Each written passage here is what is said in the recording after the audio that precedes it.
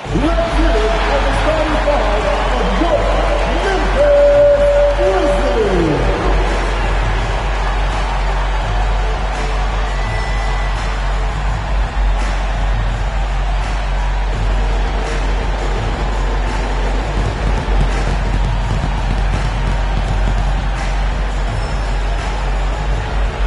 At point, 6'8", number 15, Brandon Paul.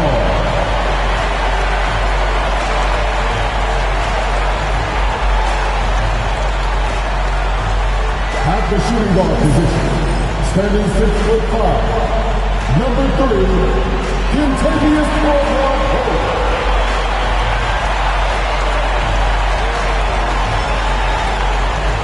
Starting at small forward, standing 6'8", number 0, Jalen Brown.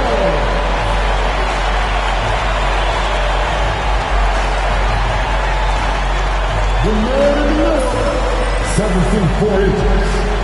number 14, Zach Edey.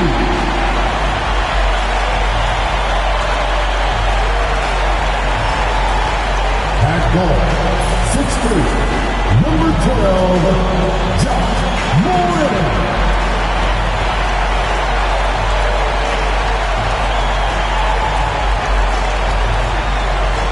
Well, the weekend has officially begun, and we welcome you to this 2K Sports presentation of NBA basketball. Good evening, everyone. This is Kevin Harlan, joined by Stan Van Gundy and Greg Anthony. On our sideline, David Aldridge. Now let's take a moment to check out our race for Rookie of the Year. Here are some of the top young talents in the game who will be recognized as the best of the best. You take a look at Wells. He's just not quite in the running at this point, and while he's had a pretty good season, it doesn't look like he'll be a contender. And the crop of young talent coming into the league this year, especially this group, has painted a very bright picture for the future of the NBA. Oh, I totally agree. The talent pool keeps getting deeper every year. This league is in a great place right now. Here's the starting group for the Cleveland Cavaliers. A lot of length inside. It's Mobley and Allen in the post. Mitchell and Strus are your wingmen. And it's Harden in at the 1 spot. And for the Grizzlies, Ja Morant, he's out there with Caldwell-Pope. Then there's Wells. Then there's Edey. And it's Clark in at the 4 slot. And it's Clark with the jam. Well, Morant just puts so much pressure on the defense to make a choice on that pick and roll. You can see, and Coach, you can feel Ja Morant's star power, and his presence on the floor is such a factor. It affects the game. Yeah, it sure does, and it even affects the energy in the building. His play is so dynamic, athletic, energetic. I mean, you can't sit and watch a Ja game. He's going to get you on your feet. He is one of a kind for sure. The Grizzlies shooting their first free throws of the night. And taking a look at the numbers on the season, they've converted about 77% of those foul shots.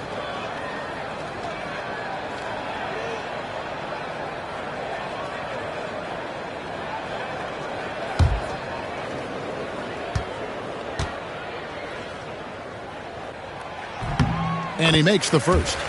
The playoff picture coming into focus now, Greg, with a good portion of this regular season behind us. And for the teams that are definitely in, they're trying to maintain momentum and health, right? But for the teams still clawing and fighting their way in, that's where it gets exciting. That one falls, so he hits both of them. And Greg, the Cavaliers in recent years establishing a defensive identity. They do a great job of locking down the paint, Kevin, forcing teams to shoot over the top and just vacuuming up those misses. Now Caldwell-Pope following the three-point attempt by Donovan Mitchell. He is such a blur in transition. Morant goes from 0 to 60 faster than a sports car. Mobley outside.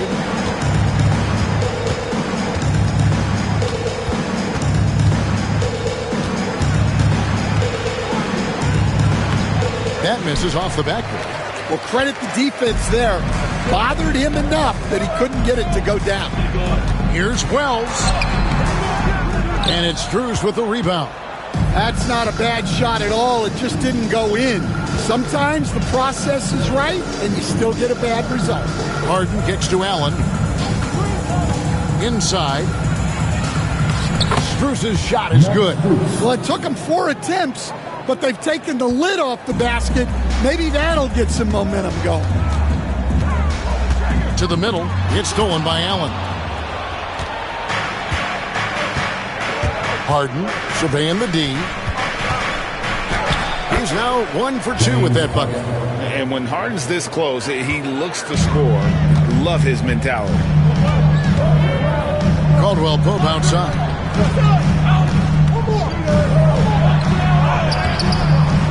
No good. Good D by Mitchell. And just under 2.5 minutes elapsed here in the first. Allen with the screen for Mitchell. There's the three. Drills the three-pointer. Reliable. That's Mitchell from 3. And here's Caldwell Pope. He brings it up for the Grizzlies. They trail by 1. This game coming after a loss against the Jazz. Yeah, you know they wanted a few of those plays back. What a tough way to go out in that one. Yeah, it's often a game of very slim margins, and those close losses somehow sting even more.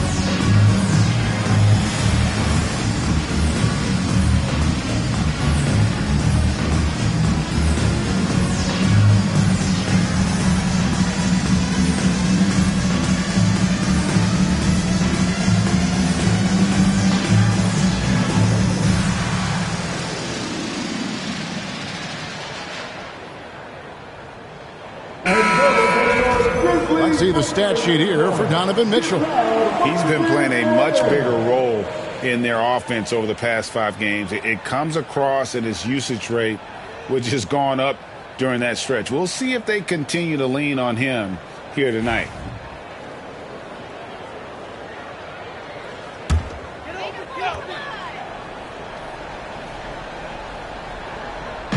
And a little over 2.5 minutes gone here in the first. Harden against Morant. Clark outside. Just 5 on the clock. Caldwell Pope for 3. And again, Memphis no good. For Cleveland, they've gone 50% from the field, hitting 3 of 6 since the opening tip. And here's Harden for 3. And another 3 for Cleveland. Oh, and the D, you got to get out on that, or Harden will make you pay. Just under 3.5 minutes gone here in the first quarter. Now here's Wells. Defended by Strus. Back to Morant. Lets a floater go. That shot misses. Good D by Harden. And the points coming for them now, Greg and Bunches. And we're seeing what a high-octane offense should look like.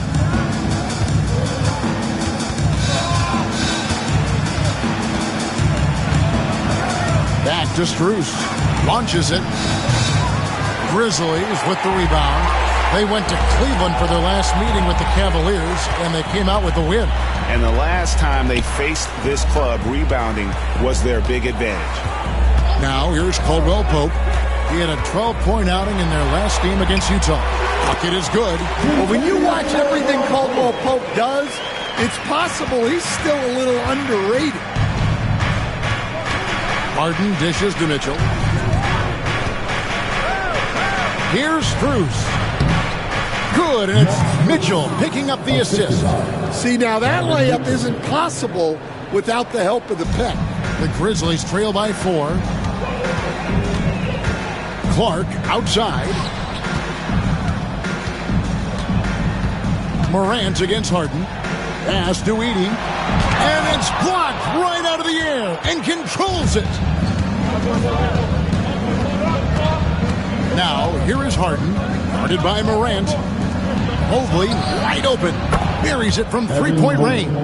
Yeah, the D with very little pressure on their perimeter shooters. 3 of the last 5 baskets they've allowed have been from beyond. And it's Taylor Jenkins calling timeout here. This will give him a chance to discuss some potential alterations.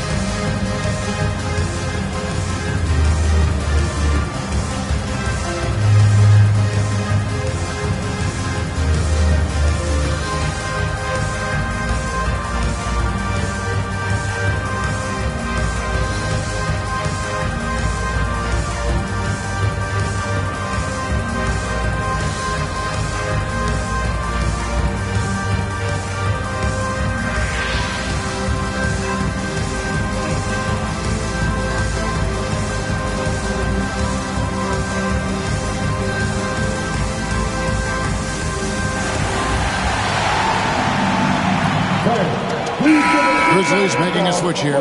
Stevens is checked in. Dennis Schroeder's checked in for Cleveland. Give a big round of applause to your very own Grizzlies Bunch Duke Dance Team.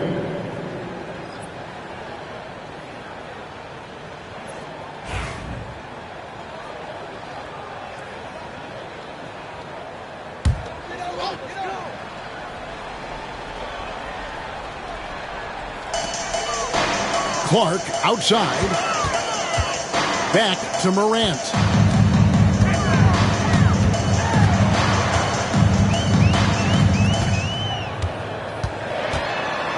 Four on the clock.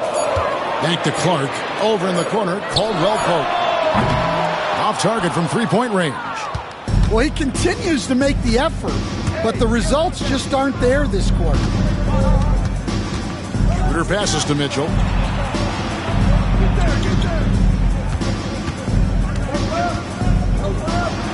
That's tipped. Here's Caldwell Pope. A look at his stats. He averages a bit over 8 points a game. Grant, that's it. He's got 2 made now, and he's shooting 2 for 3. Yeah, really nice finish there with contact. Morant with great body control. Great with how explosive John Morant is. He has certainly taken his fair share of awkward falls. And that's what worries you with guys like that. He's already had a number of injuries in his young career, but we all just want to see him at full health.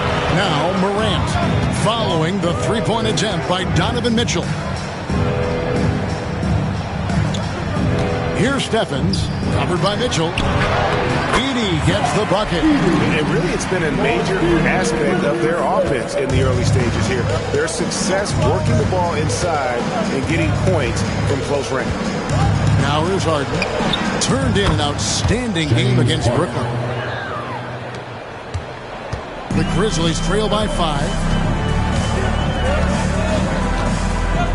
Morant outside. Pass to Caldwell Pope. Jacks up a 3. Good on the triple. Caldwell Pope's got his second bucket tonight. Well, he shoots a solid clip from deep. Caldwell Pope took advantage. Caldwell Pope against Harden. Mobley a screen on Caldwell Pope. Harden can't hit. Well, I'm surprised that didn't fall for him. We know that's a shot he can hit. and there wasn't much resistance either. Here's Edey, covered by Mitchell. Shoots. Out to Morant. The second chance effort. It's rebounded by Schroeder. And it's Schroeder with the ball. He brings it up for the Cleveland Cavaliers. Pass to Allen. Now Harden. Three-pointer. Again, the miss by Harden. Now Morant. Last game he had 34 points. Here's Edey. And here's Caldwell Pope. To the inside. Morant. It's good. This game is all even. Morant's got 6 points. And there's a pattern starting to take shape here. They're working it inside and getting good shots from close range. Mitchell outside. It's good. The assist that time from Harden. Mitchell's got a couple of threes now in the first with the Cavs. Memphis is gone 1 of 3 from beyond the arc so far in the game. Back to Morant. Some nice passing there by Memphis. Loads it up there for Morant. And finished off by Morant. Well, yeah, there's that explosiveness we talk about with Morant. He gets off the floor with such ease. And Kenny Atkinson calls timeout. Looking for a breather and maybe just 1 or 2 things to talk about.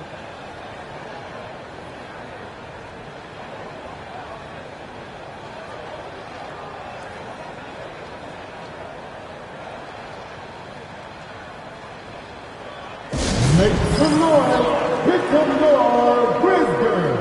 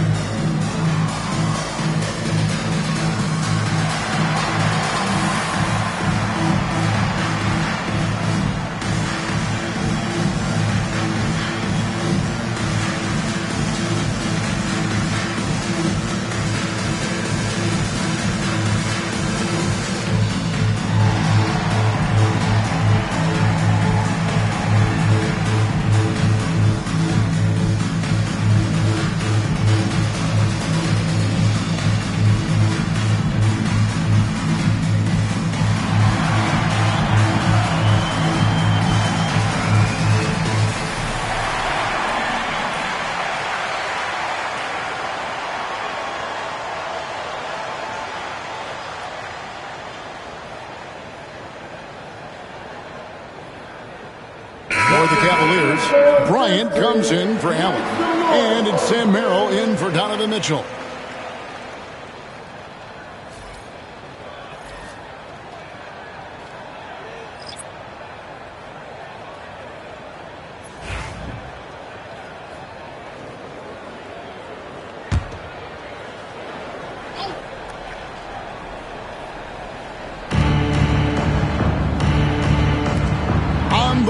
Bryant. He's averaging just around 8.5 points a game. Pass to Merrill. Mobley is screen. 5 on the clock. And Mobley throws it down. Sets a great screen, and then Mobley gets perfect position there on the roll. What a rise for Taylor Jenkins, working his way stand from the G League assistant there to NBA assistant and now to NBA head coach. Wow. Wow is right, Kevin. And Taylor Jenkins, one of the best coaches in the NBA. This is a guy who just kept grinding and learning. I think sometimes coaches get too concerned about when they're going to get their opportunity. Taylor Jenkins was always concerned about being ready when his opportunity came. I think you and I are alike. We root for the grinders, don't we? The guys that have really worked to climb that mountain. I certainly do, Kevin. And he's not going to miss that sort of an opportunity from deep. And with an update from the sidelines, let's check in with David Aldridge. Thank you, Kevin. Well, a bit ago, Taylor Jenkins and I were able to chat. And I asked him how you deal with James Harden tonight, and Coach said his Focus is not letting Harden get the matchups he wants, not allowing him to get ISOs. Coach said he has to work for it tonight, so they will try to throw some resistance his way. All right, David, thanks. That's just a great pass. Excellent vision to see the open spot in the defense and lead him to the score. 1:29 left in the first. To the paint. He is looking for Mobley and finds him. Came hard off that pick and finished strong. Strong finish by Mobley. He is a load to handle. And let's get your take, guys, on the scoring breakdown for Cleveland. Well, the thing about hitting early threes, it spaces the floor and makes things a lot easier offensively. And also, guys, they're out-muscling their opponent. The points in the paint are piling up because of that aggressiveness.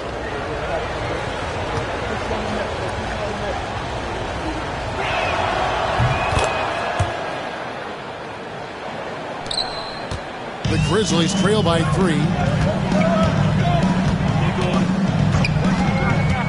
There's 1:17 left in the first quarter of the game. Here he goes. Pass to Aldama. Out left to the wing. Here's Jerome. He's defended by Merrill. Here's Aldama. No good on the 3. And they have a narrow edge here in rebounding early on, and you wonder what kind of a role that's going to play moving forward. Now here's Schroeder.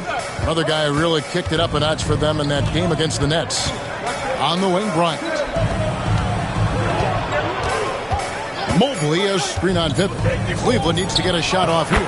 Count that one from Mobley. Well, they just need to keep getting him the ball. He has been terrific this quarter.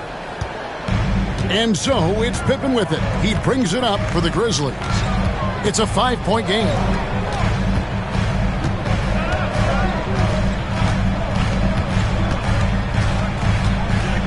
There's 21 seconds left in the first quarter. Here's Jerome. 2 free throws coming up, and they call the shooting foul. He's getting his first free throw attempt of the night right now. At the line for 2, Ty Jerome.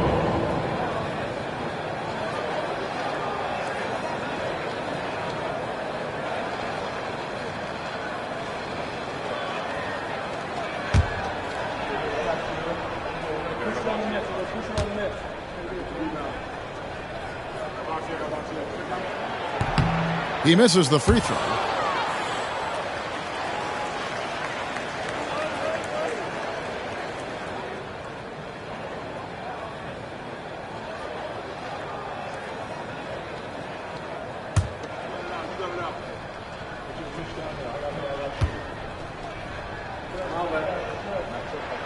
And the second free throw, good. Here's Mobley. A 17-point game for him in the win against Brooklyn.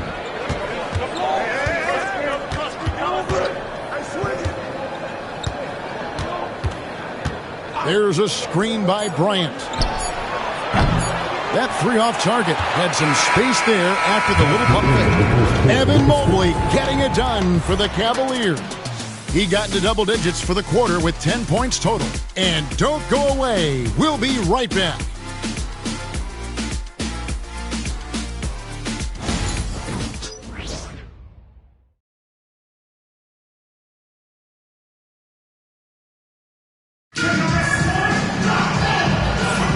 And hope you've enjoyed the broadcast so far, halfway through the first half in this one.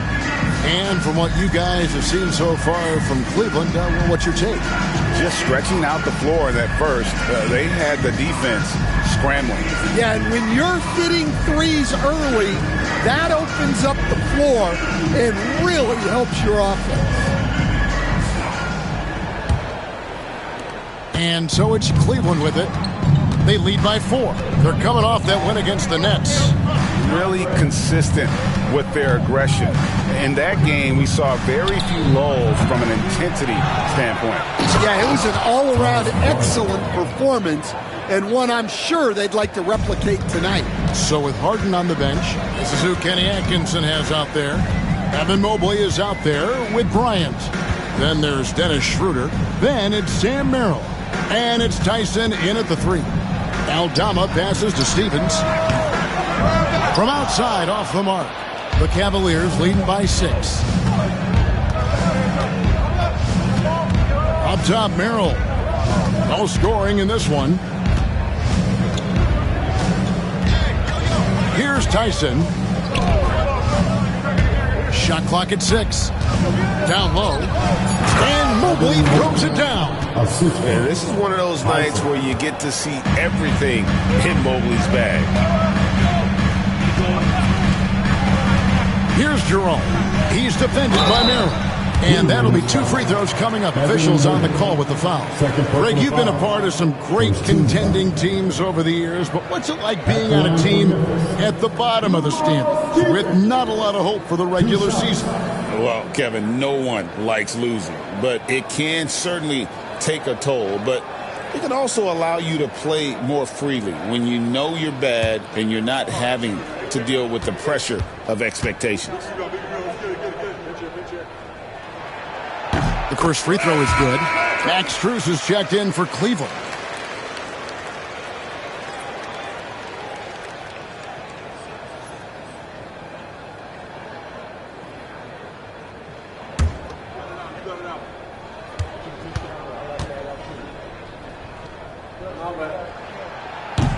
And good on the second, so he makes them both. The Cavaliers leading by 6. Schroeder outside. Mobley left side. Pass to Merrill. Buries the long-range jumper. And without looking at the scoreboard, you think they were the team trailing and trying to fight their way back. Here's Jerome. Taking a look at his numbers, he averages about 7 points a game. Stephens, good. And they keep hammering away at him inside, forcing the ball into the paint. Pippen against Schroeder. Mobley a screen on Pippen. Schroeder dishes to Mobley. And Mobley throws it down. Oh, taking it to the rack with power. Hammering down the two-hand slam. And it's out of bounds. They say last touch by Pippen.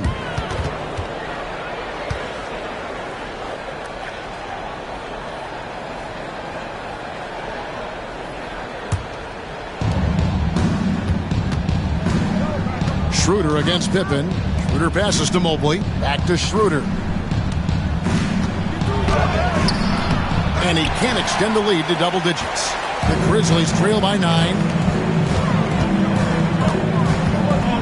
Here's Jerome.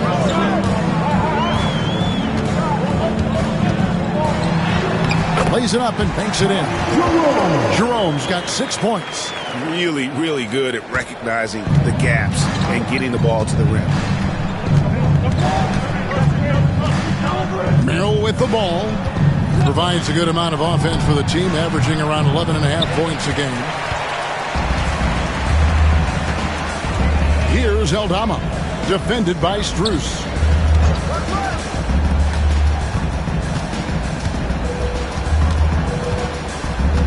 Here's Jerome. Some nice passing there by Memphis. Shot clock at 3. Puts up a deep 3. It's hauled in by the Cavaliers. Mobley's got rebound number 5 here tonight. Now here's Schroeder, defended by Aldama. Pass to Mobley. And another one in the scoring column for him. He's 7 of 10 from the field. Well, when you look at what he's provided them on the offensive end, it's been an important part of why they're leading. We've got a timeout called by Taylor Jenkins. And coach has decided they need a moment to talk things over.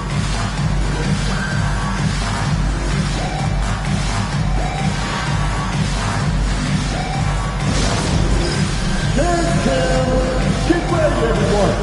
You see yourself on the screen, and you saw the best move. Let's go.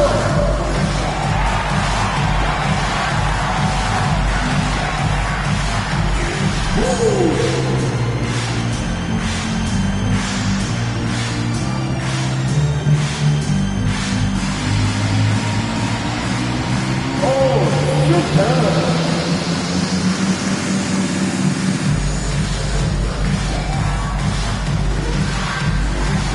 Let's go.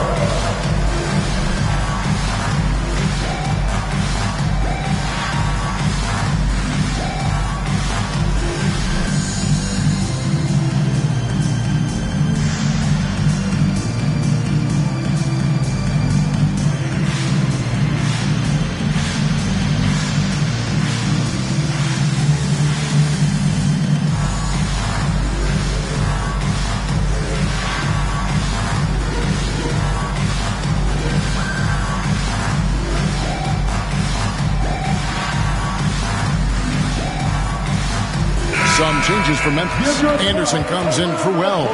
And it's G.G. Jackson in for Ty Jerome. And Cleveland also making a change. Harden's checked in.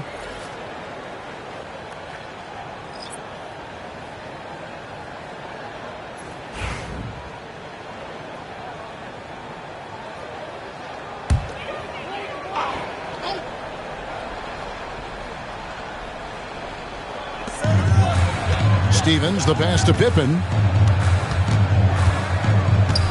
Now Jackson, guarded by Harden. Jackson, a screen on Strus. Shot clock at 5. Here's Stevens. And it's good with time running down on the shot clock. Stevens got 6 points in the quarter. Well, after a silent first quarter, this is who they needed him to be. This is why you never count a guy out. Mobley kicks to Harden. And it's off from three-point range. The Grizzlies trail by 7. Pass to Aldama. Strus against Pippen. Outside for Jackson. That falls nicely on the feed that time from Pippen. Jackson's got himself going there. His first points of the game on the deep ball. Schroeder outside. Back to Harden. To the middle. Here's Strus. In the hoop for his third make from the field. He's 3 for 4 thus far in the contest. And that assist got him a little nod from his teammate after that one. Talk about confidence. Greg, what do you think about Harden's quote from a couple years ago when he said, "I'm not a system player, I am the system"? Kevin, I laughed when I heard it because most guys couldn't say that, but Harden absolutely can. He's an elite scorer turned elite passer. Your offense has to orbit around him when he's on the floor.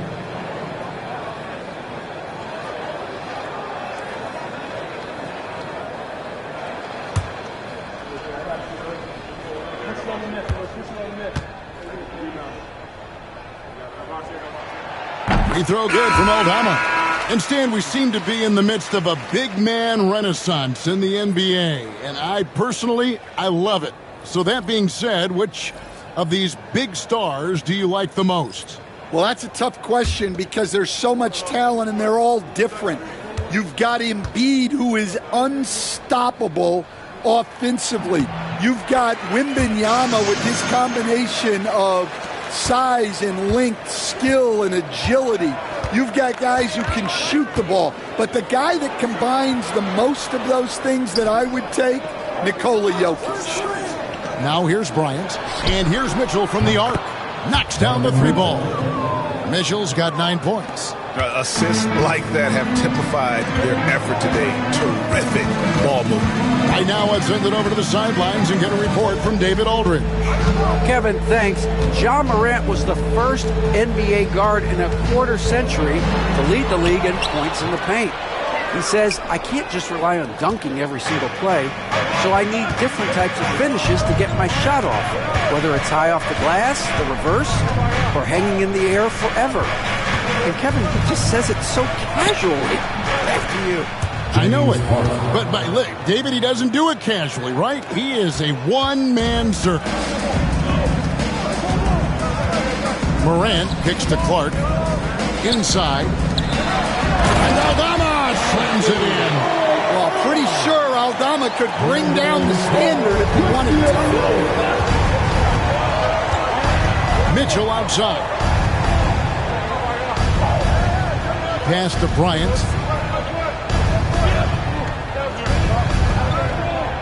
And here is Strus.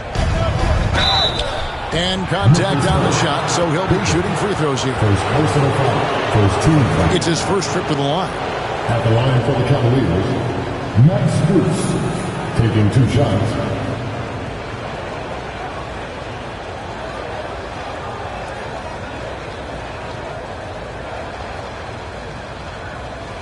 Shooting 2.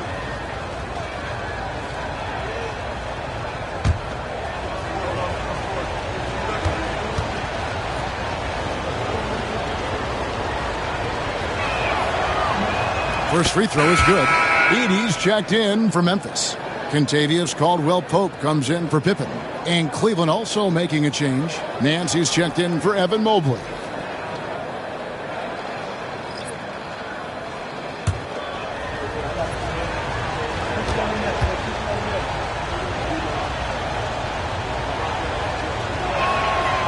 And that's good as he hits both of his shots. And so Morant will bring it up for the Memphis Grizzlies. They trail by 9 points. Back to Clark. To the paint. Here's Jackson, and he gets the whistle. 2 free throws coming up.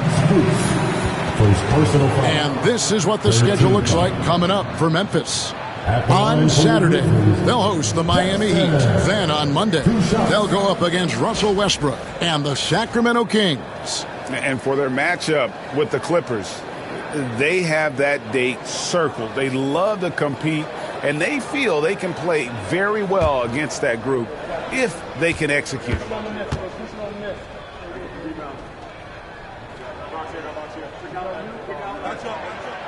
That free throw, no good. Well, Stan, the NBA awards impact so much on these players and what they think they can acquire and achieve. How do you feel about the structure of award voting? Well, right now, Kevin, there's about 100 panelists that each get a vote, and that seems like as good approach as any. Certainly, I need to be on that panel, and, you know, I think we'd probably get more worthy award winners if they would just let me pick them myself. But, you know, they make your picks public, and a lot of times voters are uncomfortable with that. Yeah, that doesn't really bother me. I'm used to people disagreeing with me anyway. I have a family, Kevin.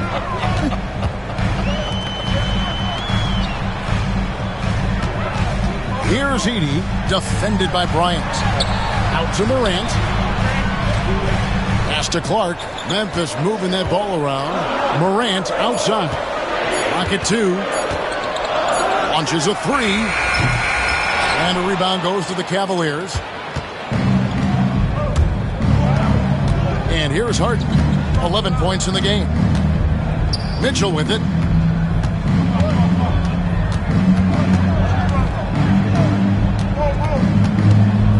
To the inside. Stands no good. Nice work defensively to contest that shot right at the rim. Nothing easy. Pass to Morant.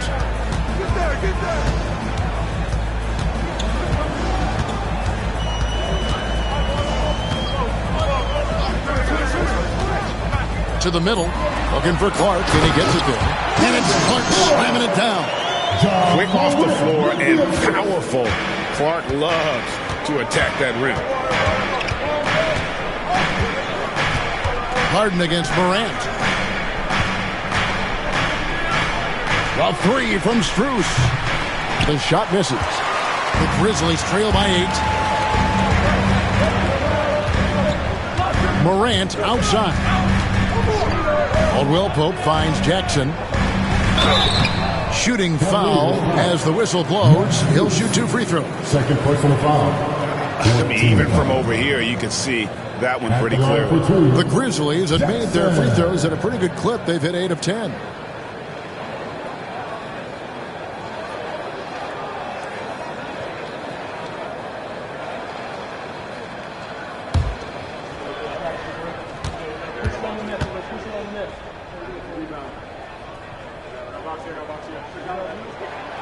The free throw drops for Jackson. And Cleveland making a change here. Thompson's checked in.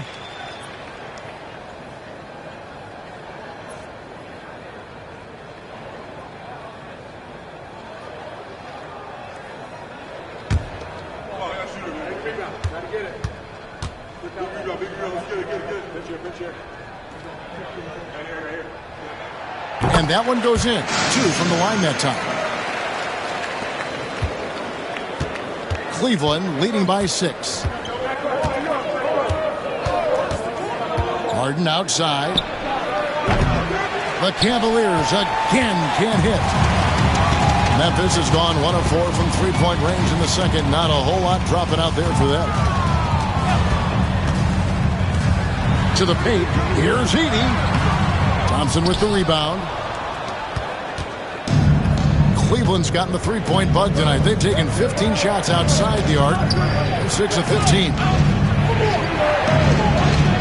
Kicks it out to Mitchell. Stolen by Caldwell Pope.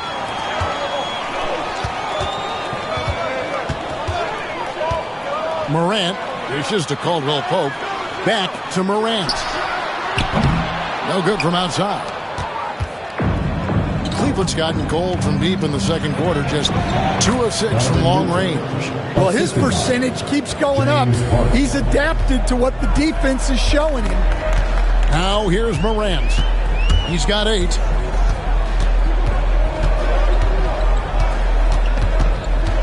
Clark sets a screen for Morant. And Clark slams it in. Well, Morant knows his teammates rely on him to find them. Terrific pass right there. Nance outside.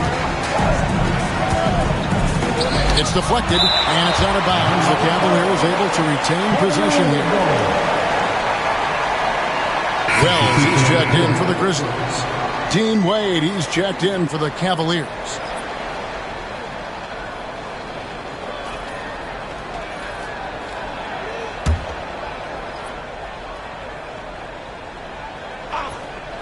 Here's Harden. He's got 11. The wide open shot from Strus. Good. It's Harden with the assist that time. Harden's got 6 assists now in the game. The Grizzlies trail by 8. Pass to Edey.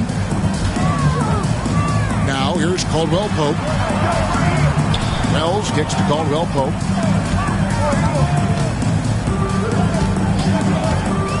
Just 5 to shoot. Edey. And he takes that one up and powers it through. And I love the fact that he didn't have to slow down or adjust there. The pass was just timed perfect. So, Stan, we watched Kentavious Caldwell Pope's career, and he's played for a handful of teams.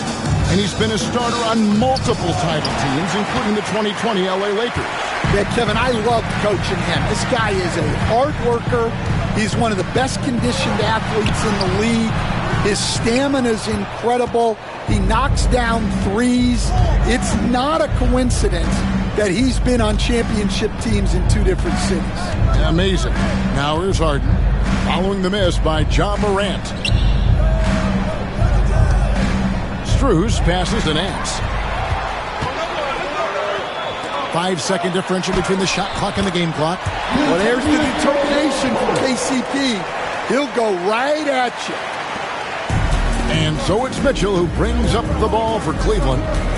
They've led by as much as 10. There's 14 seconds left in the first half.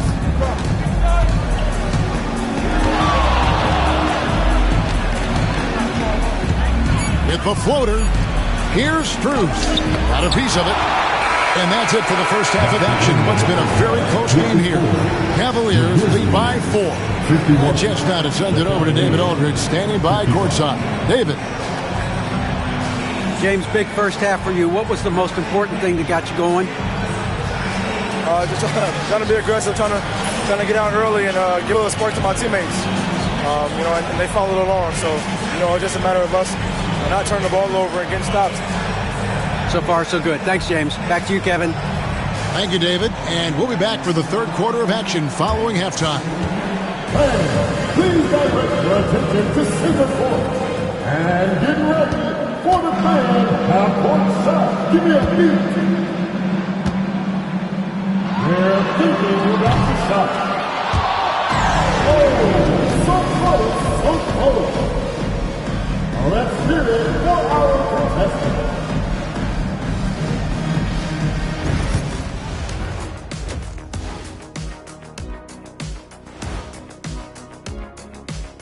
Hello, everyone, and welcome.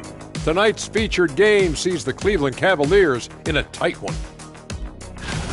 I like their follow-through on the offensive end, not taking the shots and walking away. They're hunting for those second-chance opportunities there, Shaq. And turning those opportunities into points that they need. And let's move on to the race for Rookie of the Year. A lot of young talent in the league this season. We're in the home stretch. I don't know if I call these guys rookies now.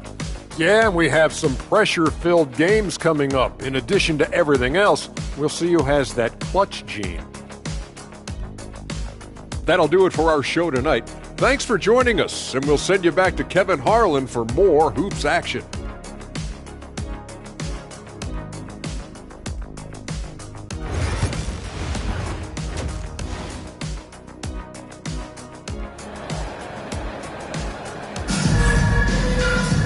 And after a fairly even first couple of quarters, the second half could turn out to be a great one as both teams try to gain an edge.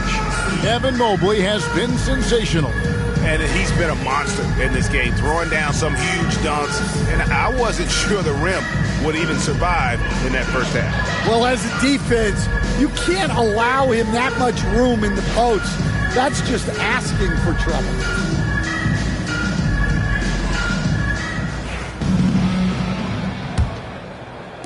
The Cavaliers leading by 4. Edey out there with Brandon Clark. Then it's Contavious Caldwell-Pope. Then there's Wells.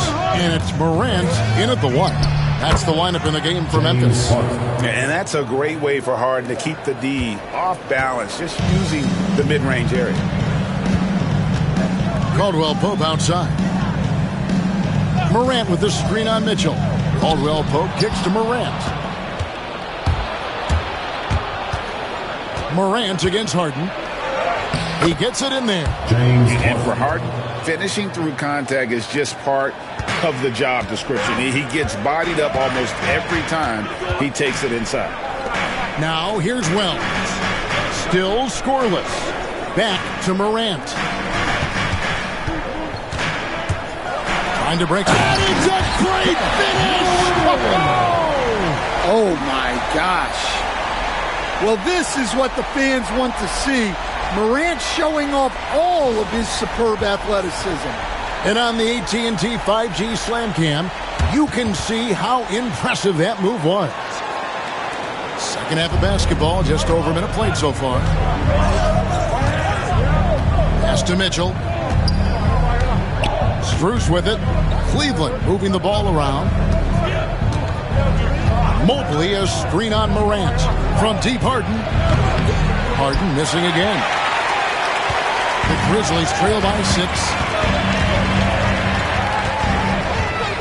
Morant outside.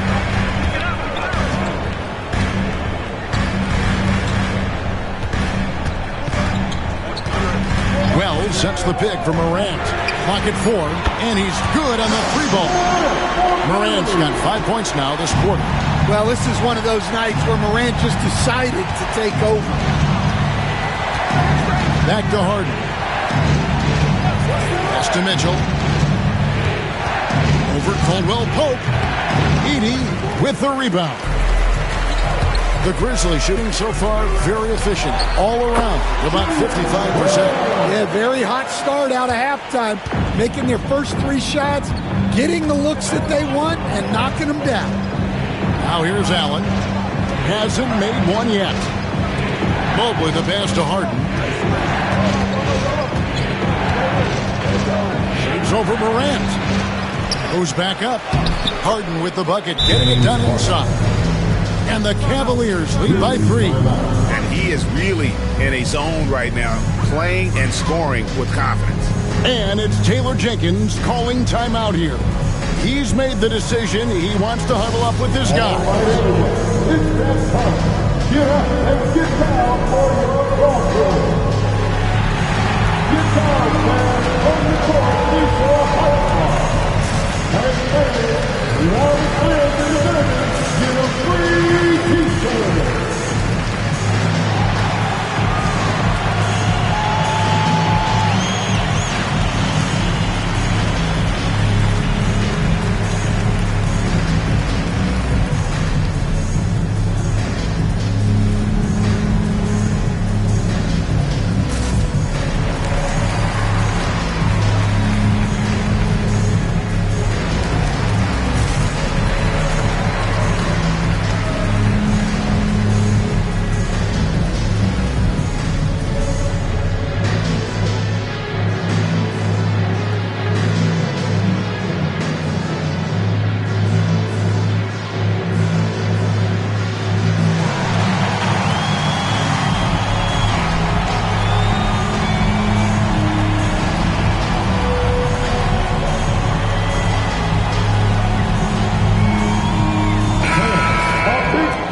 We take a look at the standings out west. The season nearly complete.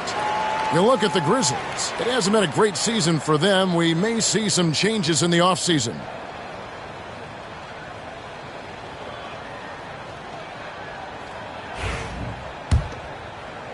A touch over 2.5 minutes of basketball played here in the third quarter. Pass to Edey.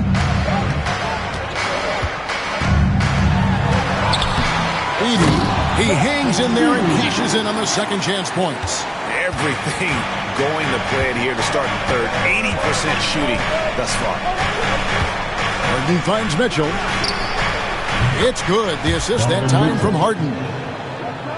Harden's got assist number 7 for him tonight. And Morant's got the ball here for Memphis. Clark outside. Now here's Wells. Not a lot of room.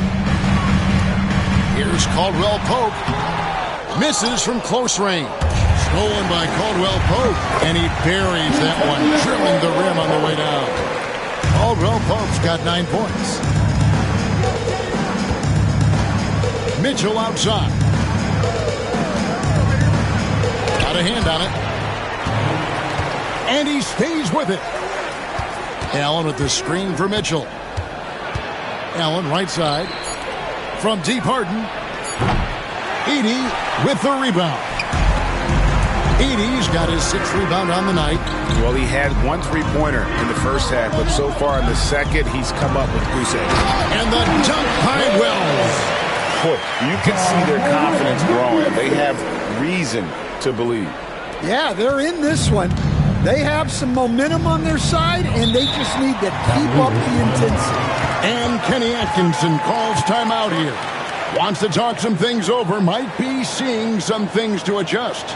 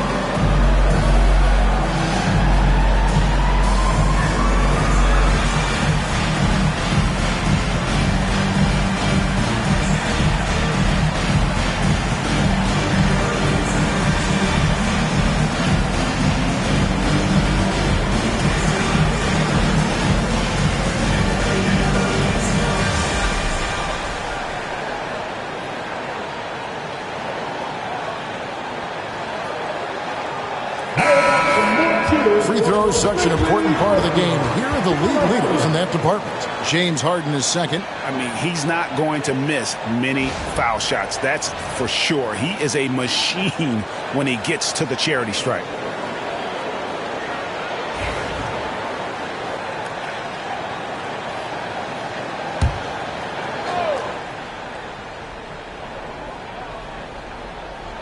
And here are the Cavaliers now. On the wing, Harden.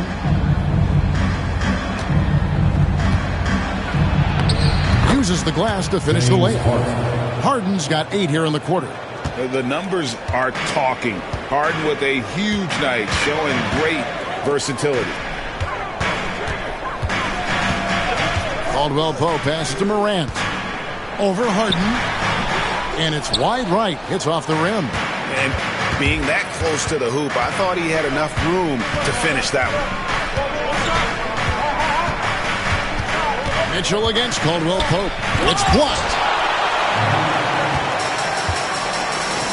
Morant outside. With the putback. Morant on the follow. Morant's got the game tied up here for the Grizzlies. And they're forcing the ball inside, and it's working like a charm.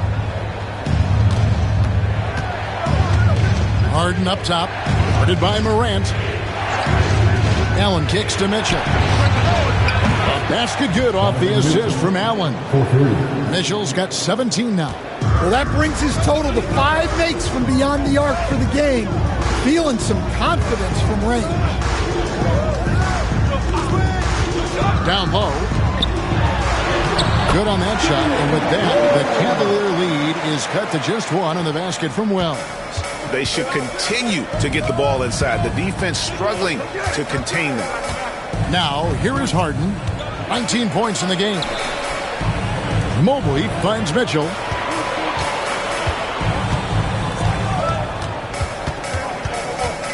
Five to shoot. Fires away from way outside.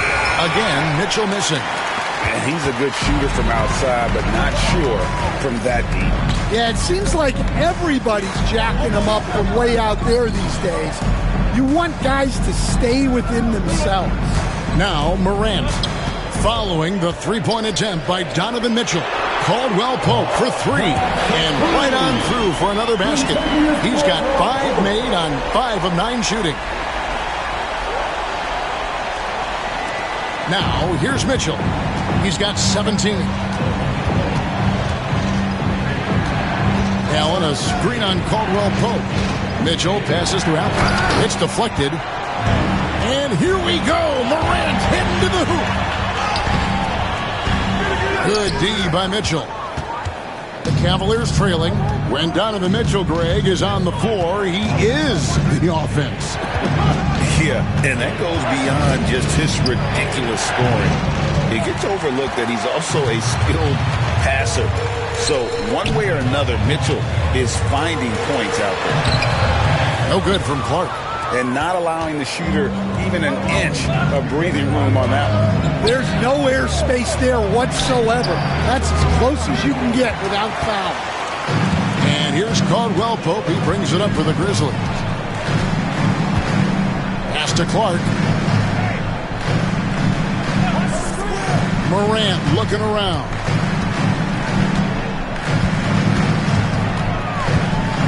Just 4 to shoot.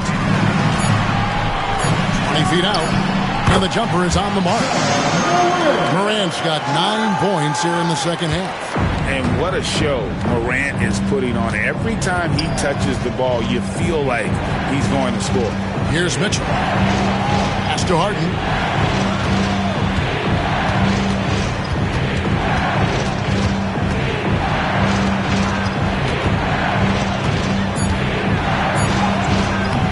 Off the mark, and the drop continues.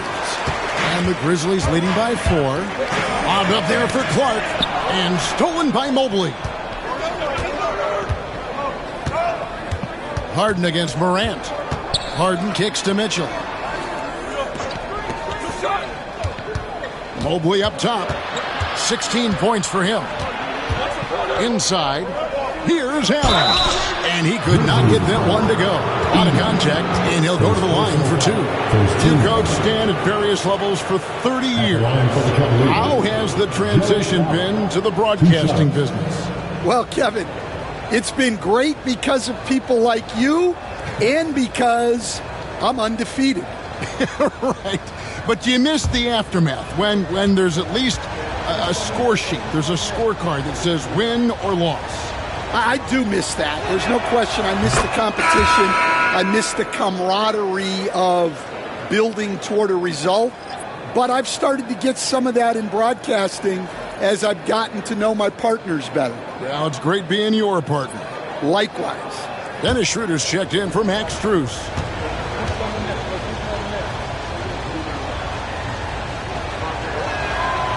And so he's able to get 1 of 2. And Allen impacts the game on all levels. This kid has what it takes.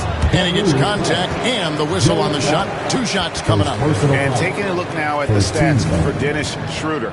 Breaking down his play since the All-Star break. He's around 10 points per game, 4 assists, and 2 rebounds. Just a fantastic scorer off the bench. Always a factor in every game he plays.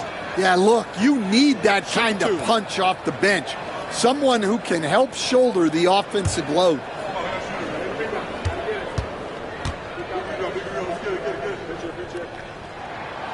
That free throw, no good.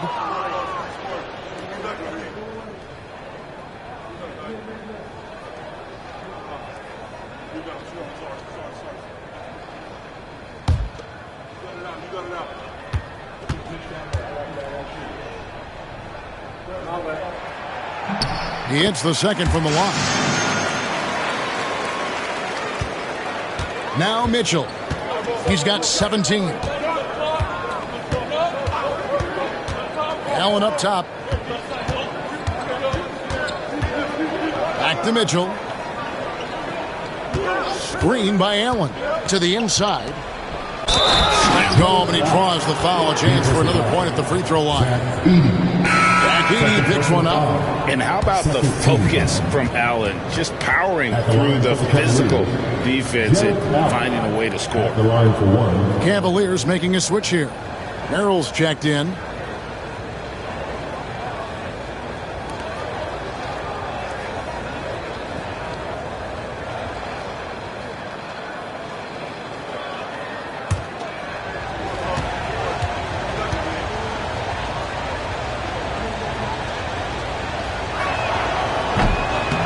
That one misses. Memphis leading. Down low. Here's Aldama. The rebound by Merrill. Cleveland's gone 2 of 5 with the three-point shot since coming out of the break. Pass to Mobley. Now Allen. Schroeder with the ball. Teardrop shot. A basket good off the assist from Allen. Allen's got 3 assists now in this one. Textbook feed from Allen, a big man who helps facilitate the offense. Now here's Pippen. He has yet to score. Here's Edey. Aldama with the ball. Down to 5 on the shot clock. Here's Pippen. Here's Edey. And they call the foul, so a chance at the line for one more coming up. And after really leaning on that three-point shot in the first half, seeming like they're just getting away from it here in the second. More of the shots coming from the interior. And we'll get a look at how the hustle stat game has been going for the Grizzlies. Well, I love how connected they've been defensively. They're right into shooters and piling up block shots. And another thing, guys, they've dominated on fast breaks tonight, outrunning their opponent the entire game. The Cavaliers trail by 3. There's 1:54 left in the third. And it's Mitchell missing. And he needs to find other ways to contribute besides shooting.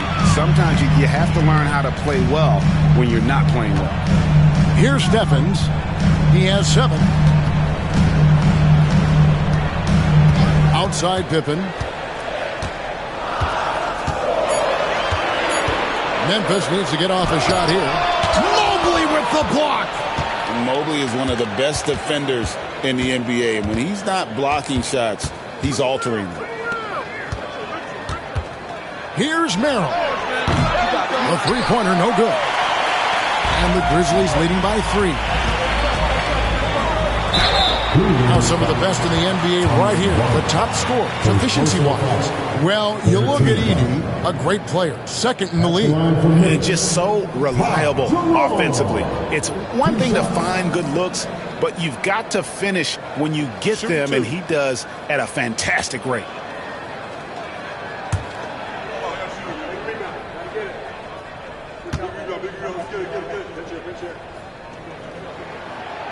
No good on that one. And the Cavaliers making a change here. Tyson's checked in.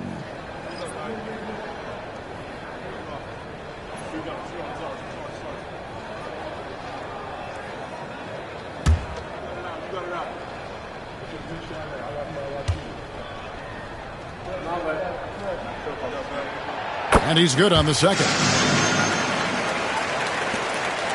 1:07 left in the third. Pippen against Schroeder. Pass to Merrill. Now Bryant. Clock at 6. from 11 feet away, and he hits the jumper for 2. Merrill's got his second basket of the night. Boy, did he burrow his way in there, and the D just sort of backed off. Here's Jerome. He's defended by Merrill.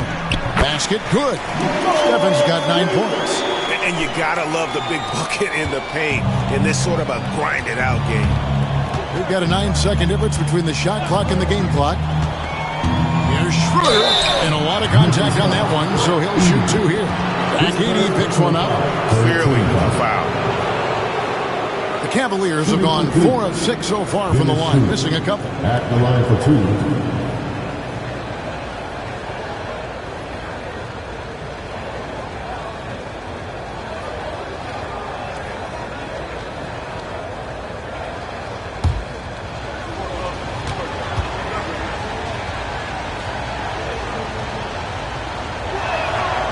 Good from Schroeder.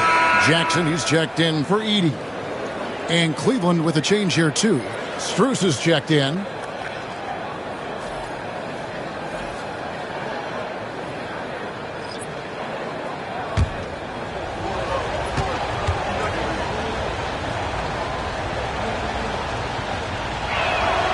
Schroeder hits them both.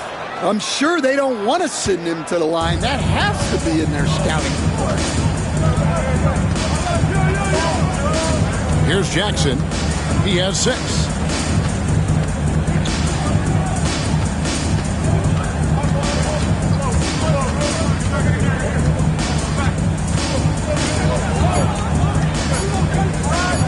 Shoots from the line.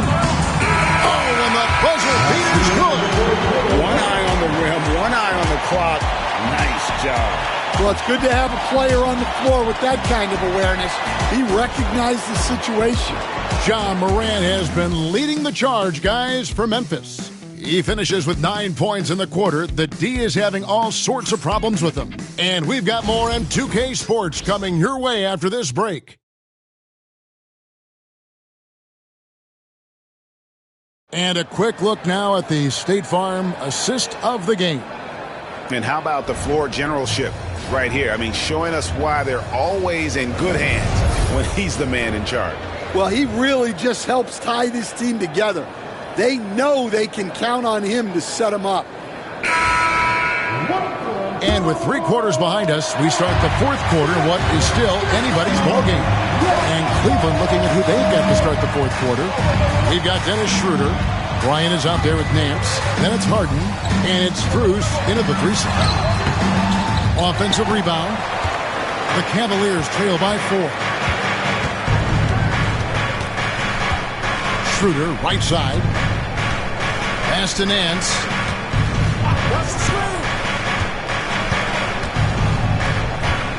Harden the pass to Nance. And Nance slams it in. I tell you what, Nance plays with a force every night. Explosive, tough, fearless. At the line for the Cavaliers, Larry Nance Jr. shooting 1.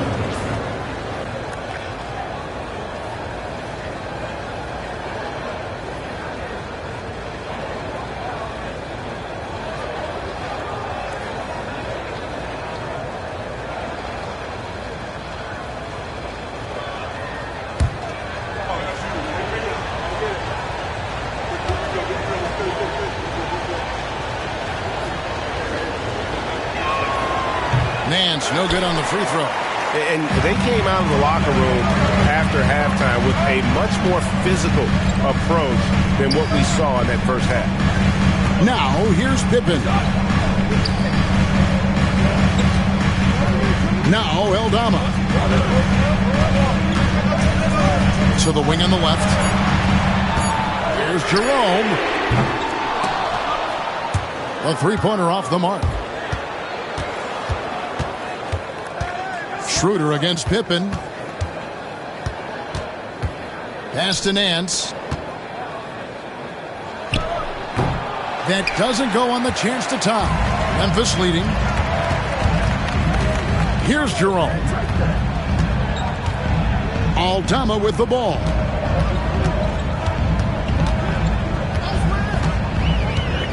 Now Jackson. 5 on the clock. Here's Jerome, defended by Bryant. Well, with his team leading, he might just want to put that one in his pocket next time. Over kicks to Harden. Wants to get it to Bryant and does. Out to Nance to take the lead. Drills it from outside. And the Cavaliers lead by 1. Defensively, you can't back off him that much. You don't want to give up easy threes at this stage of the game. Pippen dishes to Jackson. There's the drive in the air and down hard. Oh, stop. The Cavaliers have gone 2 of 4 from the field since we started the final quarter of play. Harden outside, takes the 3. That one, no good. And it's Jackson with the ball, bringing it up for the Grizzlies. They lead by 1, and it's good, 2 points. And how about the grit and determination in the post? I mean, essential qualities to have late in a close game. Here's Harden. Grizzlies making the shot, and play stops. Whistle on what looks to be an illegal screen. And guys, point of emphasis for the league is to really crack down on illegal screens. Yeah, and yet we still see it a lot. It's a tough thing to police. Here's Jerome.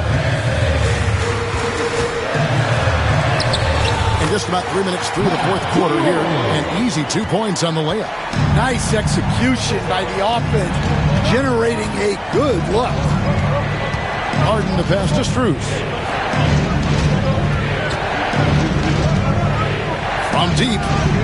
Good, and the assist goes to Bryant. Bryant's got 3 assists tonight. That's inexcusable defense right there. You gotta contest the shot better than that. Now, here's Pippen. Pass to Jerome.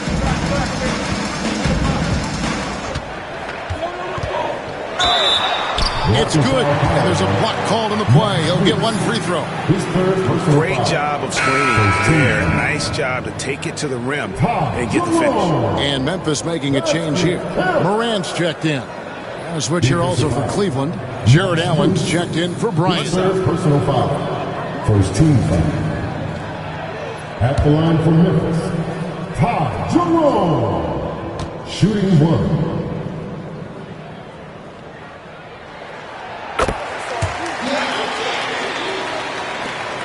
The Cavaliers trail by 5. Harden outside. From the left block, and he gets it to go.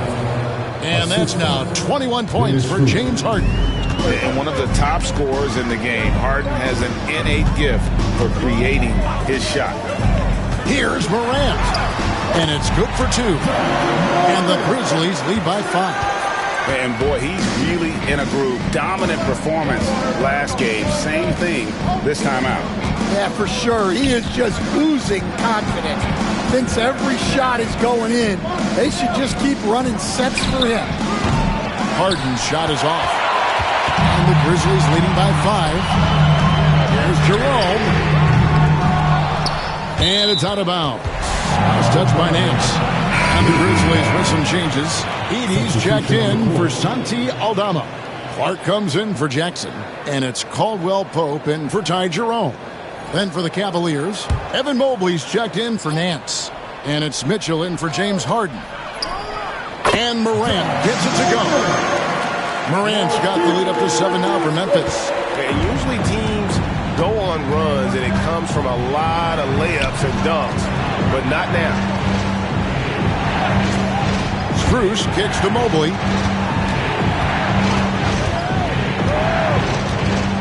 Pass to Mitchell from past the arc. Edie with the rebound. Edie's got 13 rebounds in the game. Seeding. Mobley against Clark.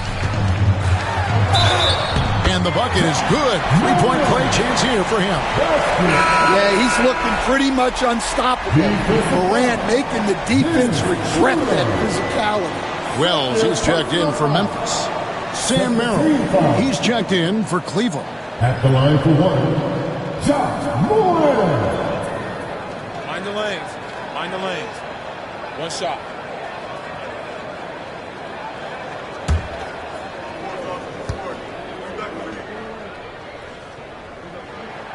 Well, the word dynamic really only scratches the surface with Ja Morant. The way he moves, his speed, it's all just on another level. Here's Merrill.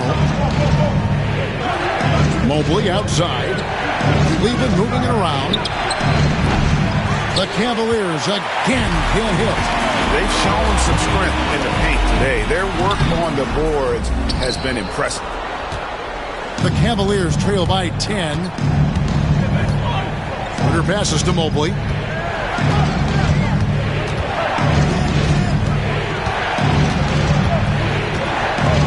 To the paint. Kicks it out to Mitchell. 6 to shoot. Mobley sets the pick for Mitchell. He's looking for Mobley and finds him. A putback. Will it go? They grab their own miss. Here's Mitchell. And they finally get it to go. A full night's work on the boards in one trip down the floor. And there's an edge to Mitchell's game. He wants to be the guy in charge. And if that means he's got to get physical, he'll do it. Now, here's Clark. Morant outside. Sweet moves. And a rebound goes to the Cavaliers. Schroeder's got his 5th rebound in this one.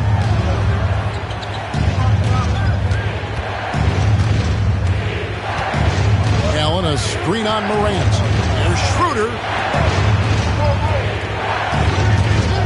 Merrill with the ball. It's Mobley, top of the key. Here's Mitchell. And the layup's good off the glass. 21 points for Donovan Mitchell. And a volume scorer, Mitchell excels at getting inside and converting.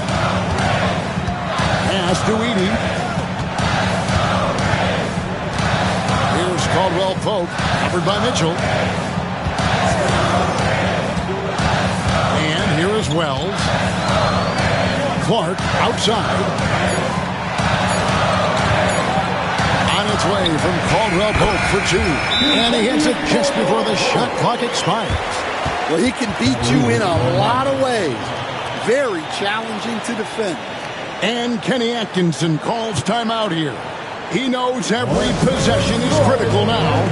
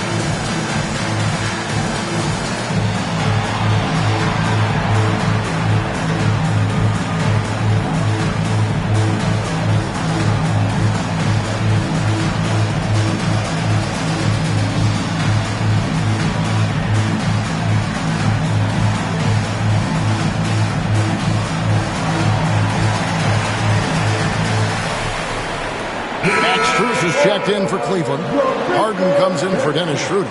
With a short break in the action, gives us a chance now to send it over to David Aldridge. Hey guys, I was able to catch Kenny Atkinson's message to his team. He told them, you can do a lot of great things out there and still lose if you don't take care of the boards. I want to see more effort, gang rebounding, everyone involved. That was his only focus. Kevin? Okay, David, thanks. For 3, Mitchell, and the 3 ball is good. Mitchell's got 7 points for the quarter. 3 triples in the first half, 3 in the second. Boy, do they add up. To the middle. Here's Wells. Got it. Good job in the low post. It's those kind of passes that bring up the entire team's confidence.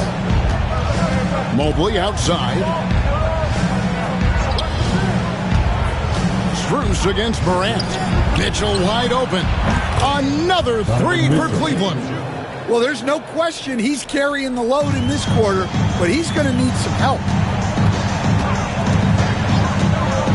Here's Morant. Jared Allen grabs the miss. Allen's got 6 rebounds here tonight. Mitchell kicks to Harden. Back to Mitchell. Takes a 3. And the rebound goes to the Grizzlies. They've led by as much as 10. And they haven't been able to turn it into a big lead, but their rebounding advantage is starting to add up. Yeah, his athleticism more than makes up for his lack of size. Allows him to compete even against bigger guys. Now here's Mobley. Pass to Harden. That 3 off the mark. Yeah, there's no reason for the defense to get out on him right now. Just let him keep taking that shot until he shows them he's going to knock it down. Now Strus. After the missed 3 from Kentavious Caldwell-Pope. Mitchell outside. Mobley with it. Offline with his 3. Now here's Wells. Defended by Strus.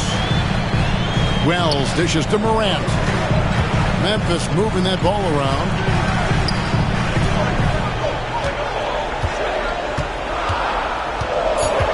Pass to Wells. And here's Caldwell-Pope. Covered by Mitchell. Sinks the triple. And now a 9-point Grizzly lead. Caldwell-Pope is a well-practiced shooter. Once the ball is in his hands, he's into his motion. Here's Harden on the way. Guarded by Morant.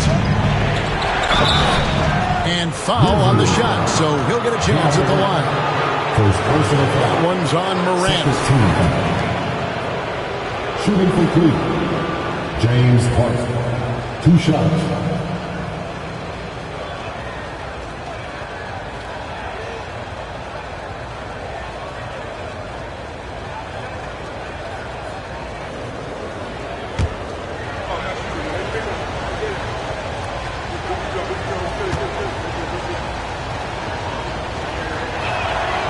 Throw good, James Harden. And what's remarkable is how complete Harden's game is. Making shots or making passes, he can create points in a number of ways.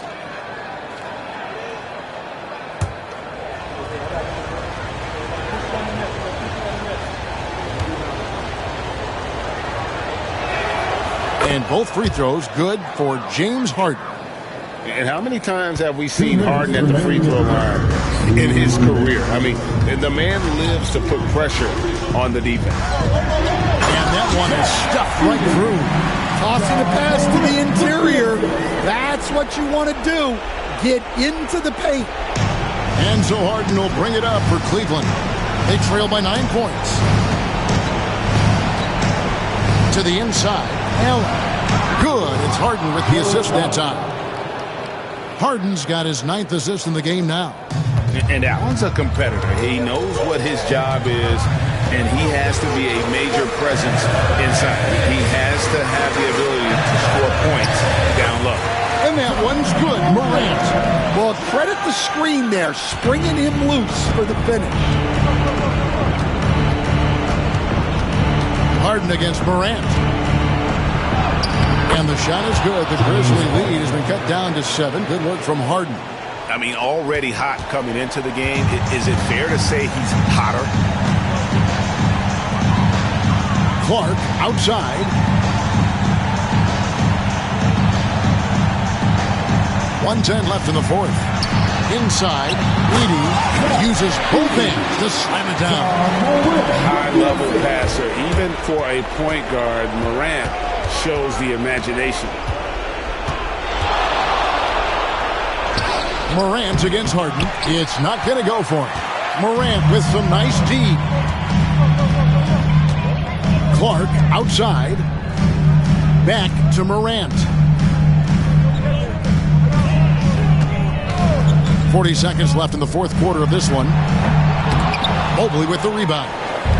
And here are the Cavaliers now.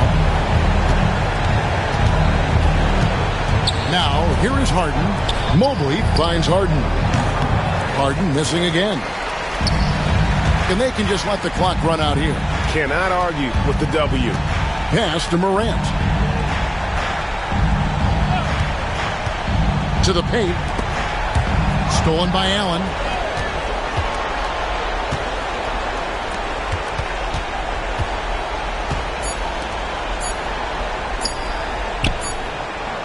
A three-pointer is right on target. And so the Grizzlies take the win. It was up for grabs right until the final seconds. Yeah, and for me, Kevin, what stood out is just the overall trust this group has in one another when it matters most. Doing what had to be done and to send these fans home happy. And we've got David Aldridge standing by on our sideline with the player of the game. David, it's all yours. Thanks very much, Ja. A lot of swag on this team tonight. Who's responsible for that confidence? I feel like we all talk to each other, even the coaching staff. Coach let us play with a lot of freedom. Everybody have the green light, so I mean, there's no reason to lack confidence when you have a coach who believes in you every step of the way and just let you go out there and play your game. So we always just preach, keep shooting, make or miss, and we behind you. So. You all look like a confident bunch, man. Congrats on the win. Back to you. David, thank you as always. And that'll wrap it up, folks. For Stan Van Gundy, Greg Anthony, and David Aldridge, this is Kevin Harlan. Thanks for being with us tonight on 2K Sports.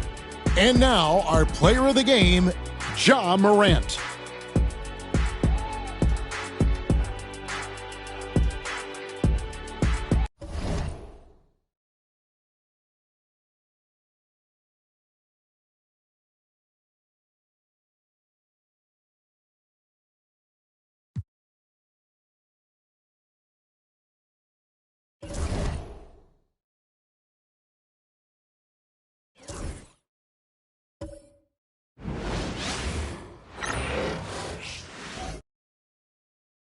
And a peek into the locker room. Players soaking in the last few moments before the game. Some final preparations here.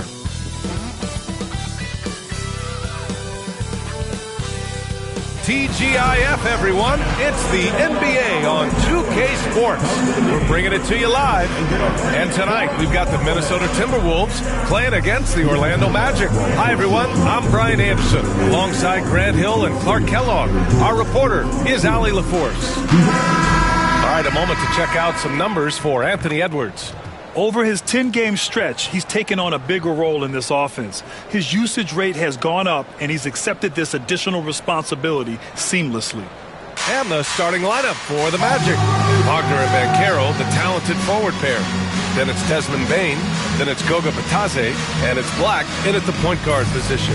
And for the Timberwolves, Ant is at the 2 with McDaniels playing the 3. Rudy Gobert is out there with Julius Randle. And it's DiVincenzo in at the point. And Clark, for these two teams, a lot of their action runs through the front court. You're exactly right, B.A., and I think that's where the game's going to ultimately be decided. I mean, we have to see which set of these bigs is going to impose their will, not just offensively, but defensively, too. Oh, and Gobert powers it home. Throwing it down. Gobert using all of his height there. Wagner, the pass to Bitadze. Here's Black. DiVincenzo covering. Here's Banchero. Edwards pulls it in.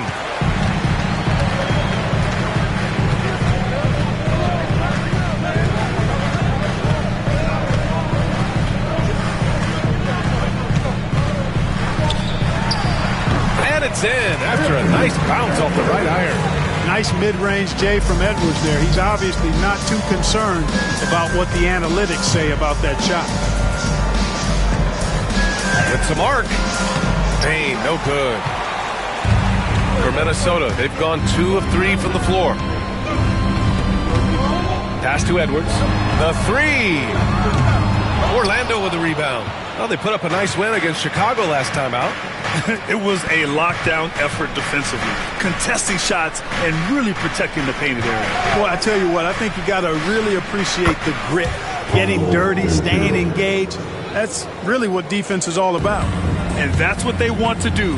Get him open looks Randle outside. Just over a minute and a half in. Pass to McDaniels. The shot off that time. Probably should have scored there. He usually does. Here's Black. Back to Wagner. And here's Bain. And Carroll with it. 6 on the shot clock. Lets the 3 fly. And it's Gobert with a rebound. Boy, not the kind of start they wanted. Only 1 for 4 so far. McDaniels passes to DiVincenzo. Back to Daniels. Fires the 3. Hits the trifecta. This is where McDaniels has put in a lot of work, catching and shooting with confidence. The Magic have gone 1 of 4 to begin this one. Well, after a decade of uncertainty, Magic fans now have a lot to cheer about. This is the most optimism they've had around the team since the Dwight Howard era. And it centers around their young star, Paolo Banchero. He is going to be a force for a very long time. Outside, DiVincenzo. Randall on the screen. Edwards for 3. And again, it's Minnesota with a 3. Nice smooth three-point shot by Edwards there. Boy, he's got confidence from behind the arc. All right, let's get a report from Allie. I briefly spoke with Chris Finch. I asked him how he plans to slow down Paolo Banchero, and Coach told me, look, he's an all-star, so you've got to guard him with your whole team. He's big, he's strong, he can punish you down low, but he's also quick and has the ability to beat you on the perimeter. We'll have to be disciplined tonight, B.A. All right, Allie, thanks once again.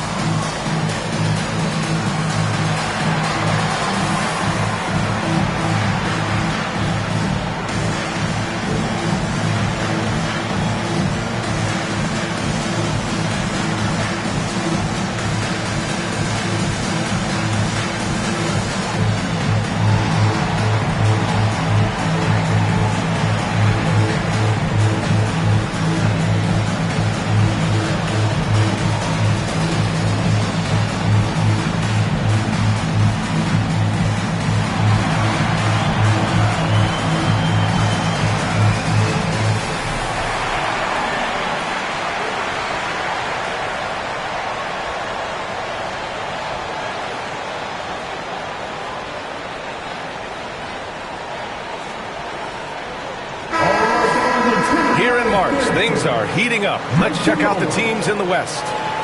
Taking a look at Minnesota, they're hoping to make some moves from the number 5 spot before the start of the playoffs. Seeing where the Timberwolves are, they've stayed within arm's length of the conference leaders. That in itself is an accomplishment at this point in the season. You know, I thought maybe they'd have it in them to actually join those leaders this season. But you're right, it's still nice work considering where they are. Outside Bain.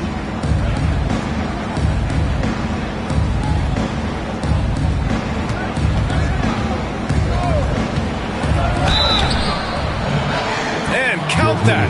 2 points and a chance for 1 more at the line. And what concentration from Bain. Hit, and he still makes it. Orlando shooting their first free throw of the evening. And they've made progress in that department from last season going into this one, guys. I mean, the numbers have improved.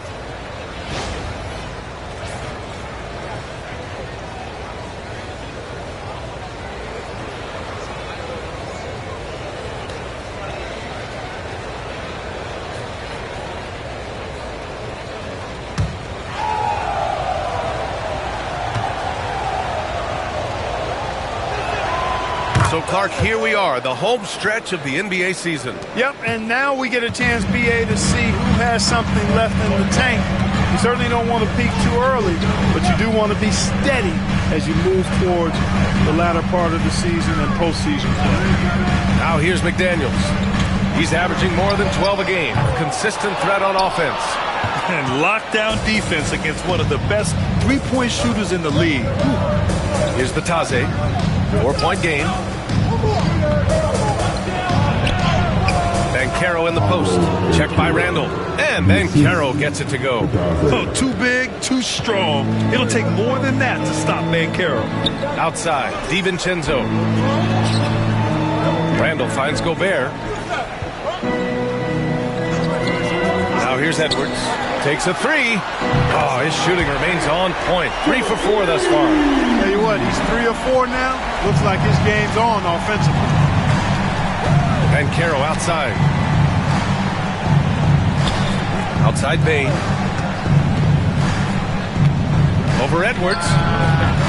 Gets rebounded by Minnesota. He's been off this whole period. Unable to sustain any kind of consistency. Pass to DiVincenzo. Randall inside. Fades back. Can't hit it. He's 0 for 2 now. Magic trail by 5.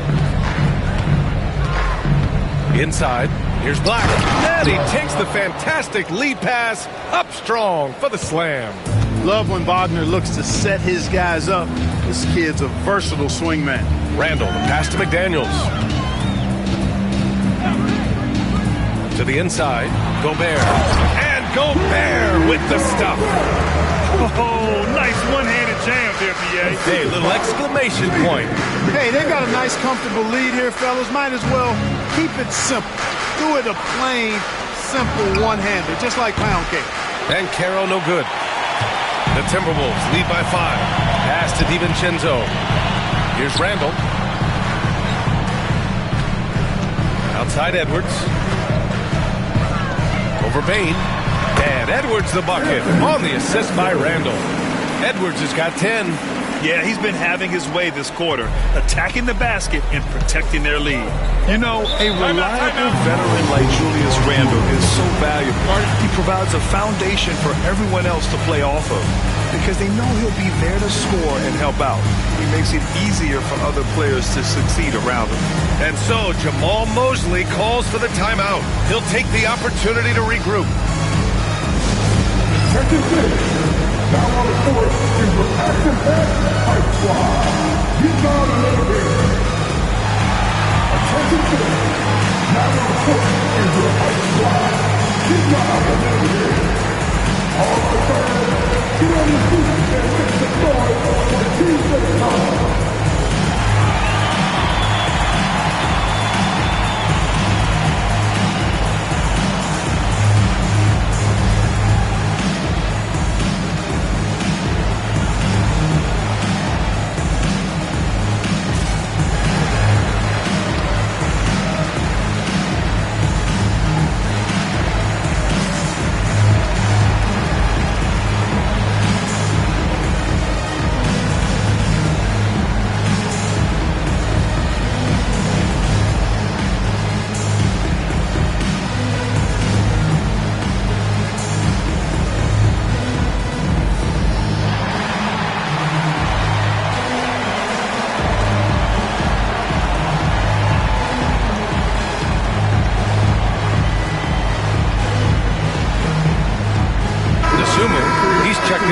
Timberwolves. And a change for the Magic. Suggs is checked in for Black.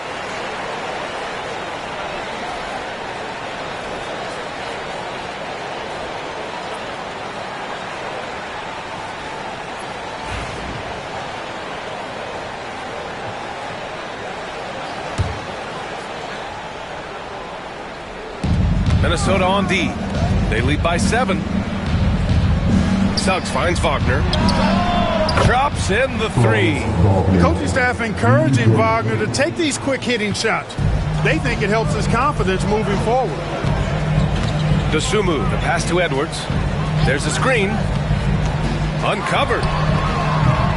It's rebounded by Batase. They sure are. I mean, they've done a terrific job carving out space under the basket and then pursuing the ball. You know, it's one thing to box out, but you've got to pursue the ball if you're going to get rebounds. And they look strong here in the early going. Now here's Wagner, averaging almost 23 points a contest. A fantastic offensive player. Wagner always a threat from downtown, and I love the efficiency and solid mechanics of his shooting stroke. McDaniels a screen. The drive by Randall. 2 points. That one goes. Terrific design and execution, leading to an opportunity right at the rim.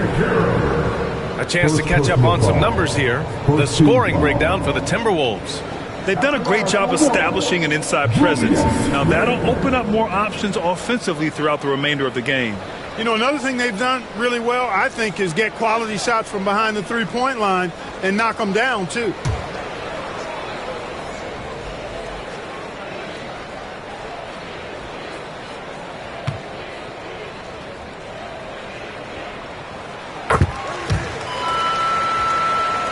Here's Suggs. Looking at his production, close to 12 points a game. And Caro outside. Wagner outside. Offensive rebound. Minnesota leading by 4. Now DeSumo. Yet to see a basket.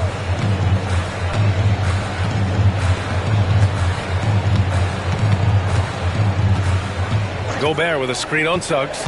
Just 5 to shoot. Here's DeSumo. Blocked! Outside Bain. Pass to Wagner.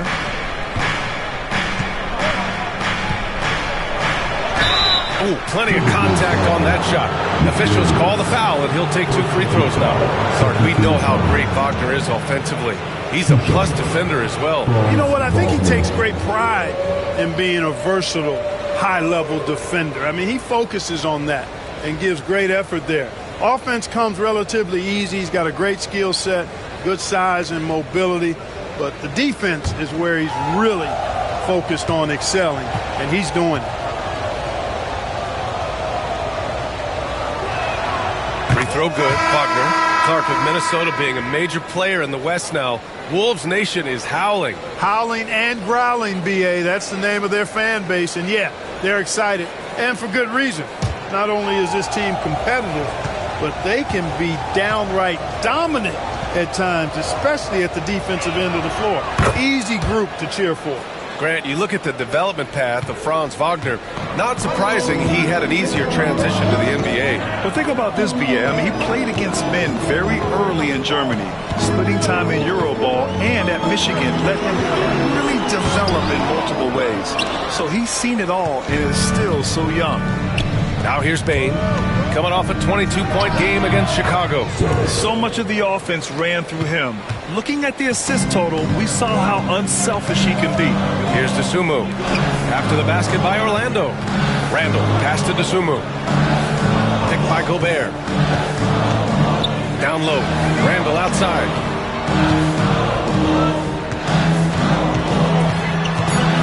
Over Carter. Randall, good. Randall's got 5 points. You know, it's encouraging to see Randall working on this shot. You can tell he wants to get better from there. Suggs surveys the D. Can't connect from short range. Minnesota in the lead. A moment to hear from Allie LaForce. Brian, Anthony Edwards, his disposition just brightens a locker room. Coach Chris Finch said he's an absolute joy to coach. Always in a great mood with a great smile. It doesn't matter if he plays well or he doesn't. Every day he has the same approach and the same attitude. And he wants to be great, Allie. There's no doubt about that. Now here's Wagner, coming in off 21 points in his last outing. Randall against Carter. To the paint. Here's Gobert. And Gobert with the stuff. B.A., when he gets the rim in his sights, it's tough to stop. So aggressive and a determined finisher. Nice. And, guys, I like the fact that he chose the one-hand tomahawk slam because you get a little higher when you go off one hand and 1 foot. They just cannot buy a bucket, guys. I'll tell you what, that's a painful quarter for him, and it's painful for me to watch, too. Woo! His energy is unmatched. And, you know, you're going to get those buckets, guys, when you're quick to get out on the break. Get that ball up the court as fast as you can. Outside Bain. Randall against Wagner. And he drops in the layup off the glass. 12 points for him. Hey, he's doing whatever he can right now to pump up his teammates. DeSumo outside. Back to Randall. DeSumo outside. Takes the three. Orlando with the rebound. That's how you want to see them crash the glass. They've been out-hustled so far. And, you know, time will tell how big a factor that becomes in this game, guys, but if you're the coaching staff, it's certainly a point of emphasis. And just excellent work by Carter Jr. He's used to having to overcome tough defense like this. First trip to the free throw line for him tonight. And the Timberwolves will go for a different look here. McGee, he's checked in for Rudy Gobert. Reed comes in for Julius Randle. McDaniels is checked in for Clark. And Milton subbed in for Anthony Edwards. Banchero's checked in for Orlando. Joseph comes in for Desmond Bane.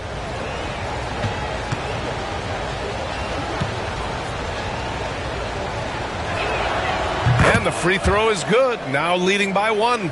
You know, both of Wendell Carter Jr.'s parents played basketball at a really high level. And you know what I like to say? You cannot run away from the DNA. And I think you see that DNA of his parents in his game. Now here's DeSumo, still without a bucket. The three. The rebound by Carter. Carter's got 4 rebounds in the game. Wagner against McDaniels. And it's Wagner off the drive. And he was fouled while in the act of shooting, so he'll take 2 free throws. And Grant, the success of teams like the Timberwolves showing that size still matters. Yeah, in this pace and space era, that may have come into question just a bit, but size and skill combined has always been your best bet at winning.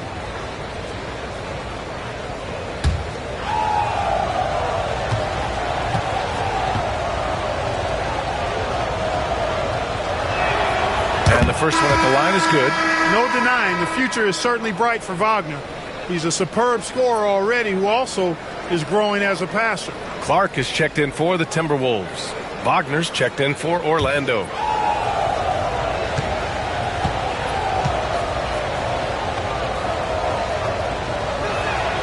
And both free throws good for Wagner. To have a big who's great at the line, such a plus. We've got 1:08 left in the opening quarter. McGee, a screen on Banchero to the middle. Will it go? Oh, and he got fouled on his way up. He'll head to the line to shoot 2. Well, you look at McGee and the career resurgence he's undergone, guys, outstanding. I mean, when he's been in the right situation, he's been very effective. Minnesota shooting their second and third shots at the line here.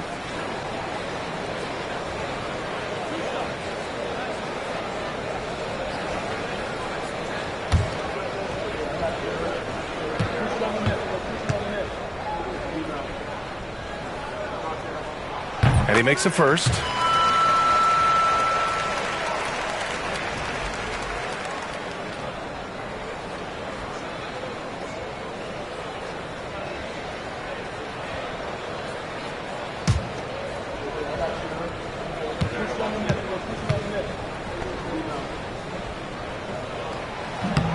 He's off on the second. And Suggs has got the ball here for the Magic. Their last encounter in Orlando.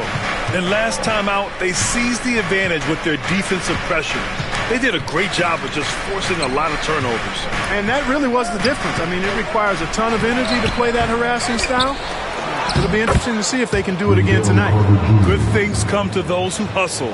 He creates the second chance opportunity. 35 seconds left to play in the first quarter. Here's McDaniels. Orlando grabs the miss. Carter's got his 7th rebound of the game with that last one. And Carroll passes to Suggs. Now here's Wagner.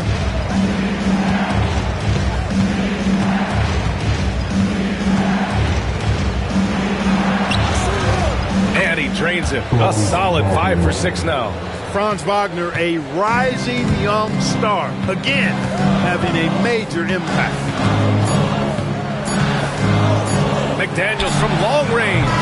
No good. Misses at the buzzer.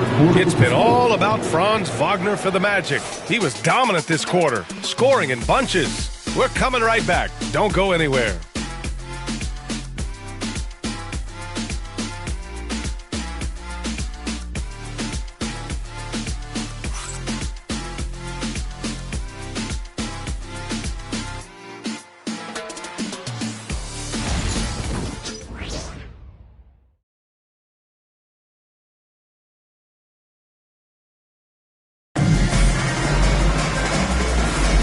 If you're just joining us, we played through one quarter in this one. All right, guys, what do you think about the Magic here in this one? Well, it looks like hitting the boards hard was an emphasis of their attack. They knew how valuable it was to do so. Yeah, and you know, when a team establishes an edge on the glass early, it really sets things up for the rest of the game.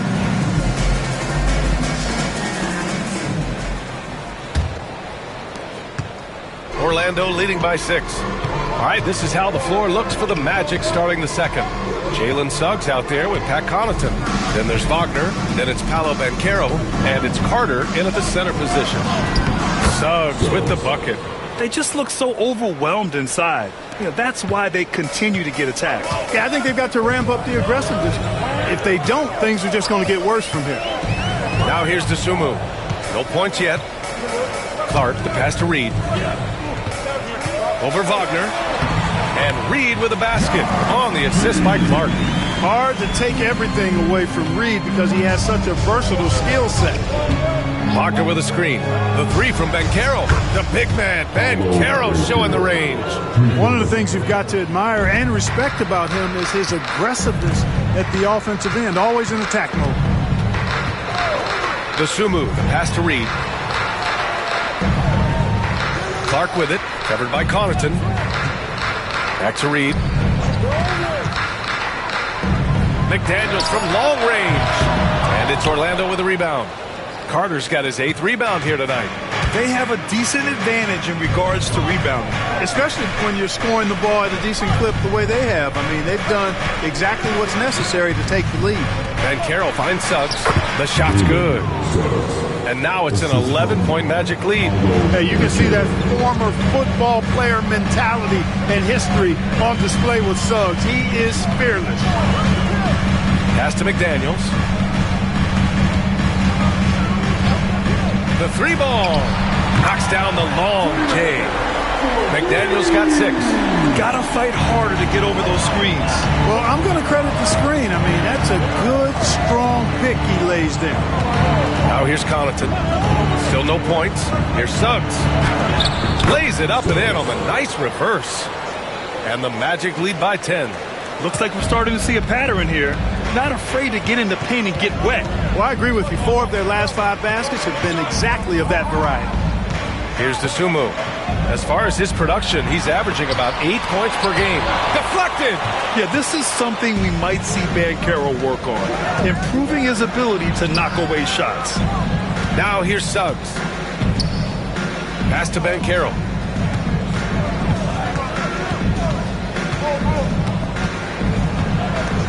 Over Clark. Clark grabs the board. Timberwolves trail by 10. Well, Clark, he's a former 1-1 back in 2022. The league better watch out. Paolo Banchero is coming. And he's coming with force, B.A. Loved him his 1 year in college. Loved his mobility, his strength, his savvy, and all of that on display as he's going to be one of the bright stars in the years ahead in the NBA.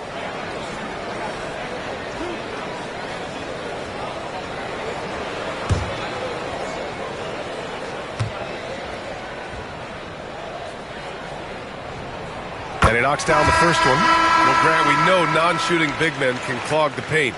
But if they know where to move off the ball, that certainly helps. Yeah, you know, big men who know those circle actions, like flashing to the open spot when their man gives help, they often end up with easy looks inside. DiVincenzo, he's checked in for Clark. And the Magic making a change here as well. Black's checked in. And both free throws good for McDaniels. And he might not blow you away with numbers, but there's a reason why McDaniels is on the floor so often, Clark. Hey, B.A., I love his versatility at both ends of the floor. He knows exactly what's needed from him by his team. He gives it to him. He doesn't need a lot of touches. He just plays the game. Love his motor. Love his consistency. He is the epitome of a value utility guy. Now here's DiVincenzo. 11 points for him last game against the Nuggets in Denver. McDaniels passes to Reed. A slam dunk by Reed. I think this is why you get Reed involved in screen and rolls. I mean, he's phenomenal at making the cut after setting the screen. Banchero the screen. Here's Suggs. The kick out to Banchero. Out of bounds. It'll be Timberwolves ball. And here's a look at what's coming up for Orlando. On Sunday, they'll be matching up against Donovan Mitchell and the Cleveland Cavaliers. And then Monday, they'll go up against the Spurs in San Antonio. And that game against Houston, they obviously have the upper hand coming into that one. But don't expect a blowout. It could turn into a real battle. And Minnesota making a change here. Randall is checked in. And the Magic making a change here as well. Bane, he's checked in for Wagner. And Chris Finch has called timeout. Coach wants to speak to his guys, maybe alter some of the game plan. All right, man, it's dance camp time. Get ready to dance like everyone's watching.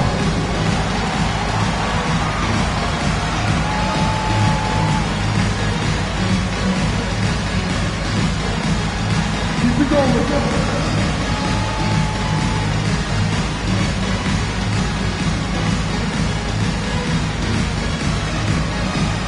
We're on the big screen.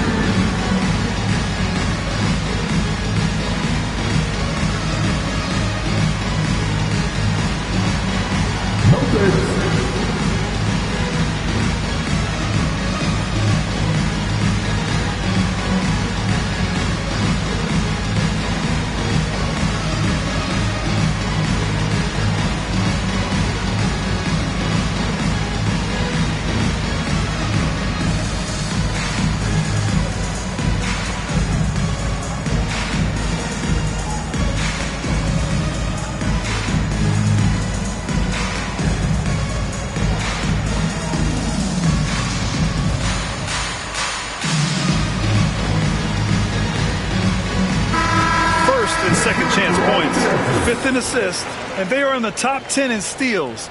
This is a team that will force turnovers if you're careless with the ball. And this team embodies a never-give-up attitude. This is especially evident on the offensive glass, where they know how to keep plays alive and score off second-chance opportunities.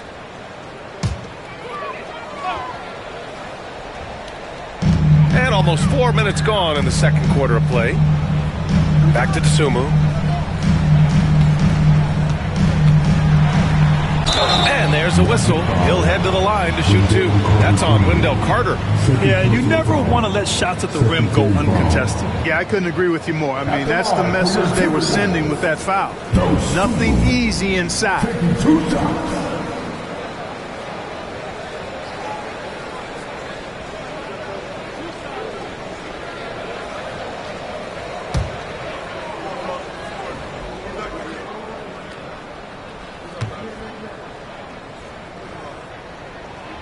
One falls for him. Here in the second, at least from the line, they're perfect. Hopefully that gets them going in other areas as well.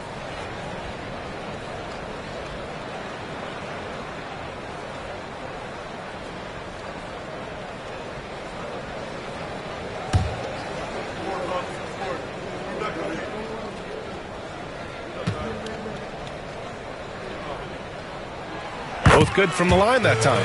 Making shots at the line. You need a good routine, and he certainly has one. Pass to Suggs. From deep. Connects from downtown. Suggs has got 9 points in the quarter. Very consistent tonight at the offensive end. Right there, he helps fuel the fire. Out to the right wing. Here's Randall. And he gets it to go. 4 for 6 so far. Yeah, and anytime there's contact in there with Randall, he usually gets the best of it. Black passes to Suggs. Inside. Here's Banchero. And you can count it. He'll go to the line with a chance at a three-point play. Not the most effective pick, but he salvages the play with a terrific move. All right, guys, let's get your take on the scoring breakdown for Orlando. You know, so far in this one, these guys have been knocking it down from distance. You've got to like their confidence as this game continues. They're on a nice roll. Another thing they're doing well early on is moving the ball, playing selfless basketball, and getting everybody involved on the offensive end. I'll say this, Banchero is a guy that opponents can't forget about for a second. And you see it in all the defensive attention he gets. Teams show him all kinds of different looks, and he draws a bunch of double teams in isolation. That one drops for him. DiVincenzo with a nice touch on the inside shot. Boy, he really knows how to make it work at close range. Banchero outside. Pass to Black. And he takes it in for the layup off a very nice feed. Black's got his second bucket of the night. You have to love the unselfishness on display there. Excellent passing. Here's Randall. It's rebounded by Banchero. Magic leading by 8. To the inside. And it's slammed in by Carter. No margin for error that time. Big time slam from big man Carter Jr. Outside. DiVincenzo. To Randall. Randall draws the double. Outside. DiVincenzo. Shot clock at 6. And it's out of bounds.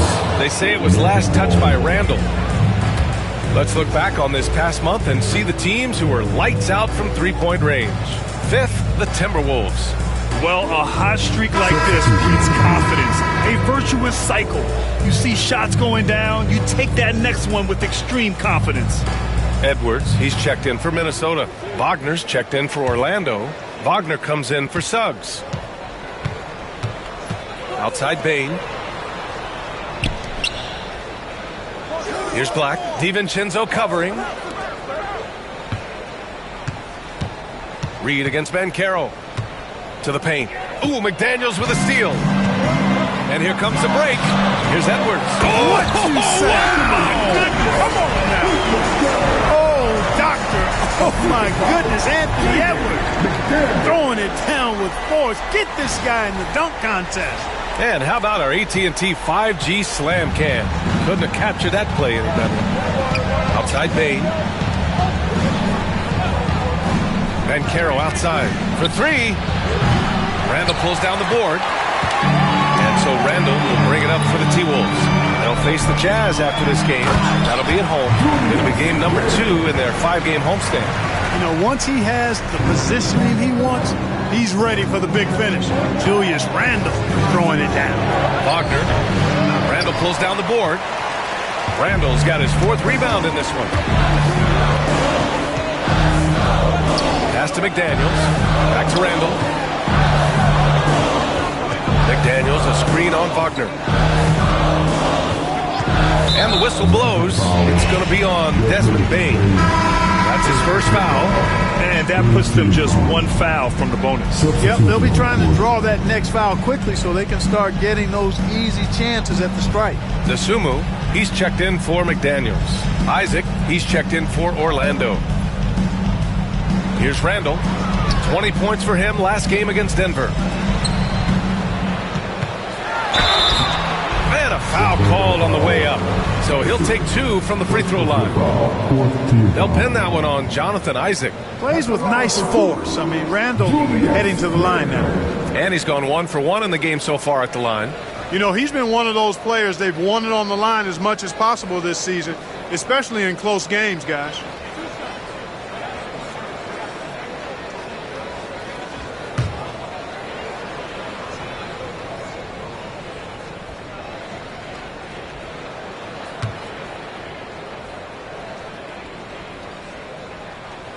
The first free throw is good. And, you know, the impressive ascension of Randall has been a lot of fun to watch. I mean, he's a double-double threat who plays with relentless energy.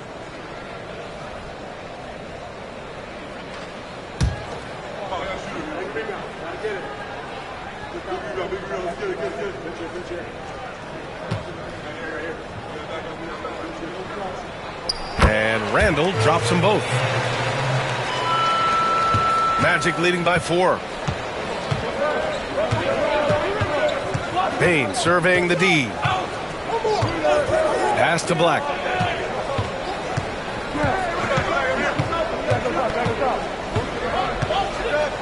Six to shoot. Shoots from 14. Doesn't go for him. He expects to make every one of those, and we expect him to make them too. Edwards, a pass to Randall. And here's Reed. Wagner with a steal. Let's go now to the sideline and catch up with Allie LaForce. This Magic team is making moves in the East. Star forward Paolo Banchero said, "We're a lot more competitive. We know we're talented. We can play with anybody, and we've proven it. Just one game at a time." Brian? Got to take that simple approach. A team on the rise, Allie. Thank you. It's good. Edwards. What strength. Edwards just doesn't allow defenders to bottle him up. Great focus and persistence.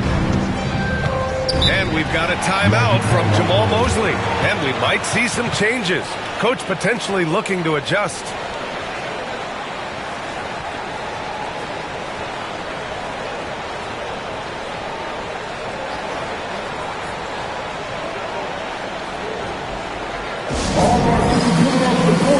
Come on, get down for your typical Lakers game.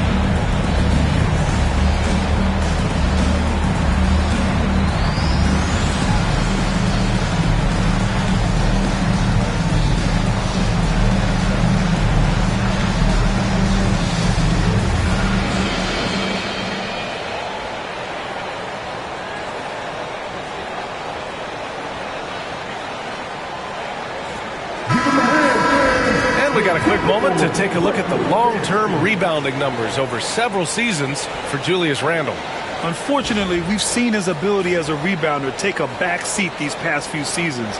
And I'd like to see him refocus on that element of his game. You can never have enough rebounds, in my opinion.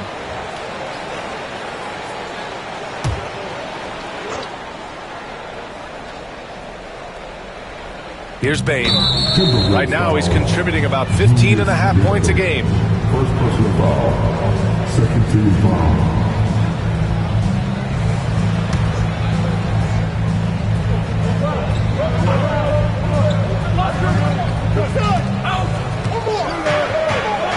Here's Wagner. That's basket number 6 in 8 tries. Really like how Wagner has really gone after it on offense. That's part of why he's hot right now. DiVincenzo, pass to DeSumo. Outside Edwards. Jacks up a 3. It's rebounded by Wagner. Just enough of a shot contest to bother. Bain against Edwards. Pass to Black. Here's Isaac. Here's Black. DiVincenzo covering. And the shot goes in. Now it's a 6-point Magic lead. No defensive pressure at all. I mean, that's not going to get it done against him. Edwards for 3. Oh, Edwards! Money on the triple. He's picking up right where he left off in the first quarter. Orlando has gone 5 of 12 from three-point range tonight. Wagner with a screen on DiVincenzo. Stolen by Reed. Here we go. The finish. Rips down the breakaway slam. DiVincenzo doing a nice job hustling on the fast break there, getting back in a hurry to finish the play. Here's Black. DiVincenzo covering. Black passes to Wagner. Off target from three-point range. Started out strong from three-point land. Hit 2 in the first quarter, but he's gone dry since. Randall, good. Randall's got an unorthodox game, but he's got a good, strong upper body, which makes him a very consistent scorer inside. Black passes to Isaac. Wagner with it. 18 points for him. Wagner with a screen. Puts up a three. Gets the three to fall. Wagner's got 21. Gotta fight harder to get over those screens. Well, I'm going to credit the screen. I mean, that's a good, strong pick he lays there. Now here's DiVincenzo. Edwards rises up and powers it down. Yeah, you know, once Edwards flips that switch, now he stays fully engaged. His offensive arsenal is on full display. Wagner outside from downtown, and another three for Orlando. In today's NBA, you have to stretch the floor if you want to win. They have loads of confidence from three-point land right now. And Chris Finch has called timeout. He wants to make sure everybody's on the same page. Well, you look at Franz Wagner, what a contribution. You know, that defense is helpless right now. I mean, he's got their number, and he knows it.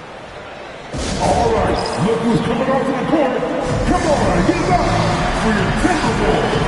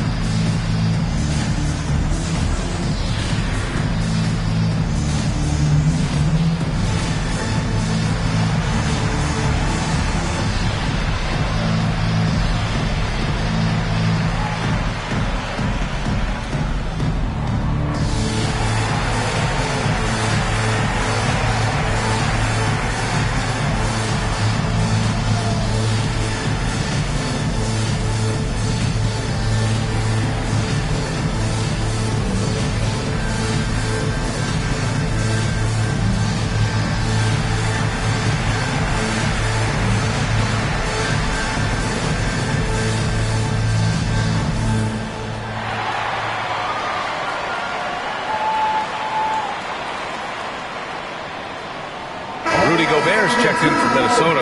McDaniels comes in for DeSumo. Batase's checked in for Orlando. Paolo Banchero comes in for Isaac.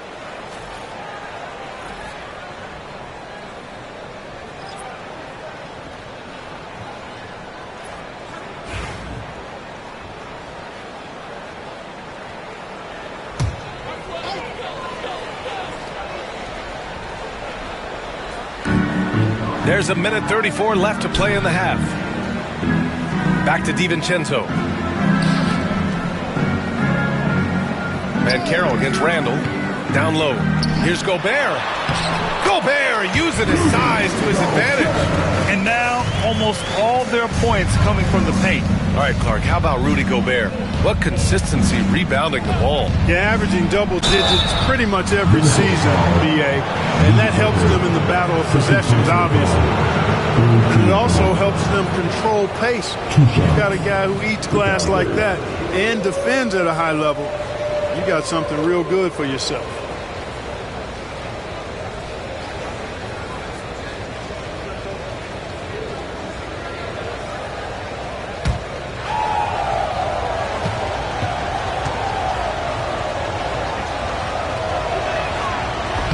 That free throw, no good.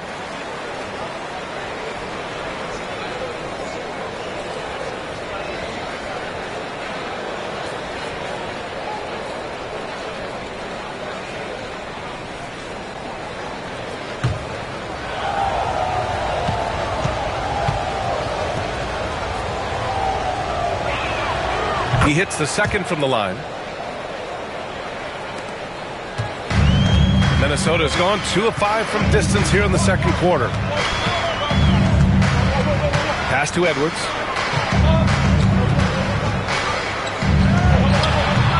Shot is good off the back rim and in. Edwards has got 11 points in the quarter. That's 10 straight points they've given up in the painted area. And, you know, it doesn't matter how good your defense is on the perimeter if you're going to allow easy ones inside like that. And Wagner is a very efficient scorer in the painted area. Randall against Banchero. Now here's Gobert. Pass to DiVincenzo. And down it goes. 2 points. DiVincenzo's gotten his third basket of the night. Their defense just falls apart once the ball goes inside. I tell you, we're taking a look at some real deficiencies defensively. I mean, they've given up 5 straight good looks in the paint. Now here's Wagner. 26 points for him. Here's Black. Clock at 6. Banchero outside. And it's all from three-point range. One reason this game is so tight is because both teams are hitting the boards with reckless abandon. The battle to a standstill on the boards has really been something to watch, and the game's not over yet. We'll see if one of these teams maintains more energy than... Oh, it's good! He hit it! What an ending to the first half. A buzzer-beating 3 to take the lead. It's been all about Franz Wagner for the Magic, totaling 26 points and showing no signs of letting up anytime soon. We'll be right back with you shortly.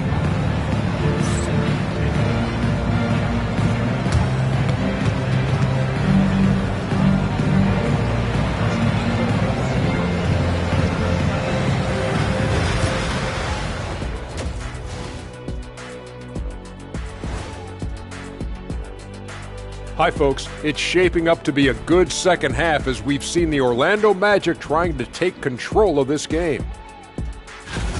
They've had the hot hand from deep, so I'm giving these guys the green light. Keep riding the perimeter game until they take it away. They sure made it look easy at times. What a half. All right, and now that we are in the later stages of the season, here's how the standings are looking in the East. You know, for Orlando, they've come up a little short of expectations. The talent is unquestioned, but their focus has been wavering. The consistency just hasn't been there. That said, I sure wouldn't want to meet them in the playoffs, though. And that'll do it for us. Thanks for stopping by. We'll head back down to Brian Anderson and crew for the start of the third quarter.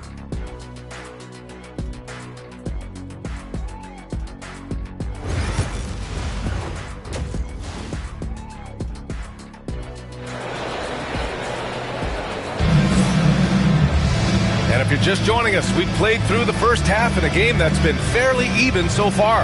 When you look at Franz Wagner, what a contribution. Yeah, he's showing off how skilled he is at attacking the defense and converting at the line. Well, you know, in that first half, it was a common occurrence. He got to the stripe time and time again.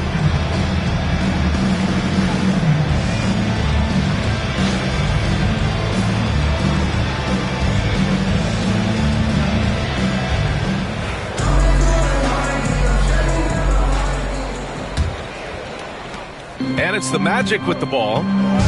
They've led by as many as 11. They'll take on the Cavaliers at Rocket Mortgage Fieldhouse after this one. That'll be their second of 3 games total on this road trip. Ant is at the 2 with McDaniels playing the 3. Julius Randle out there with Rudy Gobert. And it's DiVincenzo in at the point guard position. And that's the group for Chris Finch as we begin the second half. Here's Wagner. So it'll be 2 free throws. He was fouled in the act of shooting. And you like how they're taking care of the ball. Minus a few mistakes here and there, they're just so difficult to disrupt offensively. And with the perimeter game, it's one thing to hoist up a bunch of threes. It's quite another to sink them at a high clip. Some terrific shooters on this team.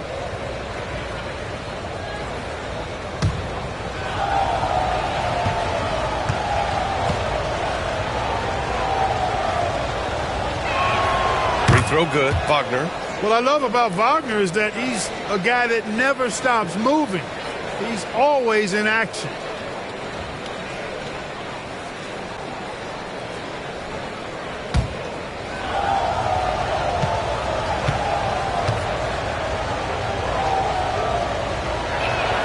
And both free throws good for Wagner. You look at Wagner, I tell you what, when you've got that size and mobility that he has, you can do just about anything you want out there. Here's Randall. And no good. Great D that time from Banchero. Orlando leading by 3. Pass to Black. And there's the foul. It'll go on Julius Randle. That's foul number 2 for him.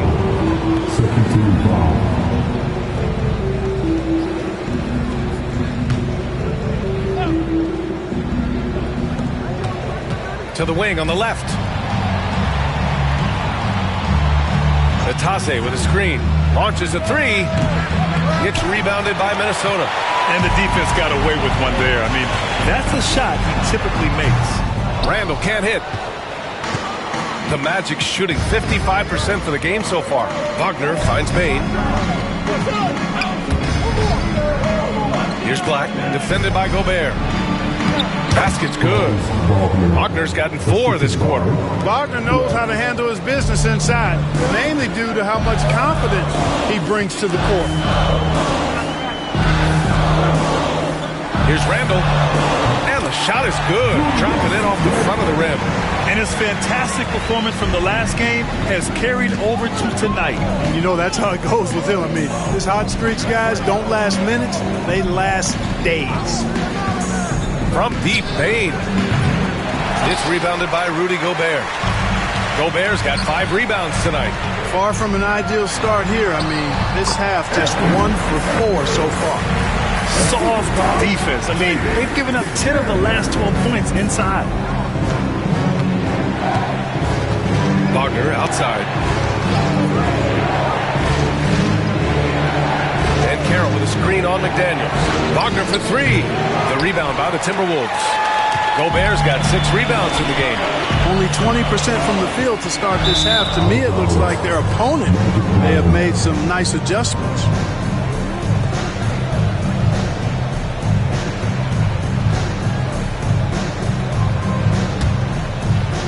Orlando leading. To the inside.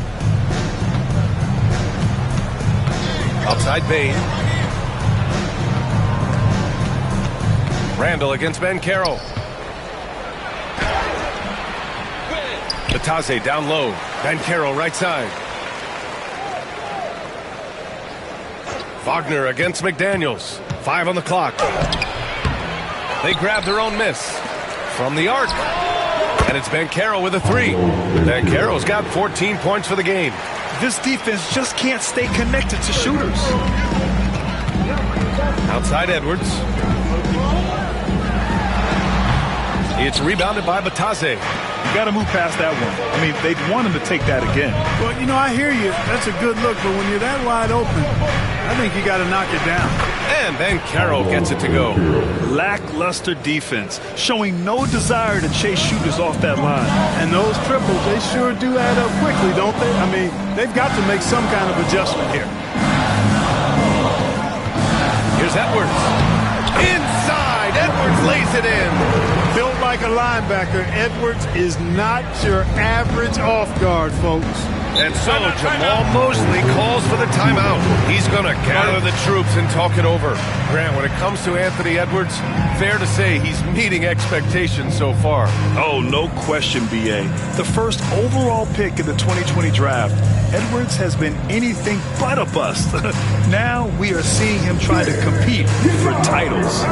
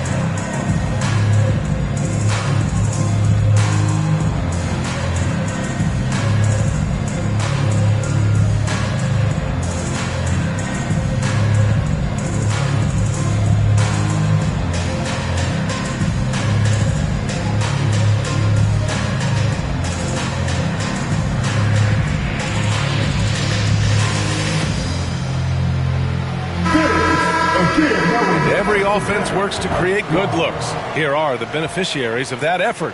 Number 5, Rudy Gobert. He's been fantastic scoring the ball, shooting it at a high clip.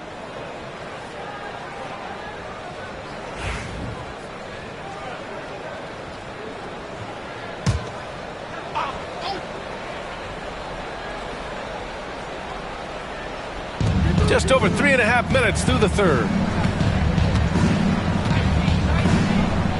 Here's Batase. Checking his stats. He's scoring around 9.5 points per game. And he gets it to go as they call the foul. He's on his way to the line for one more. Yeah, that play shows Banchero's strength and his determination. And this is his second trip to the line tonight. Paulo Banchero.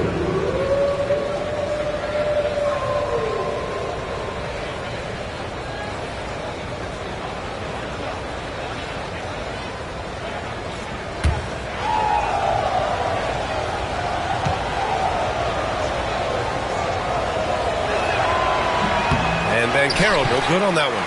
And the playmaking skills Banchero has already are outstanding. Just such a unique young player. Randall, good. Ball distribution was there. I mean, outstanding work all the way around. Wagner against McDaniels. And it's Wagner missing. Timberwolves trail by 5. The 3, DiVincenzo. The shot no good. Banchero outside.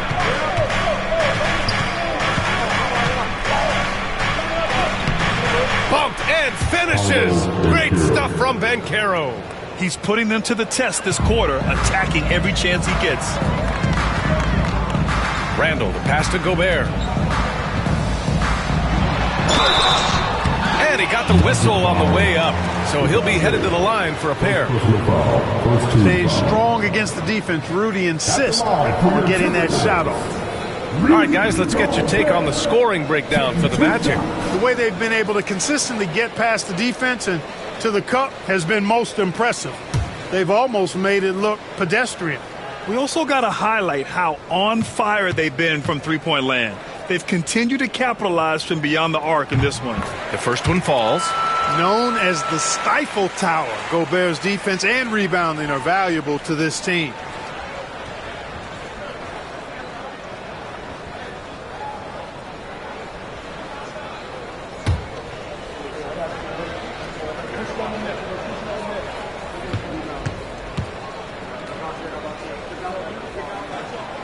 And so he's able to get one of two.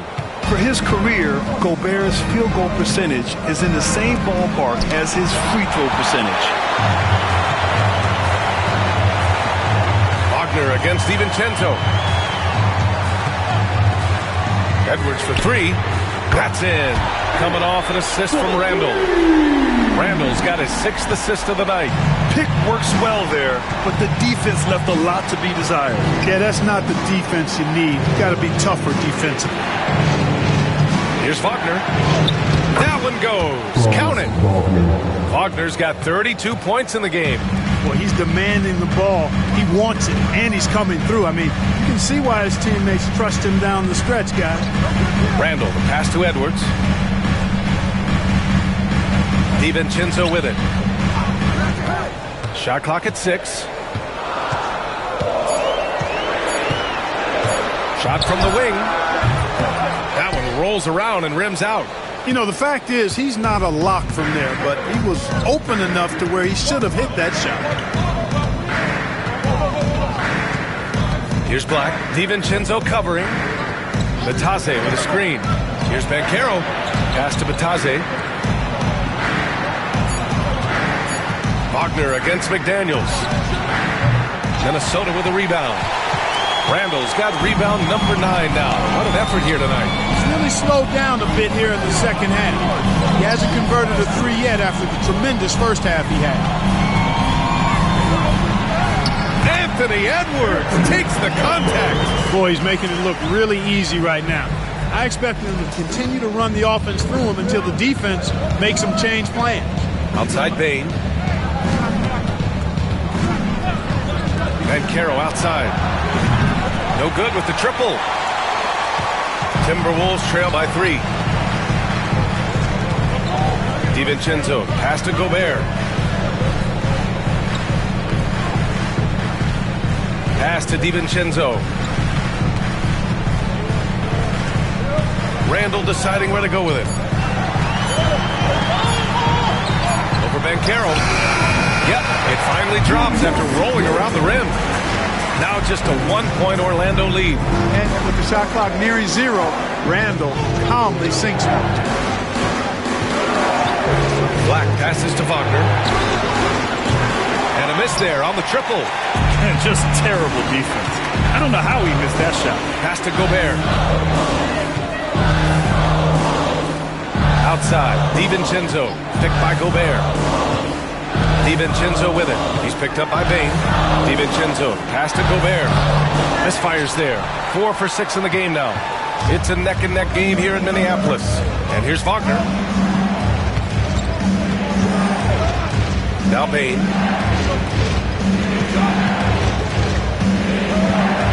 Back to Banchero. It's not going to go for him. Randall with some nice D. For the lead. It counts! And the foul! It's on Desmond Bane. That's all weight room right there. Edwards powers through the contact for the hoop and the harm. And from what we've seen so far in his career, Anthony Edwards wants to be that guy in crunch time, Clark. B.A., I love his mentality. Not only in that he wants to be the guy, but he also wants to elevate his teammates. And he plays the game with an exuberance and a joy and a freshness that is, quite good to see. But I like his attack mentality and his willingness to step into leading his team by example at both ends of the floor. A superstar level talent for sure. Anthony Edwards is awesome, but I like his competitive spirit as much as his skills. Pass to Banchero. Back to Suggs. They need this.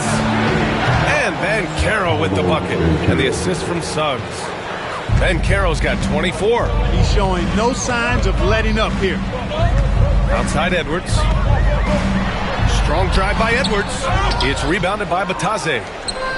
Batadze's got rebound number 9 now. What an effort here tonight. Suggs, no good. Minnesota's gone 1 of 2 shooting from the perimeter since halftime. Pass to Randall. Now here's Edwards, guarded by Bane. Lets it fly. Edwards gets the bucket. Edwards got 14 points here in the second half. Incredible game. This lead has been exchanged 8 times. Tremendous show of will and resilience on both sides. And Gobert with a block. So good at finding these swats. Gobert loves reaching out and sending them away. Dosunmu, the pass to Randall. Outside McDaniels. Gobert with a screen on Wagner. McDaniels from long range. Pure from 3-point range. And it's a 4-point Minnesota lead. Now here's Suggs. He's covered by Dosunmu. And here's Suggs. He's got 11. Banchero outside. And he can't answer back. The 3-pointer offline. Minnesota leading by 4.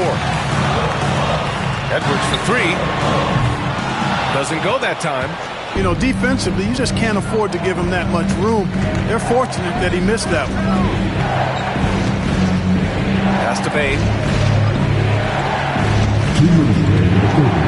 Wagner on the wing. Batadze with a screen. Puts it up. And Wagner gets it to go. Wagner's got 8 points in the quarter. At 6'10", you love the versatility that Franz Wagner provides. I mean, this guy's very effective in the 2-man game. And here's Edwards, guarded by Bane. To the paint.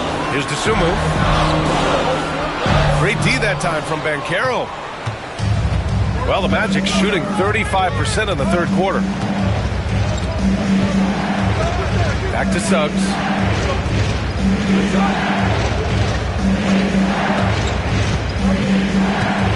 Driving inside. Fires for 3. Randall pulls down the board. Randall's got 11 rebounds in the game. Inside. Oh, ferocious from Gobert. Outstanding distribution there. I mean, what impressive passing ability. Magic trail by 4. Suggs, the pass to Batadze. Bane with it. Banchero outside.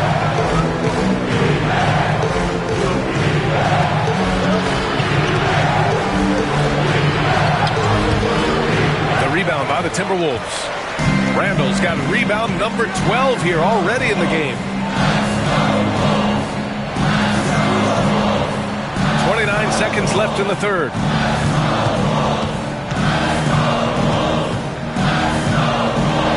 The creative finishing ability of Randall draws a lot of fouls. Second personal foul. Third team foul. He's made all of his free throws to this point. 3 of 3. Julius Randle. 2 shots.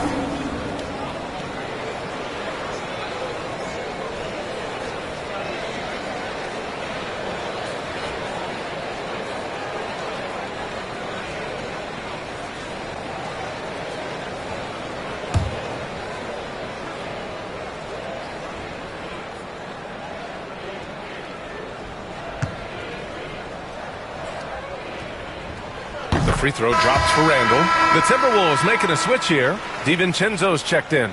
And the Magic making a change here.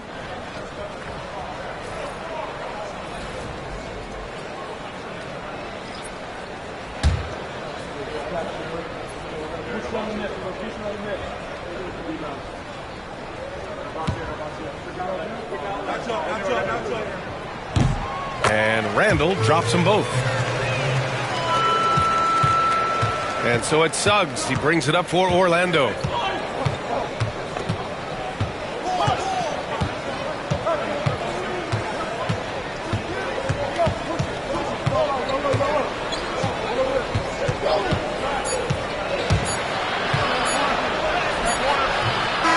so it's the Minnesota Timberwolves with a 6-point lead at the close of the quarter. And it's mostly due to their superb shooting. They've wasted very few possessions. And more NBA action on 2K Sports coming your way right after this.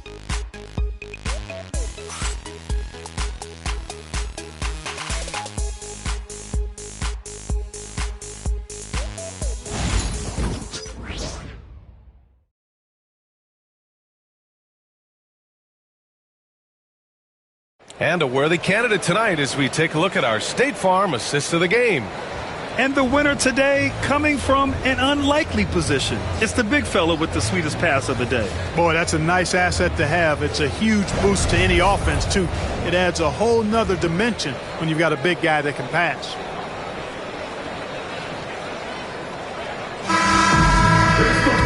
Three tense quarters behind us. One more to go.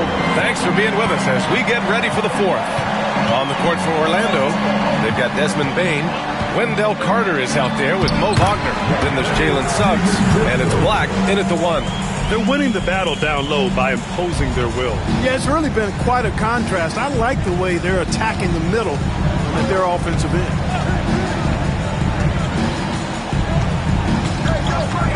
Suggs outside. To the middle. Boom! He jams it straight down. Easy pickings for Wagner there, just to reach up and attack the rack like that. That's simple. Now here's DiVincenzo. Randall left side. Count it. Randall's got 27. More points coming from inside. In that respect, they've been the more aggressive team. You're exactly right. It's been all good at one end, and let's be diplomatic and just say not so good at the other end. Suggs, the pass to Wagner. Randall with some nice D. The Timberwolves lead by 8. To the paint. Here's Clark.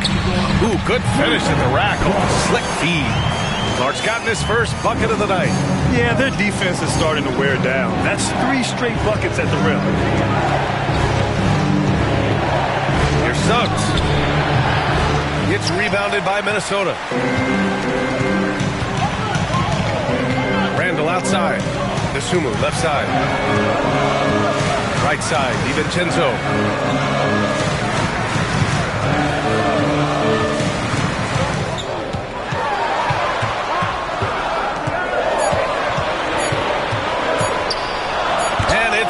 Rejected. And they'll turn it over. Couldn't get the shot off. A shot clock violation. It's time to take a glance again at that superb block. You know, that's about as good a defensive play as you're going to see. Instant reaction to get a hand on the shot. Beautifully done.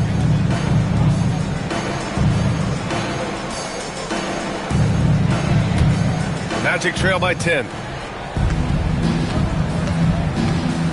Here's Black. Outside Bain. Pass to Wagner. Back to Bain. Goes to the reverse layup and drops it in. Yeah, right there with Bain, you see the advantage of size and toughness in the backcourt. Outside Reed. Wagner against Randall.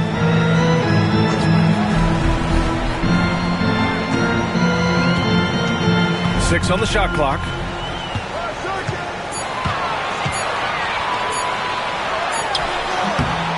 It's rebounded by Wagner. The Magic have gotten half of their attempts to fall in the fourth. 2 for 4 now. Bain, the pass to Black. On the wing, Suggs. He's covered by DeSumo. Suggs, right side. Second chance shot. And he recovers it. Kicks it out to Wagner. And it's going to be a 3-second call. That's a costly error. But let's see how they bounce back. Well, you know what? Their wounds are self-inflicted. I mean, you've got to play much smarter than that. Rudy Gobert's checked in for Reed. And a change for the Magic. Bataze's checked in. And Chris Finch has called timeout. He wants to make sure they're purposeful with the game plan. One thing this team loves about Jalen Suggs, he is one tough guard, Clark. Hey, he was the state football player of the year in high school. And you don't just forget about how to be tough when you've done what he's done on the gridiron. And it translates extremely well to the hardwood.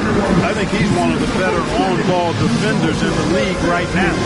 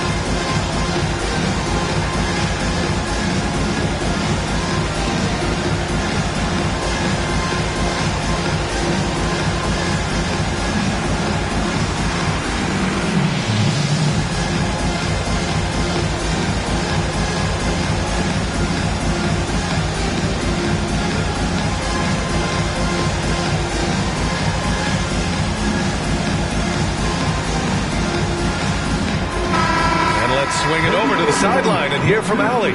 I was able to listen in on what Chris Finch was going over with his team. He told his guys to stay after it, to not get complacent and lazy with this lead. He wants them to keep adding to it. We'll see if they're able to do it, guys. And Allie, thanks.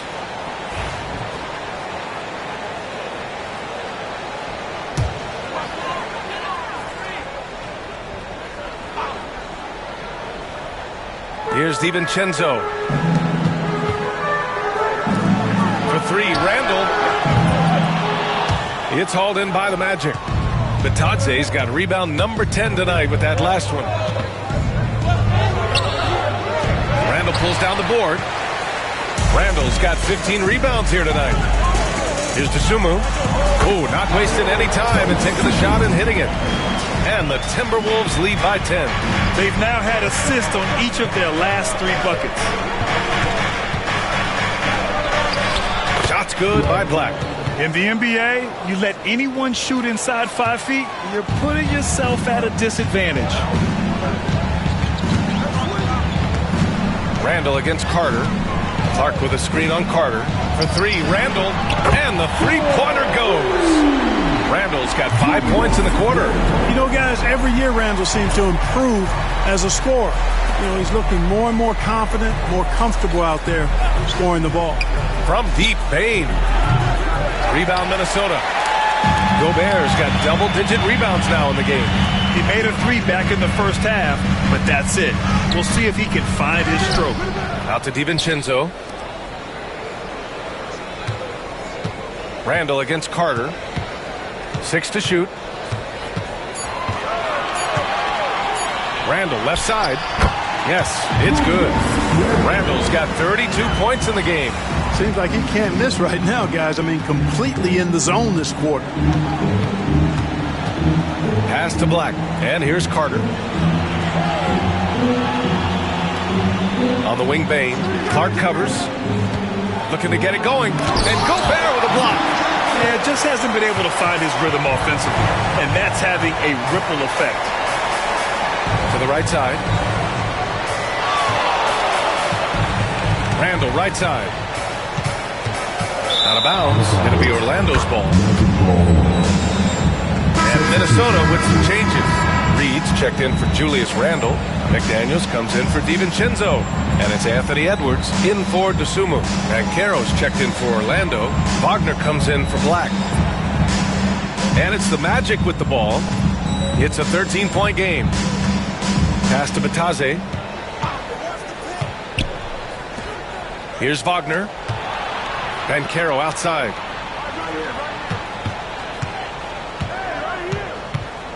Shot clock at 5. The 3 is up. And once again, off the mark by Orlando.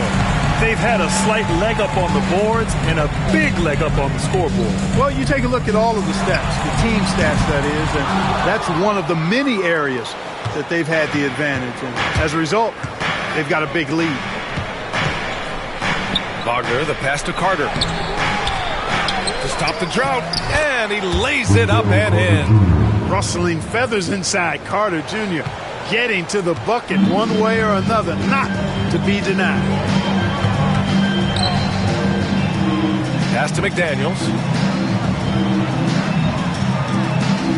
Reed against Carter. Outside Edwards. Over Wagner. Ooh, once again, off the mark by Minnesota. And Suggs has got the ball here for the Magic. Now here's Wagner. And the officials will call the illegal screen here. One of the trickier plays to judge, but it would be hard to argue against the call. Yeah, you know, the officials aren't nearly as lenient as they used to be on that call. As a matter of fact, I know I got away with a lot of those in my playing days, but that was 40 years ago. And a second look at that rejection, taking no prisoners on defense there. Yeah, just some terrific effort there. And you know the whole team will get an energy boost off a block like that one. Randall, he's checked in for the Timberwolves. DiVincenzo comes in for Clark. Desmond Bain, he's checked in for Orlando. Black comes in for Suggs. Here's Randall. Played it in with a nice touch off the window. Randall's got 17 points here in the second half. For Randall, another bucket. Continues to expand his offensive game. Here's Black. DiVincenzo covering. Bataze. And he'll draw the foul. He'll head to the line for 2. And guys, let's get your take on the scoring breakdown for the Timberwolves. Yeah, what stood out to me was their passing. They moved the ball effortlessly and have been able to find those holes in the defense. And, you know, they've done a fantastic job scoring inside as a result, finding plenty of opportunities to cash in near the hoop.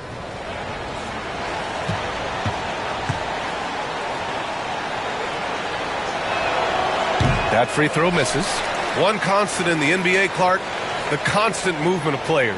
Yeah, and I think you've got to try to look at the positive side of that, the freedom that players have to play where they choose to play in many cases. I think that's the right of any employee to be able to go where they feel they can best optimize their individual and team situations. I think it allows teams to rebuild on the fly and get competitive more quickly. And I like that aspect of it. I don't like to see it overwhelming a season, but I do like the fact that players have that option. Great use of the dribble drive by Edwards there, earning himself a trip to the line.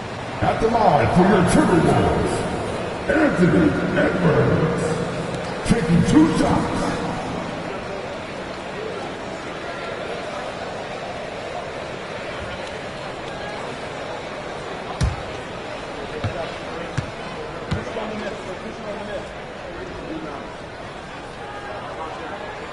First free throw is good.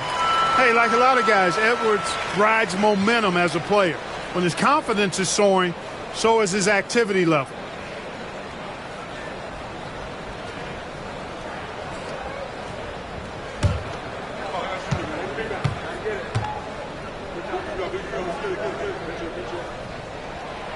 He does not get the second one. Magic trail by 13. Pass to Bane. Launches it. Fires in the triple. Bane's got 5 points now this quarter. 1 this half, 2 for the game. Staying active from beyond the arc. Randall outside. Edwards against Bane. Edwards can't hit. Orlando has gone 1 for 3 in the fourth quarter from range. Bane, the pass to Banchero. Here's Black, checked by Randall. Wagner outside. Over McDaniels, and Orlando again with the bucket. You like to see that from Wagner. I mean, as he continues to develop his mid-range game, I think we'll see more and more of that. Banchero against Randall. Pass to Edwards. This one for 3. It's rebounded by Banchero. Banchero's got rebound number 9 now. What an effort here tonight. Bane, the pass to Black. Shoots over DiVincenzo. Black, no good. Minnesota leading by 8. Down low. And stolen by Banchero. Pass to Black. Outside Bane from behind the arc. Randall pulls down the board. The Timberwolves have gone 7 for 15 in the fourth. Left side, DiVincenzo.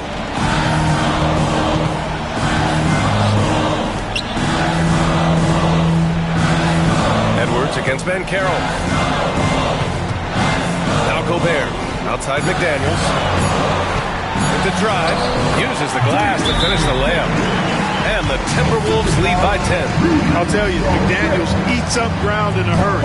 And so Jamal Mosley calls for the timeout, rallying his guys to make sure they all know the plan.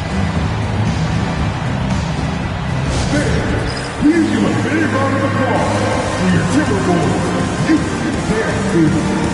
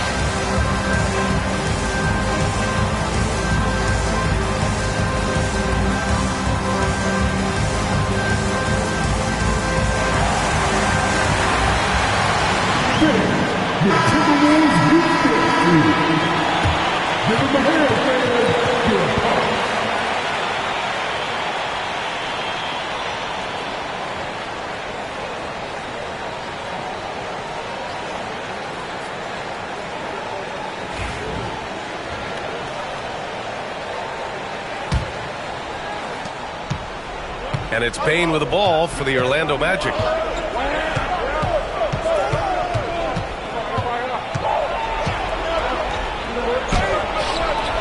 Nice finish on the layup. And even if he isn't the biggest, strongest guy out there, Bane can still do damage inside. Here's Edwards. Hits yet again. Wow! And this is all you need to know about the year he's having. He's coming up on the single-season franchise scoring record. And when he does get there, I bet it's a long time until someone matches it. Up top, Bane, guarded by Edwards. Bane, the pass to Batadze, just 4 to shoot. Here's Wagner. It's rebounded by Minnesota. Gobert's got 14. Yep, 14 rebounds for him tonight. Randall can't hit. Magic trail by 10. And Carroll with it. Randall's in his pocket to the left side wing. Here's Black. Drops one in from the wing. Black's gotten 4 this quarter. Already an excellent passer at his position. Banchero just loves showing off his court vision. Let's go with a 3. Rebound by the Magic. Wagner's got his 5th rebound in this one. Shoots from the baseline. Shot's good by Black. With the utmost belief in his game, he's able to beat opponents in a number of ways. Here's Edwards. Count that bucket. Edwards has got 40 points. 1:03 left in the 4th quarter. Edwards against Bane. Fires from the wing. It's rebounded by Rudy Gobert. Almost too wide open there. That's like a warm-up jumper for him. Fires from deep. And Edwards good for 3. And it's an 11-point Minnesota lead. This is what winning is all about. Playing your best when it matters most. Yeah, you know, once they got victory in their view, a huge injection of energy and a great run to finish it off. Here's Banchero. Kicks it out to Wagner. Down to 5 on the shot clock. Shot is up. Banchero no good. Edwards against Bane.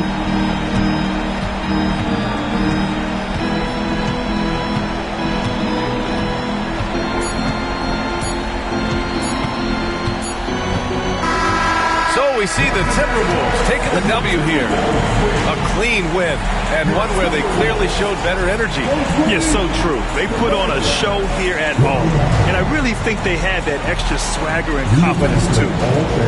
And now let's check in with Allie LaForce with the player of the game. Allie. Julius, it wasn't always smooth sailing tonight, but you guys got it done. How did you feel about the level of play coming down the stretch? Absolutely amazing. You know, there's ups and downs of the season, but, you know, one thing is we're going to play hard every night and give ourselves a chance. So we did that for most of the night, but, you know, we did an amazing job staying together. The effort certainly was not lacking tonight. Thanks, Julius. Thanks, Allie. Great interview once again. And that'll wrap it up, folks. For Grant Hill, Clark Kellogg, and Allie LaForce, this is Brian Anderson thanking you for watching. And we present the player of the game, Julius Randle.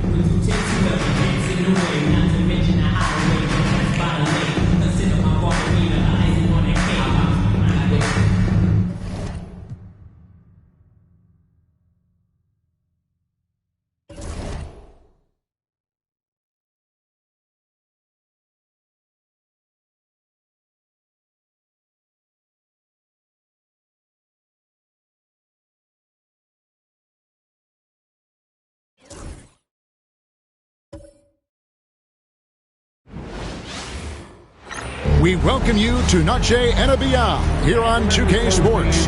From the attire to the food, the players' jerseys, tonight a celebration of the Latin culture. With Greg Anthony and Hall of Famer Doris Burke, this is Kevin Harlan. And joining us on the sidelines, another Hall of Famer, David Aldridge. Now let's take a look at some of the numbers for Victor Wembanyama. And guys, how about the surge of offense he's experiencing right now? These last 5 games, he's been a machine at the offensive end. A different scorer than he had been earlier in the season. We'll find out if he can keep it going here tonight. And a look at the starters for the Hornets. Pop it forward, it's Miller and Bridges. Then there's LaMelo Ball. Then there's Yusuf Nurkic. And for San Antonio, Zohan is the 4 with the lengthy Wembenyama playing the 5. Fox is out there with Castle. And it's Johnson in at the small forward position. And teams getting geared up, Greg, for the stretch run. Does that give you extra motivation as a player? Oh, yes. Seeing that finish line can really help you out down the stretch. As a player, ending the year strong is key, whether you're in the playoff race or in the lottery. The San Antonio Spurs able to put the first points up on the board. Back to Ball.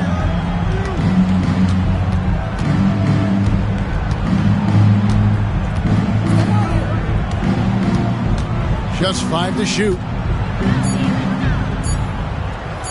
Shoots the 3. Rebounded by the Spurs. And now to turn to our sideline reporter, David Aldridge. David. Thanks, Kevin. Greg Popovich and I did speak a few minutes ago. In talking to Coach, he discussed the hidden talents of LaMelo Ball. Coach said he's still a young player in this league, but we can't take that lightly. We've seen what he's done to soft defenses. We need to be physical. So we'll see if that defense tightens up for them. Guys? Thanks, David. Nurkic with the steal. Bridges against Fox.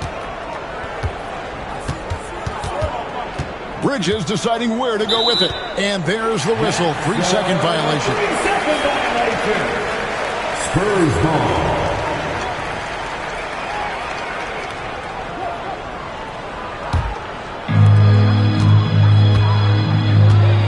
Ball against Fox. The tray. It's good from long range. And at the arc, Fox has only gotten bolder. He takes threes without even thinking about it.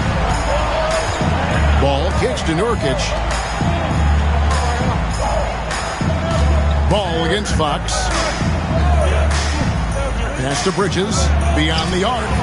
Gets the three-pointer to fall. Well, the best way to respond to a 3 is with your own 3. Miles Bridges have at it. Here's Fox. No good from 11 feet. Charlotte's gone 1 of 2 from long range in the first quarter. Takes a step back. And the call on the shot that sends him to the line.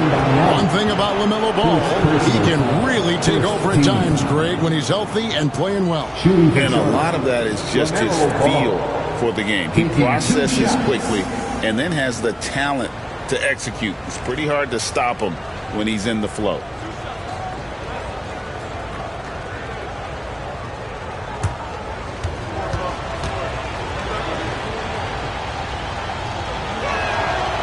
And that drops, so they now lead by 1.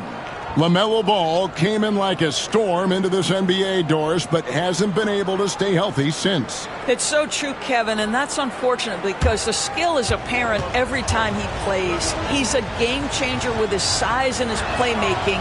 The NBA is better off because of the flair and the style he brings when he is healthy. And that's the norm for him. He's pretty much automatic when he's at the line. Back to Fox. Down low. Here's Castle. No good with the layup. Boy, that's one he wishes he could have back, especially against soft defense. To the paint. Here's Ball. And he uses the glass on the layup. Ball's got 6 points. Well, the great length and the great size of the backcourt, LaMelo Ball continues to improve as an interior scorer. And timeout is called by Greg Popovich. He wants to make some adjustments to the game plan, clearly.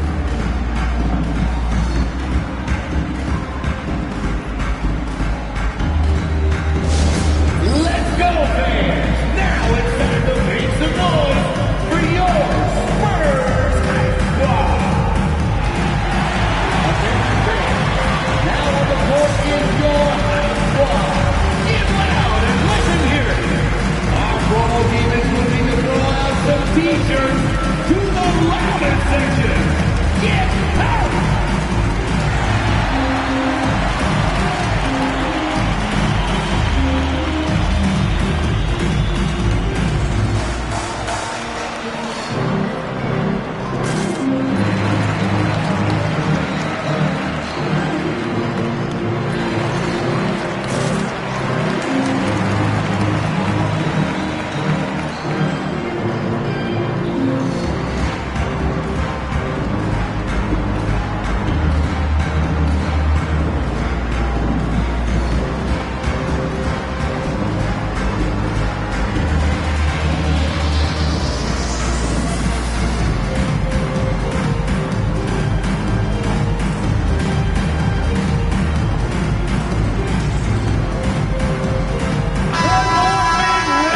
in the action now. Let's take a look at the East and how the teams are stacking up. Look at the Hornets. Their season nearly over unless a form of miracle happens.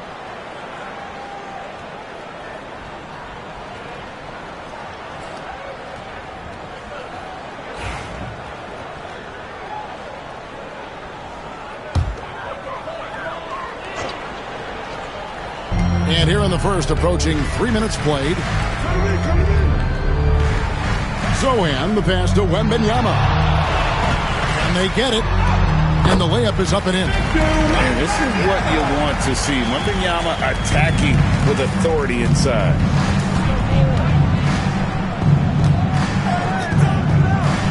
And it's Miller in the corner.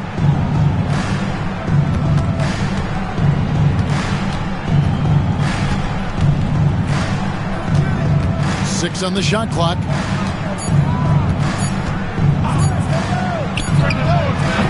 And off target as he starts the game 0 for 1. Ball against Fox.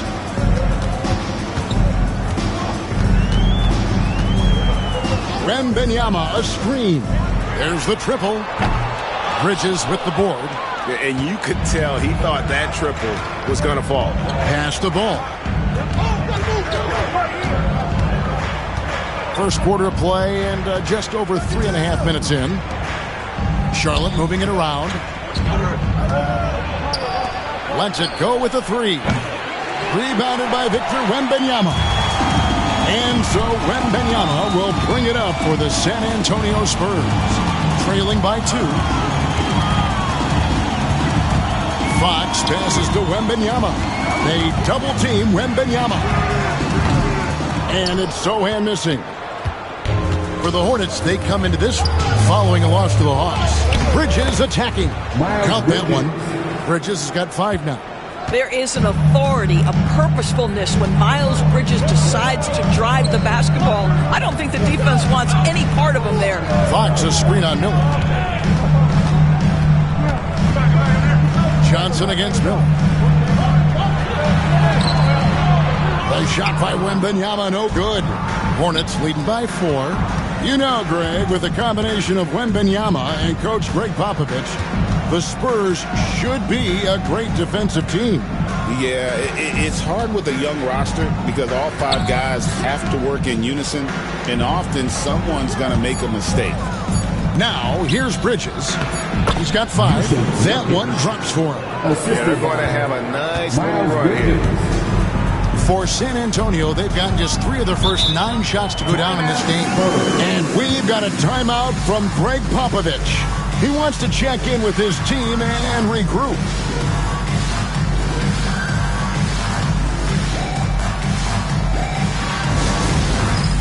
All right, fans, it's dance time. Get ready to dance like everyone watching.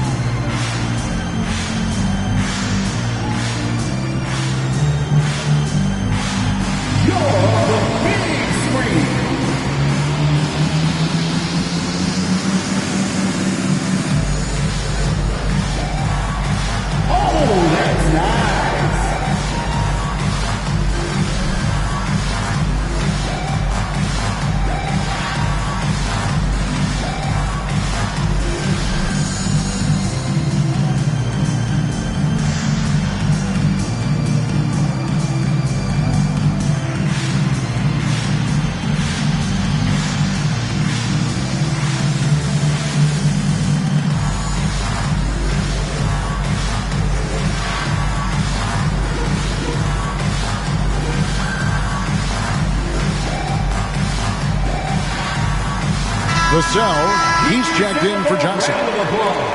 And right there is the list of rookie assist leaders for the last 10 games. It's been all about team play for this group lately. You look at Castle, one of the best passers in the NBA, always looking to get his teammates involved.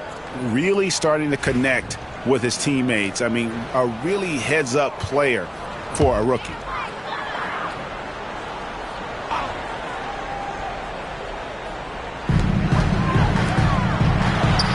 Ball against Fox. And Ball with the block. Well, you love the 6'7" length that LaMelo Ball brings as a defender. Just gets a hand on that and sends it back. Bridges dishes to Nurkic for the three. Sinks the three-pointer. This is as good as it gets for a first quarter in terms of shooting the basketball. Here's Castle. Nothing on the board.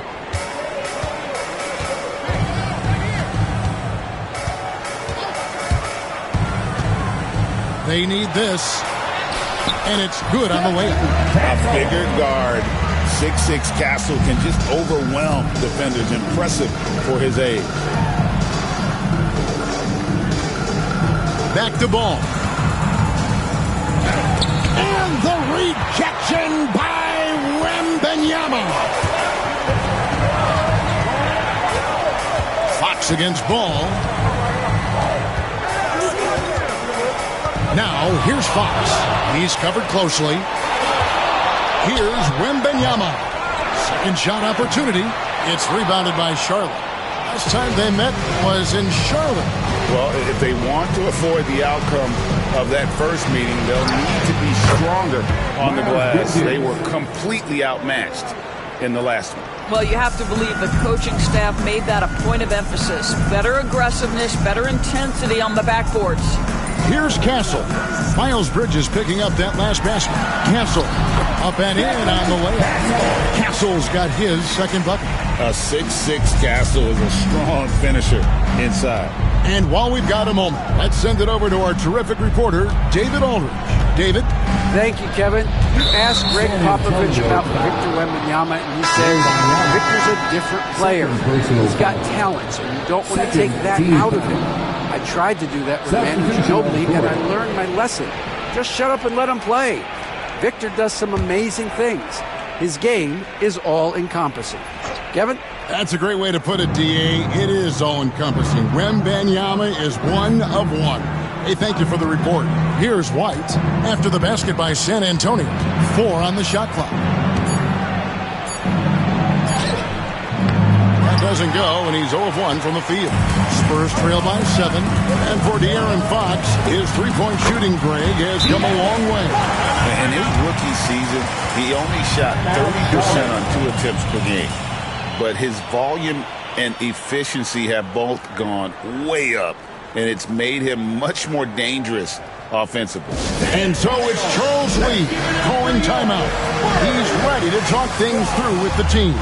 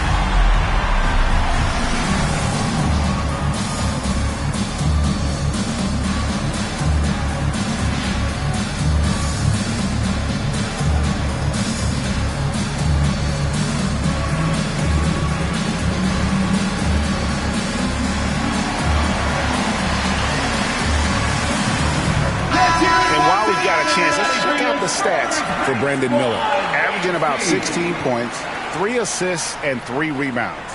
He's been nothing short of fantastic during that stretch. Offense coming very easily for him. And so much of it, to me, is his ability to read the floor, make the right decision, and then go right after the action he wants. Now here's White, and he can be counted on to put some points on the board every night. He's averaging right around 13.5 points a game. And Doris, a new era began in Charlotte after Michael Jordan's departure as owner in 2023. And Kevin, with that ownership change, there's always a transition period. And it may take a while for the Hornets to find success, but there are some reasons for optimism, and you begin with the young point guard.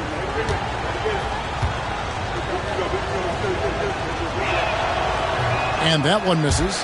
One of the things I think teams love when you have Yusuf Nurkic is the kind of physicality he brings nightly in the middle of the paint. This is a guy who's capable of 20 and 20 on a good night.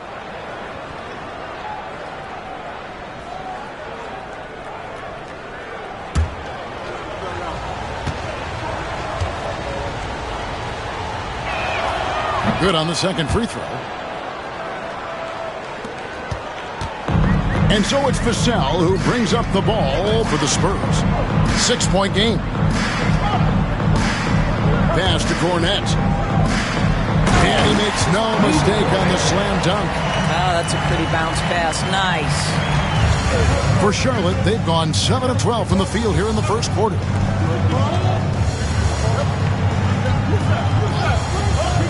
Miller outside for three. Bridges. Rebounded by the Spurs. They want to keep it rolling here following the win against Dallas. Yeah, torrid shooting in that one. Some of it was good play calling. Some of it was just making tough shots. Well, give credit to a couple of their guys for their complete locked-in nature. They were just focused and they made everything they looked at. Great finish. What a setup. Terrific ball movement there. And it's blocked. Takes it inside. The wide open look here for Fox. Drains the three-pointer. Fox has got a pair of threes now in the first quarter for San Antonio. The Hornets trail. Bridges outside. Charlotte moving the ball around. To the middle. Makes it off the glass. 5 points in the game. Wow, boy, Miles Bridges showing you that he's not just a scorer. How about that pass and setup? Fox against White. And that one clearly a foul. Gets the whistle and 2 shots coming up. It goes on Kobe White. Hey, DB, we don't see a lot of them, but from what you have seen and heard, what can the Charlotte Hornets do better to improve their overall game? Well, I think one of the things you have to look at is what are they doing successfully on the offensive end and what are their weaknesses? One of the weaknesses is drawing fouls and getting opportunities at the free throw line. To me, Kev, the best teams do a good job of getting easy points, whether in transition or at the charity stripe. With so many great point guards in this league, sometimes a guy like De'Aaron Fox can be overlooked, but when he's on, no one can stay in front of that man. Castle's checked in for Sohan. The Hornets also changing it up. Diabate's checked in, and it's Williams in for Miller. And I really love Fox's game. He's got a ton of room to grow, but boy, does he play with intensity. Pass to Diabate. White with it.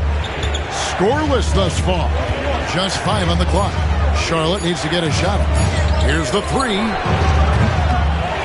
That one doesn't drop. Here's San Antonio now. They're on a 15-5 run here. And the basket by Vassell. They are just killing them on the interior. Hornets trail by 3. Now, man, taking a look at his stats, he's averaging around 7.5 points a game. Bridges inside, covered by Vassell. San Antonio's gone 2 of 5 from three-point land here in the first quarter. Took him no time at all on that one. And now a 6-point San Antonio lead. I'll tell you, this lead's not going anywhere with this guy making plays. What a quarter. On the wing, man. Guarded by Fox. Pass to Bridges. There's a screen. Shoots over Vassell. Bridges misses. Well, certainly not the best defensive effort, but this guy can't make them pay for their laziness. Back from outside. Diabate grabs the board. Hornets trail by 6. Here's White. Pass to Diabate. Hands it from downtown. And a solid playmaker. White has a great sense for when he should look to give it up. Here's Cornette. Here's Castle. White covering. And foul on the shot. He'll shoot 2 at the free throw line. GA, there is a lot to like about the game of Stephon Castle. Size, playmaking, defensive intensity. I guess the question is there that one thing that he can do at an elite level. That will be a crucial step if he's to become a star. Shooting 2.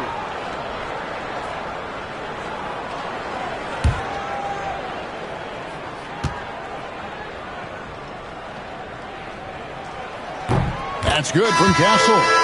Known for his strong defense, Castle is someone any coach would love to have. He is a hard-working rookie. San Antonio making a switch here. Champagne's checked in. LaMelo Ball, he's checked in for Charlotte. That's also good, so he hits both free throws. 51 seconds left to play here in the first.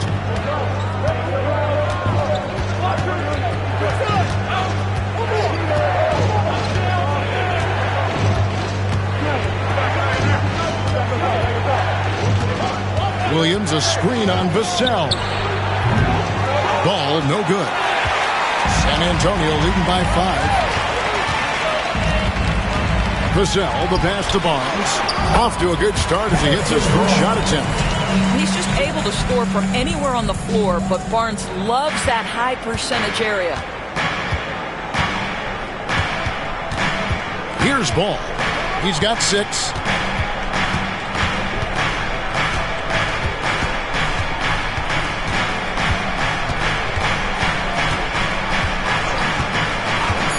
A 3-ball. Diabate, great positioning on the putback.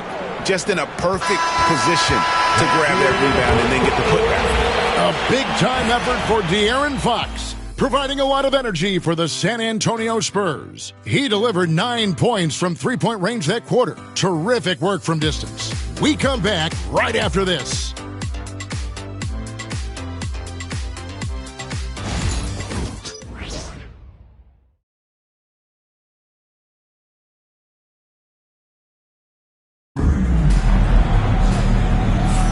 And we return to the second quarter, and Noche Latina specialized jerseys on display.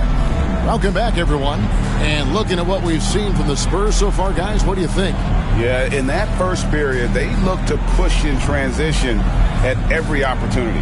And why wouldn't they? You see their effectiveness in the open floor. Very difficult to slow down. Hornets trail by 5.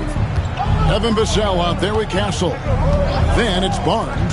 And it's Champagnie in at the 3 spot. And that's who's in the game for the Spurs. Now, here's Ball. He's coming off a 25-point game against Atlanta. And his passing was simply amazing. A lot of fun to watch. Now, here's Vassell. Following the miss by LaMelo Ball. Barnes outside. They get the rebound. Here's Cornette. Doesn't go that time. Charlotte shooting 43% from the field. Ball from long range. That shot goes in. He now has 3 field goals and 6 misses today. This guy is always ready to shoot the 3. LaMelo's so confident from distance. Pass to Cornette. Inside. Oh! And down it goes, jamming that one home. And talk about putting some extra on it. That dunk was way over the top. Close game or not, he's going to finish firm when he gets the space. Outside Ball. Now, man.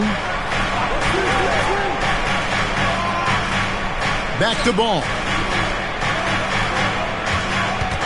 Left side, Williams. Clock is at 3. Here's man. San Antonio with the rebound. And here is Barnes. He had 10 points in the win against Dallas. Ball against Vassell. Pass to Cornette. Back to Vassell. It's rebounded by Charlotte. Diabate's got his 4th rebound in this one.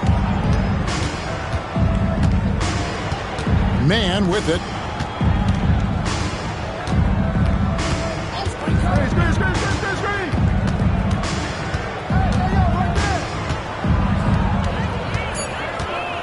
Pulls it up.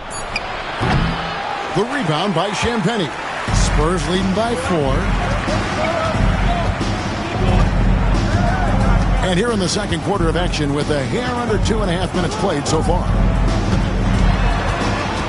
Here's Castle. Down it goes. His third basket. He's now 3 for 4. You know, a trend that's been unmistakable, Greg, over the last few decades has been the number of positionless players.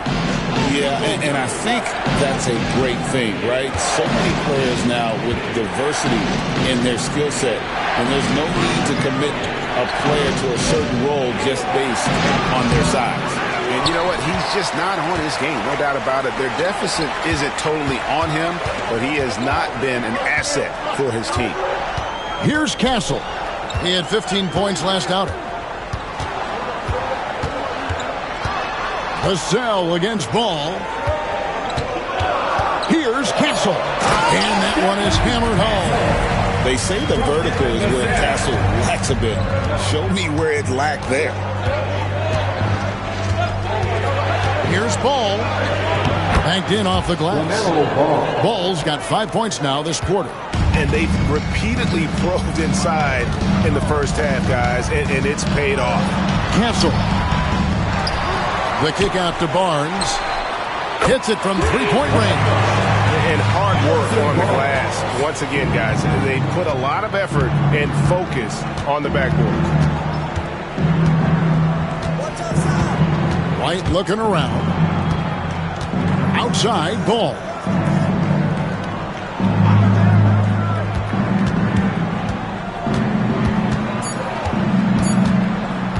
From deep three-point land. Rebounded by Castle. Not quite enough defense that time around. Just lucky he was off. Barnes can't get it to go. Hornets trail by 9. Now here's Ball. And he drops in the layup off the glass. Ball's got 13. Well, the versatility he possesses makes him a very tough cover, guys. And we've got a timeout from Greg Popovich. He wants to talk to his guys.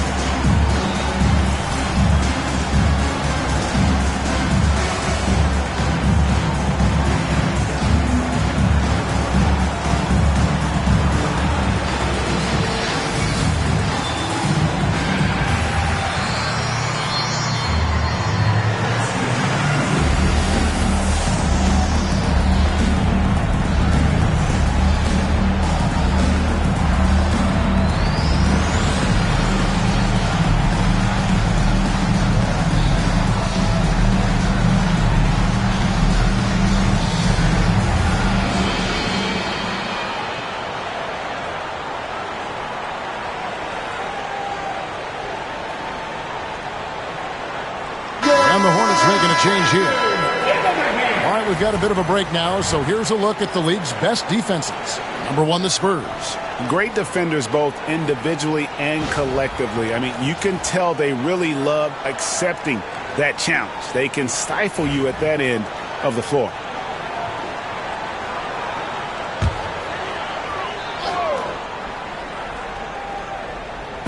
And the Spurs with possession. Fox with it, now guarded by Ball. The basket counts and one. He'll go to the line with a chance to make it a three-point play. Not giving up on the play. Great job by Keldon to absorb the contact and still get the bucket. And to look at how the offensive approach has been going here so far for the Spurs. How about the ball movement so far? I mean, the unselfishness, everyone here just playing for one another, and that can be infectious. Yeah, and their assertiveness in the paint so far tonight has been impactful. They're really making it hard for the interior defense. And one thing you got to love about Johnson, his energy. The man doesn't take his foot off the gas. Outside, White. Out to the wing. Off the mark there with the three-point shot. Another rebound hauled in. They're hitting the glass with a lot of passion. White against Fox.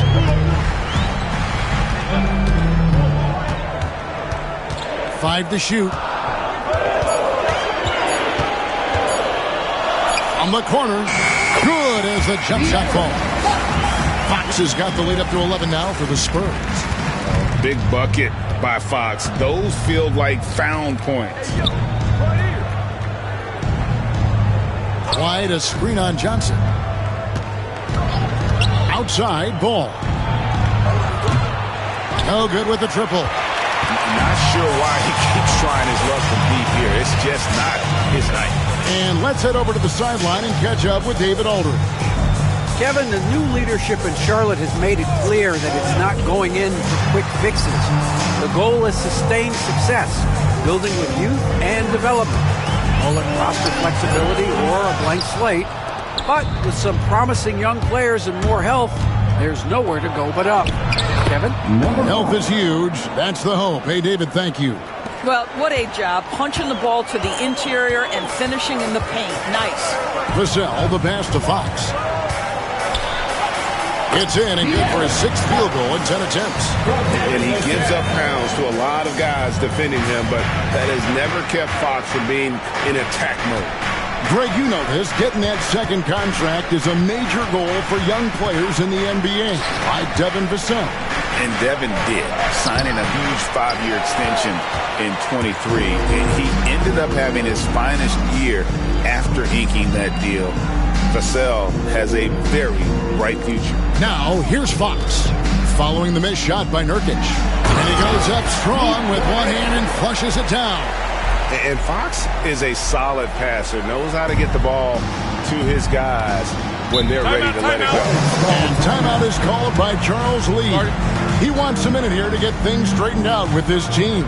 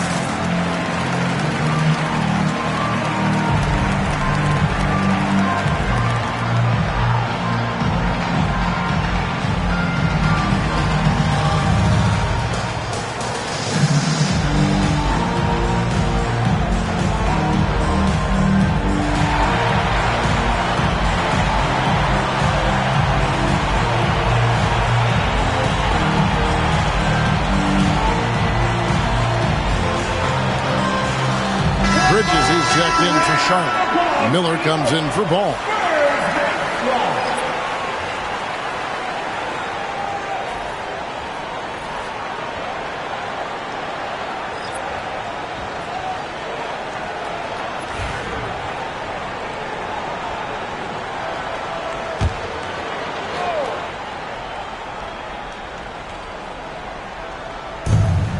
Outside, White.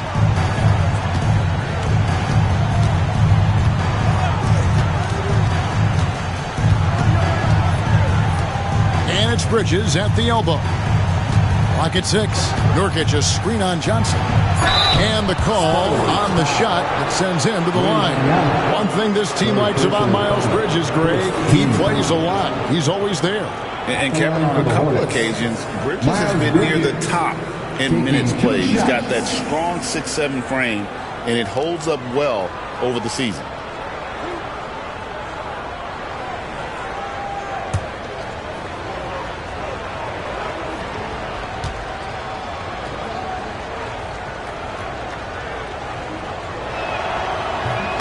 That free throw missing. You know, the talent, the strength, the athleticism is all there for Miles Bridges. This guy can put up monster numbers on the offensive end. Luke Cornett, he's checked in for San Antonio.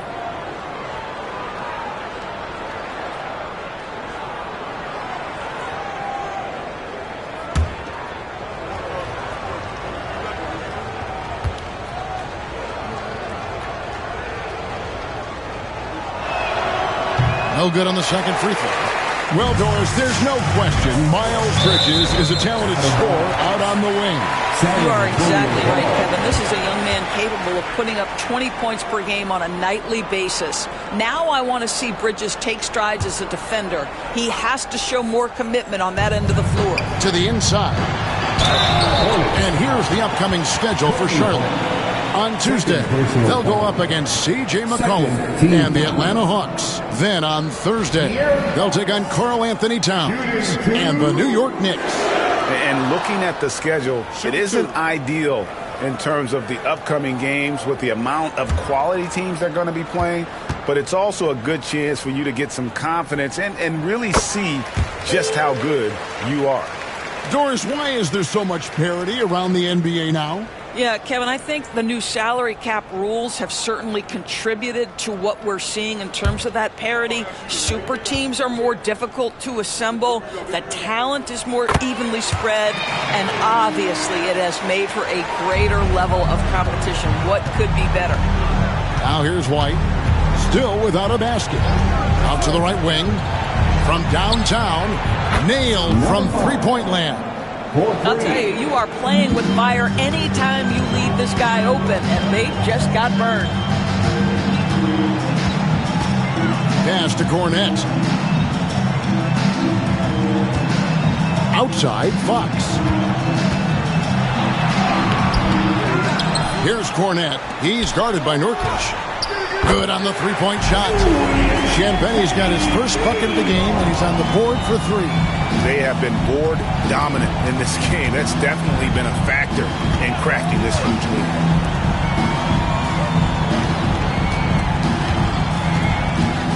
Miller outside, lets the three fly, and it's the Hornets another three. And they are absolutely stroking it from beyond the arc. And so Fox will bring it up for the San Antonio Spurs. The biggest lead of the game, 15 points. Nurkic with the steal. Unloads from 13. That one's good. The San Antonio lead is cut down now to just 10 points with that basket from Miller. And he loves that area. Miller can cause a lot of headaches for a defense with his ability from the mid-range. Here's Cornett. He has 6. Pass to Johnson. To the middle. Here's Cornett. He's guarded by Nurkic. Here's Champagne. And he's fouled pretty hard on that shot, but he's got the chance to pick up the points at the line. Yeah, easy call. The Spurs have put up good numbers at the charity stripe, converting 6 of 7.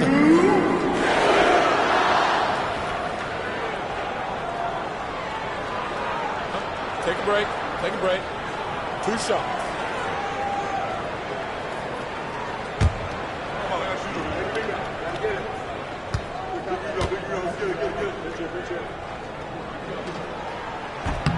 And he knocks down the first one. And some changes here for the Spurs. Jeremy Sohan comes in for Luke Cornett. And Castle is subbed in for Vassell.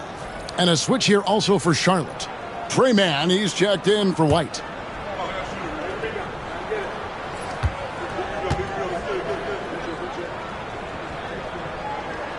And he makes both free throws. Mann with it. Still yet to score.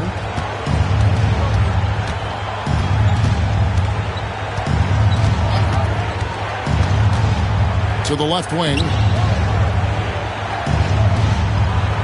Pass to Nurkic. Shot clock at 5.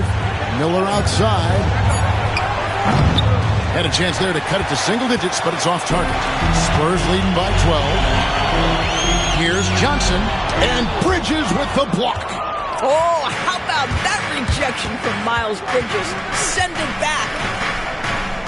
Back to Miller. And here is Bridges. Over Johnson. Bridges shot. Good. Bridges has got 9.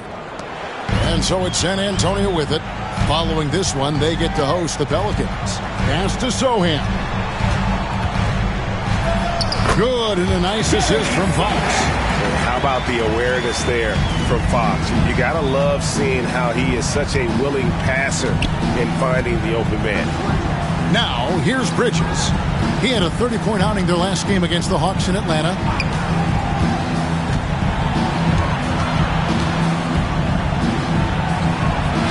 Goes up and lays it nice and easy. Bridges has got 4 this quarter. Boy, this guy has been terrific. The rest of the team, however, struggling. We've got 1:13 left now here in the second. Rocking that rim. Keldon Johnson, a big physical wing. Hornets trail by 12. Man passes to Nurkic.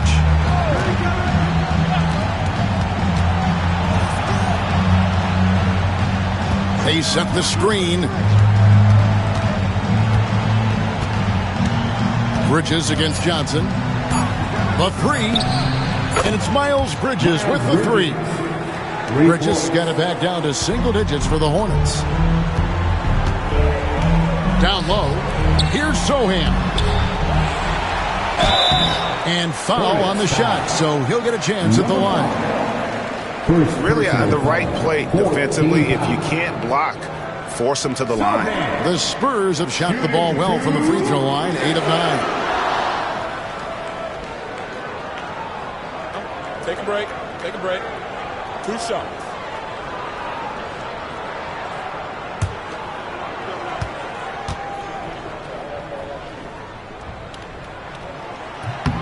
And the first one drops. The Spurs making a switch here. Cornet's checked in. And a switch here also for Charlotte. Jones checked in for Trey Mann.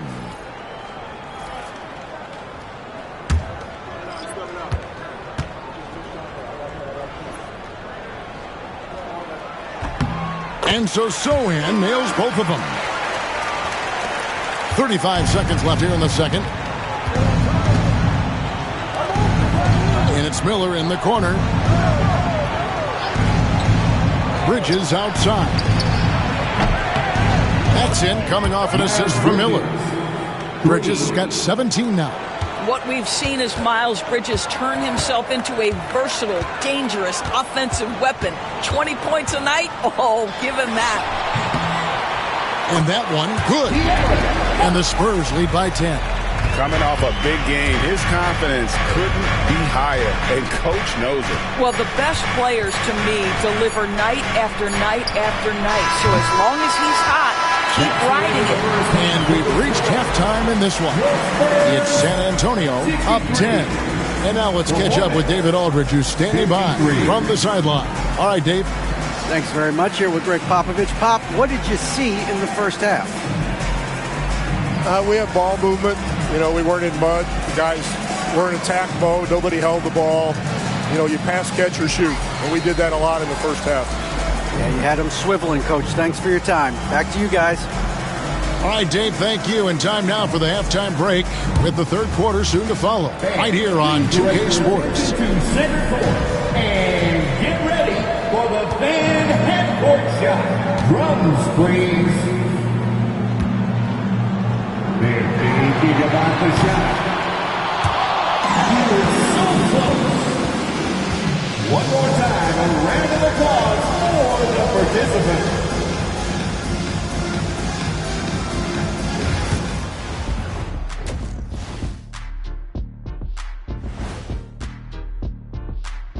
Howdy, folks. Time for halftime fun. Woohoo! Before we check out the action at hand, first order of business, the power rankings.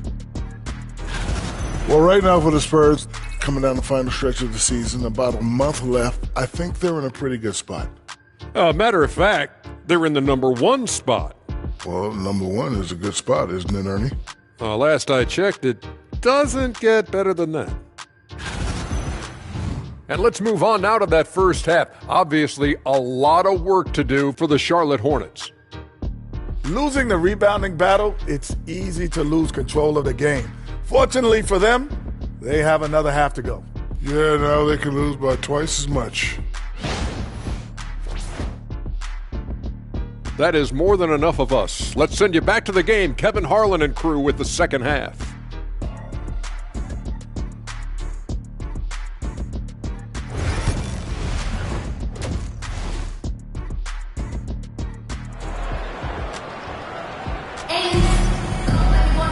And for those of you just tuning in, thanks for being with us. The second half of this game still to play. It's been one outstanding game from De'Aaron Fox. Yeah, he's just been raining down on him from deep here. Talk about dialed in. Well, he's in a great rhythm, looking comfortable and confident.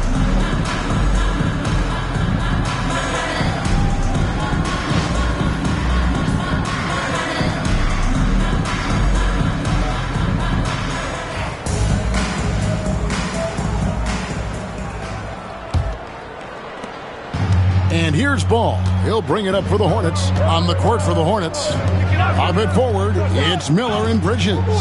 Then there's Yusuf Nurkic. Then it's Ball. Inside. There's the steal. Here's Fox.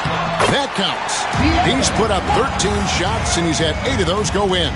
Well, I think it's fair to say that Fox is in the zone right now. An exciting player to watch. I just love seeing how he can take over a game with his aggressiveness. Here's Ball. Count the basket. Ball's got 15. Terrific play call to give him a clean look at the rim. That's how you want to start the second half. Well, there is nothing better than catching a rhythm as early as possible. And, boy, that's a terrific start right there. This guy is cooking right now. He is leading them on the offensive end as they remain in front here. Hornets trail by 13. Bridges outside. And it's Ball that time on the assist from Bridges. Bridges has got 4 assists in the game. Pass to Castle. Rebound by Nurkic. Nurkic has got 4 rebounds now tonight. Outside, Ball.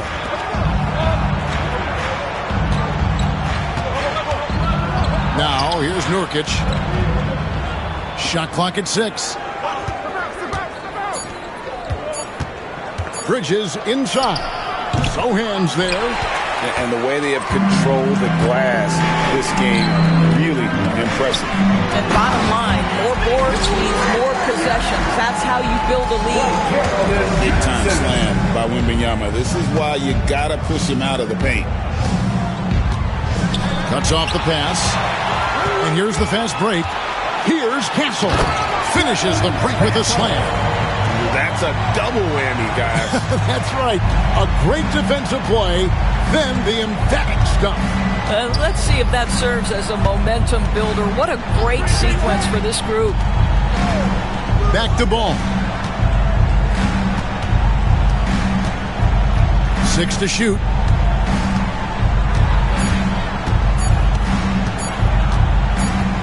And they force the shot clock violation. Great team. With a break in the action, let's go to the 2K leaderboard. These squads have been lights out this month. In the third spot, the Spurs. I just love their offensive flow lately. I mean, this is a dominant team offensively because of that rhythm and pace. Spurs leading by 14. Now Fox. He's got 26. Right around 3 minutes into the second half.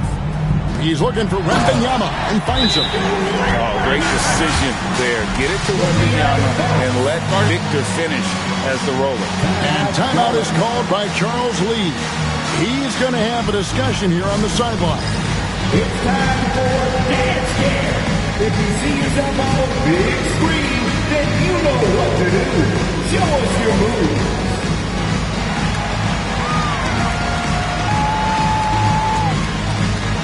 You're off beat.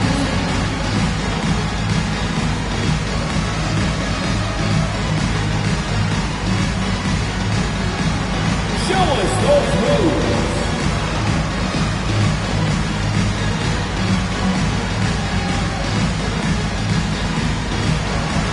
Keep it going.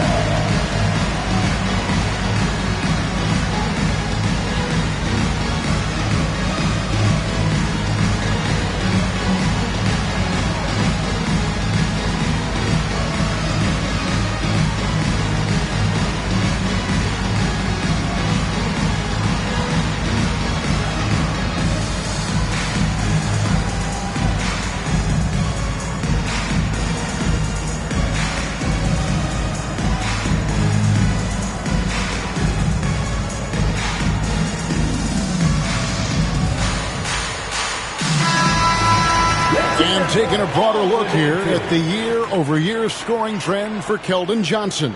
And maybe it's shocking, maybe not too shocking, but the scoring trend over the last few years has been going down a bit. I'm sure it's something he's well aware of, and we'll see if that continues to be the case. Fox against Ball. Bridges for three.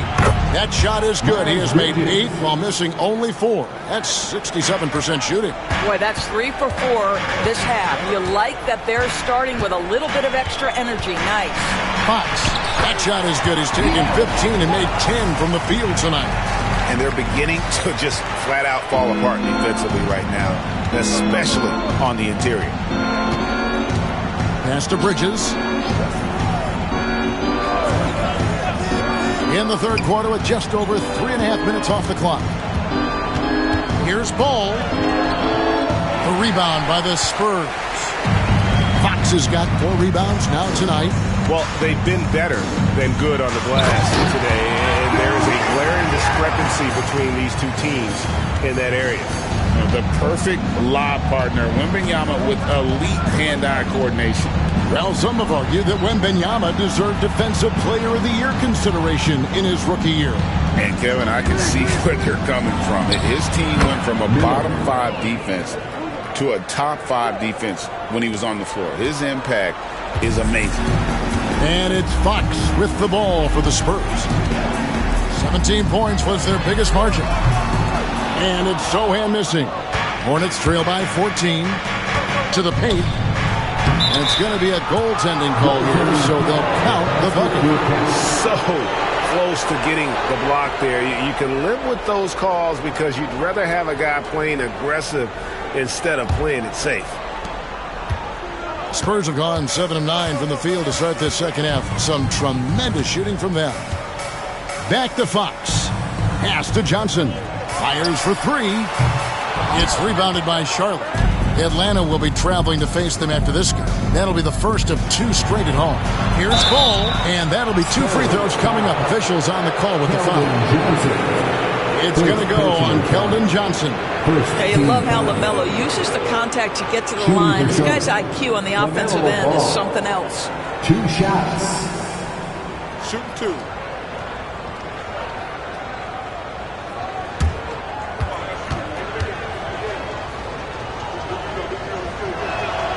The first one falls. One thing that impresses you about LaMelo, the way he reads defenses and makes the game easier for everyone around him.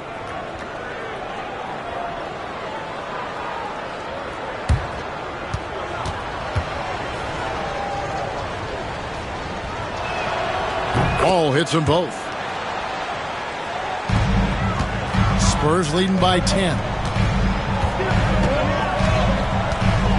Here's Fox. 28 points for him. Nice ball movement by San Antonio. Really left alone that time. Johnson's got 7. A priority for Johnson, continuing to work on his jumper, especially off the catch right there. And it's ball penetrating out to Bridges. Nurkic setting the pick for Bridges. And finished off by Nurkic. Strong move to the 10, trying to get his guys going. Hard not to get motivated, GA, right when your teammate makes that kind of play. Where was the defense? No help. You can't afford to give up these kinds of buckets. Well, you love his effort level, right? Particularly when it's winning time. He is going for the finish. And timeout is called by Charles Lee. He wants to regroup and go over the strategy. Without question, De'Aaron Fox displaying his skills today. Yeah, I think they've got to be talking about just guarding him a little more tightly on the perimeter or keep the ball out of his hands as much as possible, period. That's about the only way you're going to pull this guy off.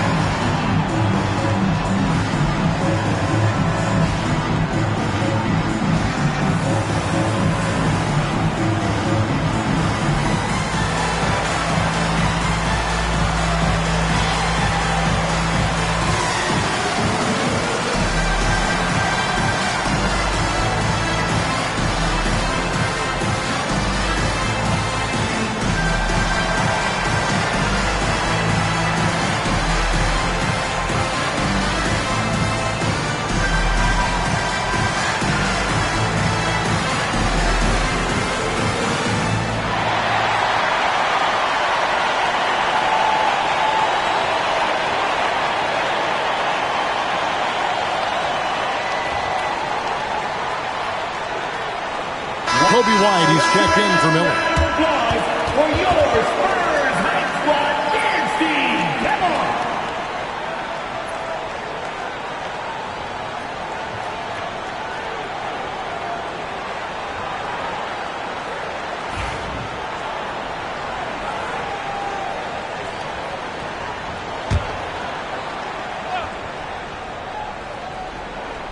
on. On defense, San Antonio.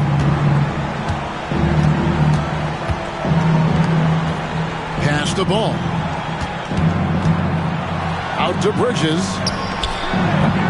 Off target from outside. San Antonio leading by 13. Tries from 16. Up again. Whoa, Wembanyama powers in the putdown. And he is starting to turn it on now after that slow start. Outside, White. Here's Nurkic from outside the arc. And the wingspan of Wembanyama, massive. He's fantastic at using it to erase shots. And what's your take, guys, on the hustle stats for the Spurs? They've been active defensively, rotating well, and then also closing out on shots. It's resulted in a number of blocks. And you also have to love the way they've gotten out and run in transition. A ton of good chances tonight simply from being willing to run the floor. He'll take his third and fourth free throw shots at the game right here. And he buried a bunch of shots from the stripe in that last game. Take a break. Take a break. 2 shots.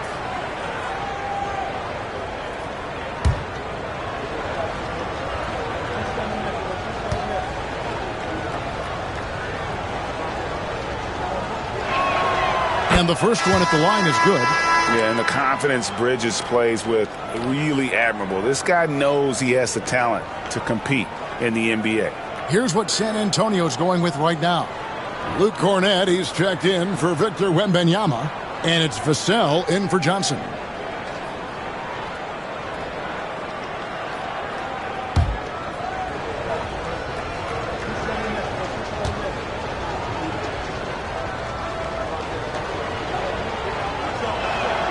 Both free throws good from Bridges. And even though they're down, they are putting on a show at the free throw line.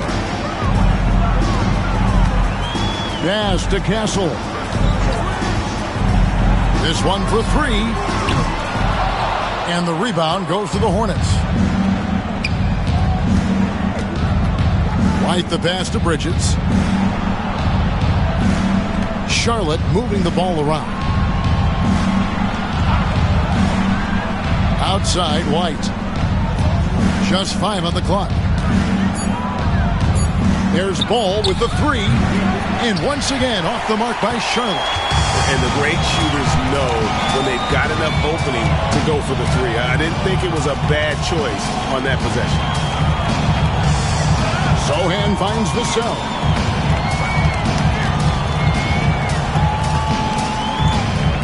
Back to Sohan. The Spurs need to get a shot off here. And it goes down 2 points. That's now 32 points for De'Aaron Fox. Nice work inside from the smaller Fox. So cunning and crafty around the rim. And that'll be Charlotte as it goes out of bounds. Hornets retain possession. Active hands from him as he's able to deflect that pass out of bounds. Well, that's what you call a game of inches. They talk about it in football. We see it right there.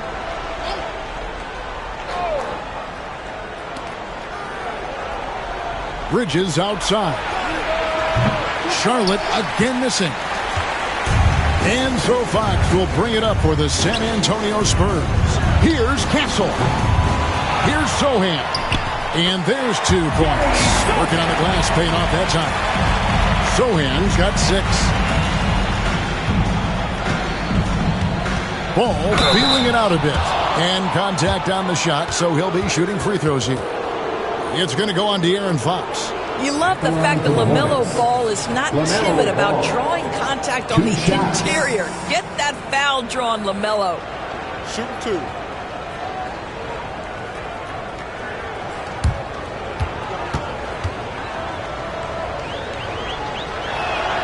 That's good from Ball.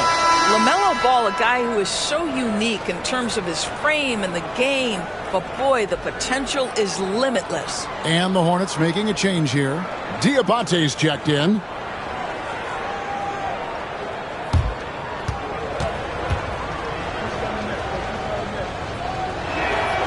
Ball hits them both. San Antonio leading by 17. Outside, Fox. Shoots from the elbow. Diabate grabs the board. Diabate's got his 7th rebound of the game with that last one.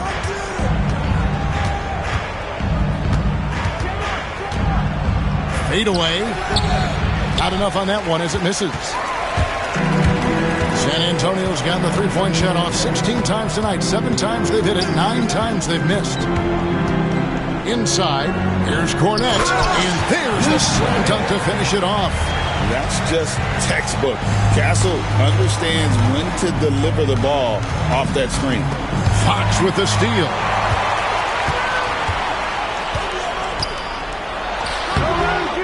The quick look, no good that time. Hornets trail by 19. To the middle. Bridges misses. The shooting numbers just aren't there yet in the quarter. Here's Castle. He's covered by Ball. That's tipped.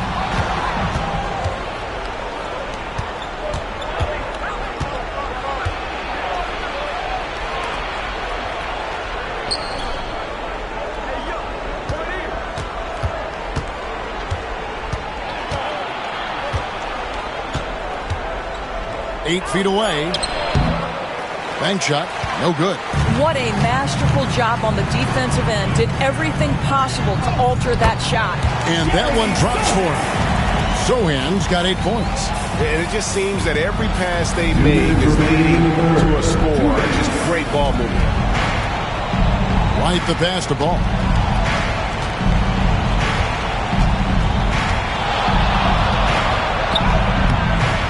A rebound by the Spurs. Fox has got his 5th rebound in this one. Sohan with the ball. He's against Bridges. Vassell kicks to Fox. Count that one. 34 points for De'Aaron Fox. And defensively, guys, they've been unable to shut down the middle. Pass to Diabate. And here's White. Outside ball. Right side, White. Clock at 6. And the officials calling for a 3-second violation. With the break in the action, let's go to the 2K leaderboard. These teams have been dialed in defensively this month. In the third spot, the Spurs. What a month they've had defensively. I mean, they really got after it on that end of the floor. Harrison Barnes, he's checked in for San Antonio. Grant Williams is checked in for Charlotte. Trey Mann comes in for Ball. Now, here's Fox, defended by Mann. Fox feeling it out a bit. Here's Cornette. Second chance shot. It's in, and he's a very efficient 5 for 6 on the game. Yeah, that's the third bucket in a row from the paint. This defense needs to clog those lanes in the middle. Here's Mann, guarded by Fox. To the inside, Bridges. Their offense, stone cold. Another miss there. San Antonio's gone outside a lot tonight. 17 times, in fact. 7 of 17. It's 9 seconds separating the shot clock and game clock. And the basket by Castle. Castle's got 6 in the quarter. The assist totals, Kevin, just continue to grow. They're way ahead in that category. Ball movement has been flawless. And here is Bridges. Williams, a screen on Vassell. Boy, you can just see the frustration growing on their faces. Nothing going their way. It's just been one of those games, and they need to find a way to turn it around before it gets completely away from them. And at the end of the third quarter, a huge lead in this one may already have been decided. Spurs out in front, running away with this one. And after a quick break, we're going to come right back with the start of the fourth quarter.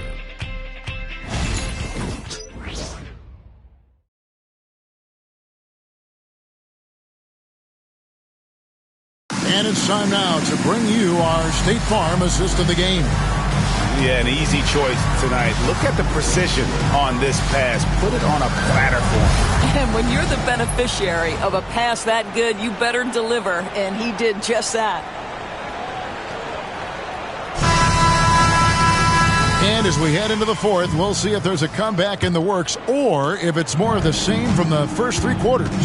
Vassell in the wing along with Johnson. And it's Fox. Then it's Barnes. And it's Cornette in at the 5 spot. And that's who's in the game for the Spurs. Not a lot of resistance on the inside, and they're taking full advantage. Ball against Vassell. Outside ball. Shoots over Vassell. Ball no good. And the well is running dry for him right now. Nothing falling. And this is where you hope that he can find something easy so he can see the ball go through the net. Outside Fox. Diabate grabs the board. Diabate's got rebound number 8 now on the night. And Barnes sends it back. Ball against Vassell. Pass to Cornette. Down low. Here's Fox. Kicks it out to Johnson. To the inside. Here's Cornette. And he caught that pass in full stride on his way to the big slam. The court awareness improving with time. Johnson with a great pass there. Williams, a screen on Fox. Now here's White. He's guarded by Johnson. Whistle blows. Basket is good. So a chance here for a 3-point play. Yeah, outstanding job there of taking the harm and still able to finish. Shooting for Charlotte, Kobe White. 1 shot.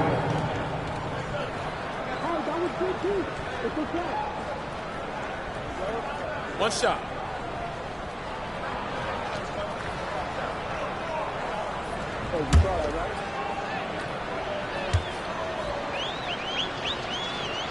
And that one falls for White. Hey, Greg, Kobe White has proven he can run the show. Yeah, well, he's more than just a scorer. He's become a quality playmaker with better decision-making. But his biggest improvement has been his efficiency. Vassell wide open. They get it again. No question he got bumped on that shot. Grant Williams. First personal foul. First team foul. Of course, we're in the world now of super agencies, which consolidate player representation. What do you think? Well, Kev, I think obviously it gives some more power to the players because of the bargaining leverage. But for player movement, does it give more power to the big market teams? We're going to have to watch this unfold.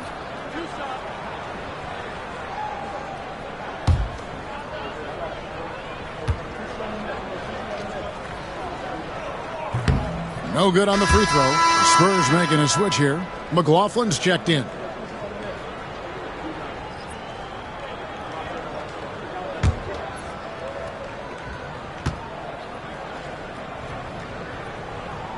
And he sinks the second. And we're about 2 minutes into the fourth quarter now. Man with it. Ball up top. And it's blocked. And he gets it back.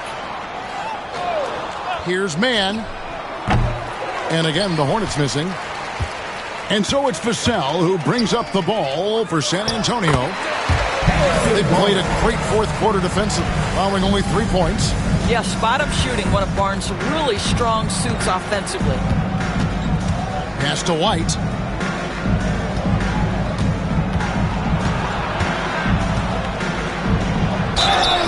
And oh boy, a lot of contact there, but he gets the call and will shoot 2. Yeah, the defender all over. Second team foul. Shooting for Charlotte, Kobe White, taking 2 shots.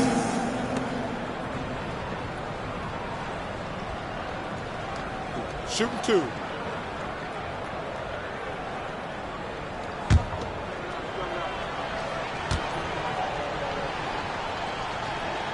First one falls for him. Well, when you talk about the NBA going global, the last 6 MVPs, Doris, as you know, all international players. Kevin, what I love about this is the NBA wants the best players, regardless of where they come from. There's a time where American players just dominated that award for years and years. Fact of the matter is, it's good for the game to get the baddest, best players in the world, and we've done that. To the paint. Here's Vassell. Yep, it counts. They're finding lanes to the hoop now with consistency. 5 buckets in a row from the paint. Steps back. Here's Ball. Knocks down the 10-footer. Ball's got 11 in the second half. Yes, sir. LaMelo Ball has handles, folks. He can get where he wants to on the floor. What a move. Up top, Vassell. He's covered by Ball. Floats one up. The rebound by LaMelo Ball. For Charlotte, they've gone just 33% from the field in the fourth quarter, so they are 2 of 6. Yep, that one goes in there. And love the commitment from White. Took the bump, went off strong, and rewarded with 2 points. The jump hook. Hornets with the rebound. Outside Ball. Greg, every year we have the Best Teammate Award. What are some of those qualities that you admire in a great teammate? You know, Kevin, you want guys who make you better and who make it fun to come to work every day. In the end, teammates are like family. So trust, commitment, and just enjoying being with one another. It matters. Shooting for Charlotte, Diabate, taking 2 shots.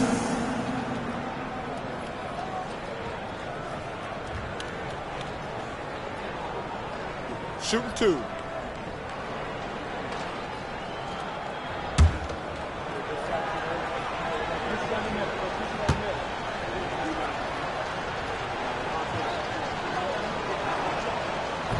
And he knocks down the first one. San Antonio making a switch here. Wesley's checked in.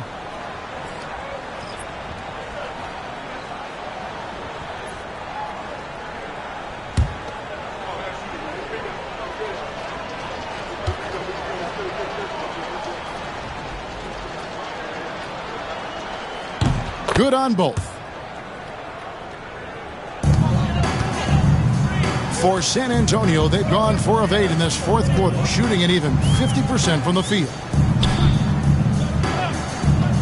Barnes passes to Vassell.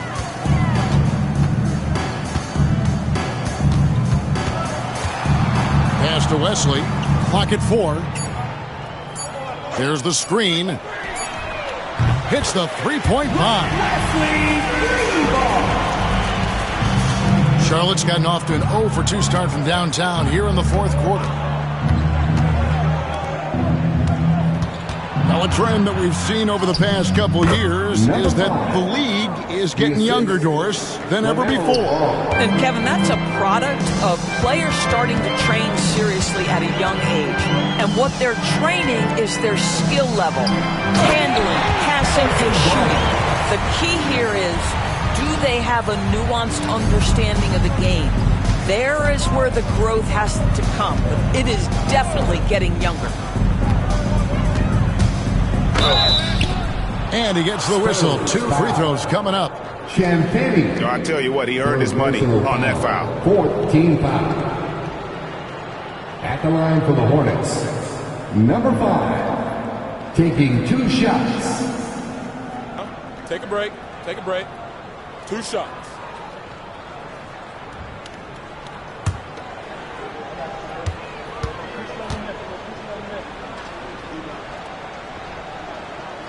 And he makes the first.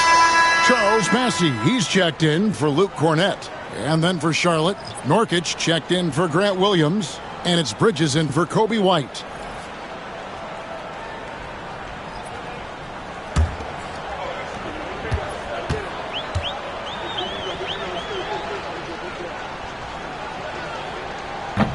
So he picks up just 1 from the line that time.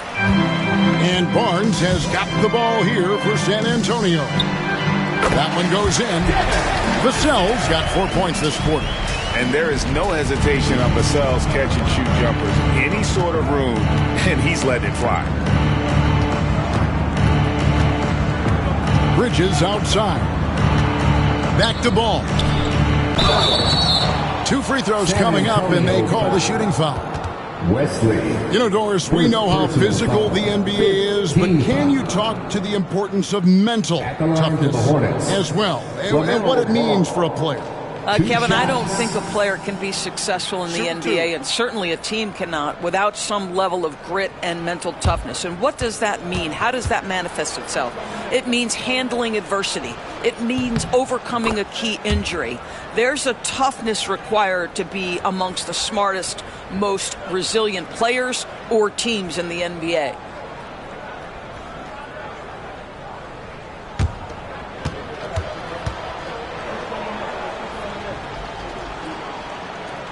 That one misses. You know, seeing an uptick in his trips to the free throw line, really, since we came out of the half. And too much time in the lane. They get called for the 3-second violation. A sensational block that definitely deserves another look. And big defensive plays like that will help them stay in control of this one.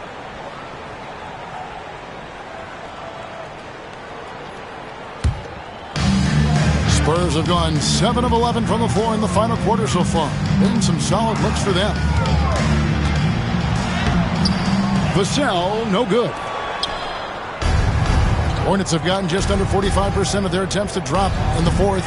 4 of 9. Bridges, no one around him. His 3-pointer's off the mark. After the strong first half, this guy has not been the same, and largely a no-show right here. Now Wesley. And so often, we'll hear talk about how many rings a great player has. Doris, do we emphasize that maybe too much? I think, Kevin, first and foremost, a great player is great no matter what. This is a team sport, and a player doesn't have control necessarily of the parts and pieces behind him or the organization within which he's trying to succeed. Titles matter, certainly, there's no question, and it's great fodder for fans, but it's not how I define a great player. Wesley against Ball. Here's Vassell. It's rebounded by Charlotte. Nurkic has got rebound number 7 for him tonight. Absolutely the prettiest play in basketball, executed to perfection. I don't think you'd get an argument there. Everybody loves the alley-oop. Barnes sets a screen for Vassell. Barnes outside.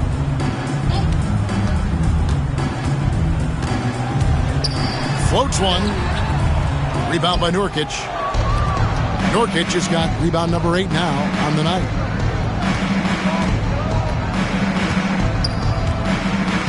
Pass to Bridges.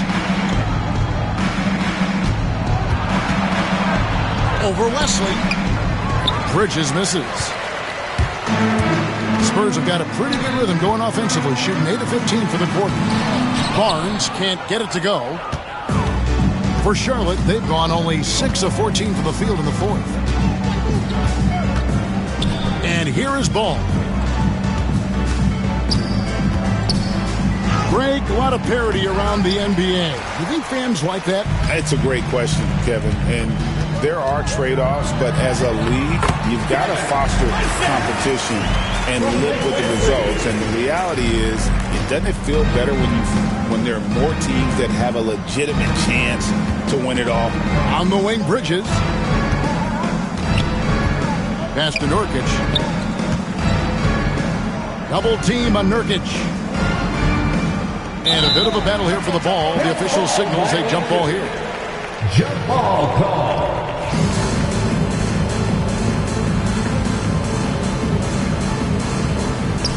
And here is Ball, covered by Wesley. 3 on the clock for 3. Ball, no good. And he has definitely been struggling in this quarter. And you know what? They keep calling his number, and they're simply trying to get him out of this funk. Barnes finds Vassell. Back to Barnes. Fires the 3. Hornets with the rebound. Diabate's. Well, after hitting 1 triple in the first half, it's been all radio silence since. Bridges outside. Inside. And there's a nice one-handed slam. How good a playmaker are we watching? Always leading, always trying to create for others. Ball against Wesley. You know, Doris, I'm not sure many people take into account what a grind the NBA season is. I couldn't agree more, Kevin. And listen, these guys have the best of what's available. They stay at top-quality hotels. They have incredible professionals that take care of them. But there is no making up for lack of sleep when you've played a game at 8 o'clock at night. You leave the arena at 1, and you may arrive in your next city at 4 or 5 a.m. and tip off that night at 7. And this goes on week after week. It is not easy. Wesley the pass to Vassell.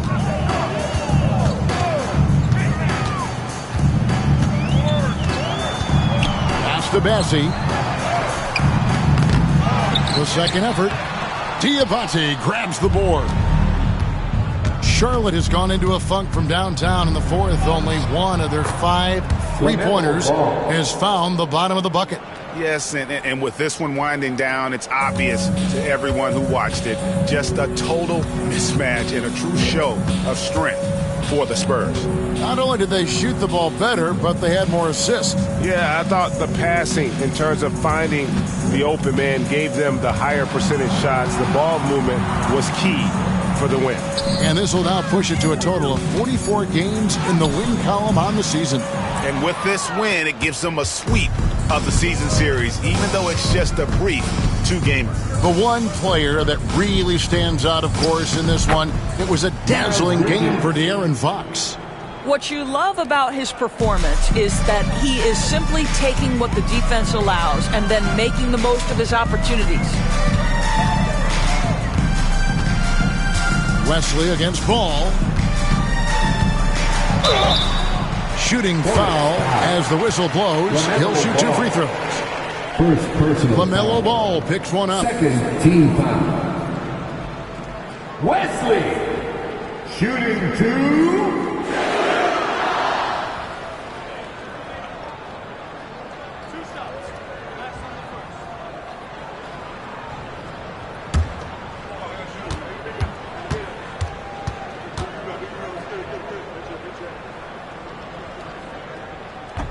And he can't get the first one.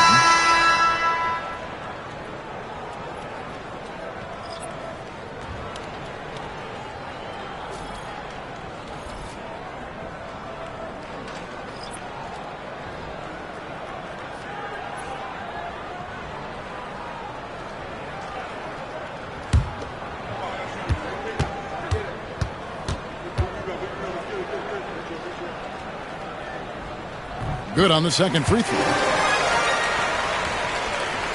27 seconds left in the game. Pass to Nurkic.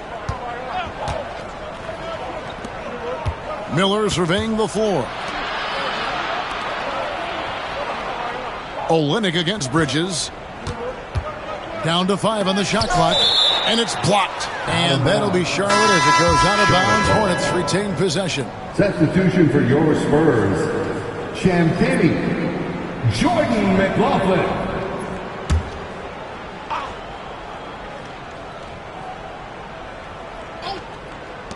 Just 4 to shoot. Miller outside. Puts up a 3. He can't get it to go. And so it's San Antonio easily taking this one. They won this game going away. They were the better basketball team by far tonight. And you got to commend this sort of dominance, particularly here at home. It's a great feeling when you play almost a perfect game and to have that crowd be so pumped up. And that'll do it, folks. For Doris Burke, David Aldridge, Greg Anthony, and the rest of our terrific 2K Sports crew, this is Kevin Harlan saying thanks for watching. And now, our player of the game, De'Aaron Fox.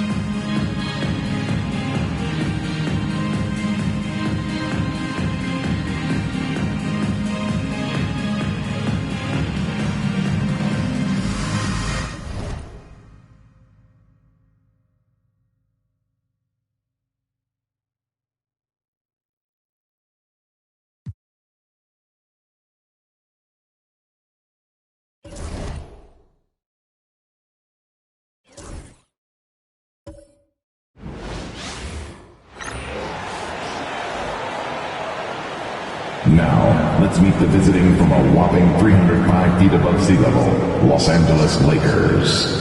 At center, DeAndre Ayton.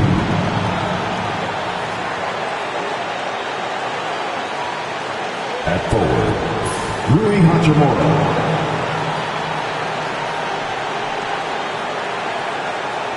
At forward, LeBron James.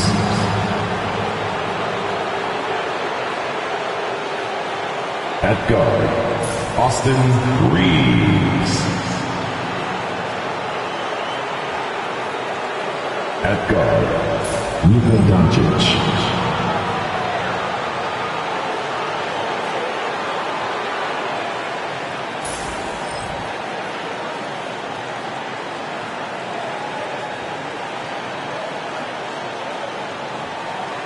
Let's meet your Denver Nuggets.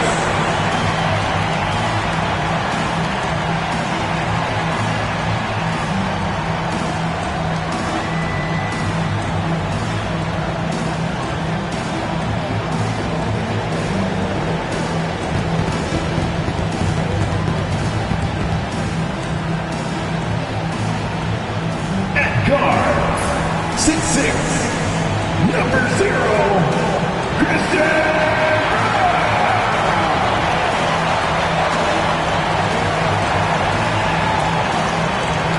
At small forward, 6 feet 7 inches, number 8, P.Y.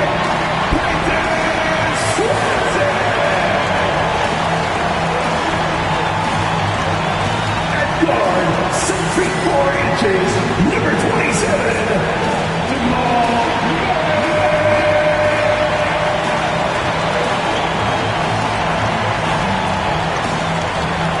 The other forward, 6'8", number 32.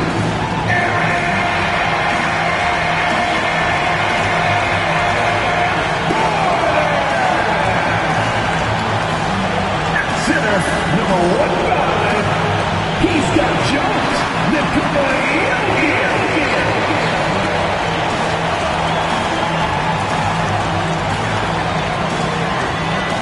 A festive atmosphere inside the building as we bring you Friday Night Basketball on 2K Sports.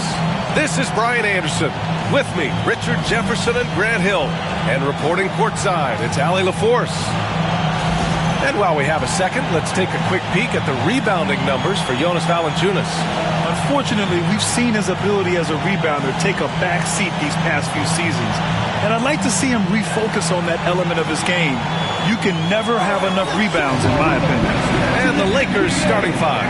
DeAndre Ayton's out there with LeBron James. Then it's Rui Hachimura. Then it's Austin Reeves. And it's Doncic in at the point. And for the Nuggets, pairing up in the backcourt, Murray and Brown. Gordon and Jokic together in the middle. And it's Watson in at the 3 slot. The season winding down here, Grant. Playoff seedings of the utmost importance. You know, B.A., you especially see the bubble teams giving that extra effort now. It's all hands on deck. Very little room for error. Now here's Reeves. Up top, Ayton.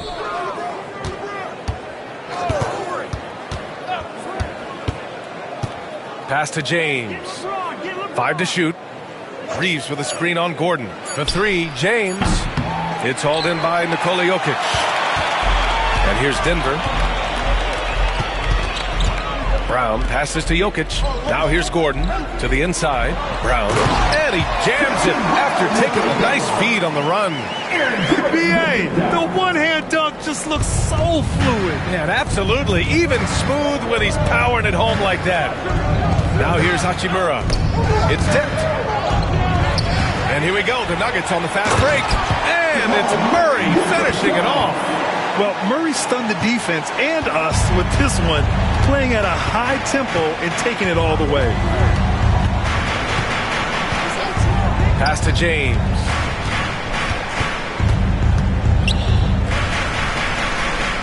And here's Reeves. Back to James. Got it. Obviously, this guy has a talent for scoring, able to problem solve for whatever the defense tosses at him. Outside Watson.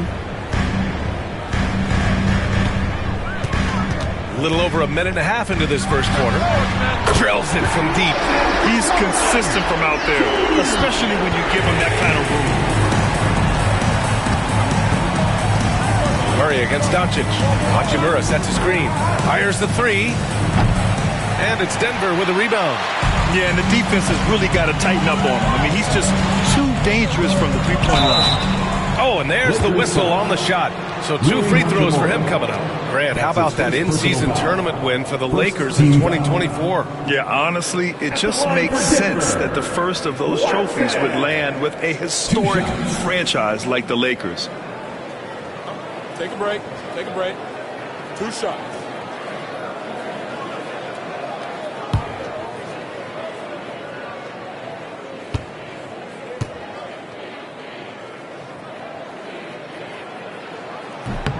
And he drops the first.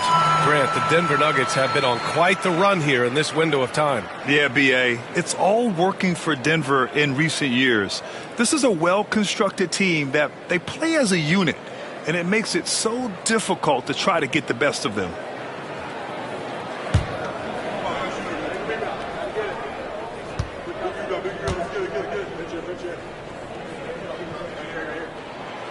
That's also good. So he hits both free throws. And about 2 minutes into the first quarter here. And let's send it over to Allie LaForce.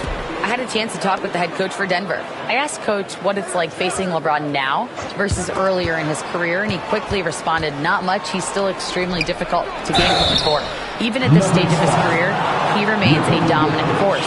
So limiting his production will be crucial for them in this matchup, guys. Great work, Allie. Thanks. In 2024, Luka Doncic recorded 6 consecutive 30-point triple-double games. That's right, B.A. The first time anyone has done it in NBA history. So if you didn't already believe in Luka Magic, well, there's some proof that the magic is real.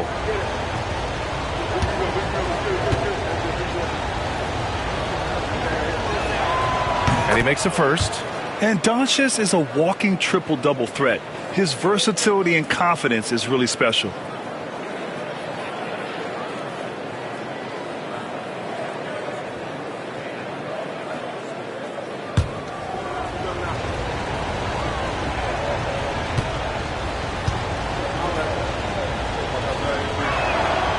Doncic hits them both.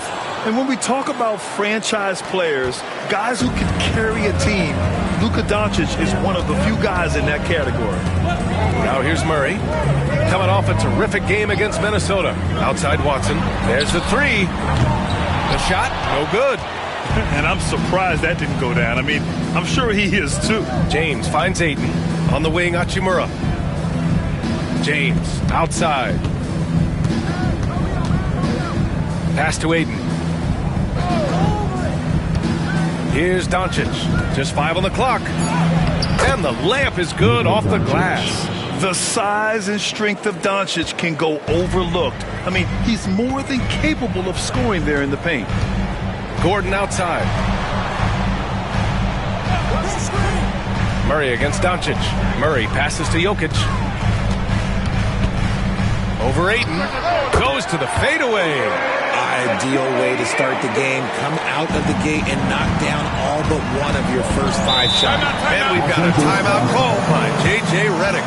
We might see him looking to make some tweaks to the strategy here.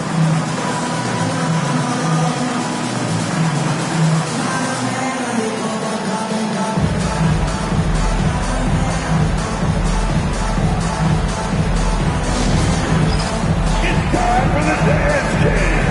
You have to get down. Get ready to see yourself on the screen and show us your best move. Let's go.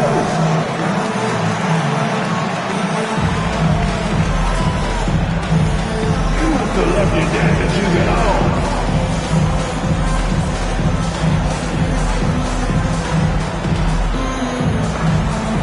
Let's see what you got.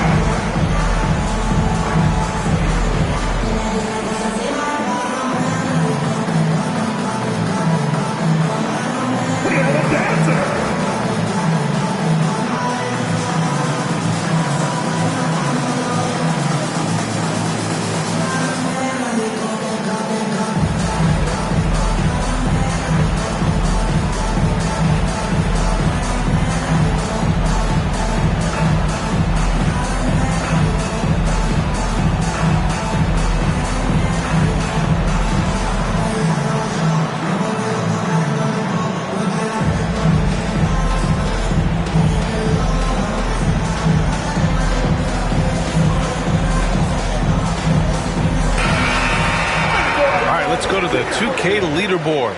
These teams are getting it done in their transition offense. Number 5, the Nuggets. This team has been playing at a fast pace offensively, and it's worked out for them during this last month.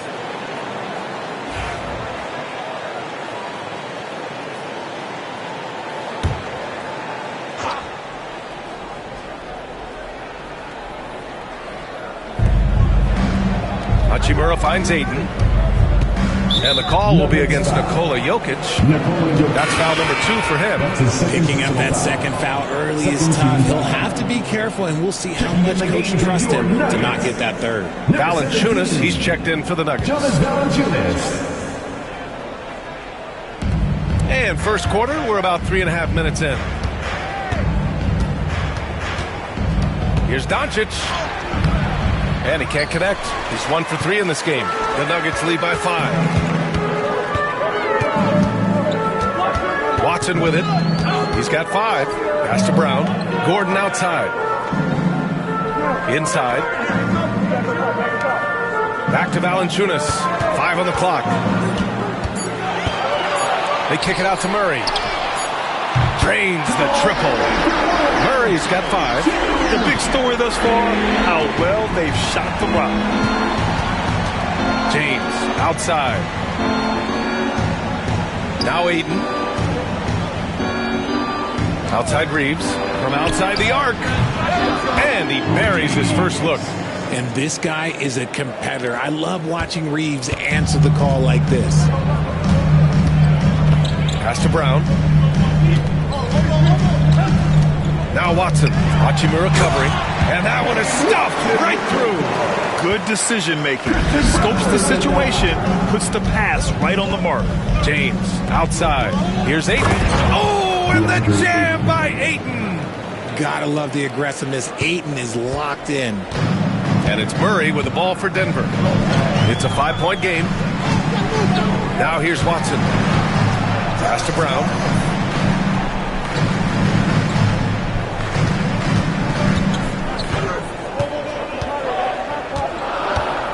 The 3 is up. James with the rebound. Lakers trail by 5. Hachimura outside. Excellent defense there from Watson. That's just the bucket look you expect him to make. It's tough when you miss those. Here's Brown. Off the mark there with a 3. The defense just giving him the easy look there. He's not going to miss that. Oh, a clear foul there on the missed shot. So he'll get a pair at the line. It goes on Peyton Watson. If this team's offensive catalyst, Doncic puts pressure on the defense every possession. Los Angeles shooting their 3rd and 4th free throw shots of the night.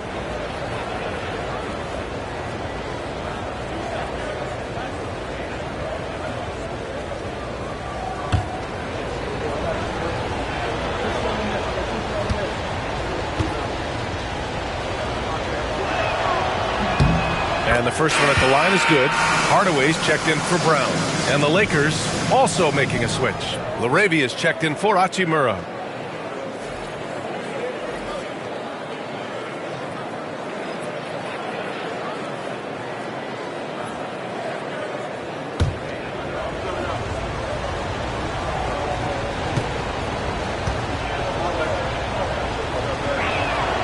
Doncic hits them both. Denver leading by 3. Now Murray. He's got 5. Hardaway, the pass to Watson. Outside Murray. Pass to Hardaway. Clock at 6. And here's Gordon. 3-pointer. He drops it from range. Nice work by Gordon. Stretching the floor, opening things up with his range. James outside. And there's the foul. It'll go on Aaron Gordon.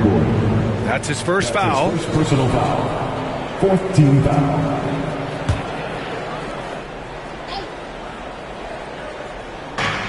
And here's Reeves outside. Knocks it down from distance. Reeves has got 6 points. And you can't let Reeves get set in these corner spots because you will get torched. And that one goes out of bounds. Last touch by Murray. A classic breakdown with the ball, sending it right out of bounds and giving the defense a freebie.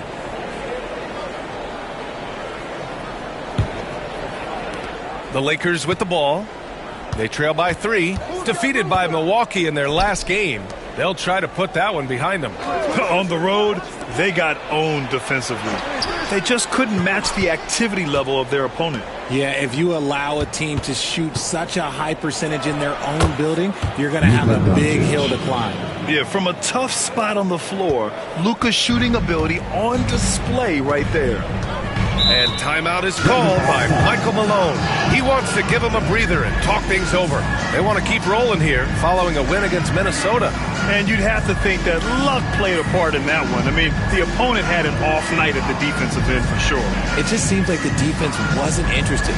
They got away with one. I have a question for you.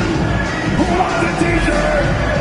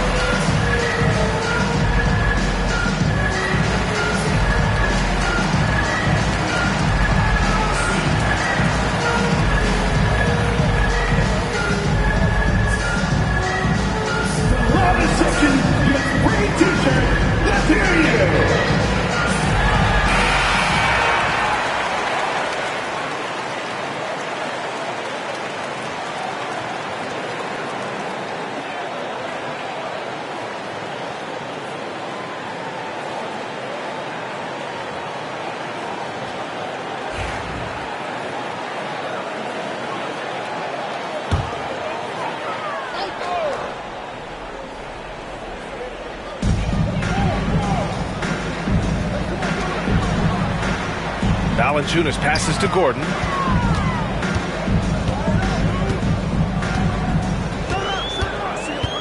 Five to shoot. Doncic pulls down the board.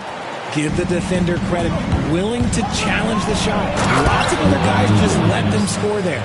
That's been LeBron's attitude for years.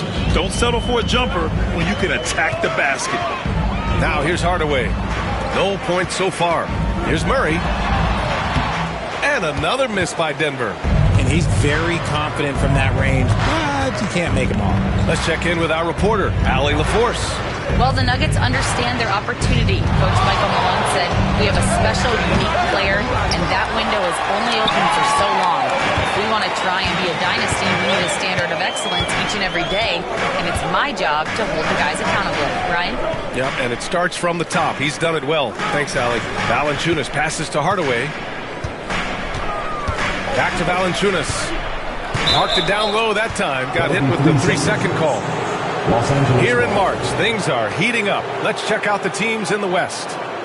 You take a look at the Nuggets. With the playoffs fast approaching, they are well positioned at second place in the conference. And checking out the Lakers, well, record-wise, not even in the same conversation. When I look at the Lakers, there's no doubt they feel the pressure mounting. I mean, failing to match those expectations from the start of the year is apparent. And we keep waiting for them to turn it around, and waiting and waiting. And at this point in time, I'm just going to say it's probably not going to happen. And once again, off the mark by Los Angeles. And even though he hasn't been himself, it hasn't affected his team too much. They've still got the lead. On the wing, Murray, guarded by Doncic. And the ball out of play. The Lakers will have it. Now we get a chance to check some stats for Nikola Jokic. Over the past 5 games, his assist totals have been slipping. He and his teammates just don't seem to be clicking right now. Hopefully that's something he can correct tonight.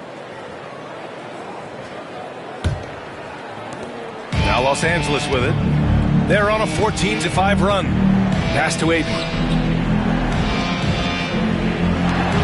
Hardaway against Reeves. Ayton, a screen on Hardaway. And here's Reeves outside. Oh, and the jam by Ayton. Clearly paying attention out there. Ayton rolls off smoothly into a nice scoring position. And his defenses have adjusted to Austin Reeves scoring. Richard, he's countered with the pass.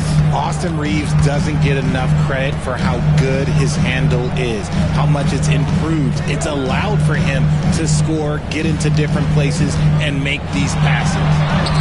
Ooh, Ayton with the block. With his reach, it's hard to get anything over DeAndre Ayton. Here's Doncic. Here's Laravia. And he buries his first look. And you like the balance here. Not just falling in love with the 3-ball. And so it's Michael Malone here calling timeout. He's going to talk it over with his guys. All right, Nuggets fans, you know what time it is. Raise up, rise up, make some noise for your Nuggets right there.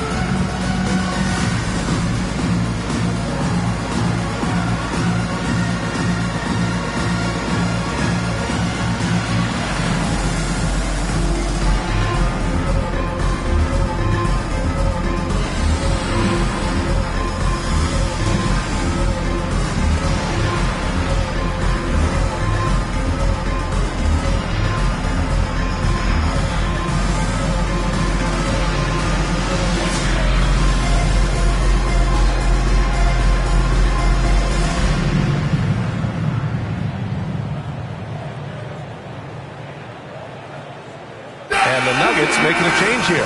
Gordon's checked in. And during the last month's worth of play, here are the top rebounding squads in the league. The Nuggets third. And last month, this team was active on the glass. Really put forth an effort to box out and track down misses. Nuggets trail by 5. Murray scanning the floor. Gordon on the wing.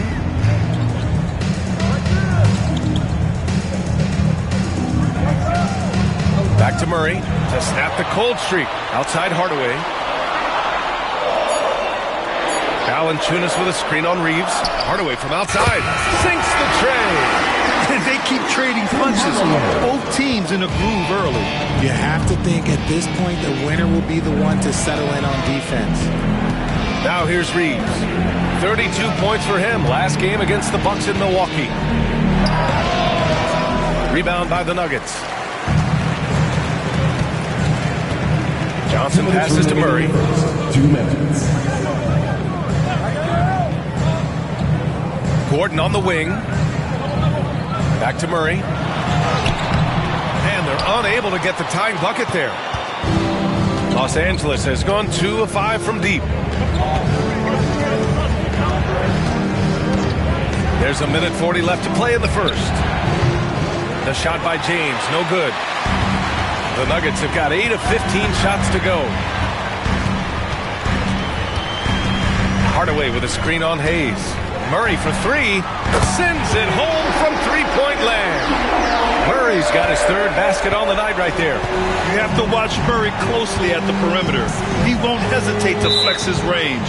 And looks like an illegal pick was set. That gets the ref's attention. You're not going to fool the officials too often on an illegal screen. That's a very avoidable turnover. You gotta focus on the details. Pickett, he's checked in for the Nuggets. Connects checked in for Los Angeles. Denver in the lead. Gordon with a screen on Smart. Here's Pickett. And he makes no mistake. Slam dunk. And one move ahead of the defense. A solid pick. And then the monster dunk to complete the play. Well done. Great chemistry on display. He understood where to put the screen in order to flex on his teammates. It's like he's doing pull-ups on the rim. Looked like a schoolyard playground right there. To the paint.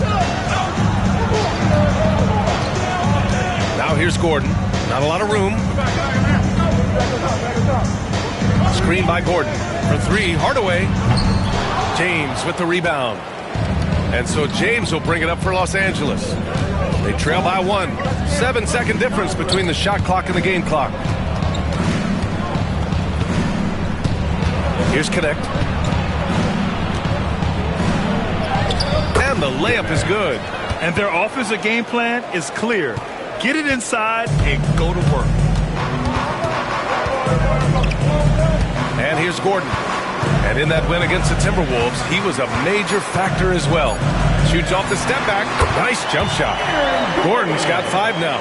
Ooh, he has a lot of tools in the toolkit. That right there was just one of them. Jamal Murray, he's been the guy making things happen for Denver. 8 points in the quarter, showing how effective he can be. And don't go far. We'll be right back.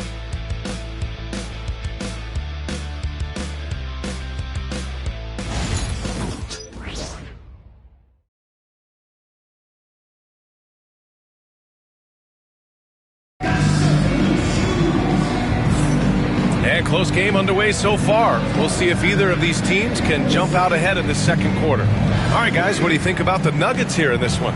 Well, it's simple. I mean, they started off strong, and they've been hot from beyond the arc since the get-go. And as long as the threes are dropping, you've got to keep launching them.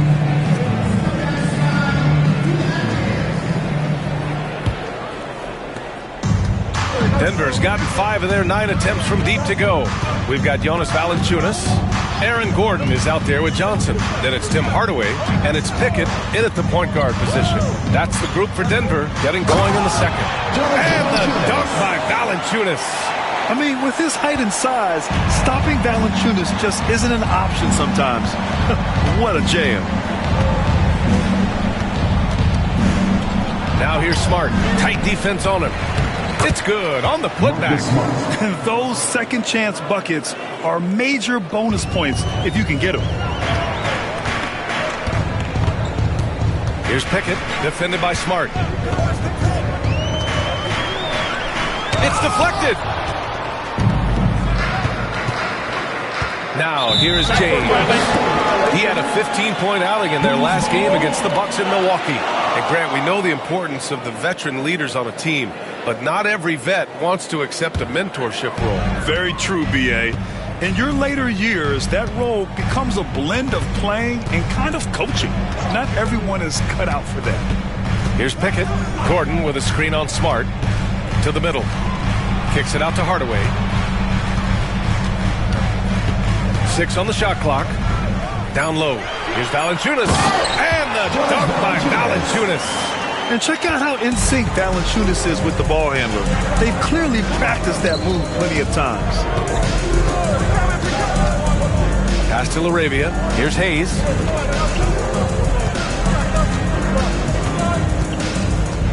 Smart with the ball.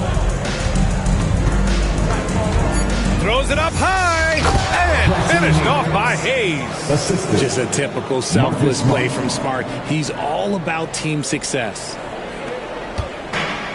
The Nuggets have got 2 of 3 shots to go in the second. Second quarter of play with around 2 minutes gone so far. Hardaway, no good.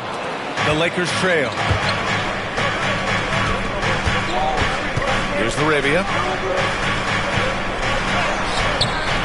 And unable to get the go-ahead bucket there. Gordon outside. And here in the second quarter of action, just a hair under 2.5 minutes played. Here's Hardaway. Yes, on the jumper. Hardaway's got 5 now. You can trust that Hardaway Jr. will find his shots out there. To the inside. Connect. Hardaway grabs the board. The Nuggets lead by 3. Down low. Here's Pickett. Back to Johnson. Out to Gordon. Shot clock at 6. Fader on the way. Rebounded by the Lakers. Victory eluded them last time in Denver when they faced the Nuggets. Yeah, they made a lot of plays, and they were in it until the end. Just couldn't do enough to get the win. And that is why coaches preach about the details. The margins in this league are razor thin. So it's Denver now, following the score by Los Angeles.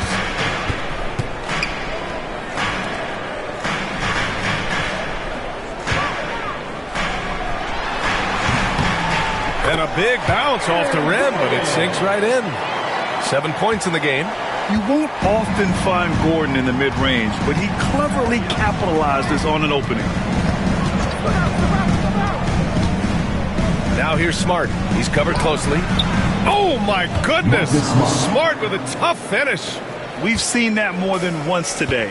An effortless basket inside. Pass to Gordon. Screen by Gordon. Hardaway with it. He's got 5. Can't get that one to go. He's just 2 of 5 now from the field. Here's Connect. Here's James on the wing. Covered by Johnson. The shot by James. No good. The Nuggets have gotten 4 of 8 shots to drop in the second. Well, Grant, even though it looks like LeBron could play forever, he stated that he doesn't have much time left. Well, it's unbelievable that he's sustained this level of excellence for as long as he has. I would be surprised if we see this type of longevity ever again. Here's Pickett. The Lakers getting their last shot to go. Here's Gordon. And it's Connect with a rebound. Gotta love how they've been crashing the boards, fighting hard for every miss. Fades away. Rebounded by Johnson. And so it's Johnson with it. He brings it up for the Nuggets. They trail by 1.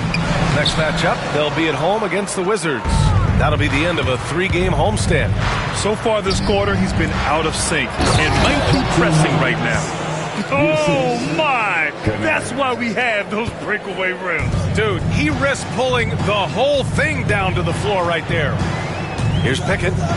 Pass to Valanciunas. Valanciunas sets a screen. Hardaway from outside. Hits the 3-pointer. Hardaway's got 5 points now this quarter.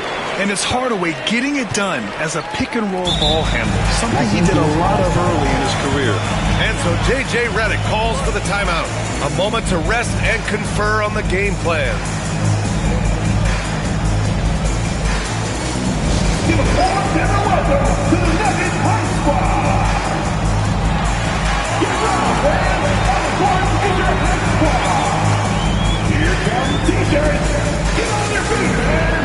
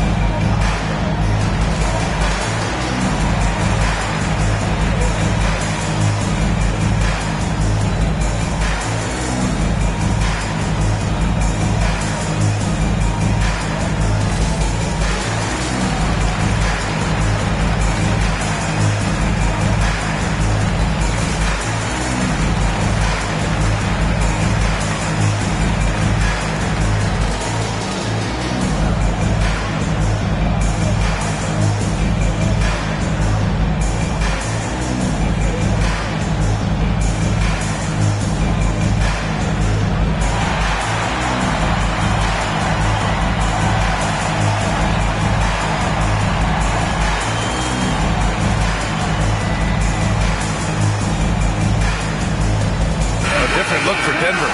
Nikola Jokic is checked in for Valanciunas. Brown comes in for Hardaway, and Murray subbed in for Pickett.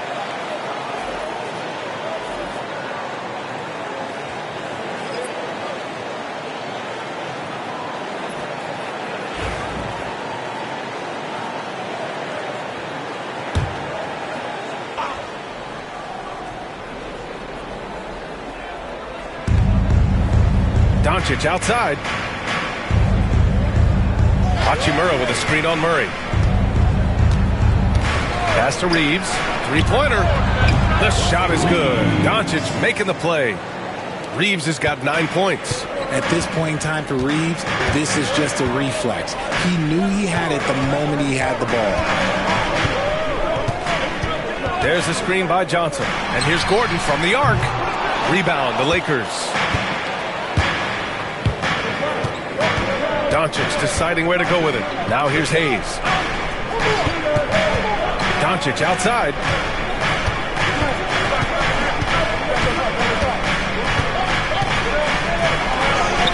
Nice finish from Luka. Their interior D continues to look shaky. Not a good matchup for them right now. Pass to Brown. And here's Jokic. And so he draws the foul, headed to the line to shoot a pair. And while Nikola Jokic has lots of years left in this league, he's already an all-time great, Grant. You know, B.A., not many guys have won multiple MVPs and a title, but Jokic has already accomplished so much. And with his size and skill set, Jokic can be elite for a long time and add to that impressive resume.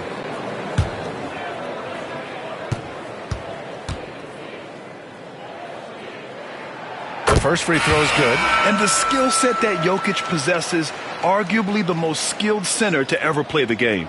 Najee, he's checked in for Gordon. And the Lakers also making a change. LaRavia is checked in for LeBron.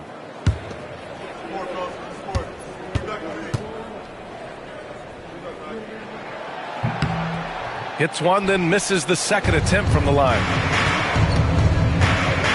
Here's Reeves. And he's going to the line for two. The official saw contact while he was going up. I don't think there's a team out there that doesn't want a player like Austin Reeves. This is a guy who is willing to sacrifice on both ends of the floor. And a chance for just a second to check out the scoring breakdown for the Lakers. Well, they're off to a good start getting it inside and scoring at close range. Solid fundamentals so far in this one. You know, they've also been very effective at running the floor. Just a ton of points in the fast break has been a big part of their success. And Denver making a change here. Strother's checked in.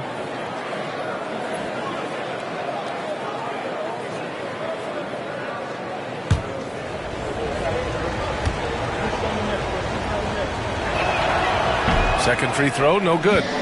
Nuggets trail by 5.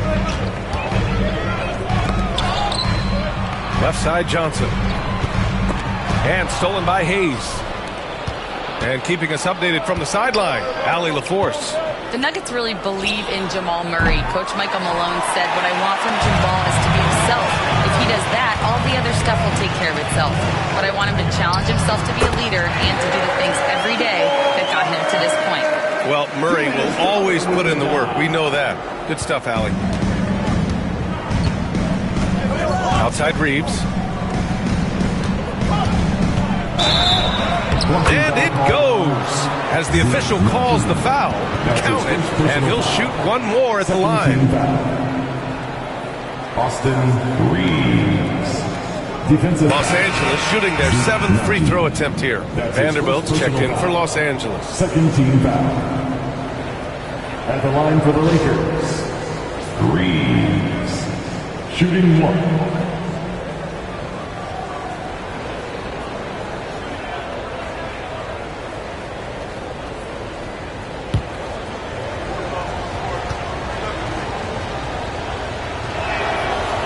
That one falls for Reeves. Well, here in the second quarter, he's starting to dial up his aggressiveness as far as working himself to the free throw line. Oh, and Johnson slams it in.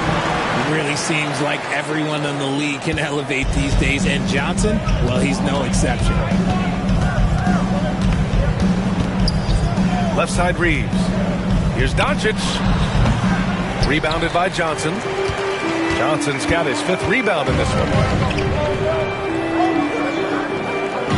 Here's Strawther. He's covered by Reeves. Najee sets a screen to the middle. And he takes the feed in stride and slams it home. So dangerous in the pick and roll. Murray moving that ball, creating for others. Outside Reeves. Up and in on the layup. Reeves has got 15. That's been the story of their offense so far. Getting a number of looks from point-blank range. And timeout is called by Michael Malone. He wants a few moments to regroup with his players. Well, Grant, when you think of Jamal Murray and all he's been through, health is of utmost importance for him. Oh, extremely important, B.A., because when Murray is healthy, he's a lethal player and a huge part of his team's success.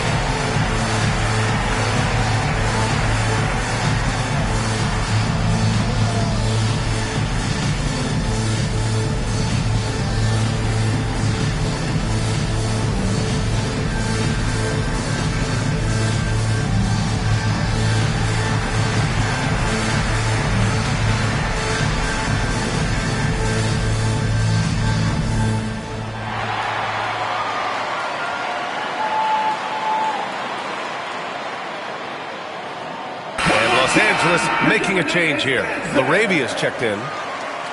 Which defenses have been locked down since the All-Star break? Well, here they are. The Nuggets 3rd. Since the break, here's a team that has locked up their opponents, playing with passion defensively.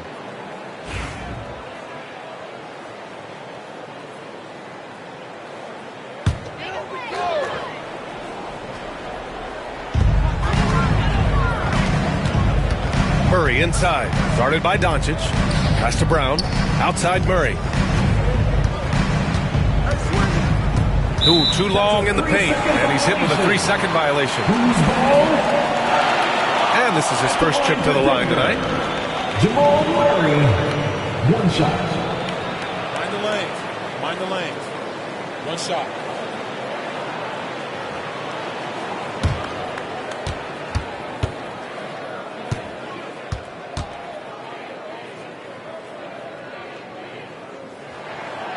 And the technical free throw missing that time. They'll retain possession here, however.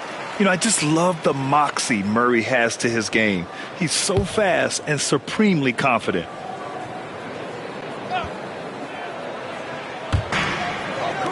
Johnson passes to Brown. To the paint. Here's Strother. And the layup is good after a nice lead pass. And another great assist. The offense is really clicking now. Outside Reeves. The shot is good. Doncic making the play. Reeves has got 17 points. And he's carried them this quarter. A dominant offensive stretch. Johnson a screen on Doncic. Pass to Brown. Najee set to screen. There's the triple. The shot by Brown, no good. The Lakers lead by 4. Here's Vanderbilt. Back to Doncic. Reeves with the ball. Doncic outside. Clock at 6. Oh, Doncic! What do you expect? Along with everything else, Doncic is a knockdown three-point shooter. Pass to Johnson. Murray against Doncic. 2 minutes remaining. Left side Murray. Here's Strother. 4-3. Man can't get it to go. Now 1 of 2.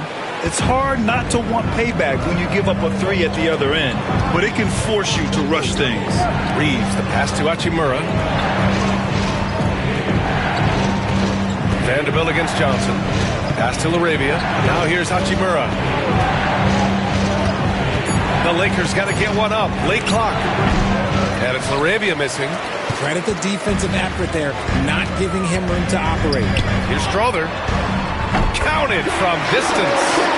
Strother's got his second basket. And what kind of defense was that? You can't give up wide open threes like that. What are you doing? From deep, here's Doncic. They get it again. And book it for Vanderbilt. Hard work pays off with a rebound and a bucket. That's just great fundamental. Pass to Najee. 55 seconds left to play in the first half. Knocked away. Outside Murray.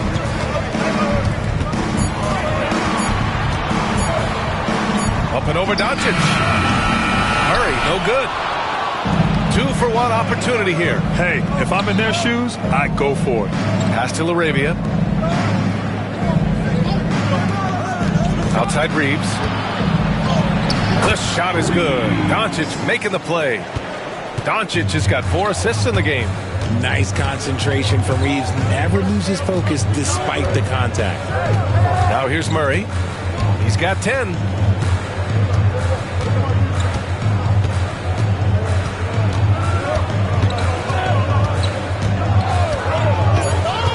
The Nuggets need to get one up.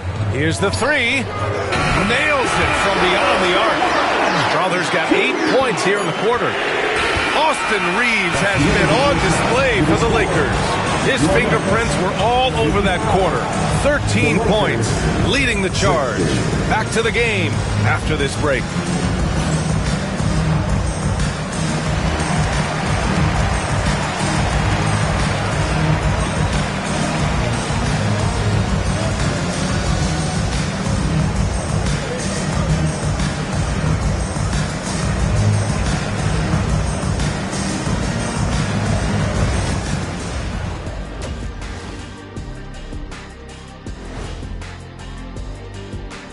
Welcome.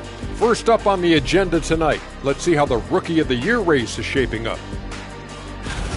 I think it's fair to say we know how this probably is going to shake out. But crazier things have happened. And turning our attention to the first half of our game tonight, bit of a rocky start for the Nuggets.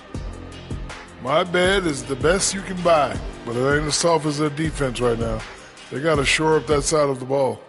I think Shaq needs a nap. Somebody's tired of watching bad D. Thanks for tuning in. Now we head back to Brian Anderson for the start of the third quarter.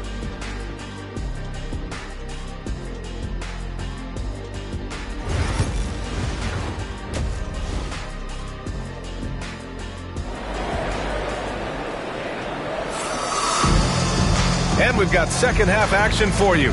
Thus far, a pretty evenly contested game. Nice game. Great performance by Austin Reeves. Yeah, tonight, he's done a great job of slashing through the lane and finishing. And you love that mindset he has going at the rim. He hasn't settled for anything, and he's been the aggressor all game long.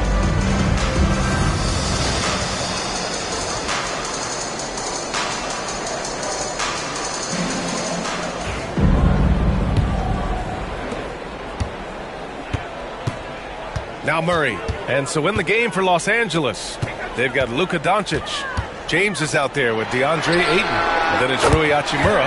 And it's Reeves in at the 2-guard. Man, they're having a hard time defending the triple. That's 3 in a row. Pass to Hachimura.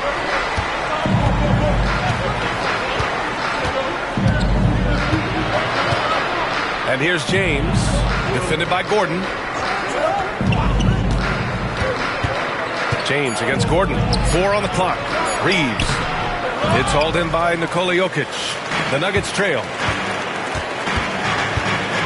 Gordon, the pass to Murray. Back to Gordon. Outside Watson. Pass to Brown.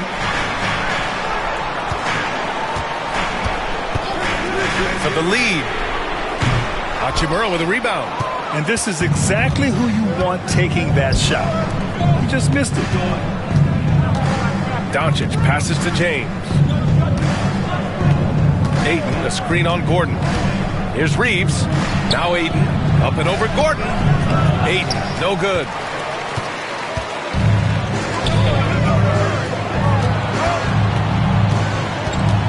Here's Brown, guarded by Doncic. Screen by Gordon. Here's Watson. Nails it from 3. Watson's got 10 points in the game. 6 lead changes in a game that has a lot of character. Yeah, both sides stepping up and making big plays. Reeves, the pass to Ayton. Tried to come right back with a 3 of his own, but it's no good. That's not how you want to come out of the break. 3 straight misses. They need to settle in quick. 2 minutes gone in this third quarter now. Screen by Watson. Here's Brown. He's covered by Reeves. Here's Murray. It's rebounded by Los Angeles. And the shooter had very little space on that attempt. I'm sure they'll think twice about shooting against him next time. Reeves, the pass to Hachimura. And here's Doncic outside. No good. Is it possible to rest too much? Because he hasn't been able to get into a groove since coming back in. Back to Gordon. And the officials whistle a foul on the shot. The bucket is good, and he'll go to the line. And he's made his mark on offense especially. They got to be thankful he's on their squad. And he's got his first opportunity at the line here tonight.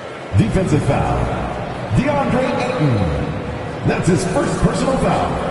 First team foul. At the line for 1, Aaron Gordon.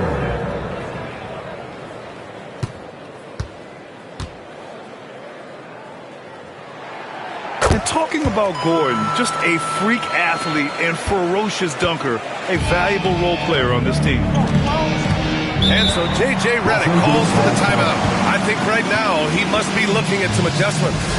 Things just aren't going their way. He clearly wants to talk it over. Good timeout if you ask me. They have the momentum, and Coach wants to find a way to try and stop it. It's time for the dance cam. So get up and get down. If you see someone on the big screen, you know what to do. Show us the move.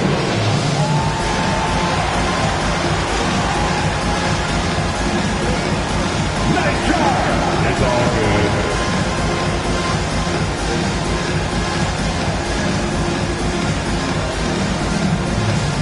Let's see those moves.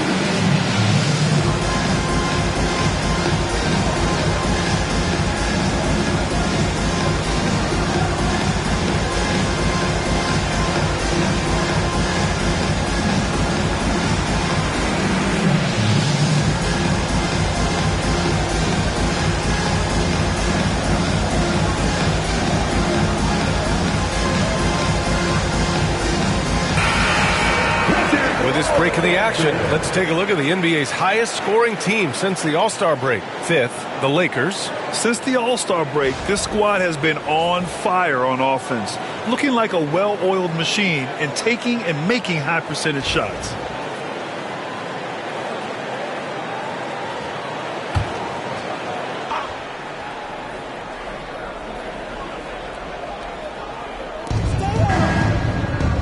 Hachimura finds Ayton. On the wing, Reeves. Shot to stop the run. And once again, off the mark by Los Angeles. Things have been a little bumpy coming into the second half. 5 straight misses. Murray's shot is good. Nice work by Murray, outwitting the defense. He gets ahead of them and pulls right up for a shot. Hachimura outside. James passes to Reeves. 6 to shoot. And he gets it to go. He's 8 of 11 now. And Reeves is on a tear. Every time he touches the ball, this man's looking to score. Doncic against Murray. Jokic passes to Watson.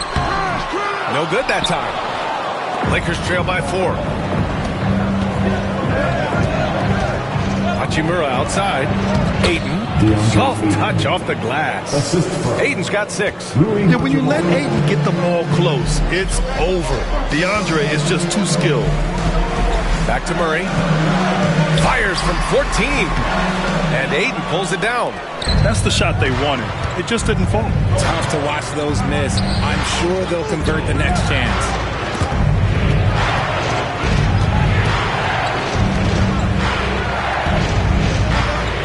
Hachimura with a screen on Jokic.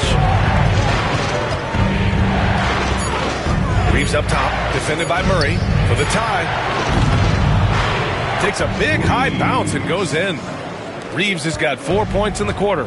And his fantastic performance from the last game has carried over to tonight. He's just riding the wave of momentum right now, getting to his spots and keeping things simple on the offensive side. How did he break that one? He smoked it. Everything was set up for that to be an easy basket. Pass to Doncic. Inside for the lead. And there's Reeves. That one's good on the assist from Doncic. Reeves has got 25 points in the game. Denver has gone 2 of 3 from outside so far in the third quarter. Back to Murray. Gordon with it. Jokic the screen. Looking to end the run. They kick it out to Murray. Jokic with a screen on Doncic. Murray for 3. Again, the miss by Murray. And he got a couple to fall from long distance in the first half, but still looking for that number 3. Oh, and the jam by Ayton. He's a nimble guy for someone with that size. Ayton can get off of his feet quick for a lob. And timeout is called by Michael Malone. He wants to review the game plan. There's just a lot of wide open lanes to the rim here. That'll drive your coach nuts. Yeah, we can see over here. The coach, he has some choice words for his team. Words we cannot get.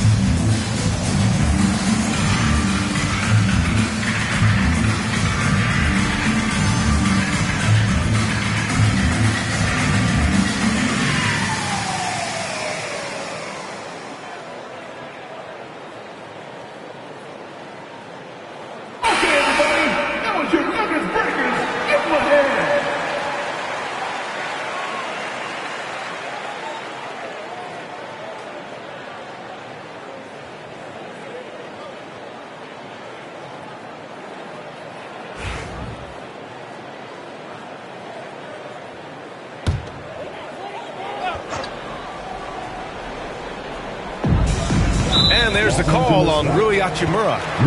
That's foul number 2 for him. That's his second personal foul. Second team foul.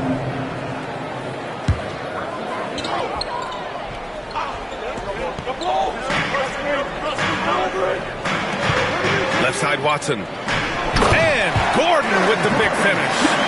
This is Gordon at his best. Flying through the air and hammering home alley-oops with a little style. To the inside.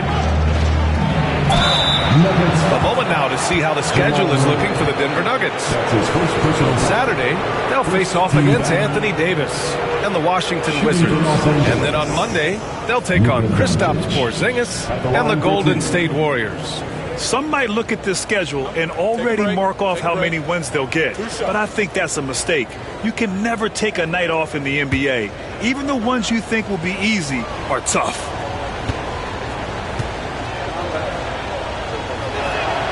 First free throw is good.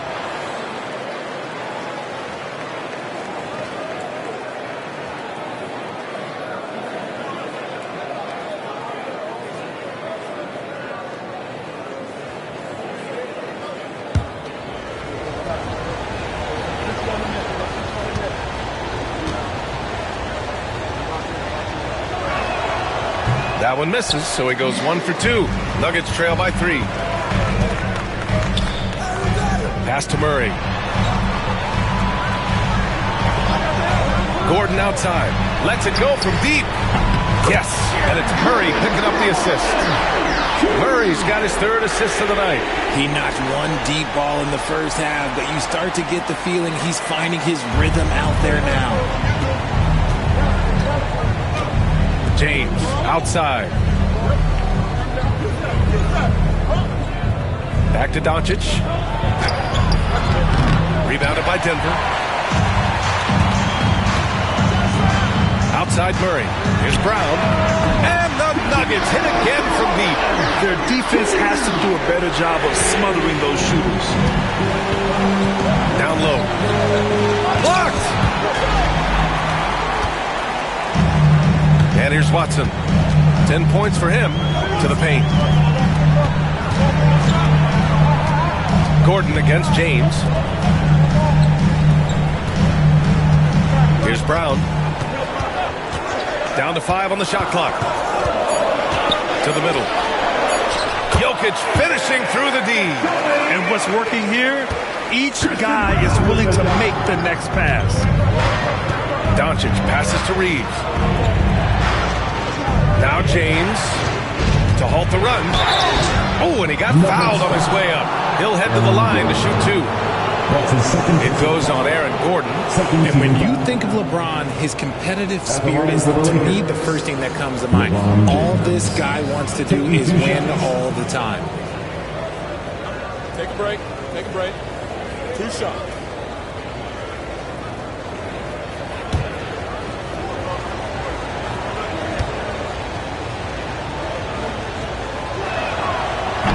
First one falls. And how about LeBron? Even if he's no longer the clear-cut best player in the league, he can still take over a game, RJ. Oh, make no mistake. He is still the best when he needs to be. Absolutely has a switch that gets flipped when he needs it. It's not on for 48 minutes, but he can definitely turn it on for a few.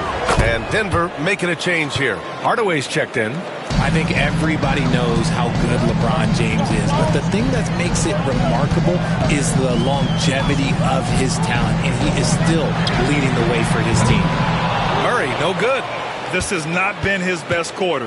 Yeah, he needs to mix things up on the offense. He simply just can't keep missing shots at this rate because he's destroying his teammates. And so it's Murray who brings up the ball for the Denver Nuggets. They lead by 1. Ayton against Jokic. Ooh, Ayton with the block. James outside. Pass to Doncic. From deep three-point land. That falls. Nice feed that time from James. James has got 3 assists in the game. And breaking down some numbers here, the hustle stats for Los Angeles. All you have to do is look at one stat, and that is their block numbers. It tells you how tight their D has been. They've been going out of their way to smother the defense. And we also got to talk about the number of points they've scored in transition, just jumping all over the opposition in this regard. His hang time on the rim puts a sweet cherry on top, BA. It's a close game, and those displays of explosiveness can jumpstart a team. Now here's Reeves. 25 points in the game. No coverage that time. Reeves has got 27 points. Oh, man, he's feeling it this quarter. They should be looking to get him going every trip down the floor. Gordon on the wing. 18 points for him. Fires it. Jokic, no good. The Lakers have gone 8 of 15 in the third quarter. To the paint. Here's James. And it's James inside. In the paint, LeBron James is capable of running right over the defender. That is athletic. Gordon outside.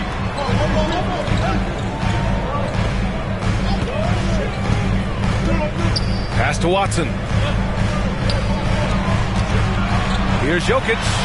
No match for the Joker.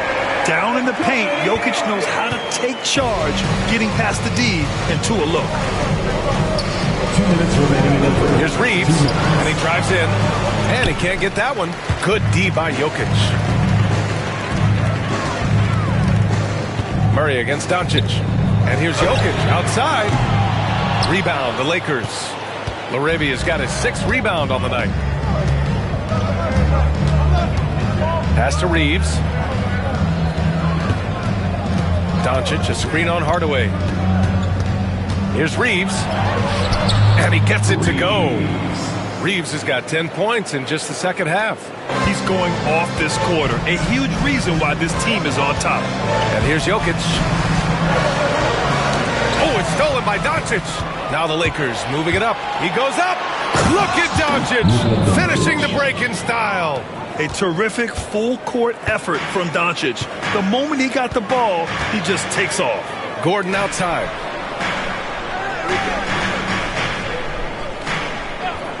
Back to Murray. 6 on the shot clock.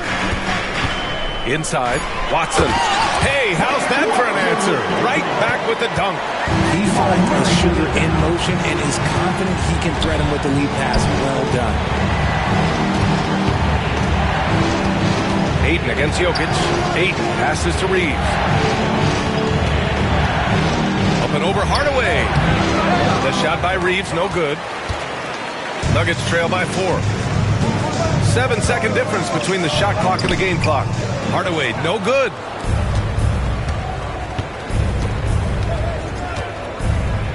And the foul is called. He missed it, so he's got a couple of free throws coming his way. 13 foul. At the line for the Lakers, Laravia. 2 shots. Take a break. Take a break. 2 shots.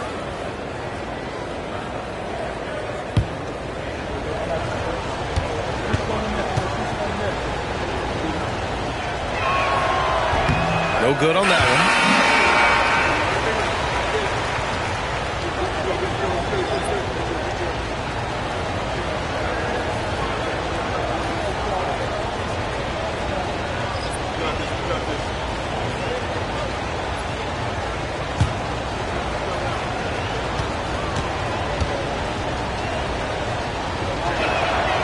Good on the second one.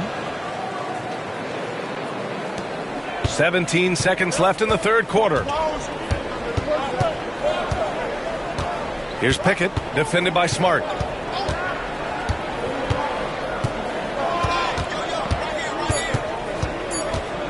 Here's Pickett over Smart. And that'll do it for the third quarter. It's Los Angeles up 5. And we're coming right back after this break to get the fourth quarter started.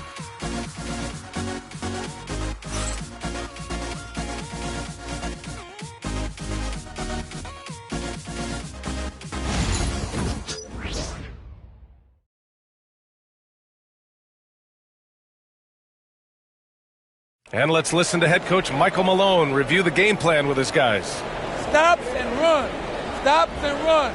Sense of urgency, man. Come on. We got to get this win. Oh, trying to stoke the fire under his team. Michael Malone asking his guys to seize the moment. And this is a time when the leaders on the court need to step up and take control, make things happen out there. Well, what a terrific game it's been so far. With this fourth quarter sure to bring more pressure-packed basketball. Pairing up in the backcourt, Murray and Brown. Jonas Valanciunas out there with Zeke Naji. And it's Johnson in at the 3. That's the group in the game for the Nuggets. Now here's Murray. Over to the wing. Shot clock at 5. Here's Valanciunas. Lays it up and banks it in. I like it. An old school 5. Jonas primarily does his scoring close in. Down low. Stolen by Valanciunas. And here we go. The Nuggets on the fast break. Johnson for 3. Pass to Valanciunas. Beyond the arc. Buries it from 3. This is what it's been since halftime. Remarkable results from downtown. In the modern NBA, you have to hit threes to win games, and they've made that adjustment since the break. Hachimura finds Reeves. The floater. It's good. Reeves has got 31. He's been dominant all game long. Nobody on the floor can stop him. And look, let's just say he knows it. Valanciunas with a screen on Hachimura. Pass to Valanciunas. Outside Murray. Valanciunas down low. He's against Hayes. And Valanciunas gets it to go on the assist by Murray. The combo guard, Murray, capable of hurting you with his scoring as well as with his passing. Smart against Murray. Deflects the pass.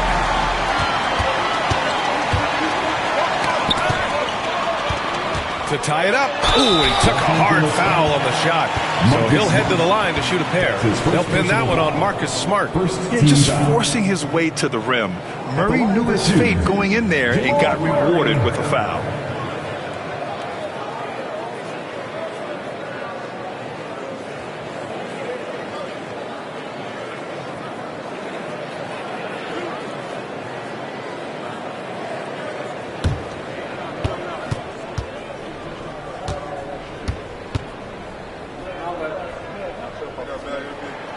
Makes it, and the next one could tie it up.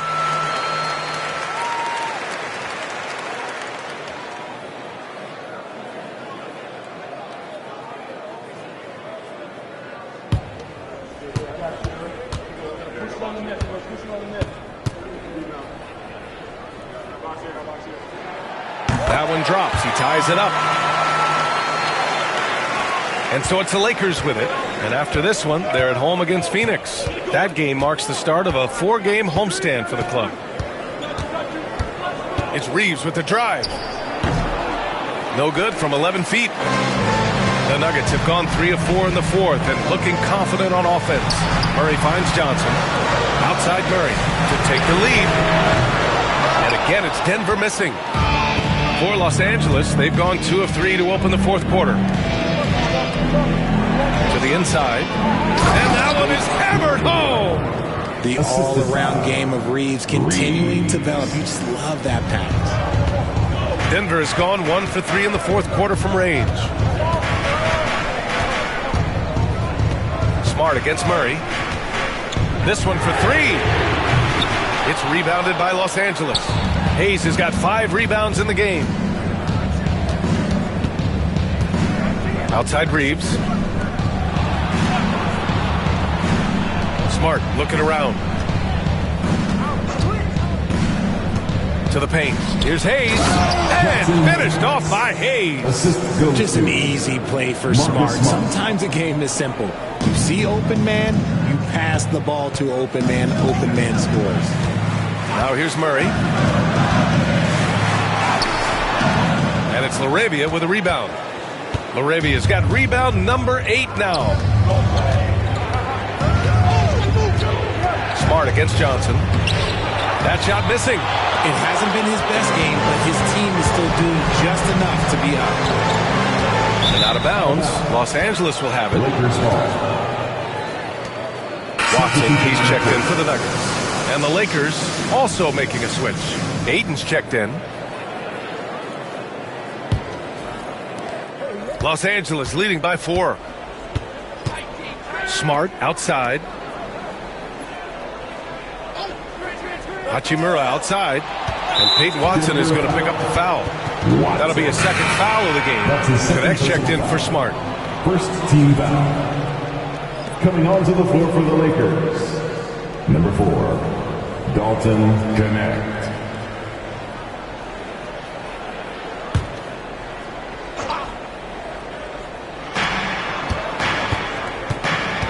Now here's Hachimura, defended by Watson. 6 to shoot. Pass to LaRavia. Over Johnson. The Lakers with another miss. Nuggets trail by 4. Here's Brown. Johnson finds Valanciunas. Yes! And the foul! Austin Reeves picks one up. He's delivering for his team when it matters most. For the Nuggets, Nikola Jokic is checked in for Johnson. And Aaron Gordon subbed in for Murray. LeBron, he's checked in for the Lakers. Doncic comes in for Reeves. Jonas Valanciunas, shooting 1.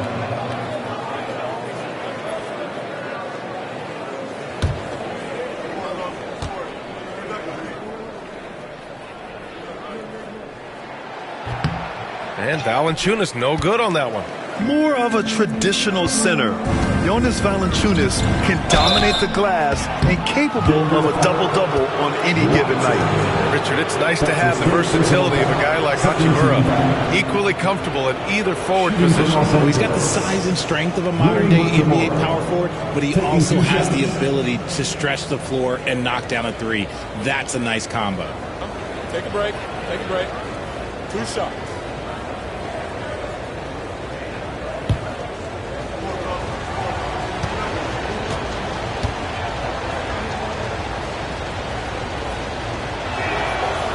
No good on the free throw. A reliable role player. Hachimura's versatility, especially scoring-wise, is what makes him so valuable.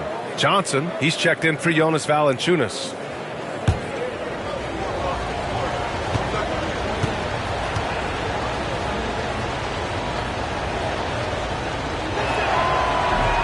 So he comes up empty, missing both. Their lead could be even bigger right now, but their efficiency from the line has dropped off a little. And it goes out of bounds. That one off Johnson. I'm not sure what happened there. You just can't give away possessions in this league.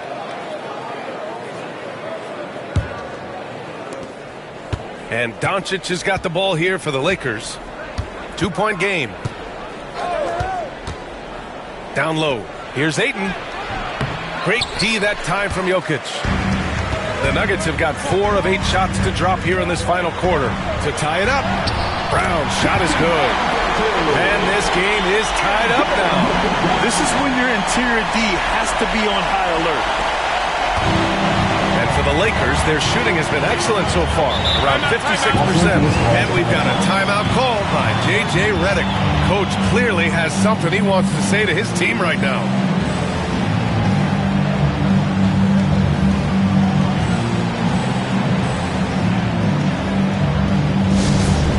It's time to get loud and proud for the Nuggets Hype Squad. Attention fans, now on the court is your Hype Squad. Get loud and let it hear it. T-shirt time, everyone. Let's get loud.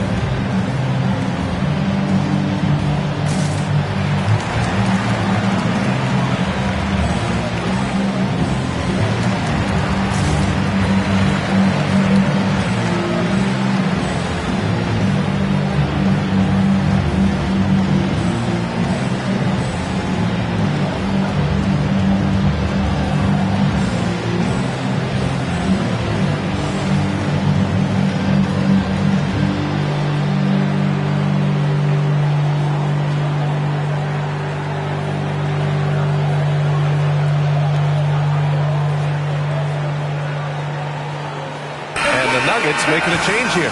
Pickett's checked in. Hayes is checked in for Los Angeles. Connect comes in for Hachimura. Gives us a chance to catch up with Allie LaForce. I was able to listen in on what J.J. Redick was going over with his team. He told them, this is the passion I want us to play with every night. Now my question is, how are we going to finish? Are we going to be passive, or are we going to take what's ours? Guys, back to you. Appreciate the report, Allie. Pass to Hayes. Inside. Here's Doncic. Doncic! You see the strength. As a player, a rough first half, look, it can wake you up. Sometimes it leads to much improved play in the second half. Here's Jokic. Outside Johnson. Here's Pickett, guarded by Doncic. Gordon, the pass to Watson. Just 5 to shoot. Johnson for 3. They get it back. Jokic. And Jokic throws it down. And he's just slippery down there. I mean, Jokic makes gaining position look so easy. Here's Doncic. And he got the whistle on the way up. So he'll be headed to the line for a pair. It goes on Peyton Watson. Heady play to stop that easy layup right there. I mean, make him earn it at the line. 2 shots. Shoot 2.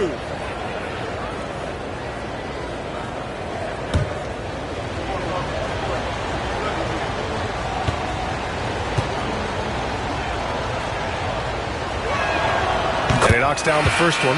Crowder's checked in for Denver.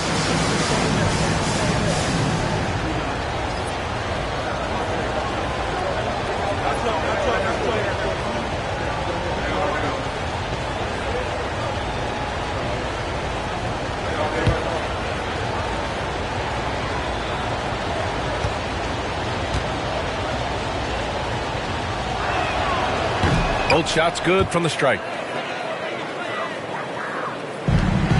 Here's Pickett.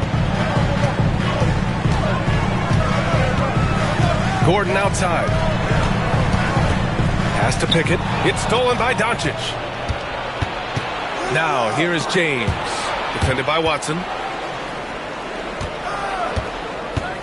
Doncic outside. Low block shot. That one is off. Excellent defense there from Watson. To the middle. Look at Jokic going to work inside. Something seemed to click for him at halftime. He's looked a lot more focused, and the game is just easy for him now. For Los Angeles, they've got 5 out of 10 shots to drop here in the final quarter. Free throw line jumper. Hits the rim on the way in, and the bucket is good. Doncic has got 14 points now in the second half. Gordon outside. Here's Pickett, guarded by Doncic. Gordon with a screen on Doncic. It's Hayes with the rebound. The Lakers in the lead.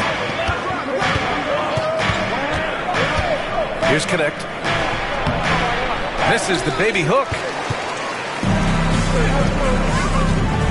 Outside Watson. Oh, deflected. Now here's Doncic.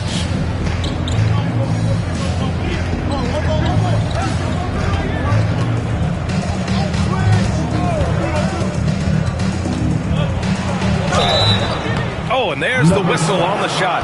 So 2 free throws for him coming up. And you can't let Doncic get this type of positioning because then you're pretty much forced to foul him. Luka Doncic. 2 shots.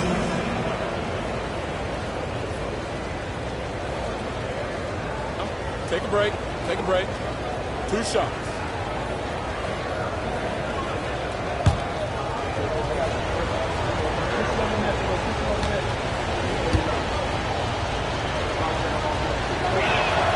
First one falls for him. A different look for Denver. Brown comes in for Strother. And Jamal Murray is subbed in for Pickett. And the Lakers making a change here.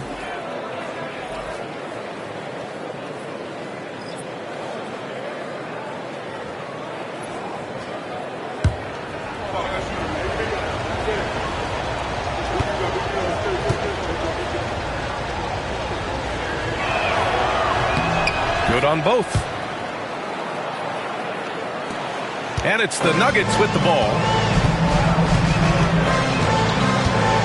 Murray up top, guarded by Doncic. Gordon outside. Yes, and it's Murray picking up the assist. Murray's got his 7th assist here tonight. And I like how Gordon lets the game come to him. That's why he's able to take over at times. Now here's Doncic. In the paint, Luka! In the fourth quarter, he's gone 3 for 4. They've really needed him. Gordon outside.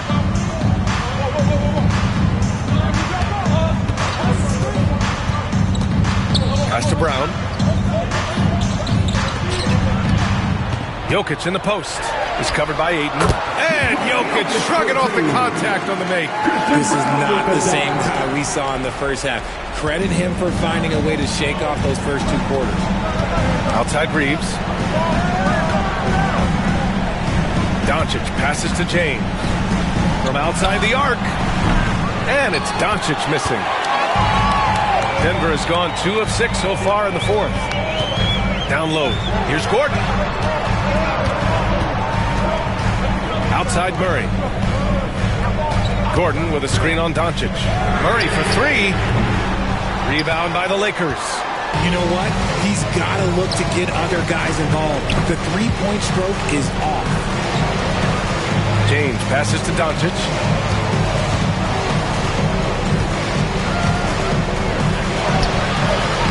That shot off. Good work defensively by Gordon. Outside Murray. Back to Gordon.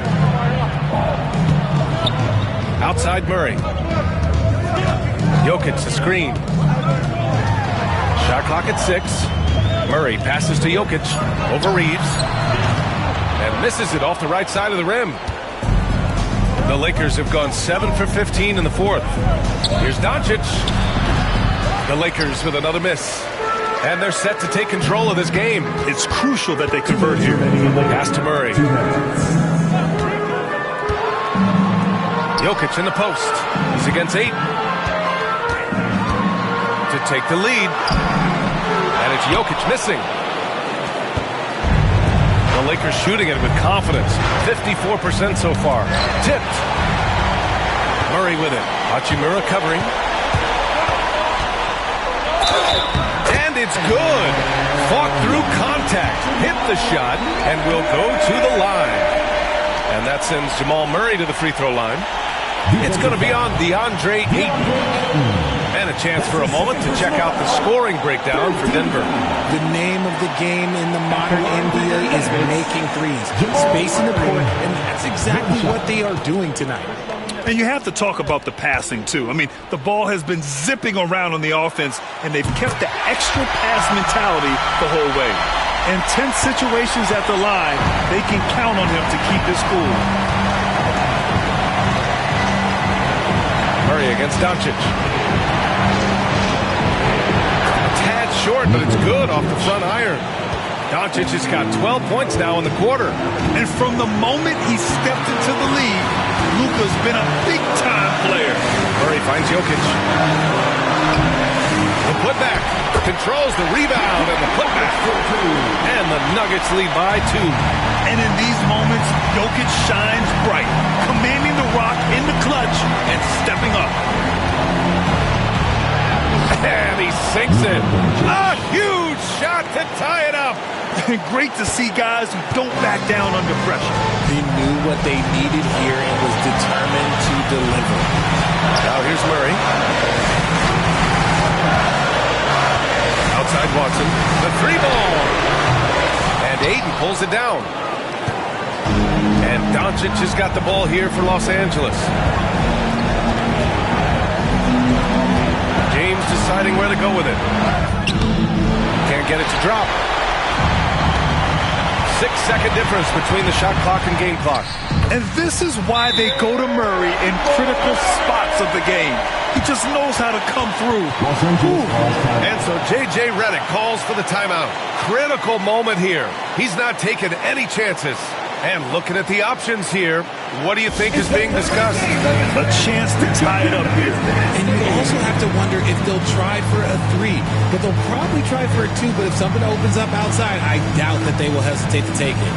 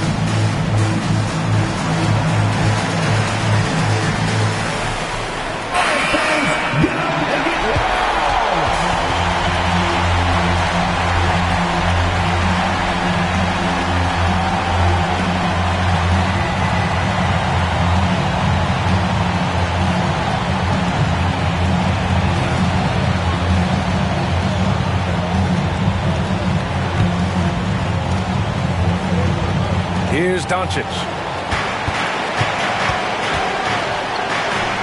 20 seconds left in the final quarter. Oh, wow! A huge basket to tie the game! And so it's Michael Malone here calling timeout.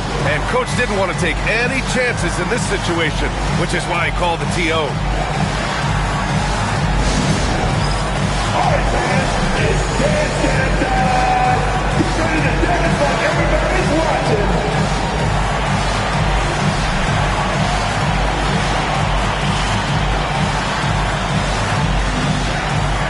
Next dancer.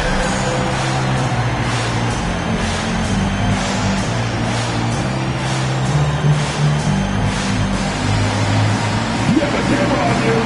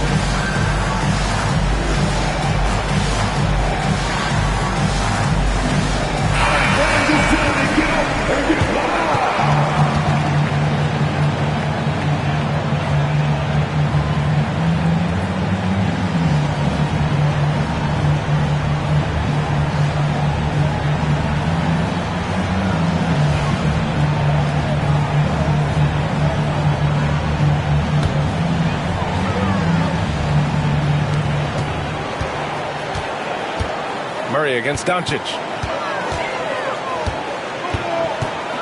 Now here's Murray. Defense right on him. To the inside.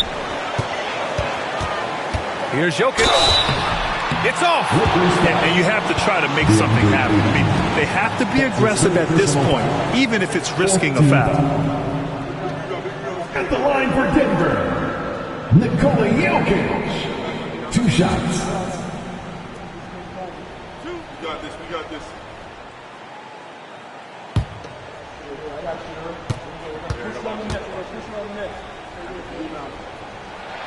First free throw is good, and that gives him a lead.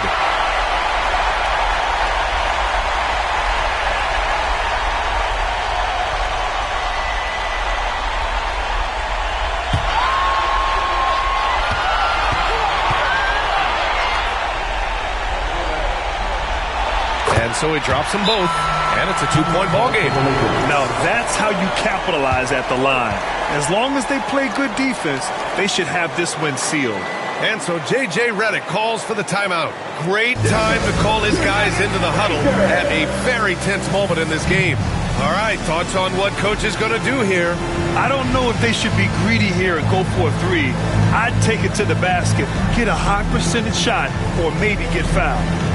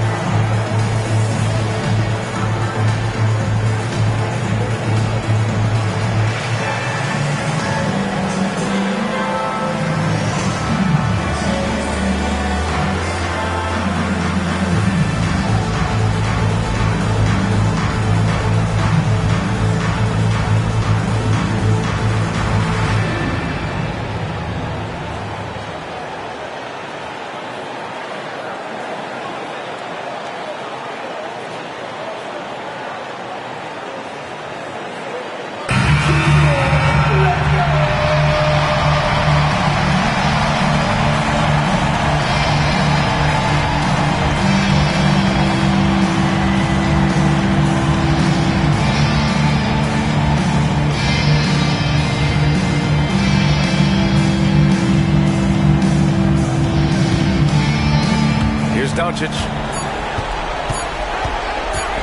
Over Murray. Oh, it falls! And he's tied it up.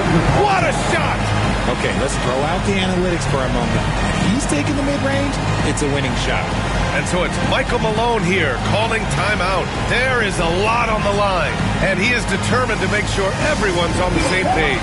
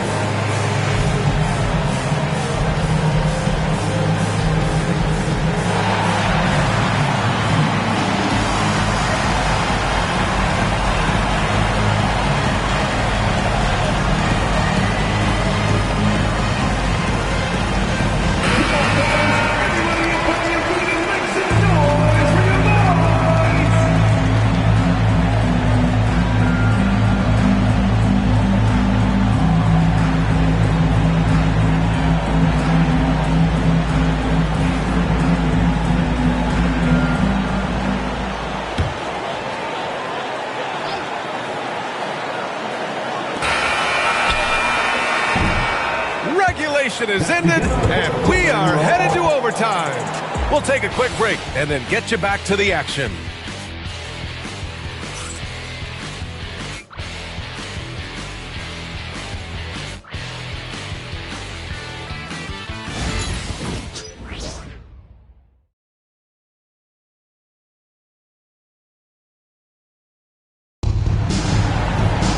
Boy, these teams have battled tooth and nail for 4 quarters. Now we're headed to overtime. This one should be fun.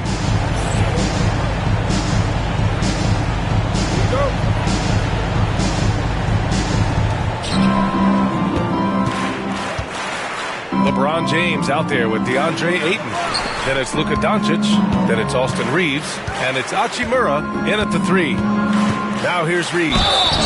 The activity of Reeves is constant and it helps him get to the line. That's his third personal foul. First team foul.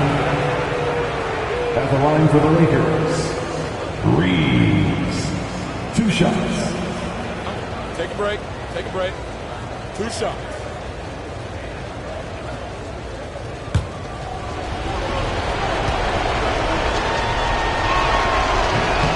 Can't get the first one.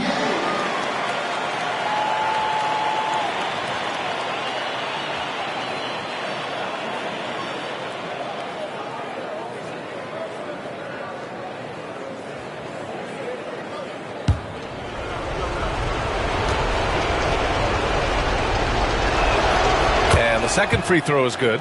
Yeah, it wasn't perfect, but it was enough to give them the lead. And so it's Murray who brings up the ball for the Nuggets.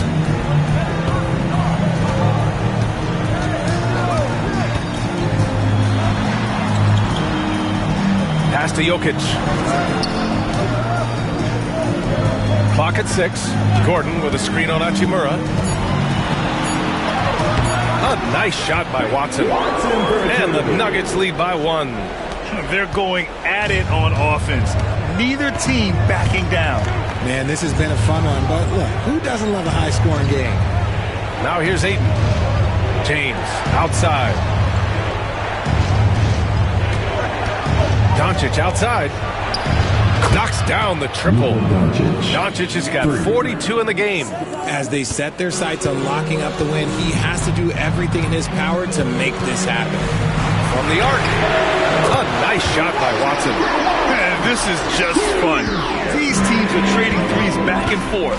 This is today's NBA. Hey, we see this kind of exchange more often than not. Now here's Reeves.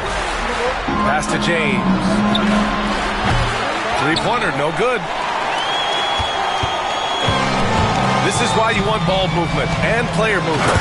And that's made it hard for the defense to key in on any one individual. He may not have that traditional power forward build, but his balance and ground, that kind of levels the playing field. Reeves finds Ayton.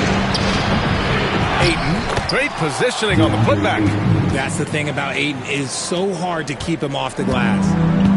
The Nuggets have got their first 3 shots to drop in overtime.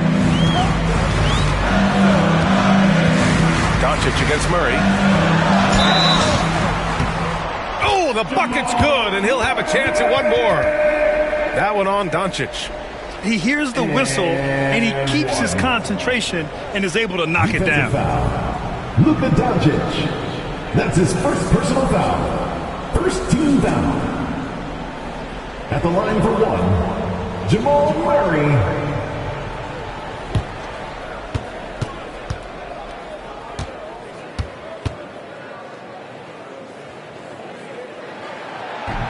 The free throw drops from Murray. Lakers trail by 4.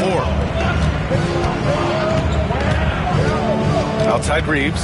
Pass to Ayton. Oh, and the jam by Ayton. And once he gets to the rim, it's fairly automatic. Nothing fancy right there. Just takes his 2 points, moves on. Now here's Murray. To the paint.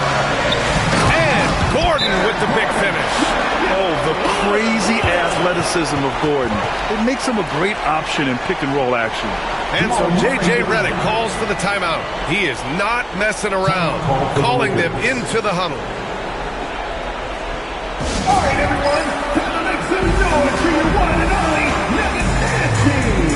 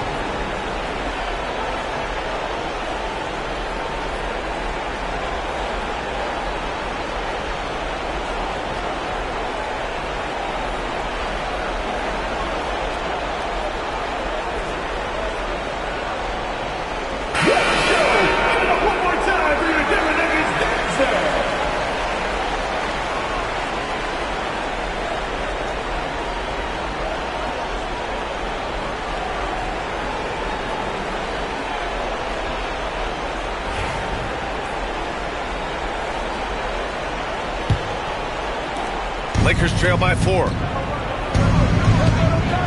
Outside Reeves. Doncic against Murray. Fires at the elbow, and the Lakers tack on 2 more. And their offense tonight is Luka, and more Luka. When he's on, it's an opponent's worst nightmare. Now here's Murray. So it'll be 2 free throws. He was fouled in the act of shooting. That one on Doncic.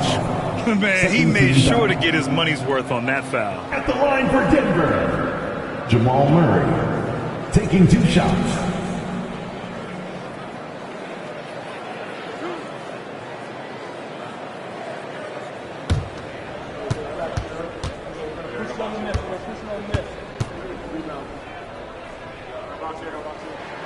The free throw drops from Murray.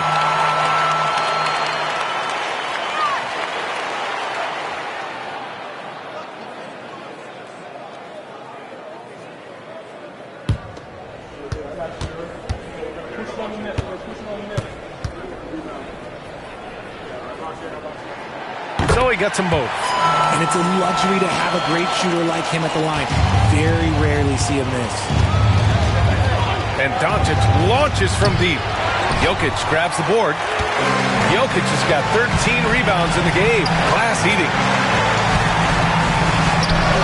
The shot by Brown, no good. Lakers trail by 4. James passes to Hachimura. Ayton with it, covered by Jokic. They get it back. Can't get the putback. And Gordon has got the ball here for the Denver Nuggets. And there's the lob. Oh, got a piece of it. Jokic against Ayton. Now here's Jokic. Defense is right there. No luck on that one. Ooh, excellent D there from Ayton. Doncic against Murray. The shot from 20 feet out. And it's Doncic missing. Denver leading by 4. Pass to Murray. Here's the 3. And Ayton pulls it down. Los Angeles has gotten 1 of 3 shots to fall from deep in OT.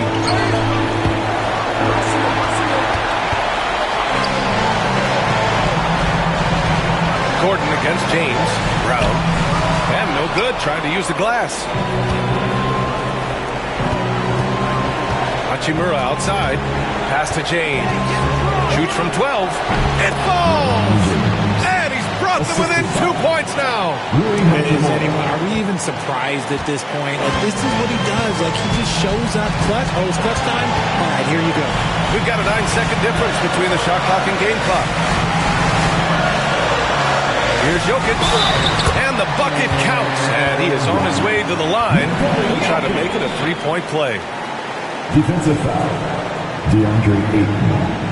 That's his 4th personal foul. 13 foul. At the line for Denver, Nikola Jokic, shooting 1.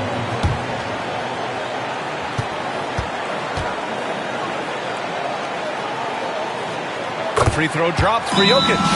The and one puts a little extra insurance on their lead. What a play. Time called here. Los Angeles decides to talk it over. They're down by 5. Any speculation on what we're going to see coming out of this timeout? No doubt. They've got to get a quick bucket here. Yeah, and it has to be fast. They've got to take the first good look they get. Get ready to see yourself on the screen and show us your best move. Let's go!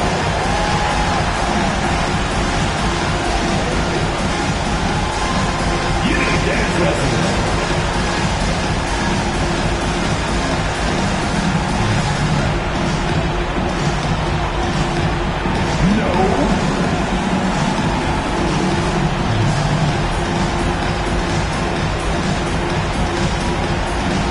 You gotta dance like everyone watching.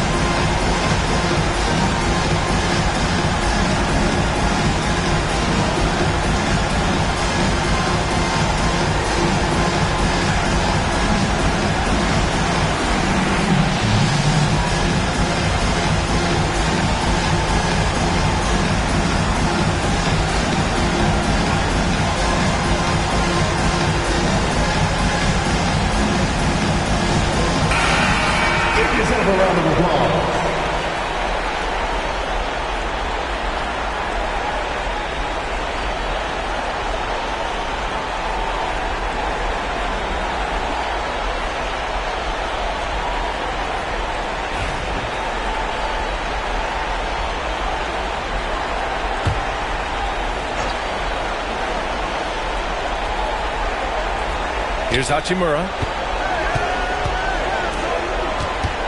Doncic with it. And so he draws the foul, headed to the line to shoot a pair. Jamal Murray. That's his 4th personal foul. 2nd team foul. At the line for the Lakers, Luka Doncic. 2 shots. Shooting 2.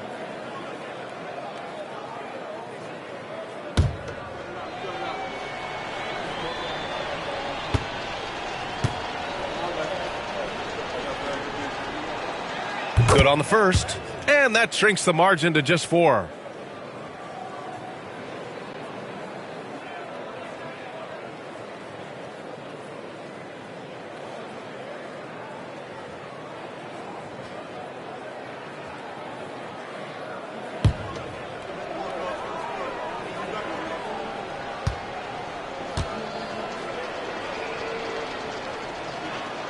Doncic hits them both.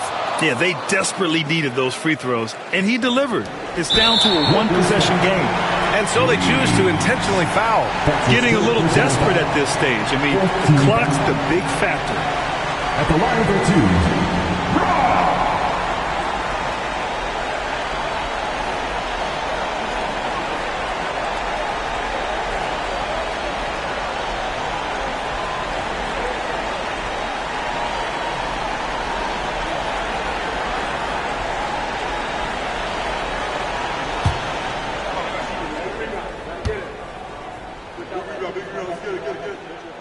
He gets the first, and that gives him a 4-point cushion.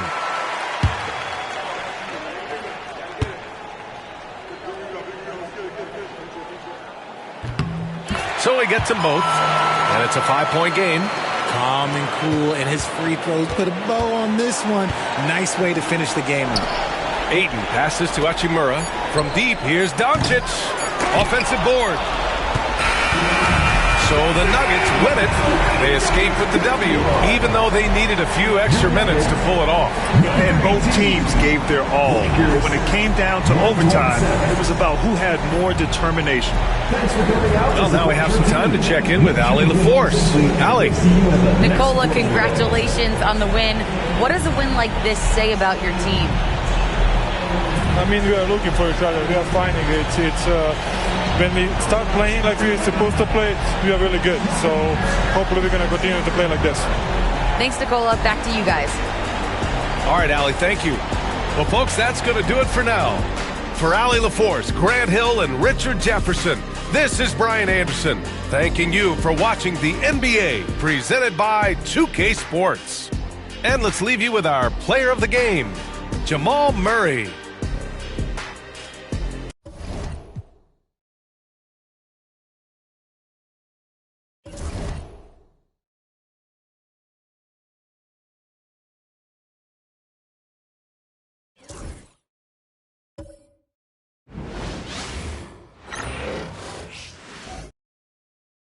And getting mentally prepared to compete. You see the focus.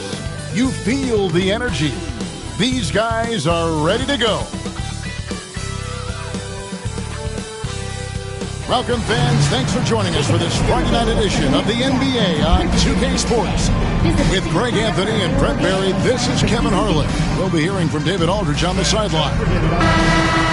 Chance now to take a look at some of the steal numbers over the scope of the last few months for Jaren Jackson. I feel like he hasn't been paying as much attention to the defensive aspect of the game as he needs to. His steals have dropped over the past few months, and he needs to get back some of that fire on D. Here are the 5 for the Raptors. Barnes and Pirtle make up the inside pair. The guard set is Quickly and Barrett, and it's Ingram in at the 3. And for the Jazz, George out there with Vince Williams. Then it's Jaren Jackson. Then it's Lauri Markkanen. And it's Kessler in at the pivot spot, manning the middle. All the talk, Greg, leading up to this one has been about the impact of the backcourt. And that's where it all starts. When you have a confident and competent backcourt, it just opens up a lot of things for you offensively. Now here's Ingram. Birtle sets the pick for Ingram. 3-pointer, 6 on the shot clock. George against Quickly.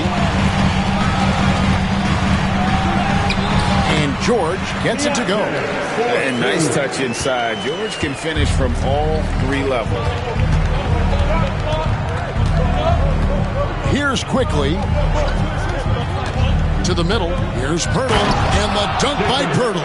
This can make it so much easier for your teammate when you throw that lead pass that gets to him right on the money, whether that's on the run or in the shooting pocket. Kessler against Pirtle. Now Kessler. Markkanen kicks to George. Kessler with it. Fires the three. And it's Jaren Jackson with the three. And he's proven he can make this shot. Jackson, the D has to respect his range better than that. Ingram deciding where to go with it. Rebounded by the Jazz. Well, that's a shot they want just about on every possession if they can get it. He doesn't make them all, but still very much a high percentage look. Now here is George. Last game with 30 points. Kessler setting the pick for George. Kessler passes to George. The kick out to Williams. And Utah, another three. And they don't want to get in a habit of giving him open looks from three. First quarter still, but not who you want to leave open. Williams against Barrett. Now, here's Quickly. Defense right on him.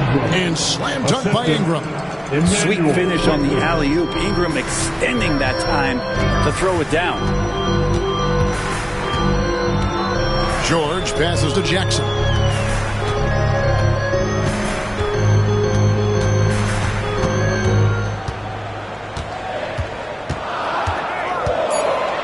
Back to George. Lets it go from deep.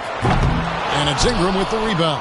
Just enough coverage to bother that three-point attempt. There aren't too many players with a skill set as diverse as Brandon Ingram. Yes, Kevin, you got to appreciate the tools that Brandon Ingram possesses. That comes with a lot of hard work. But this guy can score over smaller defenders. He's creative enough to draw contact against bigger guys and use that quickness. He's always been a scorer, but his playmaking ability over the past couple seasons, that's something that's growing and is giving them a chance to be very competitive. Name a type of shot Keontae George can hit it. More than capable of scoring at all three levels. Two shots. Shooting two.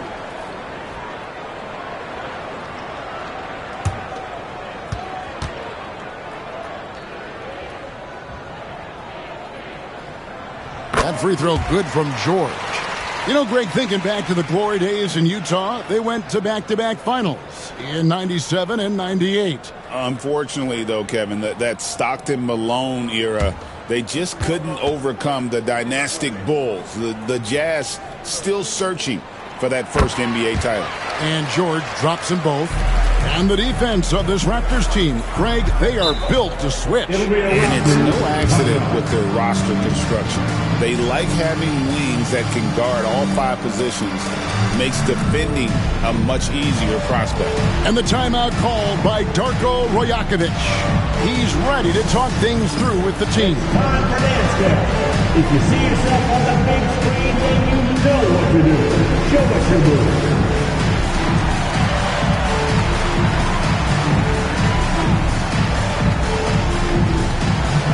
We have an answer.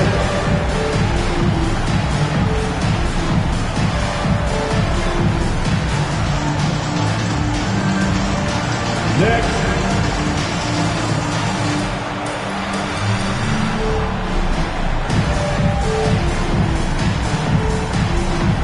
Bring those moves.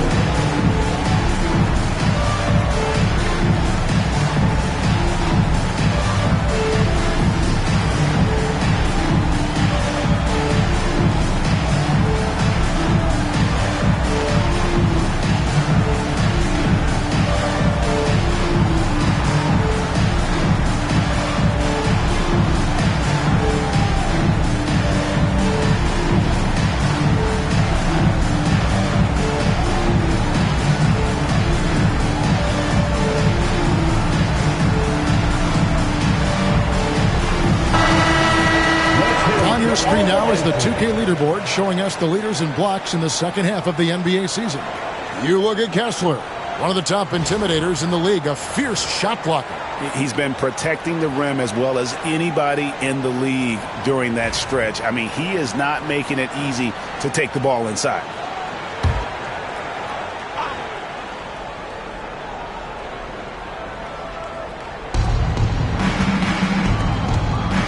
Now, here's Quickly.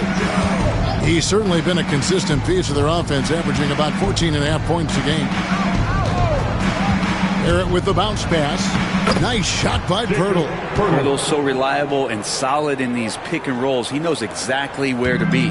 Jazz leading by 4. And he's going up for the alley-oop. And Kessler throws it down. Oh, phenomenal alley-oop slam there. They are taking advantage of a team that looks lost out there. Markkanen against Ingram. Pass to Pirtle. Back to Ingram. Played in with a nice touch off the glass. Ingram's got his second basket of the game. Ingram and that body and that maturation showing off in plays just like that. Williams finds Kessler. Back to Williams. Shot clock at 6. Stolen by Quickly. Out to Ingram. And it's out of bounds. Last touch by Quickly. Let's look at the stats for Pirtle. An amazing run for him the second half of the season. He's around 14 points per game, 11 rebounds, and 2 assists. And so much of what they do on offense depends on how he plays.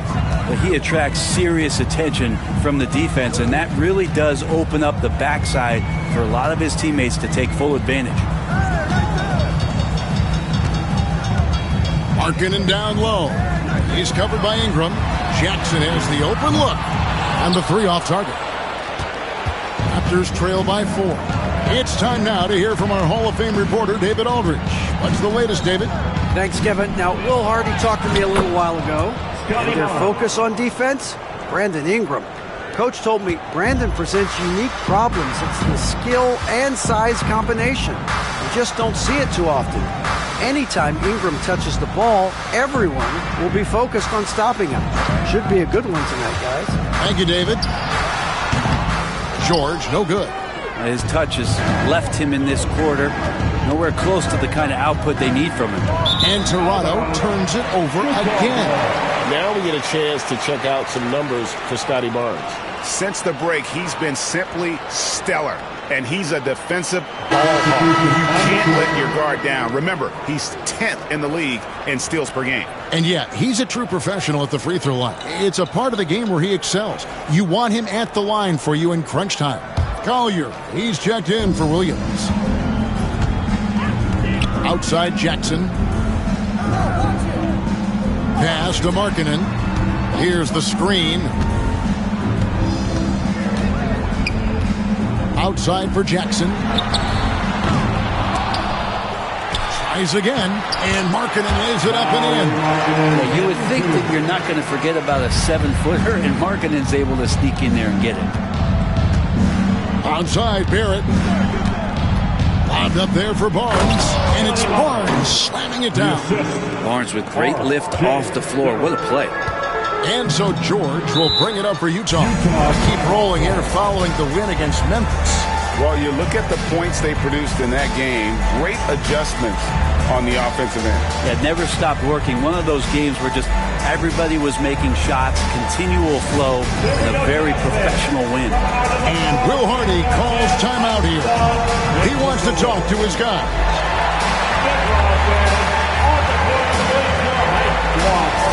Let's hear it, everybody. Who wants the free t-shirt?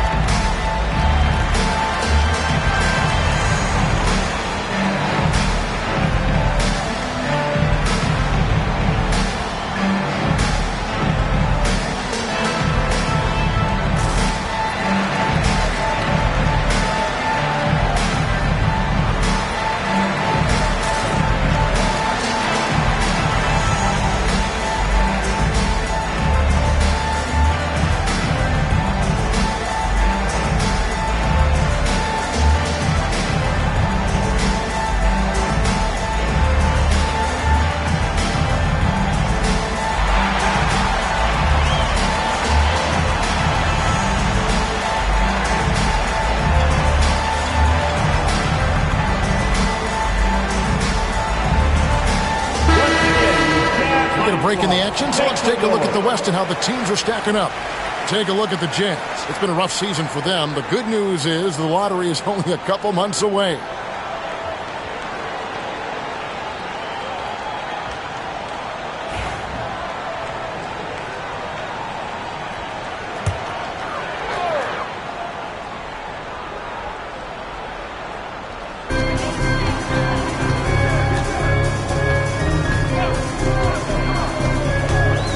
Pass to Jackson.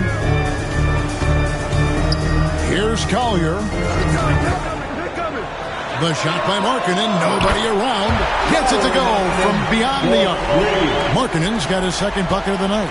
Well, it's not a secret that Markkanen can stroke it from long distance, and that ability is going to help open up the floor for his teammates. It's Ingram on the wing. He's guarded by Markkanen. 6 on the shot clock.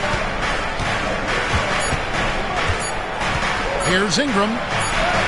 He trains it as the shot clock ticks down. Ingram's got 6. The plan of attack is obvious. Get the ball inside and go strong to the rim.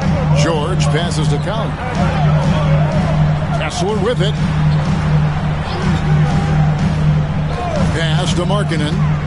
He takes it in. Outside Jackson. Back to Markkanen. The Jazz need to get off a shot here. And it's Collier missing. Raptors trail by 3. Here's Shed. Pirtle dishes to Barrett. Ingram kicks to Barrett. Barnes sets a screen for Barrett. Driving to the basket. That one's in, his first shot this game. Man, have they been effective at getting the ball inside. R.J. Barrett has established himself as a guy who can play a lot of different roles. Brent, a very versatile player. A versatile player, Kevin, for sure, and the scoring has been there, but I don't think that's what you rely on with R.J. Barrett. You want him to be a complementary player that plays in different positions on the floor to put the defense at a disadvantage. He's that skilled, and he has that ability to grow that way.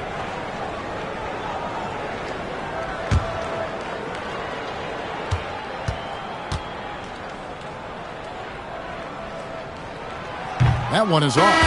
Entering the home stretch of the season, GA. How excited are you for the play-in tournament? Oh, it's a lot of fun, Kevin. You can go from a 10th seed to making the playoffs. It makes this part of the year that much more entertaining. The Jazz making a switch here. Sensabaugh is checked in.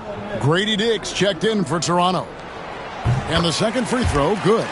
Well, Greg, over the last few seasons, one area of consistency for the Jazz has been their rebounding.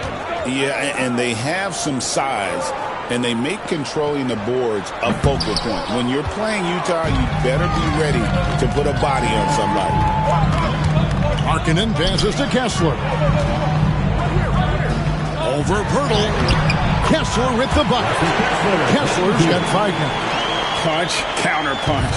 Impressive offensive production early on. Who's going to miss first? Every time one team scores, the other team right back at you. Here's Shed. He has yet to score. Here's Sensabaugh.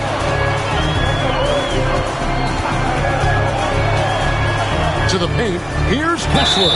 Yes, that goes in. And their post play has been really solid right off the bat. And let's quickly check out the scoring breakdown here for Utah. We've got a bunch of this game yet to be played, but they're shooting it well from the three-point line.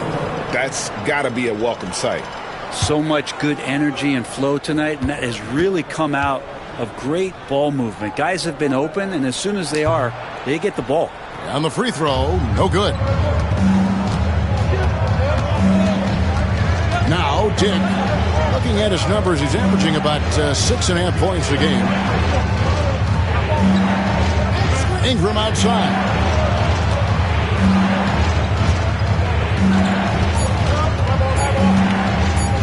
On the wing. And that one comes up a bit short. His touch from mid-range, that's almost always good. That won't shake his confidence. Kicks it out to Markkanen. The Jazz working the ball around now. Jackson from long range. It's rebounded by Dick.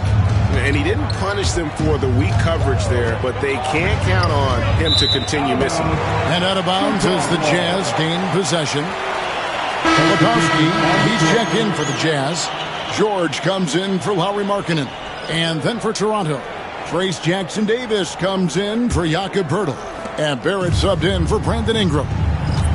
And Will Hardy is called timeout. He wants a minute here to get things straightened out with his team. Last time they came together was in Toronto, where they fell to the Raptors.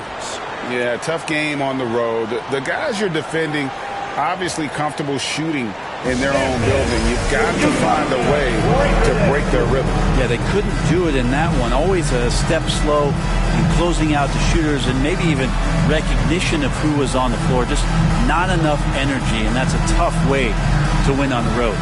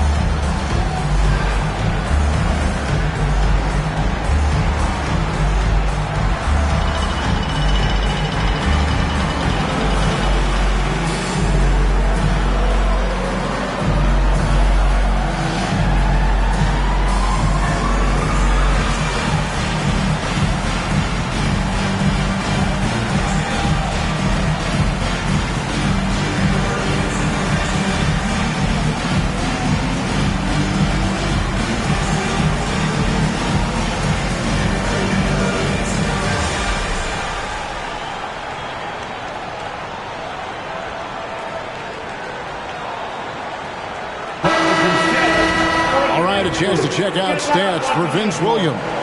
And his three-point shooting has gotten a lot better over his last 10 games. He looks so much more comfortable from beyond. There's no doubt he's got the green light to let it fly whenever the shot's there for him.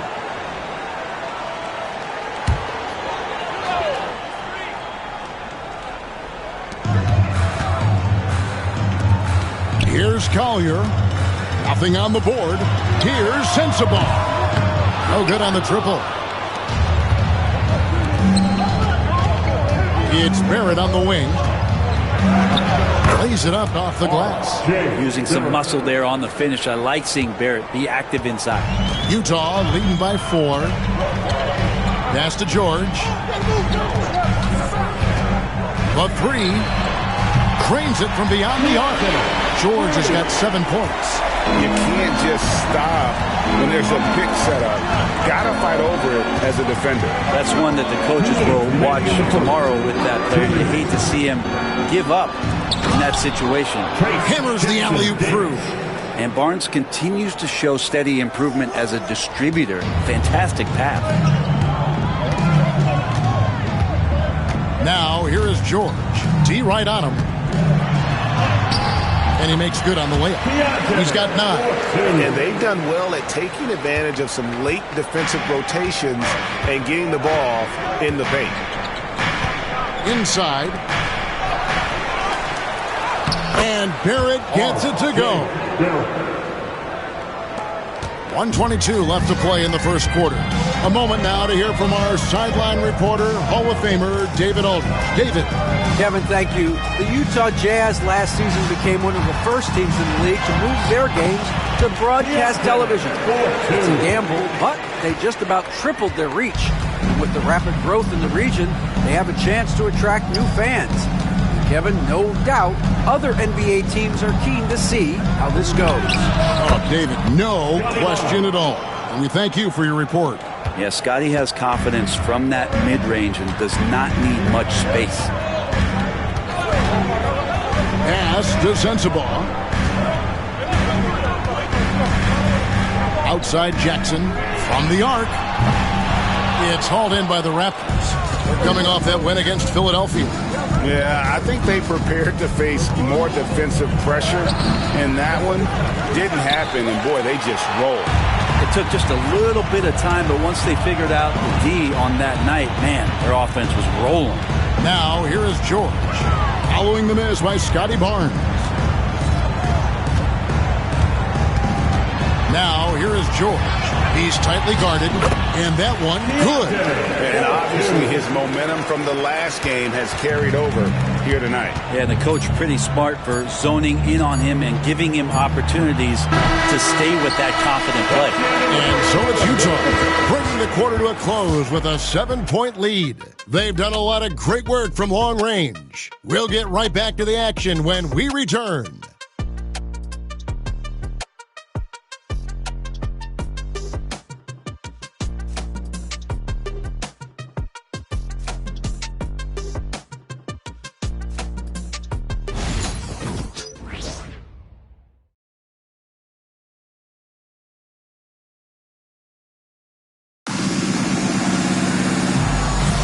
And thanks again for tuning in. If you're just joining us, we've played through one quarter of action so far. And taking a look at the Jazz performance here, guys, what have they been doing or not doing? Just cashing in on second chance opportunities. That's how they built this early lead. Working the offensive glass that sometimes comes from predictable shots from your offense, and they've been opportunistic here. Jazz leading by 7. Kevin Love out there with Filipowski. Then it's Collier. Then it's George, and it's Sensabaugh in at the 3 seed. That's the group for Utah getting going here in the second. Now, here's George. Defense is right there. Just 3 to shoot. Off target at the rim. Raptors trail by 7. And Barrett with the basket on the assist by Dick. Barrett's got 8 points. I'm impressed with R.J. Barrett and his body control when he's around the basket like that. Good finish. And here's George.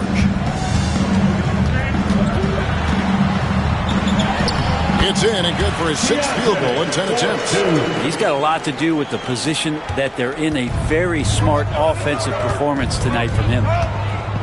Pass to Mamu Kalashvili. Barrett with the ball. Here's the floater. And he gets the whistle. 2 free throws coming up. That's his first personal foul. It's going to go on Isaiah Collier. Well, inside, Barrett fighting twice as hard, working through that contact and trying to get a shot off.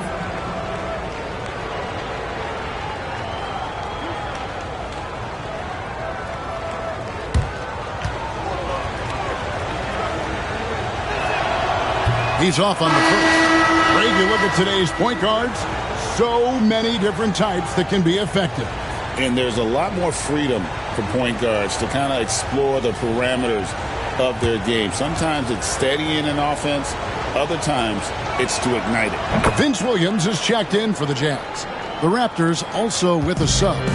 Quickly is checked in. You look at R.J. Barrett on TV, you don't realize the guy is 6'6", 214. He's got that size along with the shooting ability and a nice overall game. Good work there as it goes.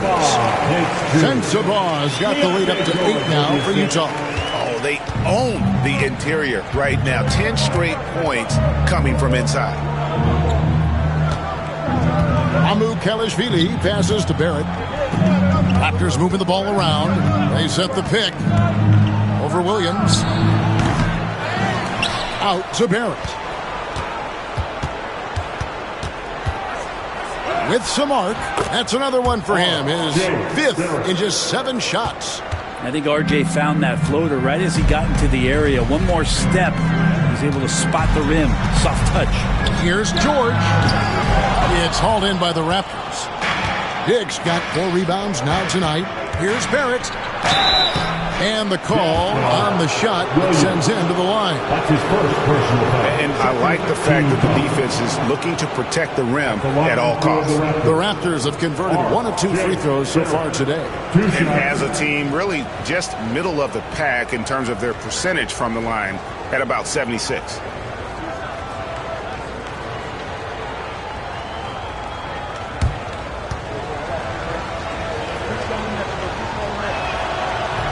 That free throw, no good.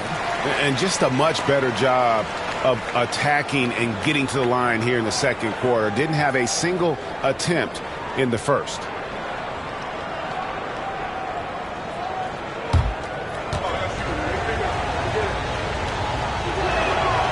He hits the second from the line. Yeah, in this quarter, they've had the right approach, driving and drawing, initiating contact, create opportunities, get to the line. And George kicks to Love. Got a piece of it. It's going to be out of bounds. The Jazz will retain possession. Here's a look at what's coming up for Toronto. On Sunday, they'll be facing Drew Holiday and the Portland Trail Blazers. And then on Monday, they'll go up against Devin Booker and the Phoenix Suns. And Kevin, I think you have to look at this as an opportunity to take a step forward. Sometimes tough road trips can bring the best out of a team and bring you closer together. Here's Sensabaugh. It's rebounded by Dick. Dick's got 5 rebounds tonight. Passed it quickly. Here's Mamu Kelishvili. Acted quickly.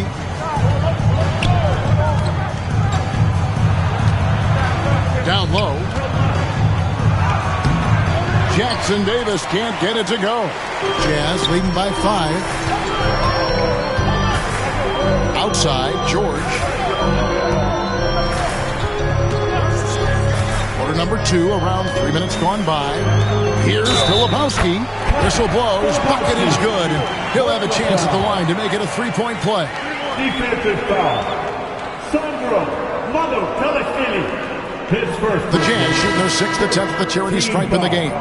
And as a unit, they're shooting 78% from the line. That's a solid number to work with on the season.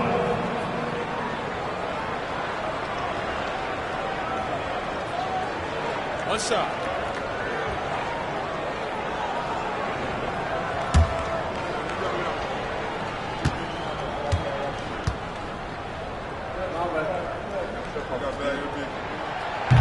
That's good from Filipowski.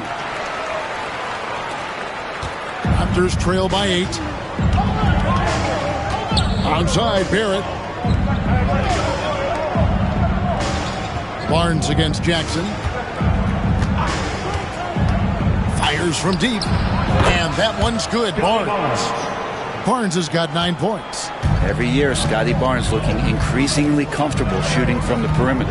The 2022 Rookie of the Year, Scotty Barnes, GA. He had a terrific rookie year, as we know. His second year may have fallen off a little bit. Yeah, it was a bit stagnant for Scotty, but man, he had a monster third year, making his first All-Star game. The playmaking of Barnes especially took a leap. Barrett against Williams, and he makes that one. He's got 14. Well, this is R.J. Barrett having himself a big-time game. He's beating the defense in so many ways right now. Here's Collier. Still scoreless. Connects from 3-point range. Remember when big men shooting threes were as rare as a Sasquatch? Now those big guys are everywhere. And maybe that'll trigger them. Impossible not to get pumped up after that. Yeah, well, you can see the immediate reaction of the guys on the bench. They are pumped up. And George kicks to Jackson. Filipowski passes to George. Here's Collier. 5 on the clock. Pass to George. Over quickly. A rebound by Shed. Raptors trail by 6. Quickly the pass to Barnes. Here's Shed, defended by George. Barnes down low. Jackson on him. Here's Shed, defended by George. And he goes in for the dunk. Oh, an aggressive move and fantastic finish. Trying to send a message with that slam, I think. Quickly against George. To the inside. Outside for Jackson. Here's Collier. Taking a look at the scoring numbers. Right now he averages about 9 points a game. There's Williams. He's off from 17 feet. Probably not the shot that was drawn up for that possession, but you can't pass it up and you can't knock it down. Now a chance to see the numbers for George. He's been on a tear since the All-Star break, going really to another level. averaging about 26 points per, 8 assists, and 3 rebounds. And you look at the numbers he's been putting up, fantastic scoring production from him. Yeah, hard to ask for anything more at this point. He's really stepped up, and he's really delivered. The first free throw is good. Markkanen, he's checked in for Collier. And the Raptors also making a change. Ingram's checked in.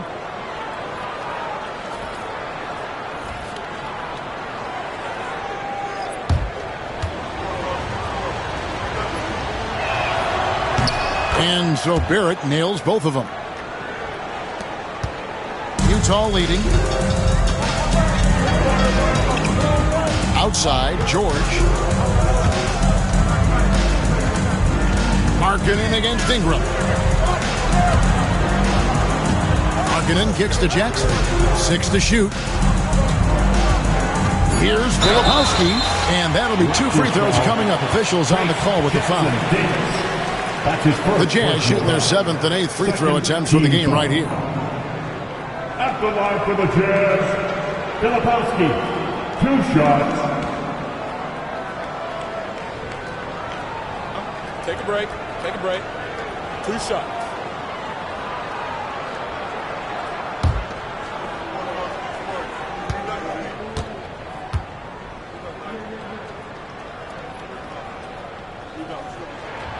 And the first one at the line is good.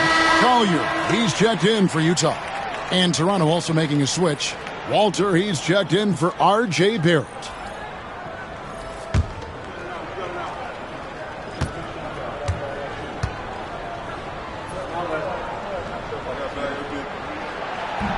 Off on that one, so he goes 1 for 2 at the line. More good work on the glass there. When it's all said and done, I think rebounding might tell the story in this game. Barnes finds quickly. Here's Ingram. Fouled on the shot and picks up 2 points. So 1 free throw coming up.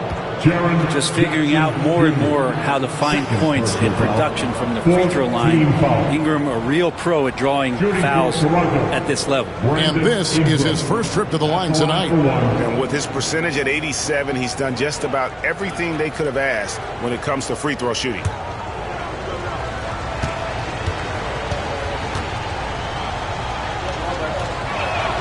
That one drops. He ties it up. Ingram just continuing to impress and taking strides in the right direction. Just a tremendous amount of offensive weaponry. Jackson passes to Markkanen. Here's Collier. Markkanen a screen on quickly. Collier bangs home the trifecta. And the Jazz lead by 3. That's pretty much not how they want to defend the three-point line. Somebody's got to shadow him out there. Ingram wide open, and right away they match it with a 3-pointer of their own. Ingram's got 6 points in the quarter. Well, Brandon Ingram answering the call comes right back with 3 of his own. Here's Collier, and he banks in the layup. I mean, the number of points they've scored in the paint already here is eye-opening. Pass to Walter. Barnes outside. To the middle. And he jams it with authority. That pass into the paint, that is a work of art there. Dead on target. And Will Hardy calls timeout here. He's going to have a discussion here on the sideline. Make some noise and get out of your seat for your Utah Jazz dancers.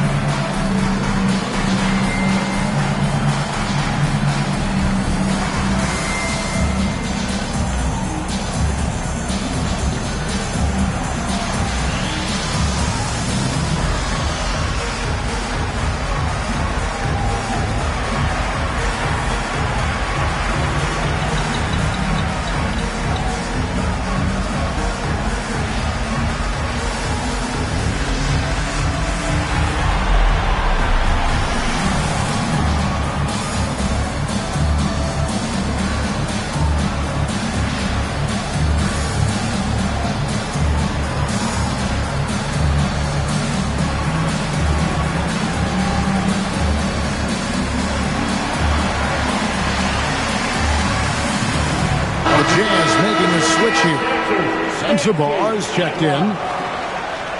Let's get some information from the 2K leaderboard. In about the last 10 games in the NBA, during that span, these teams have the most second chance points in the league. The Raptors third. I mean, you love their aggressiveness, not settling for one shot offensively, but really running down those loose boards and converting for extra points. Outside Jackson. Here's Collier, quickly covering. Three-pointer, Markkanen. It's hauled in by the Raptors. They get to take on the Blazers at Portland after this one. It'll be game 2 of 4 straight on the road. Quickly with it, still without a basket. Here's Walter. No luck that time in the shot that would have put them on top. Here's Collier. Pass to Jackson. It's rebounded by Scotty Barnes. For him, it's harder to miss that shot than it is to make that shot. I think he was anticipating a bit of a bump there. And Jackson Davis gets it to go. Well, we've seen that movie a few times, haven't we? An easy bucket in the paint. Outside Jackson. Outside Markkanen. Here's Collier, quickly covering. Jackson a screen on quickly. And it's Collier missing. Raptors with the lead. Lobbed up there for Barnes. It's hauled in by Sensabaugh. And what should have been a simple pass and finish ends up in a missed opportunity on that alley-oop attempt. Yeah, you'd like to keep things a little more simple, and that was a play that didn't quite develop the way they wanted it. Markkanen a screen on quickly. Here's Collier. Another miss by Utah. Toronto's gone 2 of 3 when they've stepped beyond the arc in the second quarter. Ingram outside. Pass to Walter.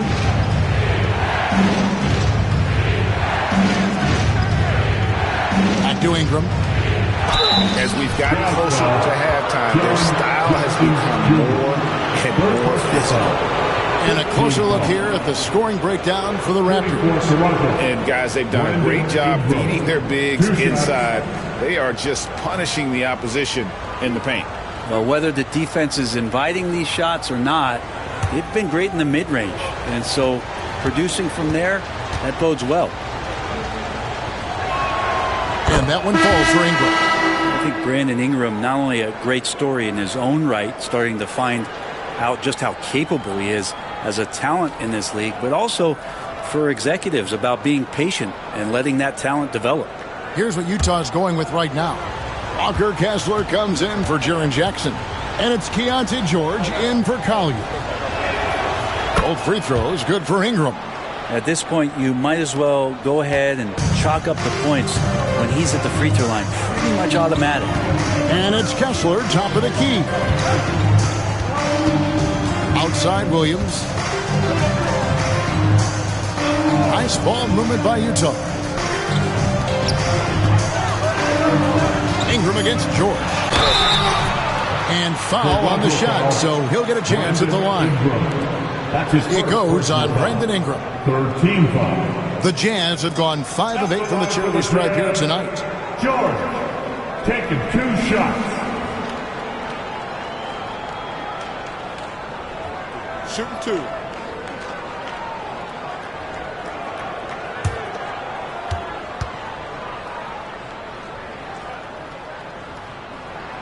First free throw is good.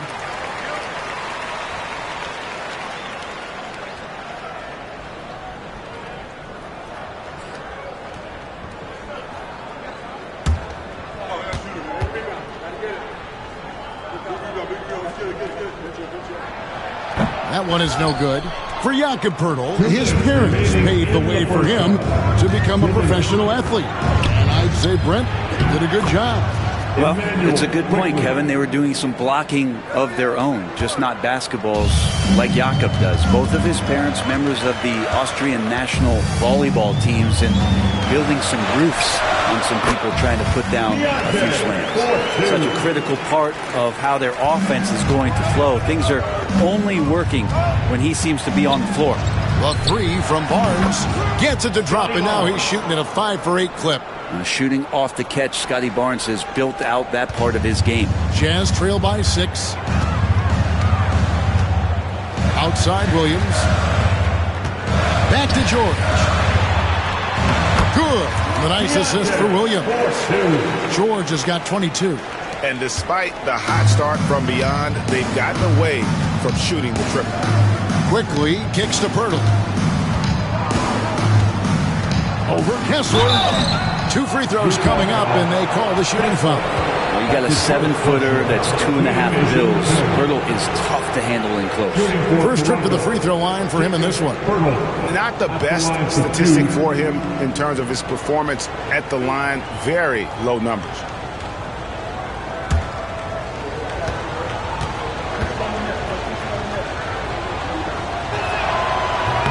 The first one falls. And Pirtle's been such a consistent role player on the teams he's been on. A guy who takes high percentage shots, defends with some purpose, and plays really hard for his teammates.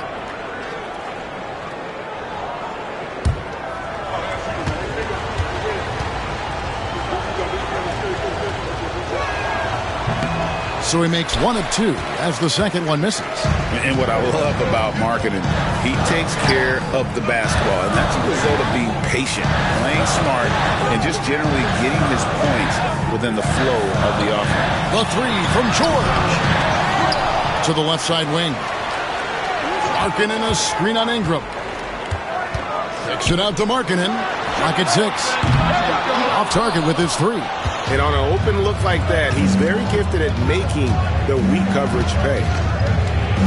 A floater, and Quickly with the lay-in.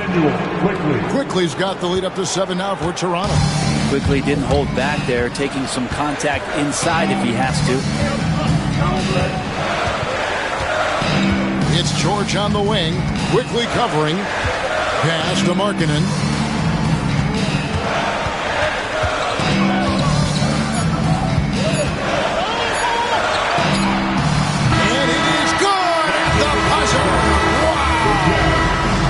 On the rim, 1 eye on the clock. Nice job. Yeah, it's almost like he's playing with the wristwatch there. He knew the time, he executed. So that'll be it for the first half. Fairly even battle underway in this one. It's the Raptors. They lead by 5. We're going to step away briefly, but get you right back out here for the start of the third quarter after our halftime.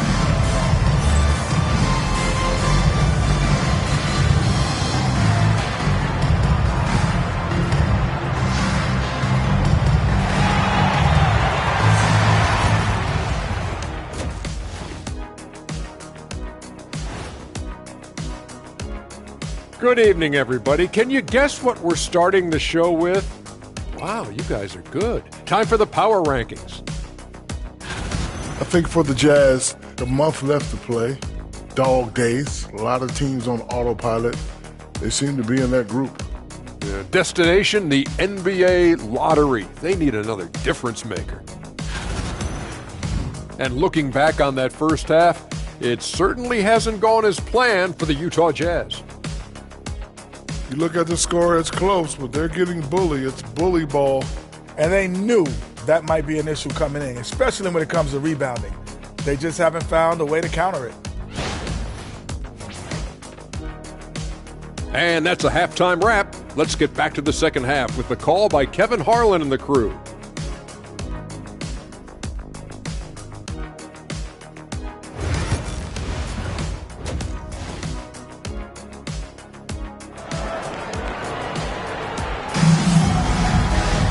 And as we get into this third quarter, as we've seen so far, neither team able to create much separation on the scoreboard yet. Guys, it has been a clinic out there by Keontae George. Well, we'll find out if they were able to find an answer for him over the break. He was scoring with ease in that first half. Yeah, just way too easy out there, and I'm sure Coach is going to make that a priority at halftime.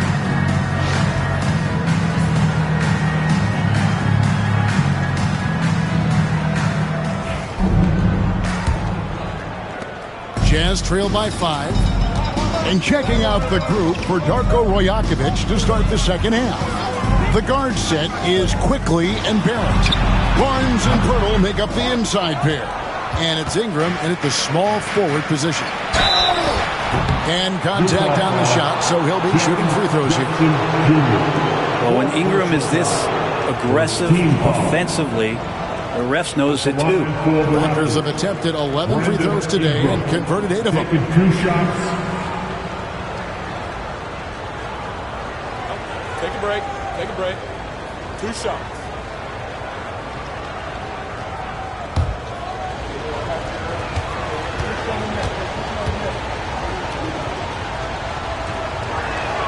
And the first one drops. Collier, he's checked in for Jackson.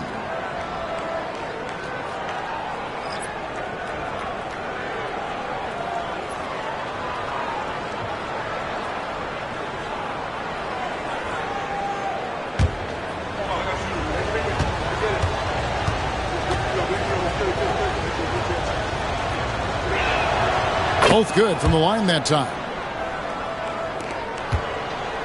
Jazz trail by 7. Pass to Collier.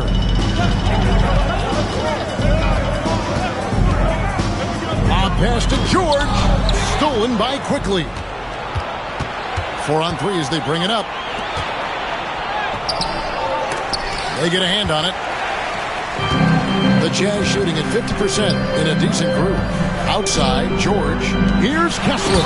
And Kessler throws it down. And that lead pass allowed him to get straight to the rim, unabated in stride. Pass to Quickly. Barnes sets a screen for Quickly. Ingram with it. He's guarded by Williams. And it's Ingram missing. And so Markkanen will bring it up for the Jazz. Now, here is George. Outside Williams. 5 to shoot. Down low. That one's good, and the Raptor lead is cut down now to just 3 on the bucket from George. And that's exactly what you want to start the second half. Smart play call. Halftime talks can go all over the board, but right there coming out, that's the way you want to start the half. Be aggressive. Barnes sets a screen for Barrett. Here's the teardrop. Utah with the rebound. Not been an easy start. 3 straight misses here on these possessions. George, no good. Toronto leading by 3. 14 feet away. And Ingram the bucket on the assist by Pirtle. Ingram's got 4 points this quarter. Yes, finally one drops after the 0 of 3 start. George dishes to Markkanen. Over Barnes. And foul on the shot. He'll shoot 2 at the free throw line. Second personal foul. Scotty Barnes picks one out. 7 feet. Really good at shooting the basketball. A decent handle. Lauri Markkanen starts to tinker on that unicorn category.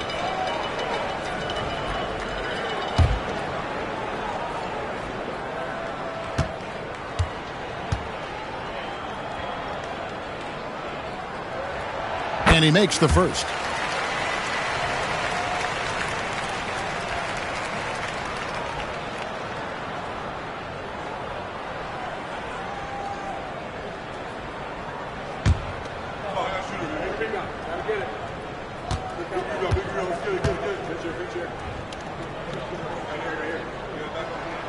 And Markkanen drops them both. Well, he's come through for them at the line today, and you love having a big fella who's so capable on his free throw. Quickly finds Barrett. A little under 2.5 minutes gone by here in the third. And the shot goes in. Barrett's got 18 points in the game. RJ does such a nice job of just changing speeds out there. And when he does that and picks the right angle, he'll score. And Will Hardy is called timeout. He wants to make some adjustments to the game plan, clearly. All right, fans, it's dance cam time. Get ready to dance like everyone's watching.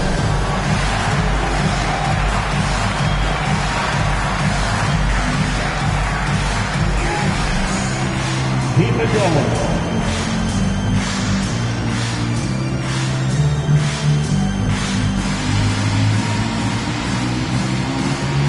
Oh, sit down.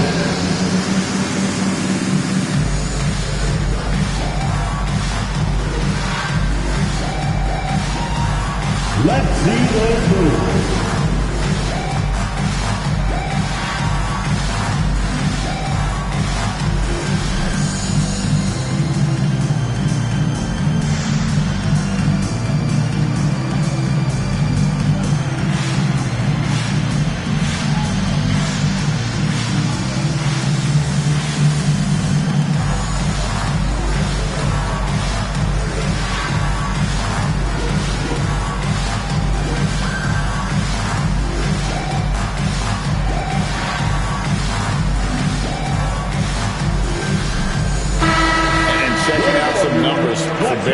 How's the last month of basketball been for him? He's around 10 points per game, 5 assists, and 3 rebounds.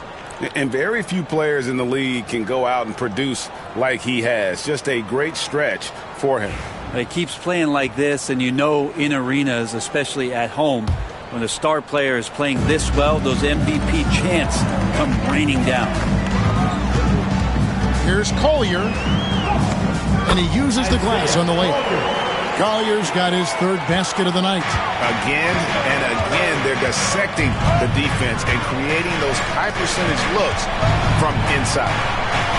And here's Ingram from the arc. Basket is good. The assist from Barnes. 3 points. Barnes has got 4 assists now tonight. Jazz trail by 6. Outside, George. There's the lob to Markkanen. Outside, George. And George with the stuff. And sometimes as a point guard, you gotta take things into your own hands. Yeah, right. It's okay to be selfish when you have a chance like that.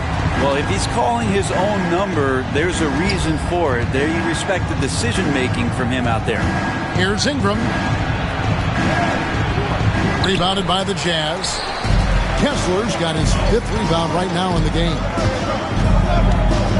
Williams passes to George. Now Kessler. Knocks it loose. It's stolen by Barrett. Quickly with a wide open look. Misses the 3. And so George will bring it up for the Jazz. Outside, Markkanen. Pass to Kessler. Williams looking over the floor. George against Barnes. High post try. It's rebounded by Barrett. Barrett's got his 4th rebound in this one. Barnes outside. George against Barrett. Ingram outside. To the paint. And Barnes gets double teamed. Barrett finds quickly. And a miss there on the triple. Jazz trail by 4. Pass to George. Count the bucket. And he's got a free throw coming up as well. They should continue to get the ball inside. The defense struggling to contain them. And some stats here, guys. The scoring breakdown for the Raptors. And guys, how about the unselfishness and all about working that ball around, shifting the defense, and just seeking out the best shot. And I feel like there's been an old school aspect to what they've done tonight, and that is pounding the ball inside, getting it down low, getting those looks in close. That's been effective. Toronto's gone 1 of 4 in 3-point shots here in the 3rd.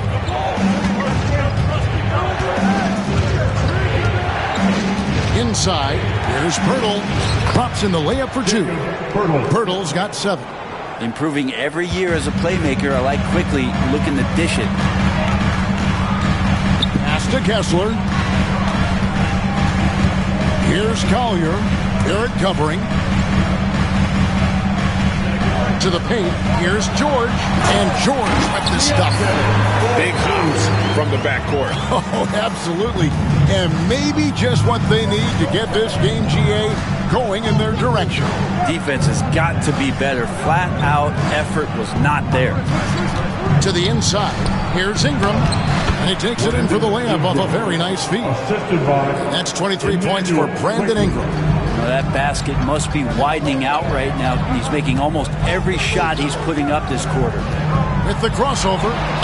That one's good, and the Raptor lead is cut down to just one on the bucket from George. And the combination of his quickness and soft touch around the rim really allows him to pull off shots like that. A lot of players don't have the reverse in their arsenal. Pass to Barnes. Hurdle with a screen on Markkanen. The drive by Barnes. On the wing, Barnes. And another basket for Toronto. Now, Pirtle, as a big, such an unselfish player, always willing to make the extra pass. For Utah, they've gone 7 of 10 on their field goal attempts here in the third. 2024, Brent, was a momentous year for Scotty Barnes. His first All-Star appearance. Well, Kevin, an amazing accomplishment for such a young player, but it feels like we're just scratching the surface. There's been so much exploratory with Scotty Barnes. What I'm interested in the maturation process is when Scotty makes winning the most important thing, where he's pushing his teammates and taking on responsibility. That's when he's going to cross over into superstar. Hurdle with a screen on Williams to the middle. Shot clock at 6. Hurdle's shot is off. The Jazz have gotten 8 of their 11 shots to drop since the break. A great third quarter for them offensively. Here's Markkanen. A miss that time. Would have put him up. The Raptors have gone at a pretty good shooting pace. They're 6-13 from the field here in the third. You know, whether he's coming off the bench with Frank starting, Emmanuel quickly can score. IQ is something else. I mean, he finished second in the Sixth Man of the Year voting in one season. He's capable of putting up 30 as a starter or as a reserve, but it's a unique perspective to sit on that bench, watch the flow of the game, and come in and be impactful. IQ does that.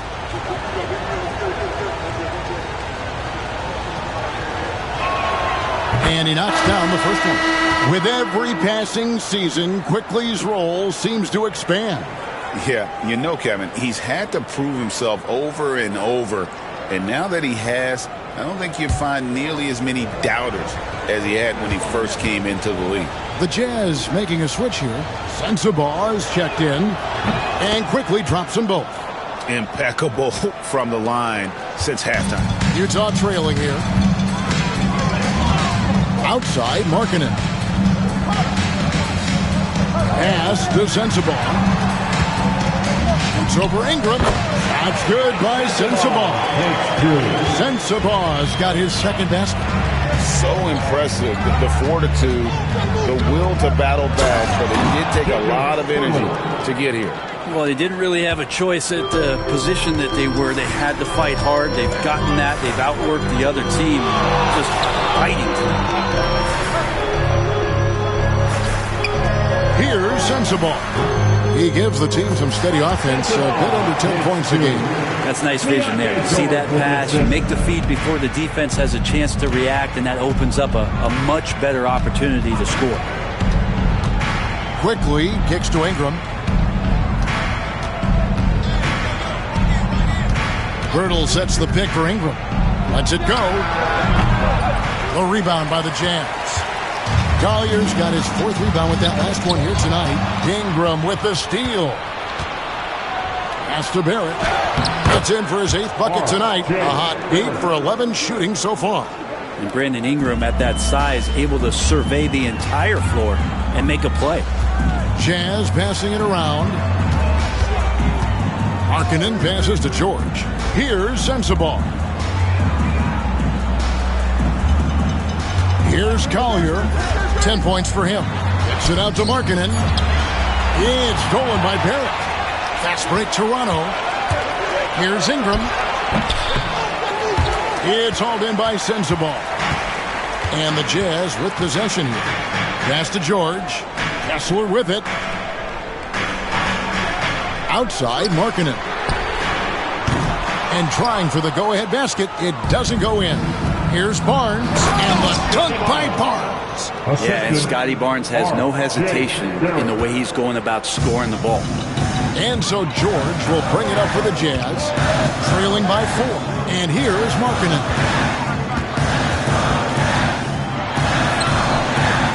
And it's Toronto with the rebound. Barnes has got his 4th rebound in this one. Well, if he's going to keep shooting, they've got to run some plays for him. Screens, pick and rolls, anything they can do to get him started. That's one of the best three-point shooters. You've got to try to scramble the Jets right here and get that guy off the sweet spot. George with the screen on Barrett. Pass to Markkanen to stop the run. Markkanen missing again. A bit of pride at stake, trying to get that last three ball back, but couldn't get it to fall. A little bit of showtime there from Scotty B. Awesome display of athleticism captured by our AT&T 5G Slam Cam. Jazz trail by 9. Outside, Markkanen. Here's Sensabaugh. He's got 6. That's screen on Barnes. Markkanen from outside. Offensive rebound.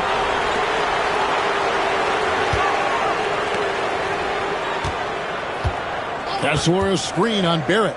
Down low. It's deflected. Pirtle with the steal. And now in transition, it's Barnes. Here we go. And slam dunk by Ingram. What a move by Ingram, taking the foul, but also getting the bucket. He's made all 5 of his attempts at the line so far. A different look for Utah. Lepowski, he's checked in for Walker Kessler. Kevin Love comes in for Markkanen, and it's Williams in for Collier. And Toronto also making a switch. Trace Jackson-Davis is checked in for Jakob Poeltl.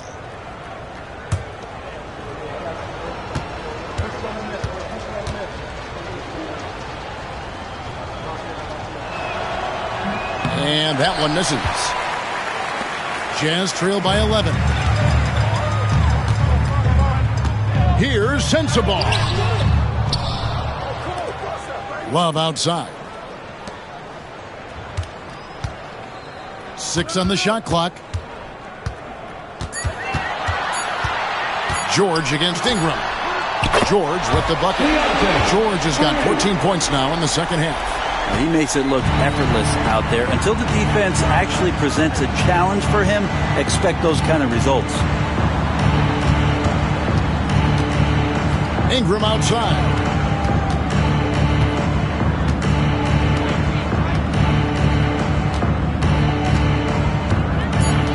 Raptors need to get a shot off. A 3 from Barnes. Filipowski grabs the board. Here's Sensabaugh. Off with the layup. Brandon Ingram. He's been the guy making things happen for Toronto. He's at the quarter-century mark. 25 points for him in this game, as they have looked to him over and over to make things happen. We'll get you back to the action after this break.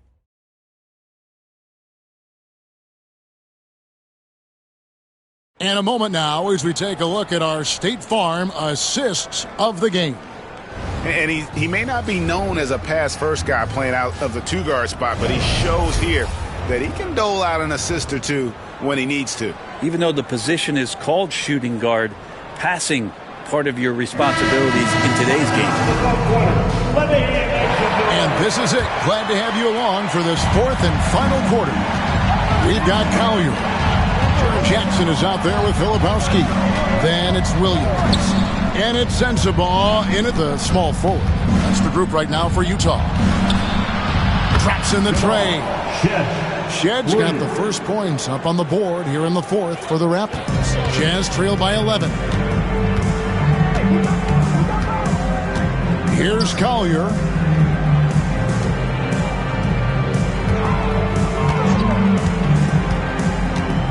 Into the lane.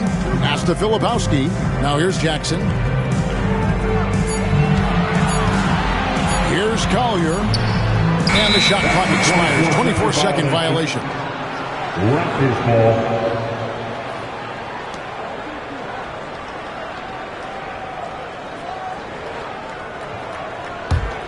Raptors leading by 11. Now here's Barnes. Shoots from 14. And again, it's Toronto converting. Well, he's been doing it all night. Why not go back to it? Yeah, he's feeling it. Keep feeding him until he misses. Pass to Collier. Jackson a screen on quickly. Here's Collier, and Barnes sends it back. Ooh, the swat by Barnes. He's got that ability to put up big block numbers. Dick. Another shot. And Jackson Davis gets it to go. And the Raptors lead by 15. It's a +5 advantage for them in rebounding after that one. Here's Collier, quickly covering. Pass to Sensabaugh. On the wing, Jackson. To end the run. Sensabaugh, no good. And it's Barnes with the ball for the Toronto Raptors. Here in the fourth quarter, their defense has been very strong, allowing no baskets. Working inside quickly with good spatial awareness, sensing all things around him. Here's Collier, quickly covering, outside Jackson.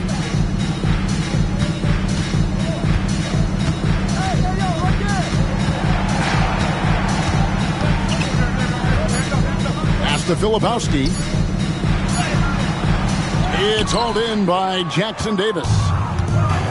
Jackson Davis has got rebound number 8 now on the night. Jackson against Barnes. It's Dick on the wing. Launches a 3. Rebound, Utah. Collier's got rebound number 5 here tonight. Pass to Jackson.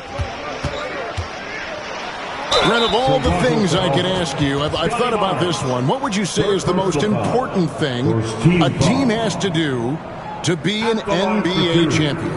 Kevin, it's pretty simple. Accept your role. And when that happens, stars will be stars, and role players will be there to support the stars in any way they possibly can. But to accept your role and to sacrifice for the good of the team, it's going to give you a chance to hold that trophy. Wow, they've made every free throw here in the second half. Walker Kessler, he's checked in for Utah. Jakob Poeltl's checked in for the Raptors.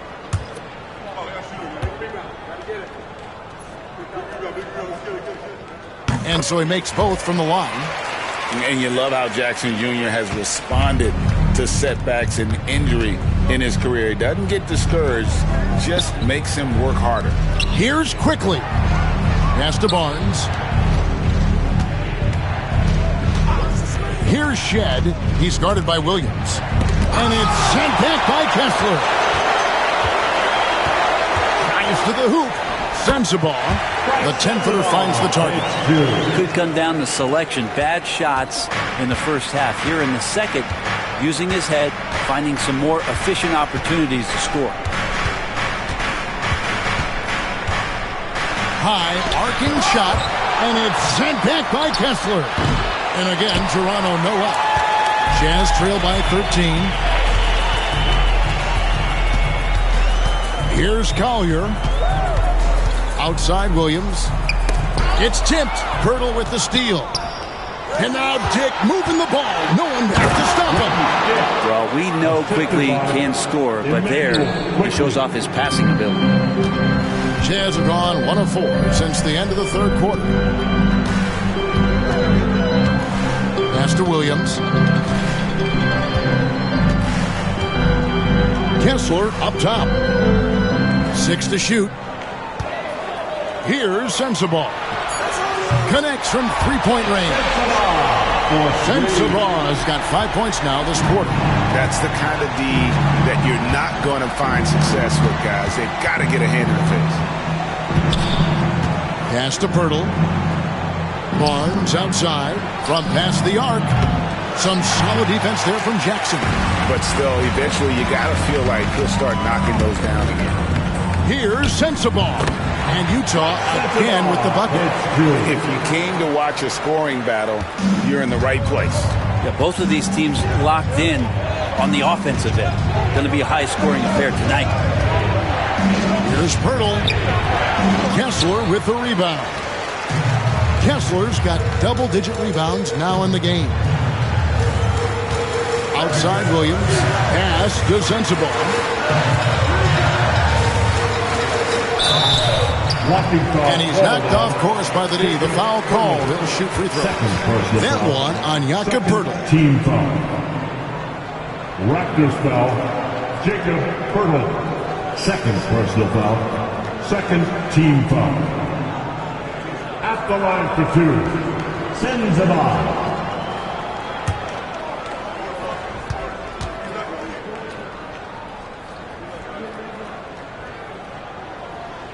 First free throw is good. And the Jazz with some changes. Love check in for Jaren Jackson. Markkanen comes in for Vince Williams. And it's Keontae George in for Collier. And then for Toronto, Trayce Jackson-Davis is checked in for Barnes. Ingram comes in for Tick. And R.J. Barrett subbed in for Quickly.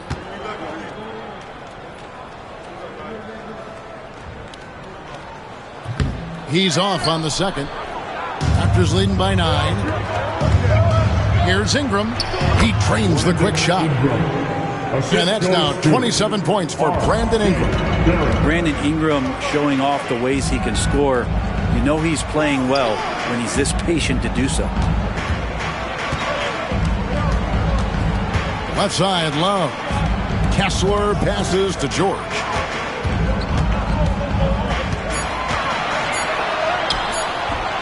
Here's Love. And it's Ingram with the rebound. Well, a lot of players in the league are going to make that shot, and for him, it's pretty much automatic. It's a good defensive effort to prevent the layup. And so Markkanen will bring it up for Utah. Pass to Sensabaugh. Back to Markkanen. He lobs it up, and Kessler throws it down. That gives him a double-double in this one. 11 points and 10 rebounds. And maybe that'll trigger them. Impossible not to get pumped up after that. Yeah, well, you can see the immediate reaction of the guys on the bench. They are pumped up. Ingram adding more muscle, a little more moxie each and every year. First team foul. At the line for the Raptors, Brandon Ingram. 2 shots. Take a break. Take a break. 2 shots.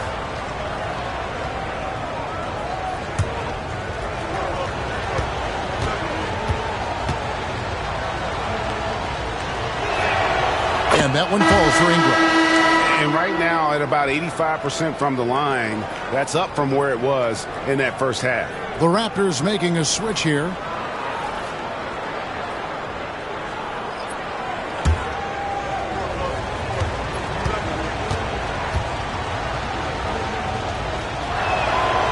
That misses, so he splits the free throws. Jazz trail by 10. There's Markkanen. Chalk up 2 there. And Markkanen really that time going strong. Toronto's gotten just 1 of 4 3-pointers to go down for them here in the fourth. On the wing, Barnes. Guarded by Jackson. Poeltl. No good that time. Some solid defense there from Jackson. And here are the Jazz now. They're on a 14-5 run. Markkanen down low. He's covered by Ingram, and the shot goes in. How about these big shots for him in the fourth? He has been locked and loaded offensively. Quickly the bounce pass, and slam dunk by Ingram. And right now, efficient as Brandon Ingram is just torching the defense. For Utah, they've gone 6 of 12 from the field here in the fourth, and even 50%.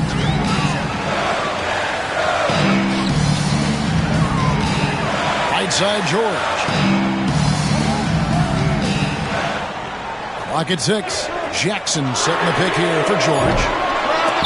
Off target from 3-point range. Raptors leading by 8. Quickly kicks to Poeltl. Pass to Quickly. Barnes the screen. Quickly against George. And that one's good. Quickly's got 9 points now in just the second half. Whoa, he really got his defender on his heels on that one. What a fantastic play, guys. Back to George. Over to the left wing. Williams against Barrett. Tries from 16, and the shot is good. The Raptor lead has been cut back down to 8. An important basket there from Williams. To leave a guy like that wide open from range, big mix-up. Onside Barrett, and stolen by Williams. 4 on 3 as they bring it up. And George with the stuff. Traditionally, that's how you want to finish the break, right at the rim. Yeah, anything other than a layup in that situation, probably disappointing. Had numbers, took advantage. Barnes gets to quickly. Barnes sets a screen for quickly.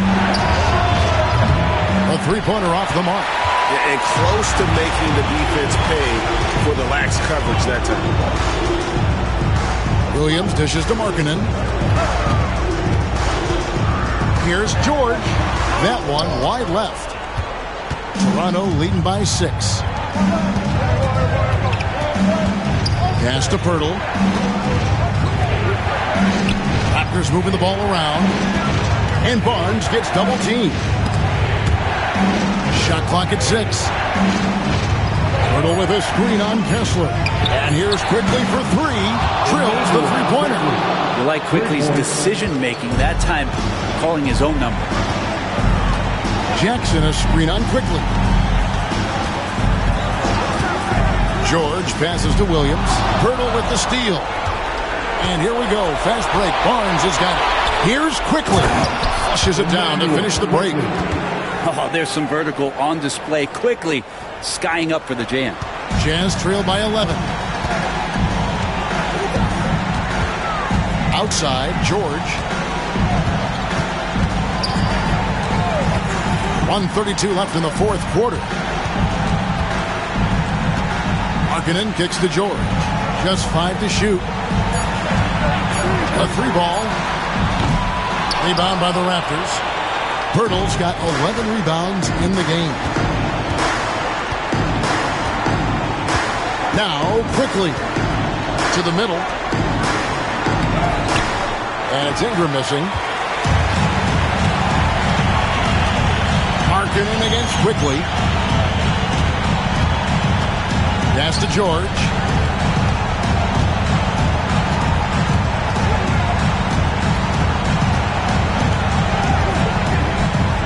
Outside Jackson. Here's Markkanen. It's good. The assist this time from Jackson. Markkanen's got it back down to a single-digit deficit for the Jazz. Onside Barrett. Lays it up and in on the nice reverse. And they came in determined to take this one. It's going to be a happy flight home. Yeah, when you step into an opposing team's arena and you can play with this type of composure, boy, that food tastes good on the way out of town. Toronto with the ball. 17 points was their biggest margin. Markkanen against Ingram.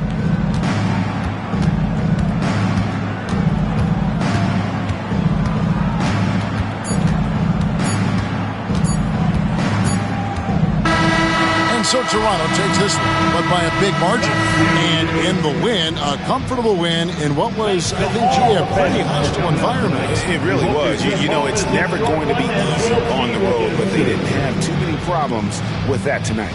Thank you for joining us. That'll do it for now. For Brett Barry, Craig Anthony, and David Aldridge, this is Kevin Harlan saying thanks for watching. And now we present the player of the game, R.J. Barrett.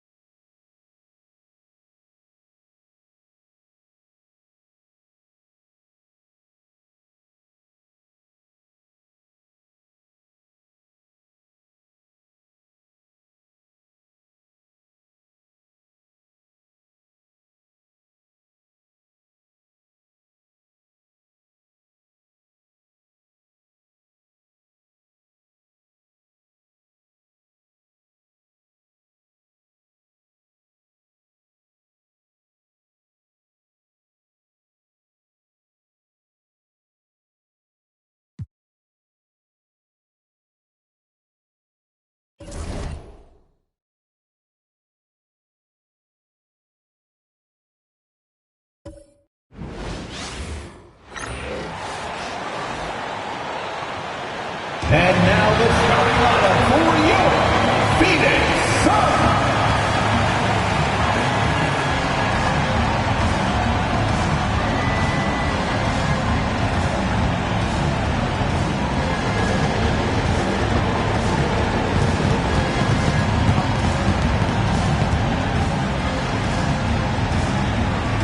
At the power forward position, at 7 foot 3 inches, number 11, Ball.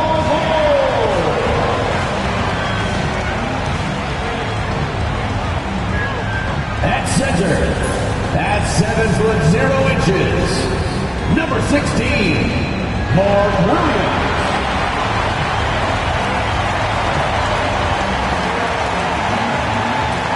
At the other forward position, at 6 foot 6 inches, number 30, Dylan Brooks.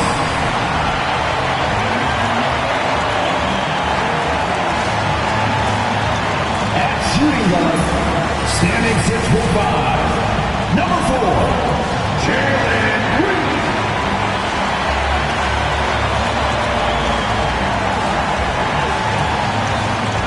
At guard, 6'5", number 1, Devin Booker.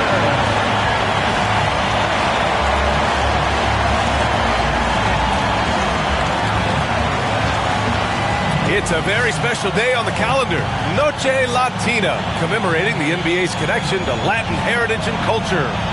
And tonight, we've got the Sacramento Kings playing against the Phoenix Suns here at Footprint Center. I'm Brian Anderson, joined by Hall of Famers Doris Burke and Grant Hill, and the fourth member of our crew, reporter Allie LaForce. Let's see the stat sheet here for Devin Booker.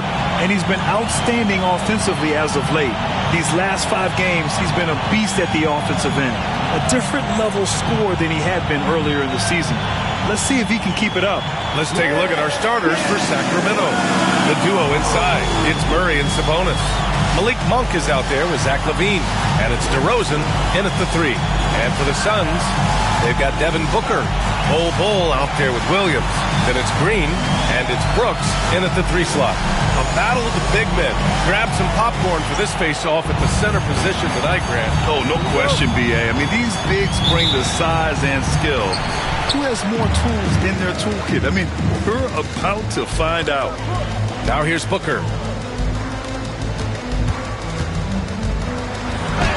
Uses the glass on the layup. Well, a guard has got to come with physical intensity on the interior, and Devin Booker does just that. LaVine surveys the D, and stolen by Williams. Here's Green, and it's hammered home by Green. That was a really nice sequence there. Just strong effort at both ends of the floor. And that's exactly what you can control, right? Your desire, your hustle, your will to succeed. And it's DeRozan missing. And it's Phoenix's ball. 4-point game. Brooks, the pass to Booker. And Domas Sabonis pulls it down. Murray with it. Now guarded by Booker. And there's Murray. That one's good. On the assist by DeRozan. You're roughing Murray up a little in there, but he's built to take punishment and can still deliver. Booker, the pass to Bol. Brooks against DeRozan. To 3, Booker. It's rebounded by Sabonis. Booker's gone 1 of 3 shooting so far. A chance here to catch up with Allie from the sideline. Mike Budenholzer and I got a chance to talk for a bit. The message that he sent to his team is that they need to be laser focused on DeMar DeRozan. He told me DeRozan can expect to see plenty of double teams. He said if they're going to beat us tonight, DeMar's not going to be the guy to do it. And of course, DeMar may have something to say about that. We'll find out. Back over to you. And Allie, thank you for that. Now here's Monk. Really struggled in the loss against Golden State. And the call is going to be, yes, an illegal screen.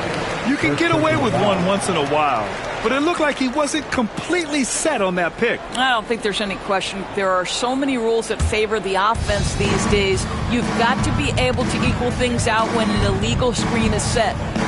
Here's Booker, coming off an unbelievable high-scoring game.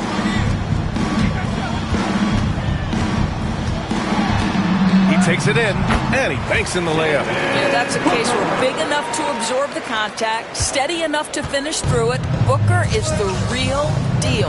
Drafted as a 19-year-old back in 2015 by the Suns, Devin Booker has a special connection with Phoenix Doors. BA, they absolutely love Devin Booker in the Valley of the Sun. He's been with the Suns his entire career, and basically it's a fan base that has watched this young man grow up. And when you think over the long history of this organization, when you mention the best players in team history, there is no doubt he is part of that conversation. Now here's Booker. A great score, averaging almost 26 a game. It's good, and he drew contact on the shot, so he will go to the line. A three-point play opportunity. So it'll be Devin Booker shooting. Malik Monk picks one up. And a moment here to take a look at the scoring breakdown for Phoenix. The most consistent attack on offense so far has been the mid-range jump shot. We'll see if they can keep that rolling. Yeah, and in addition, their ball movement has really unleashed their offense. Boy, they've been fun to watch. And Devin Booker is already one of the greatest players in Suns history, Greg. Well, you could argue that Steve Nash still ranks ahead of him. He did win 2 MVPs with the Suns. But when it's all said and done, I think Booker will be regarded as the best. Timeout call, Sacramento.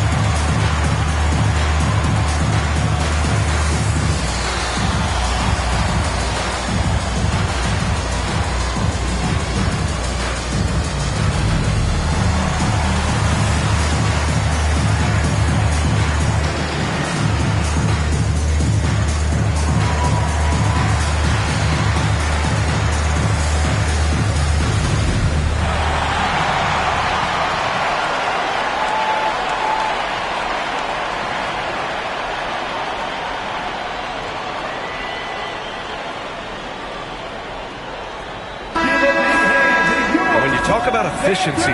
These are the guys that come to mind. Here are the league's best shooters so far. Mark Williams, number 1. And this guy just flat out knows how to score. A high IQ offensive player with a strong feel for what shots to take, which is why his field goal percentage leads the league. Kings trail by 8. About 3 minutes gone in the first quarter. Back to Monk to end the run. Again, the miss by the Kings. And Booker has got the ball here for the Suns. Outplayed in the previous game on their schedule. They lost to the Rockets. And it's not the result they were hoping for. But every game is a chance to learn and make adjustments. Yeah, I mean, listen, it hurts a little more when you play well and fail to close out a game. That was one they should have won. For Sacramento, they've gone 2 for 5 here in the first.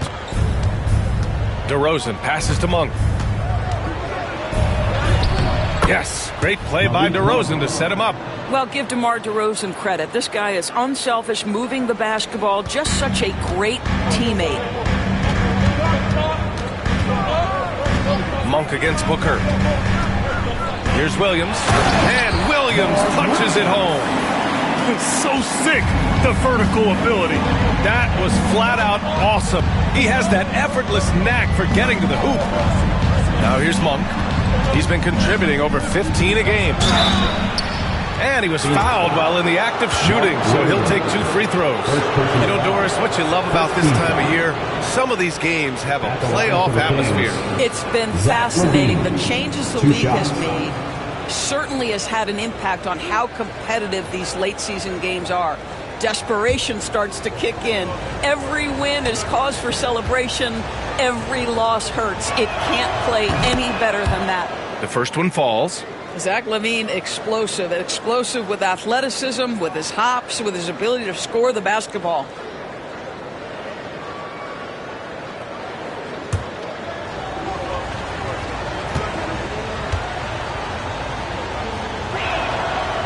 And he makes the first, but misses the second. Zach LaVine, one of the most entertaining players in the league. Boy, when he's cooking offensively, look out. Outside Booker. And that's his fourth bucket of the game in 7 attempts. Getting out to a nice lead. Great flow and great execution. Outside LaVine. Monk against Booker. Monk passes to DeRozan. Inside, on the wing, Murray. On target from range. Murray's got his third bucket of the night. Yeah, this is the kind of confidence you love seeing. Murray not thinking twice at all about firing away. Back to Booker. The teardrop. Sacramento grabs the miss. Boy, surprised he missed that. The defense just good enough to prevent that bucket. DeRozan finds Monk. And he lobs it up to the rim. And it's Murray finishing it off. Yeah, he gets off the floor in a flash. Murray can elevate off 1 foot or 2. It's easy for him to convert on lobs. Now here's Brooks. We saw him with 19 his last time out. Williams passes to Booker. Booker missing again. Kings trail by 4. They are looking really strong offensively. Yeah, just terrific momentum. Let's see if they can keep it up. It's Monk on the wing. Booker defending. And it's Monk missing. Let's give some credit to the defense for how they're guarding this guy right now because they're refusing to let him get comfortable. Bold pass to Williams. Booker surveying the floor. 5 on the clock. He drains it. Made half his shots. He's 5 for 10 now. Well, that's what you call a tough 2 because if you're in the lane at D-Book size, you never know what could happen. Timeout called. Sacramento. And now that they have some time to get a little bit of rest, it's time for these players to regroup while hydrating themselves with some Gatorade, looking to gain a boost of energy as they continue to play in this game. And staying hydrated is the only surefire way to do it. An athlete's body doesn't have the same power and stamina without proper hydration. These guys will be sure to use this timeout wisely.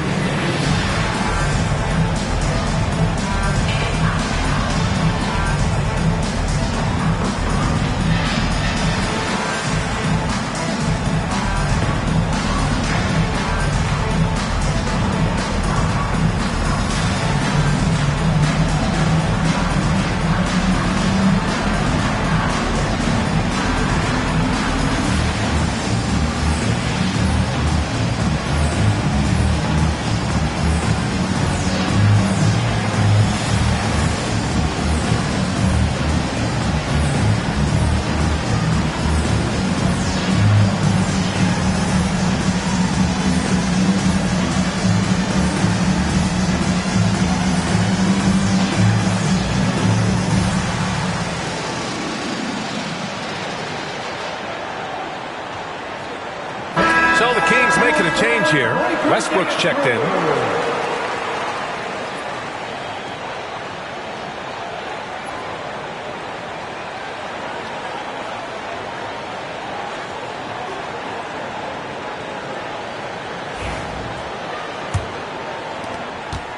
Kings trail by 6.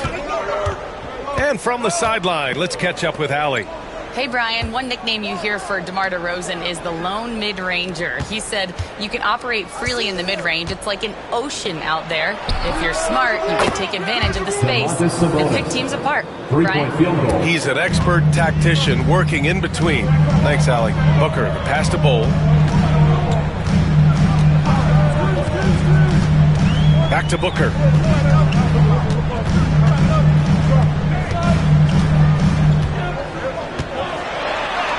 And he's now 6 for 11 after that one. They have no answer defensively inside. The Kings have got 6 of 10 attempts to fall. Outside Murray. DeRozan for 3. The shot comes out. Phoenix leading by 5. Green for 3. The rebound by Murray.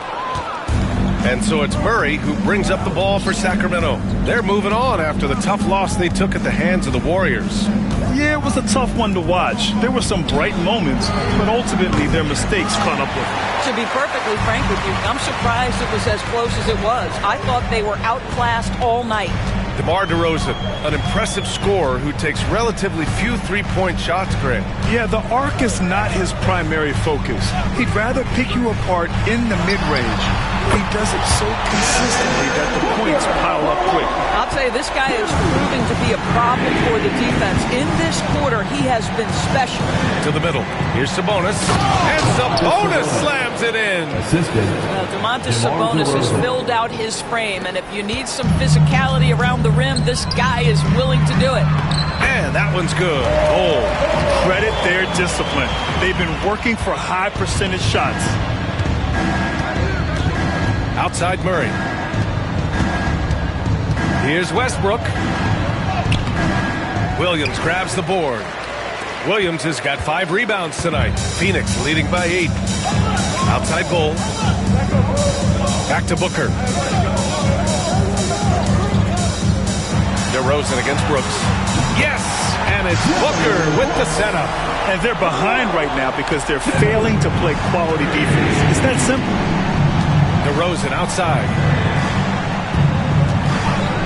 Murray from outside. It's hauled in by the Suns. Williams has got 6 rebounds in the game. Out of bounds. It'll be Kings ball. Now a moment to take a look at the year-to-year scoring output and how it's been trending for DeMar DeRozan. And when you look at his offensive output over the past few years, it seems like other teams have figured him out and have his number now. He's having to put in a lot more effort on the offensive end, but without producing nearly the same results. Allen, he's checked in for Phoenix. And the Kings also making a change. Hunter's checked in for Levine. Pass to DeRozan.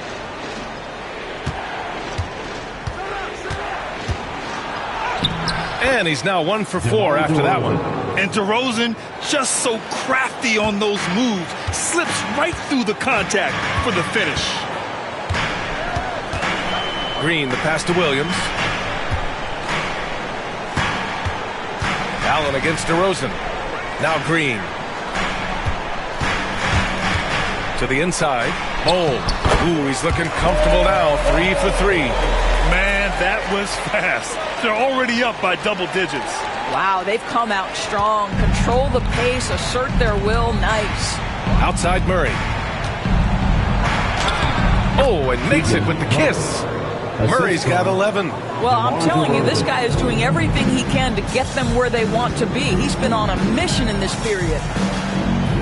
Pass to Brooks. Remaining in the first 2 minutes. 1:56 left now in the first quarter. Williams misses. I love how they've attacked the boards here in the first quarter. Westbrook with it. Down low. Here's Sabonis. Williams grabs the board. Phoenix leading by 9.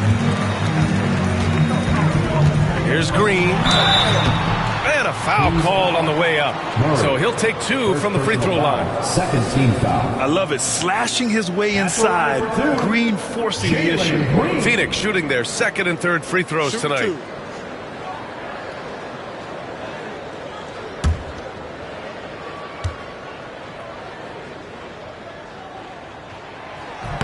The first free throw is good. And for Green, it's about trying to be consistent. He has talent, and he needs to play to his strengths. A different look for Phoenix. Richards is checked in for Williams. O'Neal comes in for Bull. And it's Devin Booker in for Brooks. That one's no good. Kings trail by 10. Outside Levine. Pass to Westbrook. 1:21 left in the first quarter. Back to Levine. The 3 is up. And that one comes off the assist by Westbrook. Well, this is Levine's mindset. He is ready to shoot as soon as that ball touches his hands.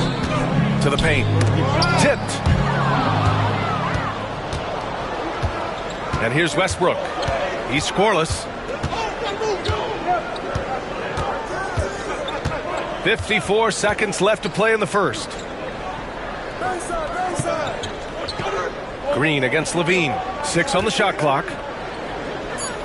Late clock here. The Kings need to get one up. Oh, the stop.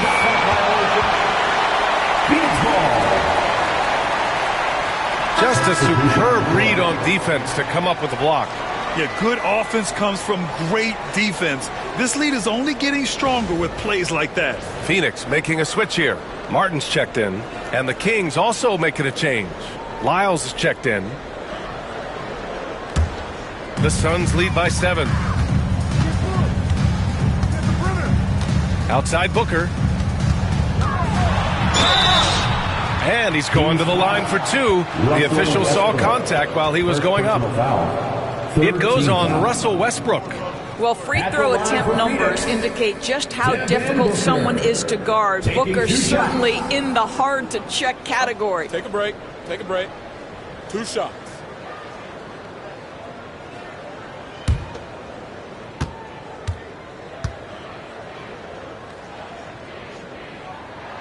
That free throw good from Booker. Devin Booker is a 2-guard, Doris. What's Book do that makes him special at that position? I mean, so many things in terms of his skill. He's an elite shooter.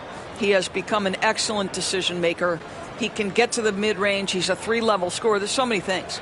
But my favorite thing is watching this guy in an NBA Finals play with a broken nose, be hit repeatedly, and never flinch. His toughness and competitive edge is always there nightly, and I love that. You want to contest this guy's shot, but you absolutely don't want to send him to the line. He will make you pay. Levine can't hit. Grab that one. However, so far they're getting a little out-hustled on the boards. Booker against Achua.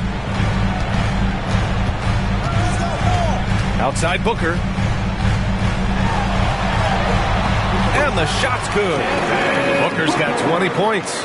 The offensive game plan is clear. Get it inside and go to work.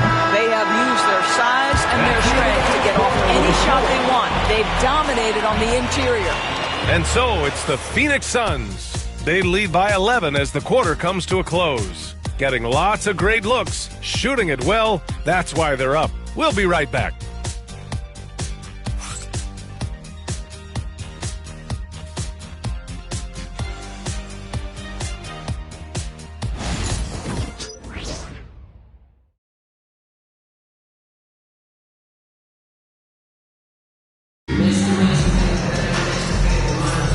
And so far through one quarter, it's been a lopsided game. We'll see if that changes here in the second. And guys, the Suns pretty much in control here. They're off to a rock-solid start. They brought a well-thought-out plan into this one. What terrific work at the offensive end. They have built some early momentum here. And here's Westbrook. He'll bring it up for Sacramento. They trail by 11 on the court for the Kings. Second quarter underway. Zach LaVine out there with Russell Westbrook. Then it's Torrey Craig. Then it's DeAndre Hunter. And it's Achua in at the 5 down low. Outside LaVine. 5 to shoot. Achua with a screen on Allen. Here's LaVine for 3. Oh, just dropping it in. LaVine. Well, in a screen and roll situation, Zach makes the right decision. Pass to Martin. Here's Allen. No made baskets yet. Driving to the basket. Achua with some nice D. LaVine passes to Westbrook. Oh, there's the alley. And it's out of bounds. Last touch by Westbrook. And it's worth looking at the league's top scorers for the past month. These guys have been on a tear. Second is Devin Booker. And this last month has been truly special for him. He's scoring at will and in a rhythm on offense. Here's Allen. Quarter number 2 and about a minute in. Up top, Booker. Ooh, against inside resistance. Booker still good. Looks like we're starting to see a pattern here. Not afraid to get in the paint and get wet. Achua with a screen on Booker. The drive by Westbrook. And that one goes in as he's fouled. It'll be 3 points if he converts the free throw. Personal foul. First team foul. Doris, think about Russell Westbrook's career. All-time NBA leader in triple-doubles. BA, there is so much to admire about Russell Westbrook, but I'm going to begin with something that I think is undervalued, and that's his willingness as a great player to play hard every single night on both ends of the floor. Tough, competitive, and skilled. He's a Hall of Famer.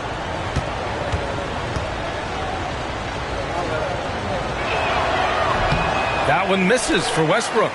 And you played for several different coaches with very different philosophies, Grant. Did you have a favorite system? Well, you know, BA, I did. I played 19 years, a number of different coaches, but the 8 seconds or less offense back when I was with the Suns as a player, you want to run, and honestly, it's so much fun getting up and down the court. Pass to Richards. Now Allen.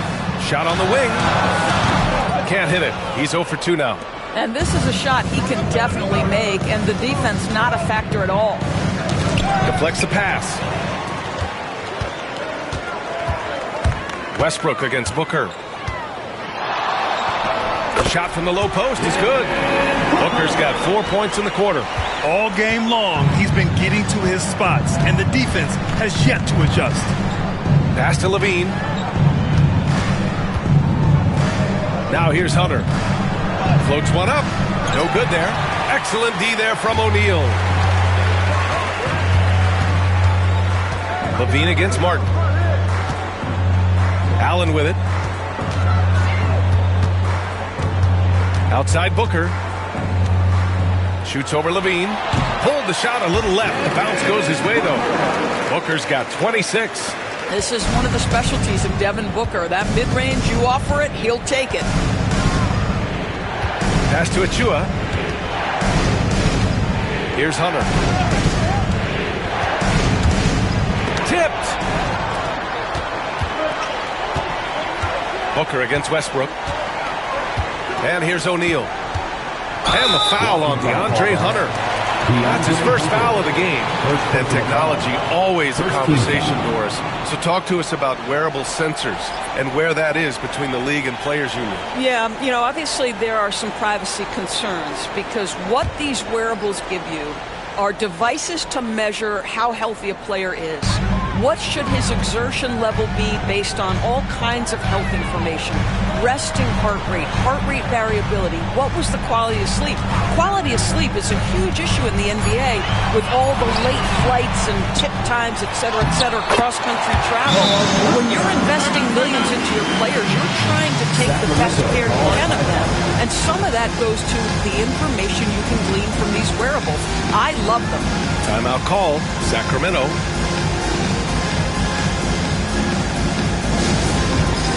Dance cam, get ready everyone. You see yourself on the screen and you show us your best moves. Let's go!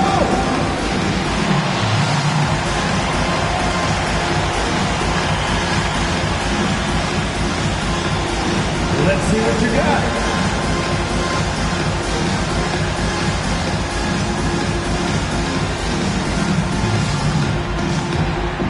Get down.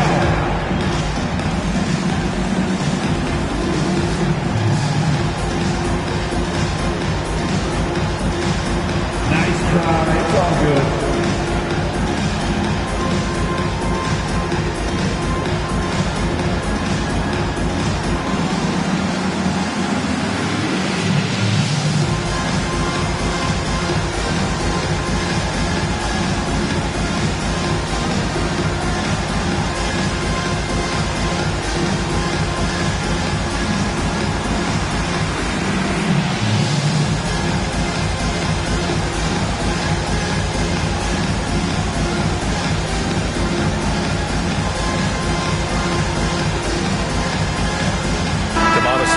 He's checked in for Sacramento.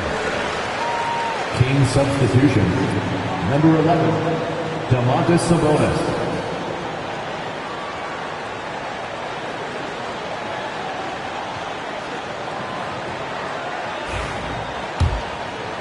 And in the second quarter, a little under 3.5 minutes played already. Monk passes to Westbrook. Back to Monk. Oh, a great 1-2 punch. Beautiful pass and a nasty jam. Strong finish to cut into that lead a little. And left no doubt with that one, Grant. Booker, the pass to Allen. Outside, Williams.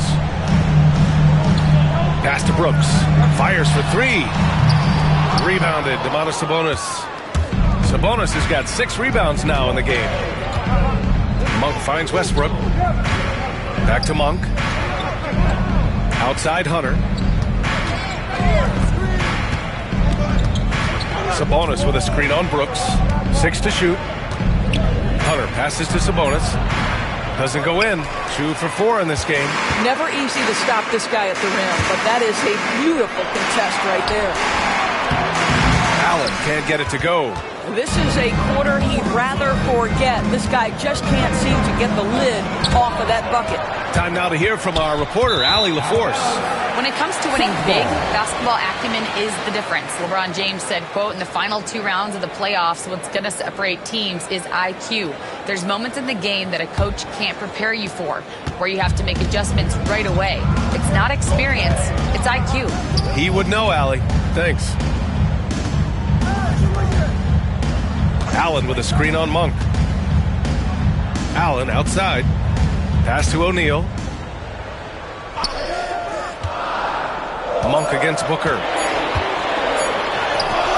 The layup misses. Kings trail by 10. And it's Monk off the drive. Oh, and he got fouled on his way up. He'll head to the line to shoot 2. I don't mind that. I mean, they met him at the rim and temporarily prevented the points. Sacramento shooting their 4th and 5th shots at the foul line in this game.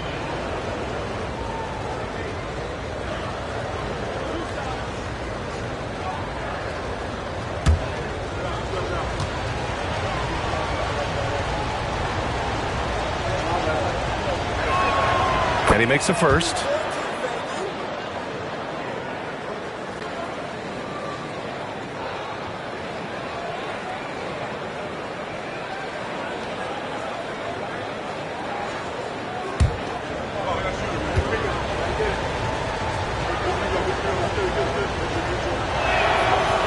Monk drops them both.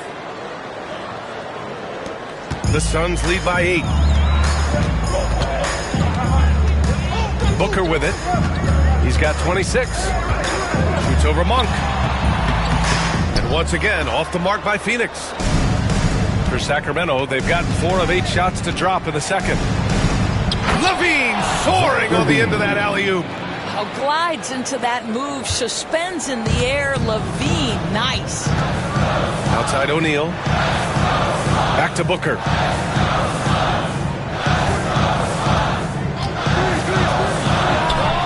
And he knocks the jumper down. Booker's got 8 here in this quarter.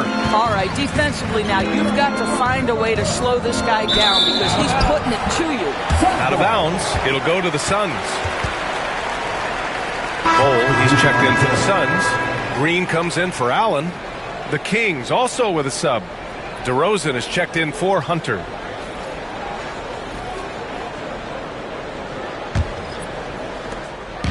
And Booker's got the ball here for the Phoenix Suns.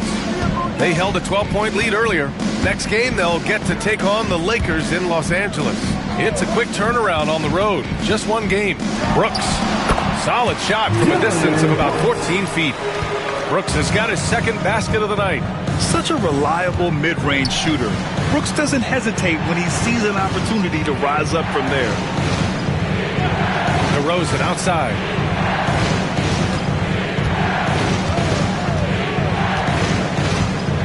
Just 5 on the clock. The 3 is up. And it's Phoenix with a rebound.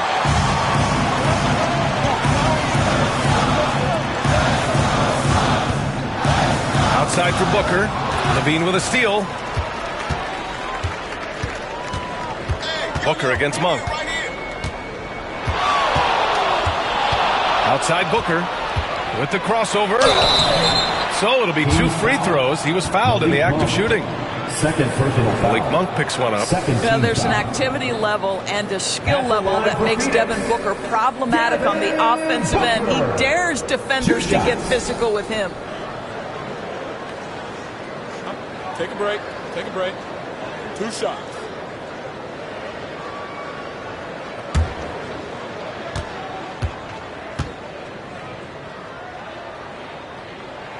That free throw good from Booker.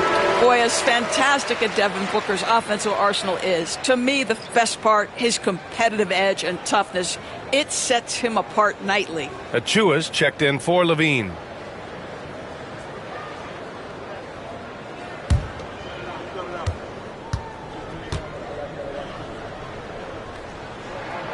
He's perfect from the line this time. Yeah, just an offensive machine. Booker generates points consistently, night in and night out. Up top, Westbrook. Williams defending.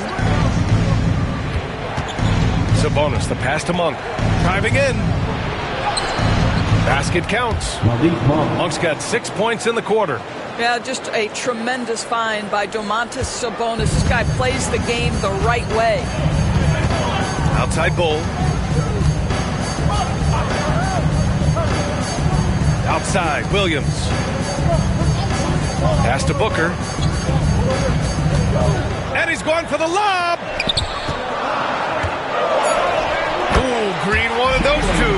This is where Green is most effective. He's got a great feel for scoring inside. DeRozan looks it over. To the inside.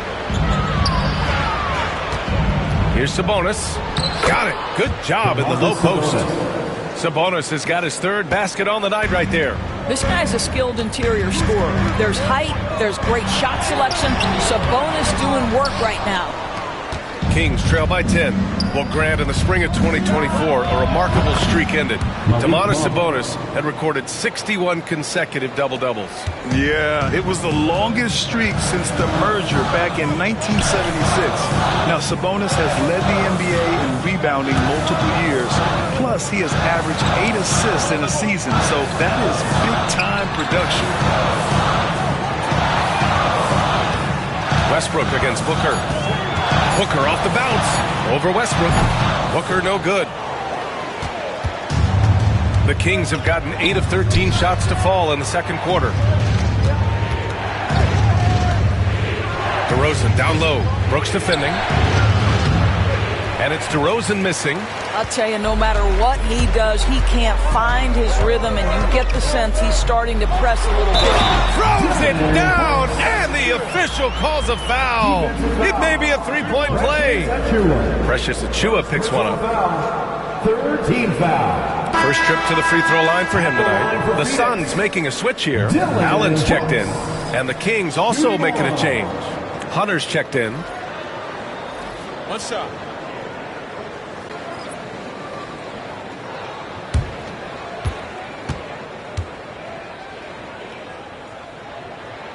The free throw dropped for Brooks. Yeah, just knocking down every free throw. I mean, I love to see this kind of efficiency. Monk finds Sabonis. Outside Monk. Pass to Hunter.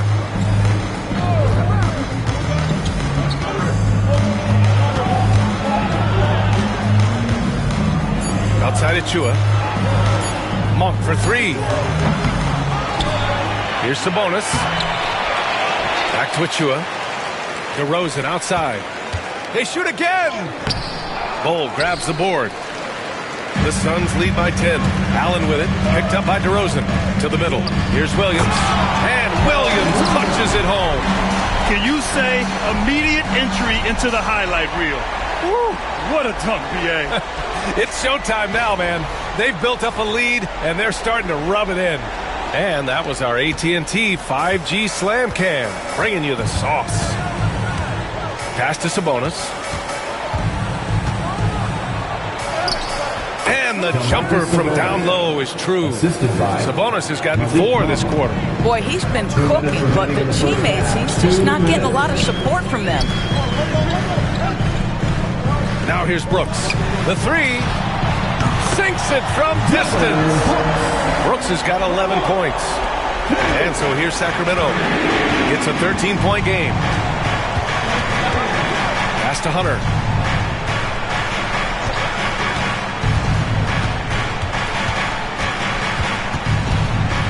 Minute 32 left in the first half.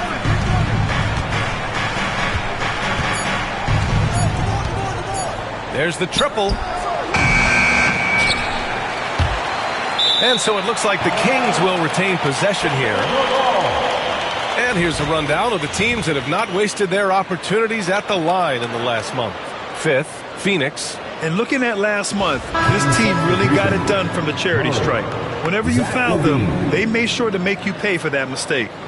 And Sacramento with some changes. Keegan Murray's checked in for Achua, and it's Zach LaVine in for Hunter.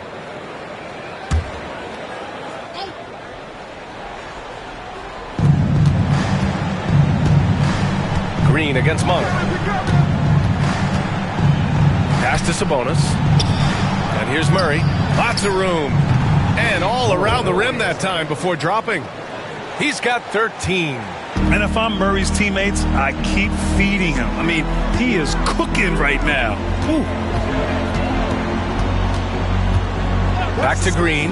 Fires from deep. It's rebounded by Sabonis. Sabonis has got rebound number 11. Monk for three. Phoenix grabs the miss. Green, the pass to Brooks. DeMar DeRozan grabs the miss. And here's DeRozan. He'll bring it up for the Kings. They trail by 11. Here's Monk. Oh, and there's the whistle on the shot. So 2 free throws for him coming up. It's going to be on Dylan Brooks. And even from where we're sitting, you can clearly tell it was a foul. He's gone 2 for 2 at the line so far.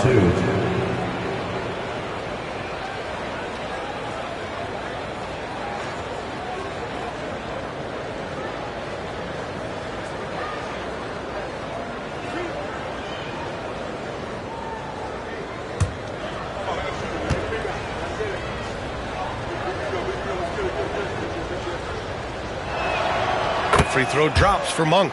Boy, showing a lot more aggressiveness now after making 0 trips to the line in the first quarter.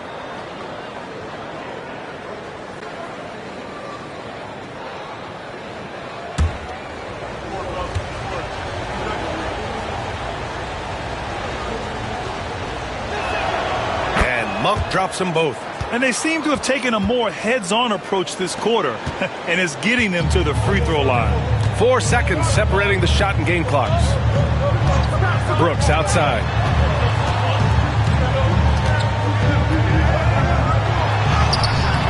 Good work defensively by DeRozan. Outside LaVine. And stolen by Bull. And they're running. Here's Brooks. Drops in the layup for 2. Brooks has got 13. This is intelligent basketball. Forcing a turnover and then immediately starting the fast break. Devin Booker. He's feeling it tonight. He's been the driving force for Phoenix. He put together 10 points in the quarter. Time for a quick break, then back to the action.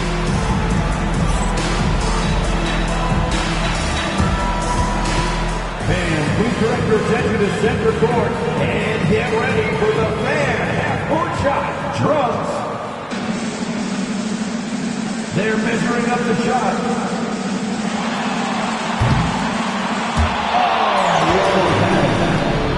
One more time, a round of applause for the participants.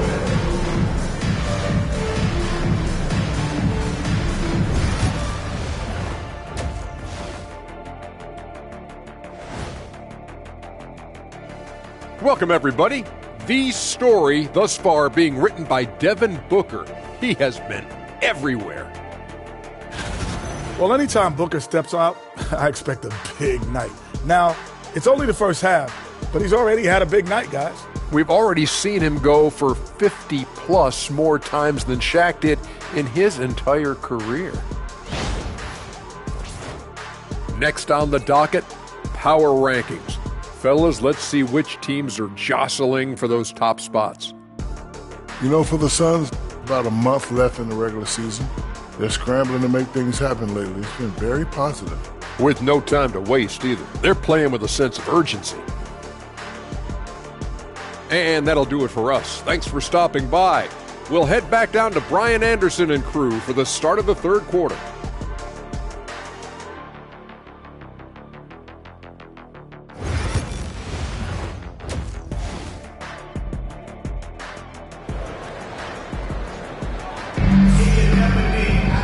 And with the second half upon us, we'll find out if this game becomes the rout that it's threatening to be. Boy, we're seeing a tremendous game from Devin Booker. They've leaned on him to provide a lot of offense, and that's how he likes it. And one would expect that the defense made some adjustments at halftime, but he has the ability to answer right back.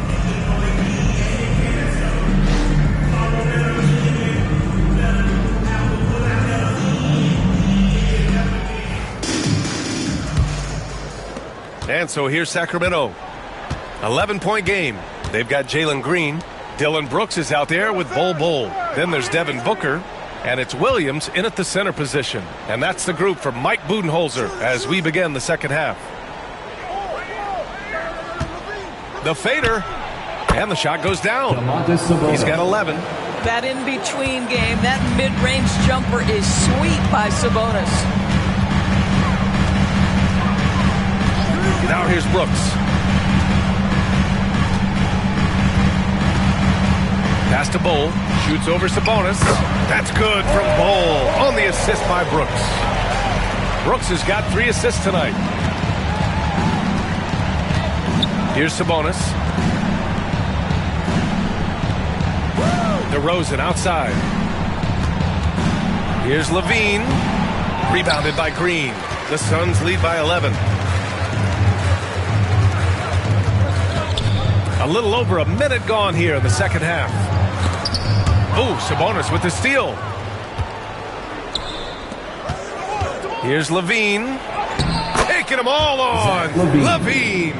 You have to love how persistent Levine is inside and during the contact and finding a shot. Outside Bol. Brooks outside. Outside Bol. Pass to Booker. Shot clock at 6. Puts up a deep 3. And it's Brooks missing. I know that he has the ability and confidence to sink that shot. But better luck next time, maybe. And for most guys, I think you only want to take that shot if you hit a few in a row. That is absolutely a heat check. Outside Booker. Shoots over Monk. That one a tad offline, but it drops in for him. Booker's got 32 points. Putting up points is what Devin Booker does best, and right now he is showing out. Outside Monk. Inside. Here's DeRozan. Oh, and he blocks it off the glass. Wow. Tries a 10-footer. Outside for Green. The 3. Green, money from deep. You love the confidence Green has. He wastes no time going up with the shot. Timeout called. Sacramento. Nice game. Great performance by Devin Booker. At some point, you have to try and force the ball out of his hands. But that's easier said than done. Here comes your Suns high squad. Let me hear you make some noise.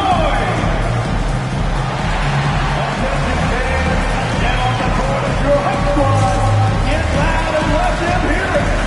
Get on your feet right now, crowd. It's time to fire off the pieces.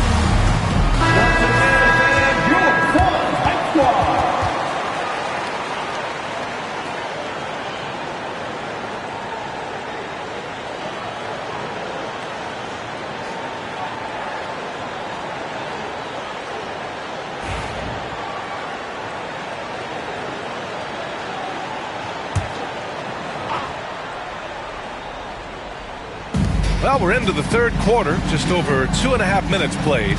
Monk finds Murray. Back to Monk. Sabonis with a screen on Booker. Here's Monk. Banked it in off the glass. Monk's got 15 points. Well, use the pick and going right to the cup. I love the aggressiveness. Outside, Green.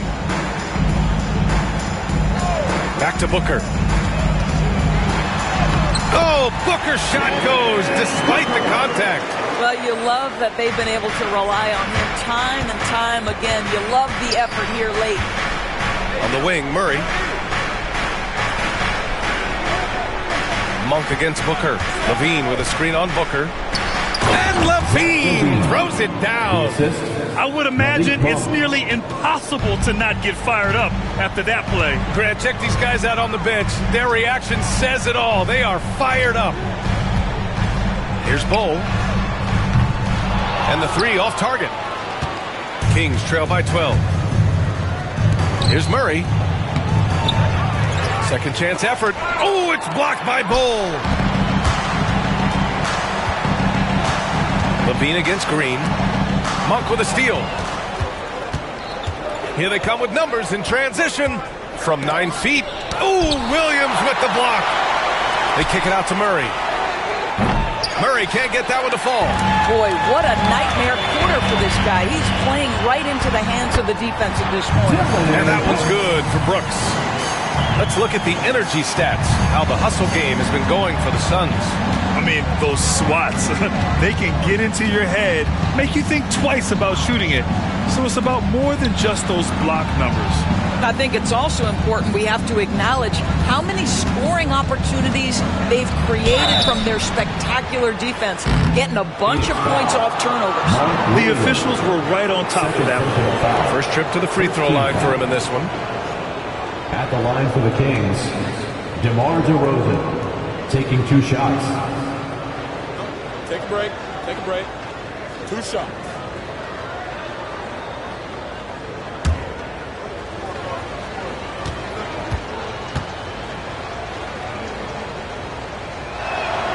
And he knocks down the first one. Great scorers know how to knock in free throws. DeMar DeRozan, not the guy you want to foul.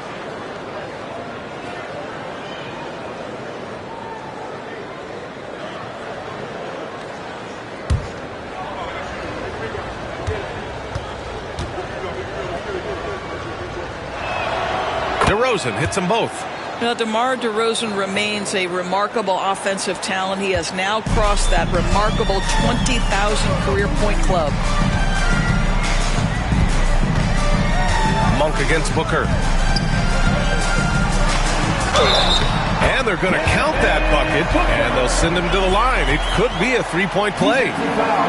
And he's coming off a huge performance, and his confidence couldn't be any higher. And his coach knows that, too. Well, the best players, to me, deliver night after night after night. So as long as he's hot, keep riding it.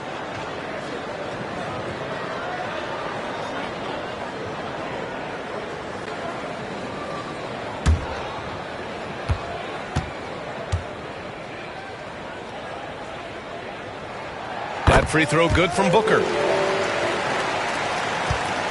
Kings trail by 15. Now Levine. 13 points in the game. Here's DeRozan. Oh, DeRozan getting it done inside. Yeah, one of the great mid-range scorers in the game. DeMar DeRozan getting to work.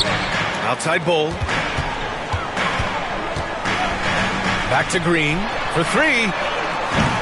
Rebound by Sacramento. Sabonis is... Levine against Green. Levine passes to Murray. Outside Monk. Booker against DeRozan. Outside Murray. 4 on the clock. Here's Monk. Hits the front of the rim and out. The Suns lead by 13. Pass to Bull. Booker against DeRozan. Outside, Green. Williams, a screen on Levine. Green for three. And the Suns miss again. And he almost made them regret defending him so loosely. Murray passes to Monk. Back to Murray. Here's the pick. Fires the three. Murray! Good from way out. Well, after netting one in the first half, that's the second deep ball to go down for this guy. For Phoenix, they've gotten 6 of 11 attempts to fall so far in the third. Here's Green. Yes! And it's Booker with the setup. Booker's got his 4th assist in this one. How about the vision from Devin Booker? Yes, he can score it, but that's a pretty pass. Outside Murray. 4-3. Gets the 3 ball to go. Murray's got 6 here in the quarter. Building confidence in that deep ball. 1 from distance in the first, 2 in the second. Outside, Williams. Pass to Brooks. Jacks up a 3. That shot is off. Miss number 6 of the day out of 12 attempts. Well, he had the defense's attention, dropping 2 threes in the first half, but he hasn't made one since. Now DeRozan. Brooks defending. DeRozan against Brooks. Back to Monk. It's hauled in by the Suns. Outside Booker.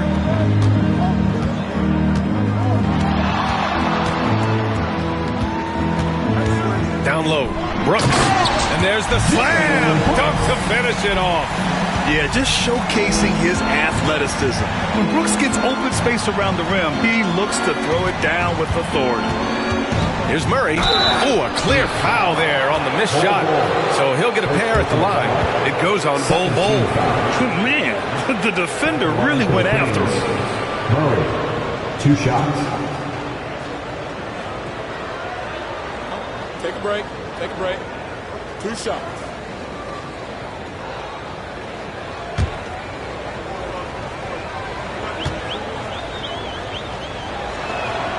And the first one at the line is good.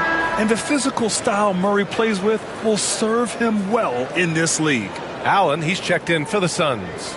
Westbrook, he's checked in for the Kings.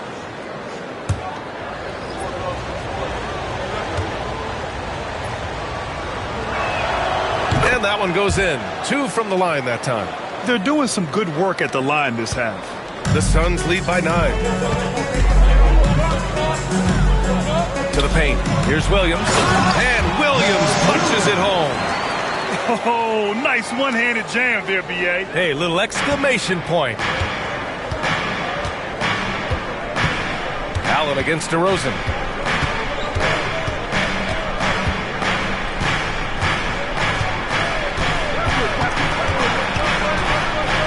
Pass to Sabonis. Lets it go from deep.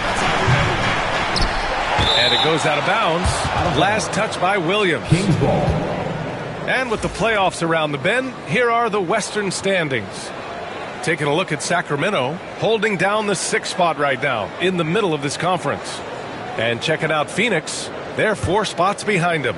Right now, for Sacramento, you have to acknowledge that they've really hung tough this season, avoiding a lot of the bumps in the road that other contenders have gone through. The resiliency has been crucial for this team. Anytime it looks like they may start to drag a little bit, they've picked it back up and stayed in the hunt. Booker finds Williams. And here is Green. Allen with a screen on Levine. Outside for Brooks. And that one's good. And Green with the assist. Green's got 4 assists now tonight. Yeah, I know the guys love to see Brooks get in a groove like this. It gets the whole team fired up. Sabonis, the pass to Westbrook. And the basket is good. Westbrook's got his 2nd basket on the night. This team looks to him to score the ball. They feel good when he's taking the shots. Outside, Green. Williams, a screen on Levine. Inside. And Williams punches it home. And that's a double-double for him now. Smart move with the ball by Green. He didn't like what the play got him, so he gives it away. And here's Westbrook. His offense has been solid, scoring around 11.5 points a game. Here's DeRozan. And he was fouled while in the act of shooting, so he'll take 2 free throws. But we talk about the offensive prowess of DeMar DeRozan. Clever use of the up fake and gets him to draw the foul. Nicely done.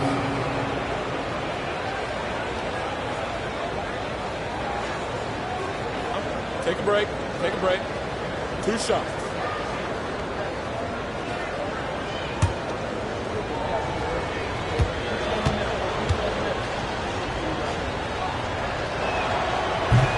That one's off. Some changes for Sacramento. Achua comes in for Domantas Sabonis. And Hunter subbed in for Murray.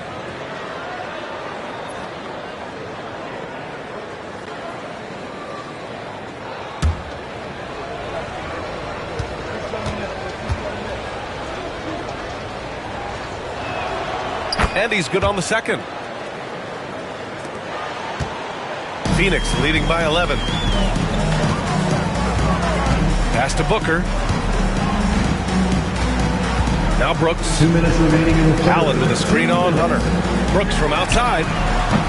And the Suns get another 3. He's hit 4 now from behind the arc. 2 in each half, making an impact. And there's 1:45 left in the third quarter here. DeRozan double teamed. Achua with a screen on Brooks. And Hunter, here we go. Outside for Levine. Misses the 3. That's staying connected to the shooter and timing the contest. Allen on the wing. Defended by DeRozan. Ooh, stolen by Westbrook. Back come the Kings in transition. Here's Hunter. Good work there as it goes. Hunter's gotten his second bucket. It's interesting. They definitely had more three-point attempts in the first half. Not sure why they went away from it. And the timeout called by Mike Budenholzer. And we might see some changes. Coach potentially looking to adjust. Get on your feet and give them a welcome to you.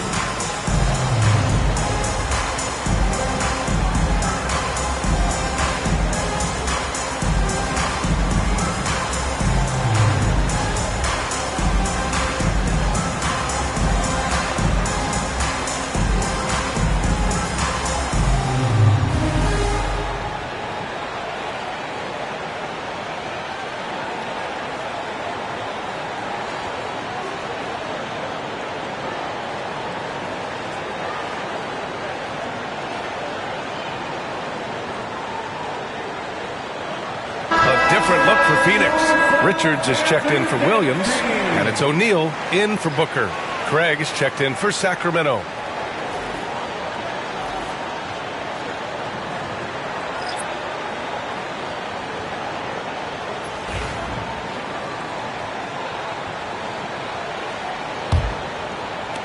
.111 left to play in the third. Green against Westbrook. Out of bounds, it'll go to the Kings. Sacramento ball. A chance to check out the Phoenix Suns' upcoming schedule. On Sunday, they'll be matching up with LeBron James and the Los Angeles Lakers. And then on Monday, they'll head home to take on the Toronto Raptors. It's no secret around the league that this team loves playing in their own building. They're loaded with home games over the next stretch, so this is a chance to win some ball games. Martin, he's checked in for Brooks. Outside Levine, puts up a 3. Richards pulls it in. You will not see this guy miss many of those. He's one of the keys to their floor spacing. Allen on the wing.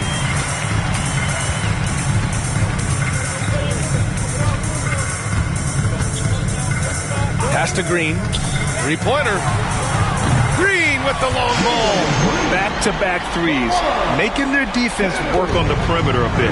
Shot clock and game clock separated by less than 6 seconds. Now Hunter. And so he draws the foul, headed to the line to shoot a pair. It's going to be on Cody Martin. First trip to the line for him here. At the line for the Kings, DeAndre Hunter. 2 shots. Take a break. Take a break. 2 shots.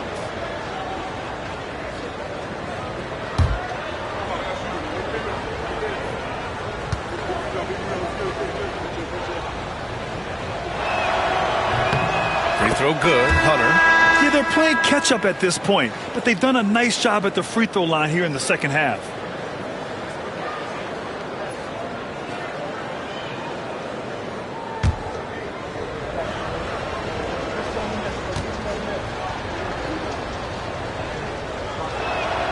And so he makes both from the line.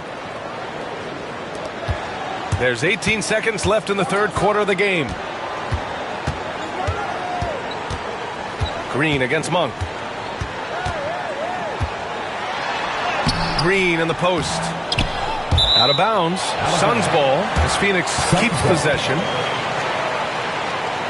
And we have to take another look at that block. Oh my, and that was textbook defense, positioning himself well to send it back.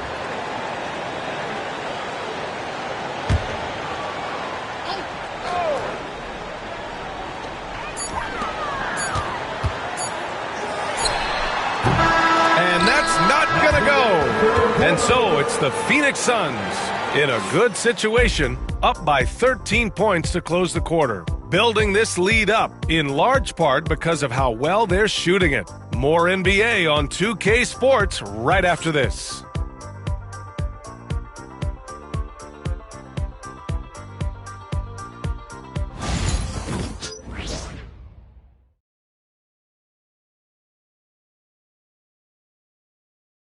And now let's take a listen in on head coach Mike Budenholzer. Just relax. We're in good shape. Keep looking for each other. Keep cutting hard. Everybody look. Take care of our defense. More pressure. More activity. That's Mike Budenholzer running through the gambit of areas where he feels they need to excel. Yeah, most of all, coach is asking them to be 100% engaged. Give it your all, and then let the chips fall where they may. And there have been 2 very different performances from these teams today as we get going in quarter number 4. Taking a look at the Kings, we've got Domantas Sabonis. Precious Achiuwa is out there with DeAndre Hunter. Then it's Malik Monk, and it's Westbrook in at the 1 spot. Kings trail by 13. Westbrook outside. Fires the 3. Phoenix grabs the miss. Richards has got his 4th rebound in this one. Hunter against Martin. Pass to Booker. Back to Martin. Clock at 6. Over Hunter. Martin with the bucket. Martin's got his first points of the night. 1 minute in now in the 4th quarter. Outside Hunter.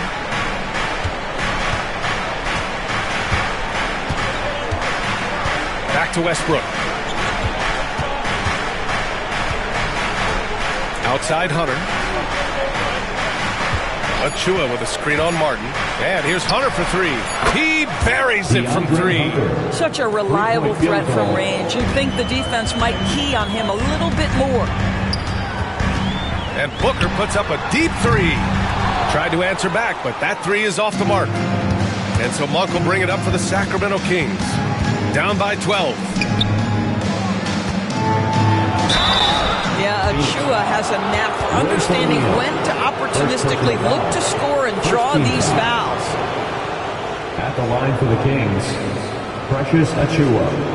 2 shots. Take a break. Take a break. 2 shots.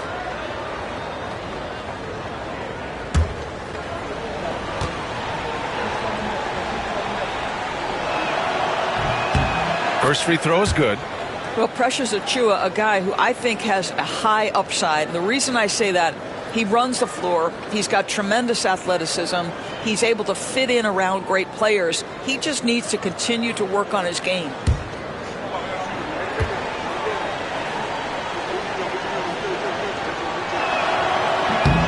So after making the first, he goes 1 for 2.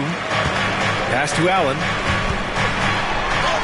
And the layup is good off the glass. And just totally relentless, only increasing the intensity level. One thing I enjoy is watching players who don't pay attention to the score. You lock in on the moment and play the right way. Sabonis, the pass to Monk. That one falls. Nice feed from Sabonis. In full-on catch-up mode, they're raining threes right now. Here's Booker. Fourth quarter of play. We're about 2.5 minutes through it now.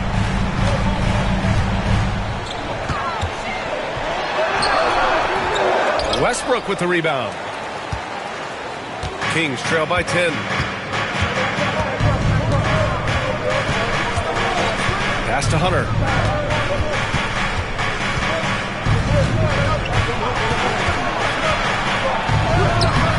Had a chance there to cut it to single digits, but it's off target. Now Martin. And he lays it up and in. Woo! His energy is unmatched. The finish in transition, nice and easy. Here's Sabonis. Outside Hunter. Westbrook outside. Pass to Sabonis. And Sabonis slams it in. So Sabonis has proven I am now a premier force on the offensive end. He's cooking. And Mike Budenholzer decides to call a timeout. He was quite emphatic, demanding the timeout, clearly wanting to address strategy with his team. All right, fans, let me hear you get loud for your son, Breaker Dan Cruz.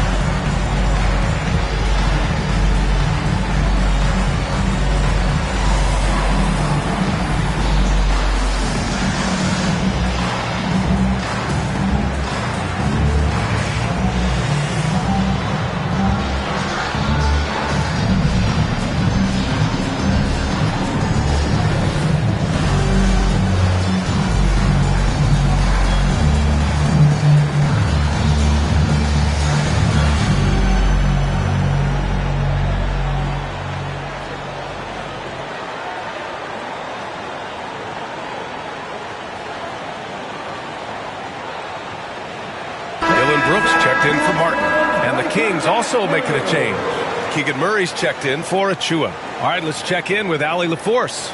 I was able to listen in on what Mike Budenholzer was going over with his team. He kept it real with his team, telling them, I know you feel good about this lead, but let's not get lazy. Let's not act like this is a sure thing all of a sudden. Looking to keep their focus on the task at hand. Brian? Thanks for that, Allie. Here in the fourth quarter, just under 2.5 gone by. Sinks it from distance. That's his 5th triple of the night. 2 in the first half, 3 in this one. Huge production. Westbrook, the pass to Sabonis. Outside Hunter. Sabonis with a screen on Brooks. Here's Hunter. Cash money from 16 feet away. I'll tell you, you have got to have a short memory. You put a poor first half behind you, and you get to work here in the second. Pass to Richards. Now Booker.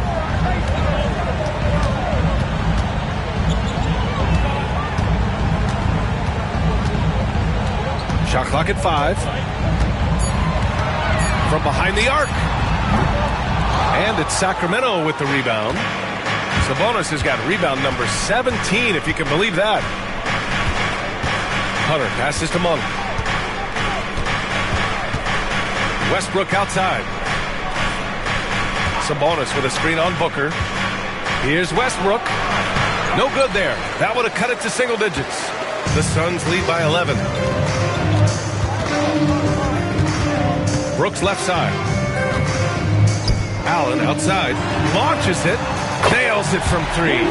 They keep attacking from the three-point range here in the second half. And so it's Westbrook who will bring it up for the Sacramento Kings.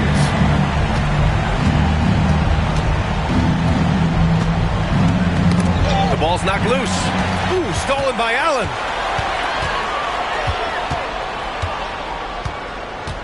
To the inside. Booker no good. Kings trail by 14. Westbrook outside. Oh, Brooks with the steal. Using his post moves to get the 2 points.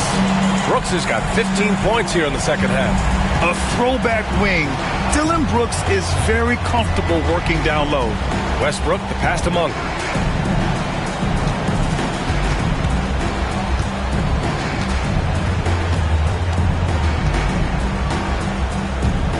Down to 5 on the shot clock. Puts up a deep three. Richards pulls it in. Phoenix leading by 16. Allen with it. Now guarded by Monk. The rebound by Murray. Murray's got his 4th rebound in this one.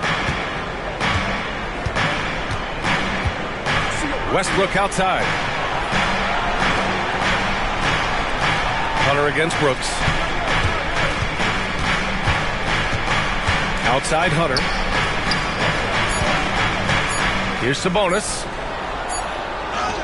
He drains it as the shot clock ticks down. Sabonis has gotten 4 this quarter. Well, Sabonis will bring a level of physicality every night. Big-time skill, big-time toughness. Brooks, the pass to Booker.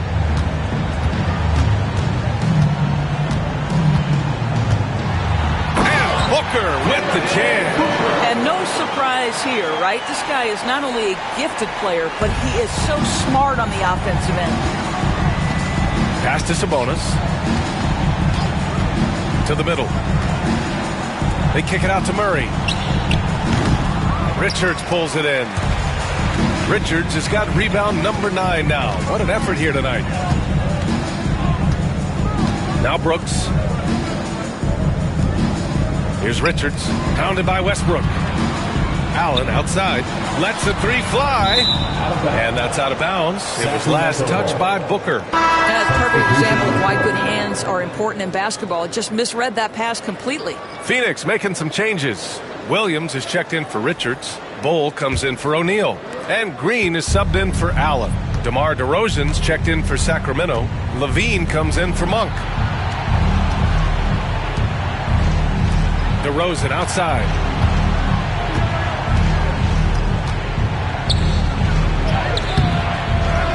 They kick it out to Murray. Levine against Green. Sabonis with a screen on Green. Sacramento again missing.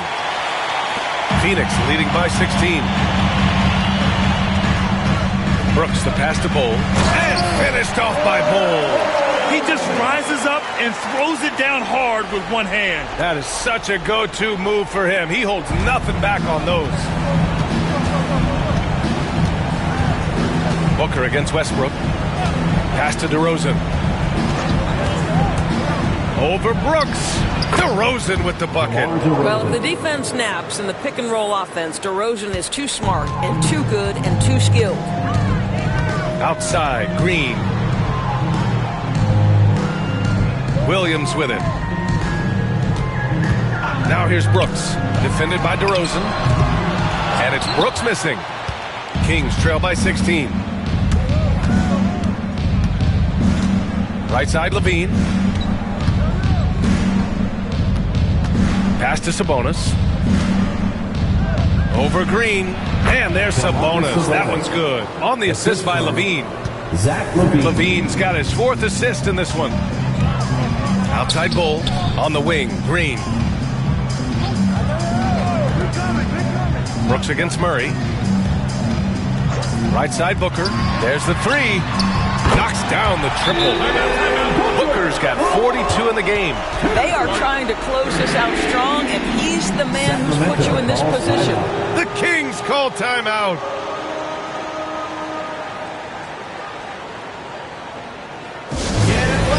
Coming out onto the floor, your breaker dance crew.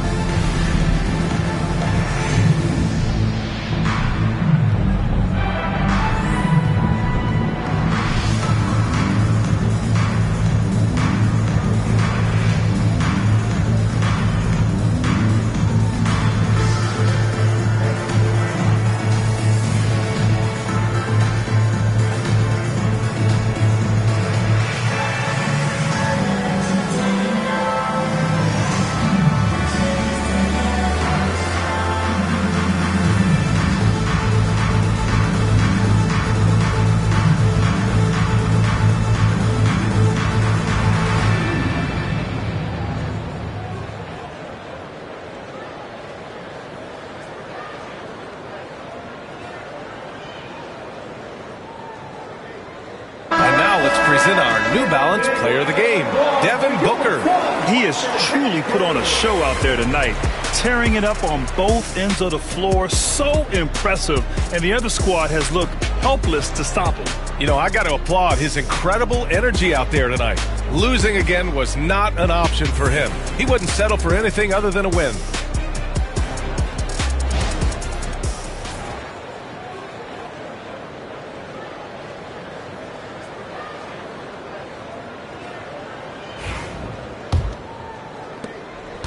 Kings trail by 17. DeRozan outside. Picked by Sabonis. Takes the three. And DeMar DeRozan hits from deep. Ooh, finally hitting one from range. That's his first three of the night. And so it's Green who brings up the ball for Phoenix. They led by as many as 18. Up top, Booker. Monk covers. And he lobs it up top. And Williams punches it home. You could just see how in sync they were there. That's what it takes to pull that off. Brooks against DeRozan. 2 minutes remaining in the game. 2 minutes. Clock at 4. Three-pointer. Another three for Sacramento. But DeMar DeRozan from range. Look out, folks. This guy was built to score. Green for three. And Williams punches it home. And I'll tell you what, this is a guy who doesn't take a break at all on the boards. Yeah, doing serious work. He likes being an anchor on the glass. Well, but as defenders keep forgetting to box him out, he continues to just make them pay. DeRozan with the ball.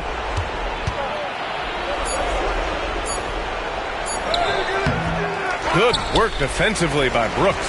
The Suns lead by 15. It looks like it'll be a big win for them here. Time to just cruise to the end of the game and chalk up the victory for the Suns. Check out their assist numbers. They didn't get stuck in isolation. They got the ball to the guys who had the best matchups. And they notch another win, number 34 of the year. And with this victory, they have an edge in the season series at 2-1, with one more game to follow against this team. And of all the highlights and performances we've seen here tonight, the one thing that stands out is what an unbelievable night it's been for Devin Booker. The scoring effort from him, unreal. Carrying this team, I mean, he was amazing tonight. He drops it from range. Finishing the game strong. This is how you shut the door on any hopes of a comeback. No question. They've got hot at exactly the right time. Clutch play on a team level. Monk passes to DeRozan. We've got 22 seconds left in the fourth quarter. And stolen by Williams. Brooks against DeRozan. Outside Booker.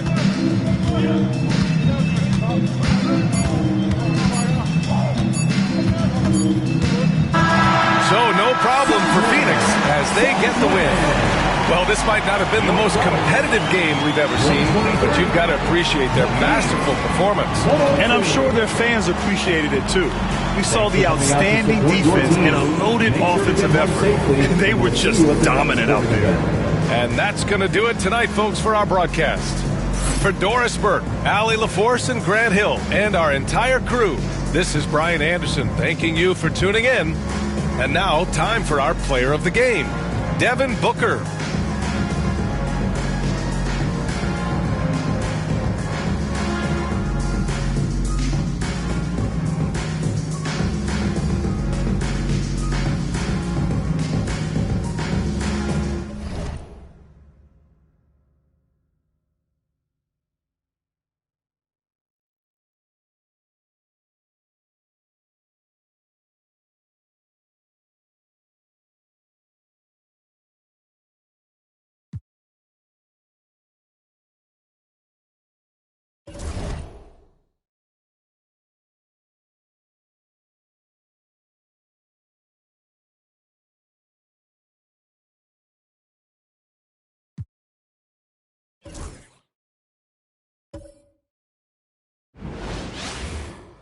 Welcome, everybody. Thanks for joining us for NBA action on 2K Sports. This is Kevin Harlan, joined at the broadcast table by Greg Anthony and Coach Stan Van Gundy. And as always, we'll hear from our Hall of Fame reporter, David Aldridge. A moment here now to see the numbers for Jason Tatum. He's been playing a much bigger role in their offense over the past 5 games. It comes across in his usage rate, which has gone up during that stretch. We'll see if they continue to lean on him here tonight. And now the opening lineup for Boston. The guards are Pritchard and White. And in the front court, Brown and Tatum. And it's Vucevic in at the 5, roaming the paint. And for the Nets, Terrence Mann is out there with Thomas. Then there's Nicholas Claxton. Then it's Sharp, and it's Porter in at the 3 spot. The three-point shot, so important in today's NBA, and a major part of the game plan, Greg, for both of these teams. And we can expect to see a high volume of shots from beyond the arc in this one. I'm looking for whichever squad is able to create more havoc and throw the opposing shooters off their rhythm. Now, here's Sharp. Doesn't get it to drop for him. Here's Pritchard. He's guarded by Thomas.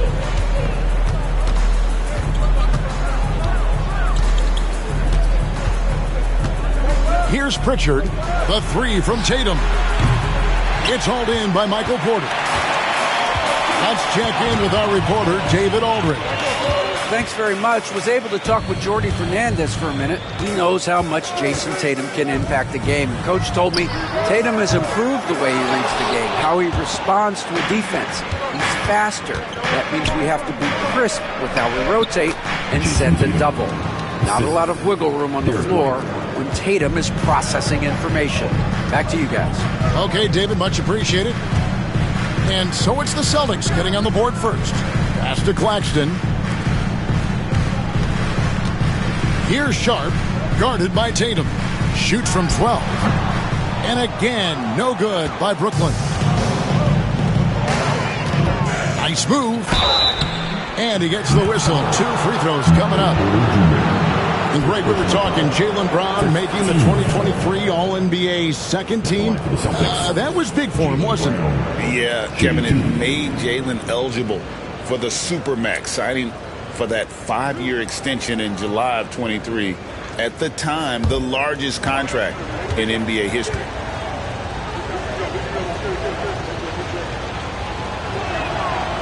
He misses the free throw. Since moving back to Brooklyn in 2012, the Nets, Greg, have won just 2 playoff series. And just think about the all-stars they've had. KG, Pierce, Durant, Kyrie, Harden. I could name more. The Nets just haven't been able to put it together. And when you talk about Jaylen Brown, you have to bring up his two-way ability. He's a pure scorer who can also guard the opposing best wing.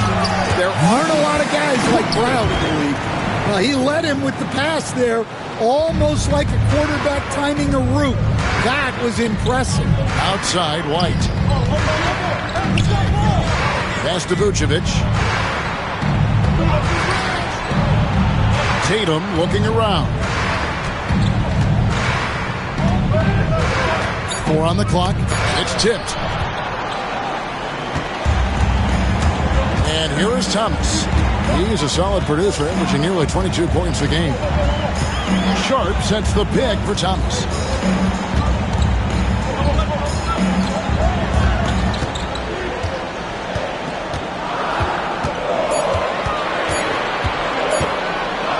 With the drive, and he hits it just before the shot clock expires. Just setting the tone with an aggressive move to the rack. And where's the help defensively? Well, when you are the aggressor this early, it is intimidating. And so Joe Mazzulla calls for the timeout. He's made the decision. He wants to huddle up with his guys.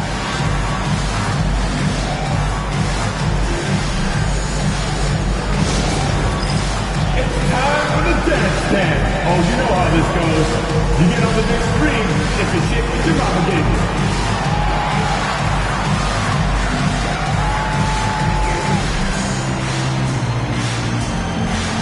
Dancing machine.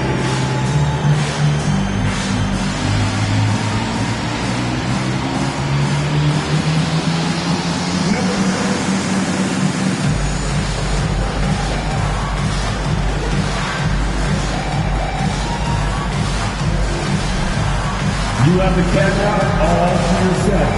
What are you going to do?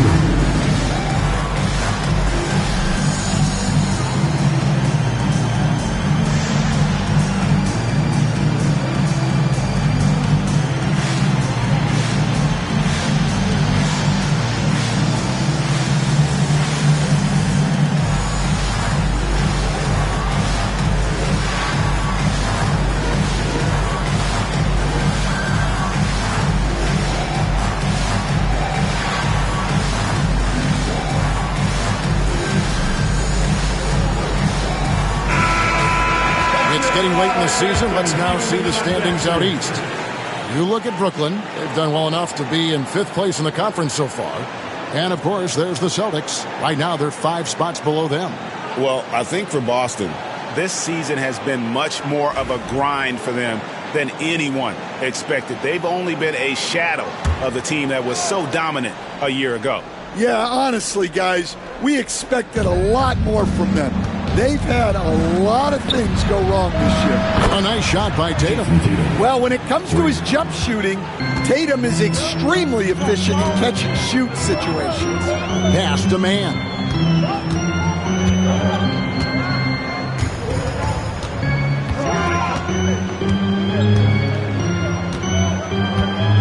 Back to Thomas.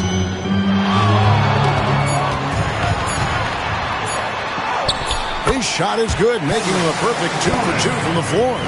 And I like to see this. They're calling his number early, and he's delivering. Yeah, well, his offensive contributions are going to be very important in this game. So it's good they've already got him in a rhythm. White, good. And that pick takes the D totally out of the equation. Yeah, you've got to lock and trail hard. You can't allow him a clean look from that. Now, here's Thomas. To the inside. Claxton. And Claxton throws it down. Well, he sends it inside where they can get a high percentage look.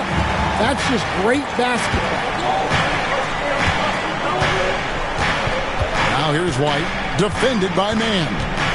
And White kicks to Vucevic. The 3 from Tatum. It's hauled in by Michael Porter. And even with good coverage defensively that time, he has confidence to drill the 3.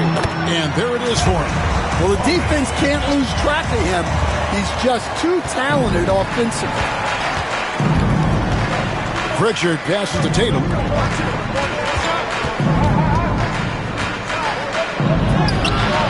The rebound by the Nets.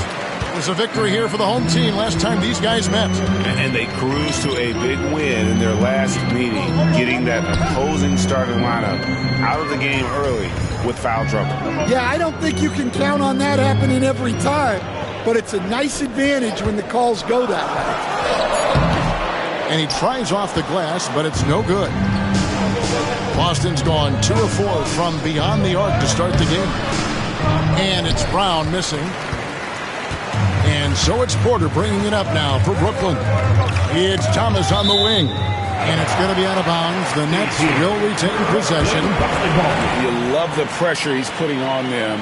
Almost had that steal. Yeah, deflections are a stat that a lot of teams track, disrupting the offense's rhythm and flow. Now here's Porter. No scoring in this one. Thomas feeling it out a bit. Rebounded by Vucevic. Boston trailing.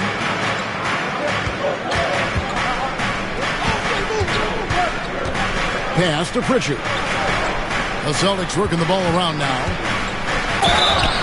Draws contact on the shot, and now a three-point play chance as he'll head to the line. The pure skill and agility of Tatum on full display. To be able to beat the foul and still get his bucket. First trip to the free throw line for him tonight. An 85% mark from the line. There aren't too many players in the league who are going to sport a much better percentage.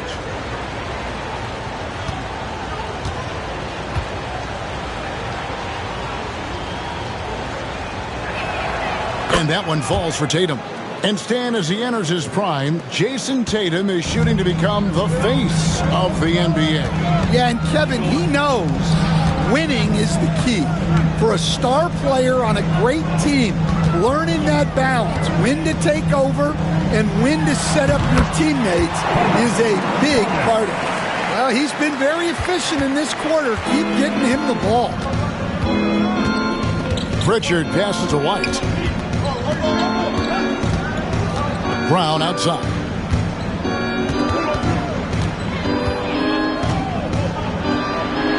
Back to White. Lets it go with a three. The rebound by Shaw. Hard to figure out how he doesn't knock that one down. No defender in sight. And Thomas has it in the corner. A floater. Some solid defense from Brown. For Boston, they've gone 4 of 10 shooting the ball here in the first quarter. And the rejection by Claxton. And the ball goes out of bounds. As touched by Claxton.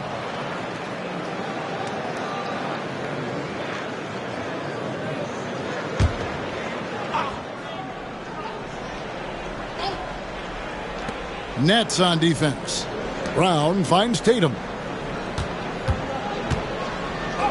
Down it goes. That's 4 made from the field. He's 4 of 8. Wow, unconscious has he been this quarter. They're riding that hot hand. On the wing, Porter. Pass to Sharp. It's Thomas on the wing.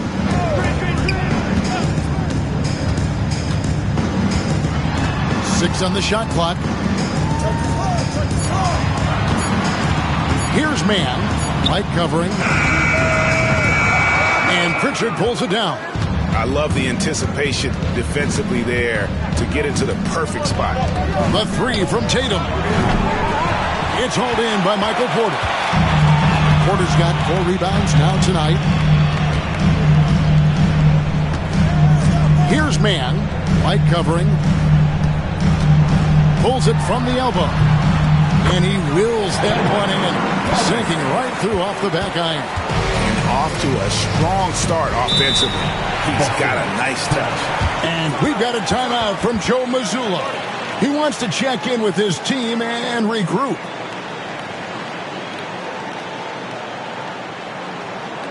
Let's tell everyone, I needed to get loud in here for your Brooklyn.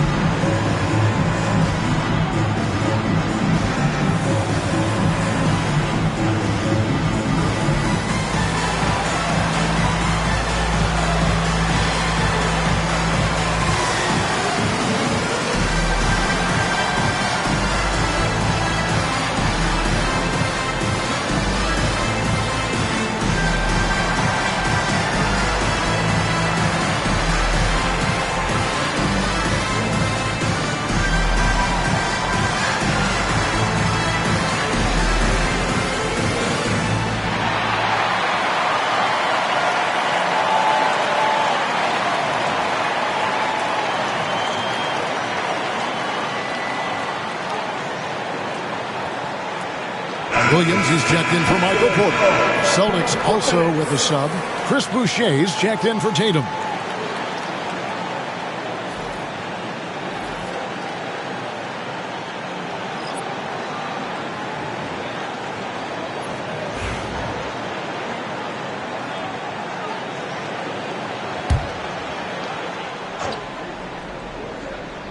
Poked away. And it's out of bounds. The Nets will take it the other way.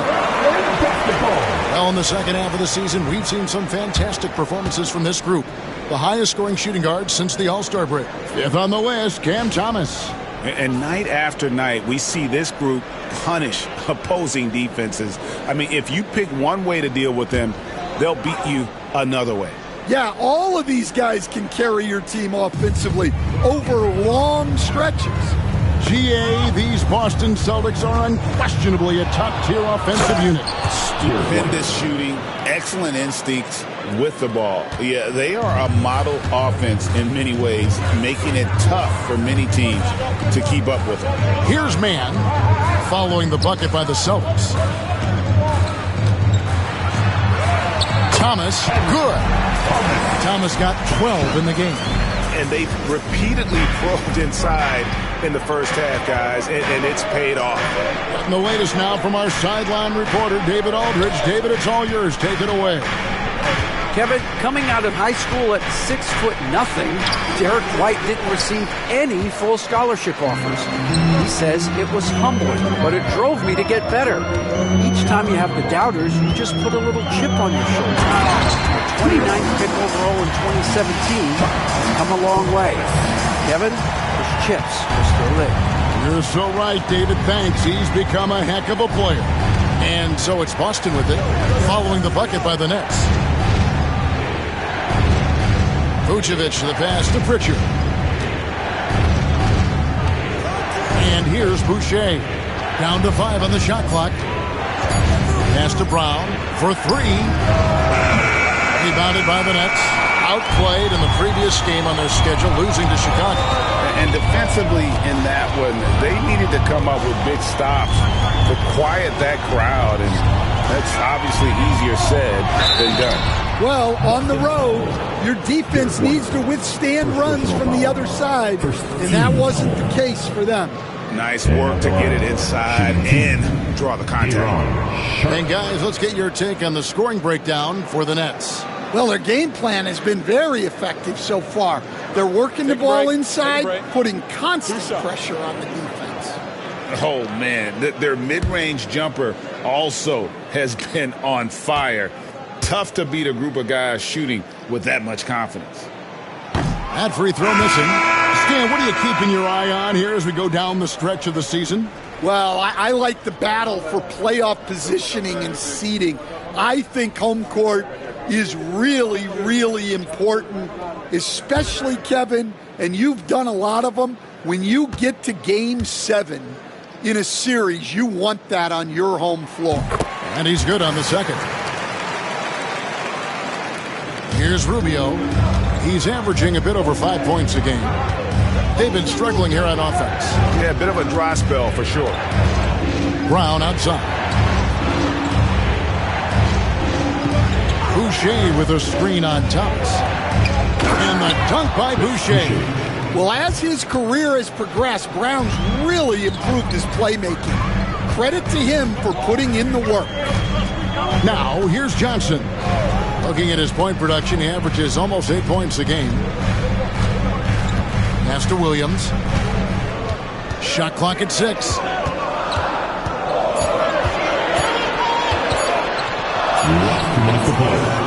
Here's Sharp. And the rebound paying off as they pick up 2 on the second chance bucket right there.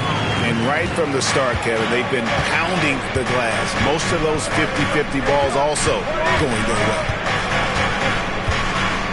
It's Brown on the wing.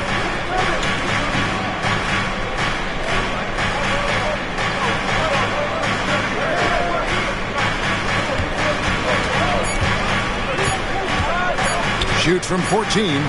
Count that bucket. Well, you got to know the scouting report on Brown. He's solid cashing in from the mid-range. Johnson, the pass to Watford. Nets passing it around. Here's Thomas. Rebounded by Hauser. And I was sure that was money on that one, but everyone is afforded an easy miss or two. Yeah, it was a great look. Sometimes they don't fall. You've just got to keep taking great shots. Now, here's Rubio. Scoreless thus far. Here's Brown. And no good. Had a chance to take the lead there. That's the kind of D you need when he's got the ball near the hoop. They were all over him. Williams gets the bucket. Well, that's easy pickings for him. Unless the defense is all over him, he'll take that all day long. Here's Brown. After the basket by Brooklyn. The rebound by Watford. Well, it's been a frustrating night for him at the offensive end. Just not able to give them any kind of a lift. And Thomas, here we go. And 2 free throws coming up, unable to get that one to go with all the contact. All the officials are all over that one. The Nets have gone 1 for 2 on the night so far from the line. Cameron Thomas at the line 2 times. Take a break. Take a break. 2 shots.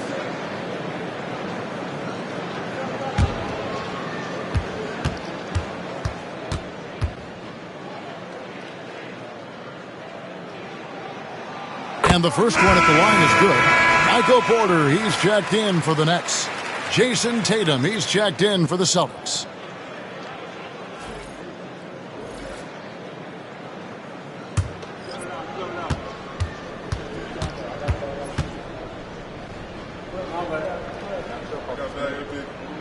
And both free throws good for Thomas. Well, he's been very good at the line, and we all know free throws can make or break you in the end. Tatum against Williams. Now here's Tatum. From deep. And again for 3. And now for this franchise, he's hit the most threes in a single season. His incredible range stretches out the defense on a nightly basis. It's an invaluable element to this offense. Cam Thomas getting it done for Brooklyn. He totaled 14 points in the quarter. He's given them all the offense they need right now. And we'll be back with you shortly.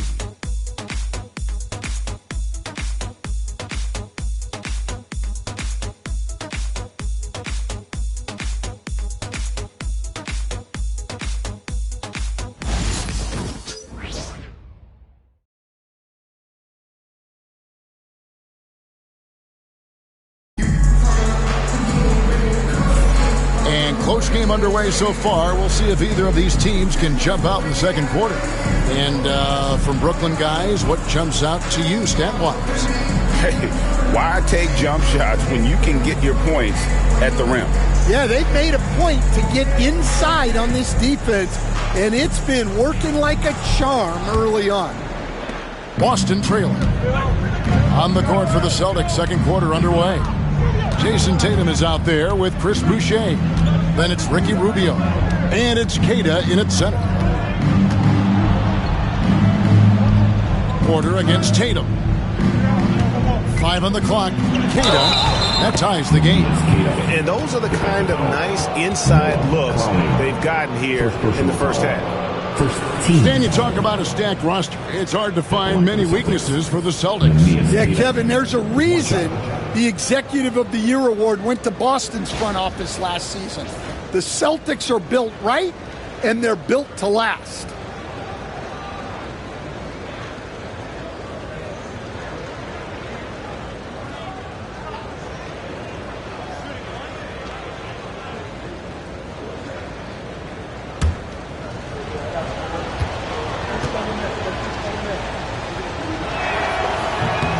And they now lead as the free throw drops for him. It's so easy, Coach, to highlight the athleticism, but there's certainly a mental aspect to the game as well. And I know you value that as a coach. You can never, Kevin, overestimate how important intelligence is. I was in the NBA, or have been around the NBA for 30 years, and I have never seen one really good player who wasn't really smart. Tatum, no good. The game has been very close in a lot of areas, but rebounding has been the one differentiator thus far. Great find, leading his teammate right to the bucket. Last game for Boston, they picked up the W against the Miami Heat. And they did just what they set out to do in that game. I mean, they were definitely the ones dictating pace, style, and tempo. Yeah, the whole challenge is controlling the game and being able to do what you want to do. They did that perfectly. I mean, come on, that's a shot you expect him to make. Here's Connie, bucket number 3. He's a perfect 3 for 3 to start. Another bucket down low. They've been the aggressors, taking the ball inside and attacking at the rim. Tatum on the wing. That's good. It's Rubio with the assist. Tatum's got 15. Well, just another night in the office for Jason Tatum. We've come to expect big games from him. He is that special. Now, here's Johnson. While we can, let's get a quick check of our 2K leaderboard for clips of one of the NBA's most elite groups. The top three-point shooting wingman in the league. Third is Michael Porter. I mean, these guys are all constant threats on the perimeter. Shooting the three isn't all, though, that they do. But it sure is a lot of what they do. Well, it really shows you the evolution of the 3 spot. Wings often have a more 3 and D focus now.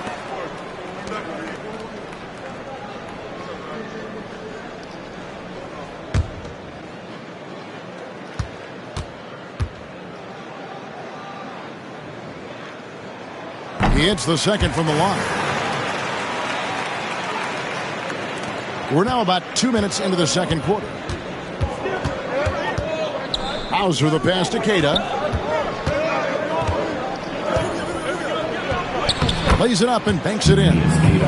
Queta's got 5 points in the quarter. Nets leading by 3. Outside Porter.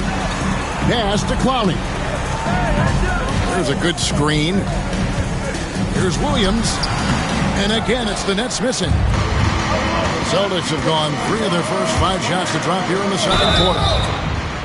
And contact on the shot, so he'll be shooting free throws here. And quickly, let's look at the numbers for Jason Tatum. And ranked among the top 10 in scoring, he can fill it up with the best of them. And yeah, he's one of the dead-eye sharpshooters in the game for sure. A top 5 percentage guy from deep. Just a hard man to slow down.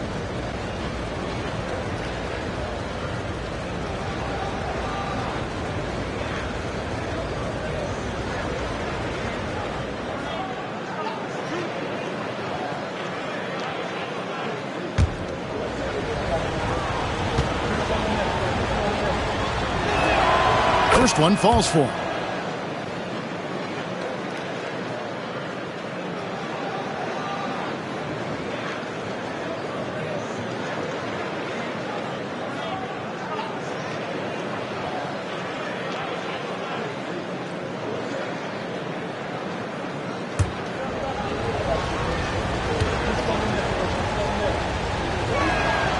He's perfect from the line this time. So it's Johnson who brings the ball up for the Nets. Atlanta will be traveling to face them after this game. That'll be the latter half of this 2-game homestand. Porter inside. Guarded by Tatum. 6 to shoot. Here's Williams. Here's Clowney. And Boston with the rebound. 3 minutes of action so far in the second quarter. Rubio outside. Tatum on the wing. Guarded by Porter. Inside. That doesn't go in. Had a chance, though, to take the lead. Not really his best quarter as far as scoring. Let's see if he can eventually get back on track. Celtics shooting at 44%, pretty reasonable. Here's Tatum. Tatum jackhammers it in. Yeah, a lot of strength and power in that Tatum slam. And here in the second quarter of action as we approach 4 minutes played. Nicholas Constance checked in for Brooklyn. Mann comes in for Williams. Vucevic, he's checked in for the Celtics. Pritchard comes in for Ricky Rubio.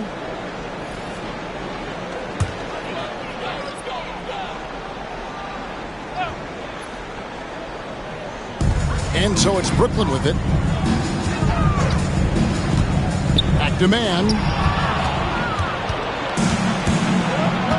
Here's Hauser. He provides a good amount of offense for the team, averaging around 11.5 points a game.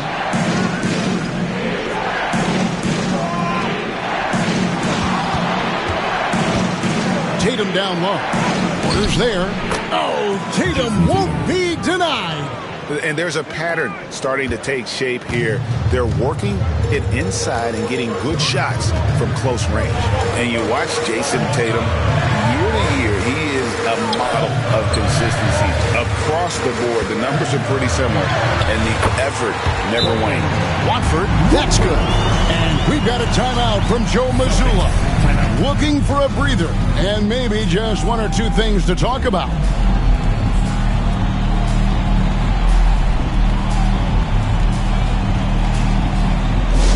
It's fight time, fans. Here we go. Brooklyn's own Team Hype. Get loud, fans. On the court, your Hype Squad. Here we go, fans. It's time for DJ.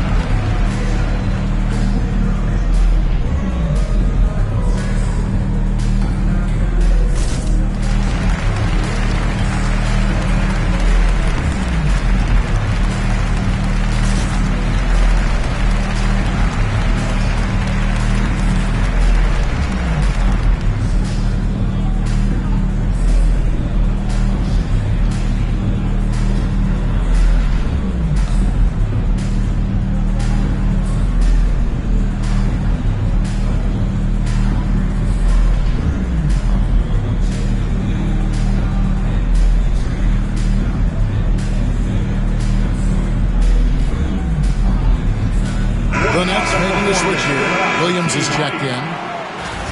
Now a chance to examine the rebounding numbers over the past months for him.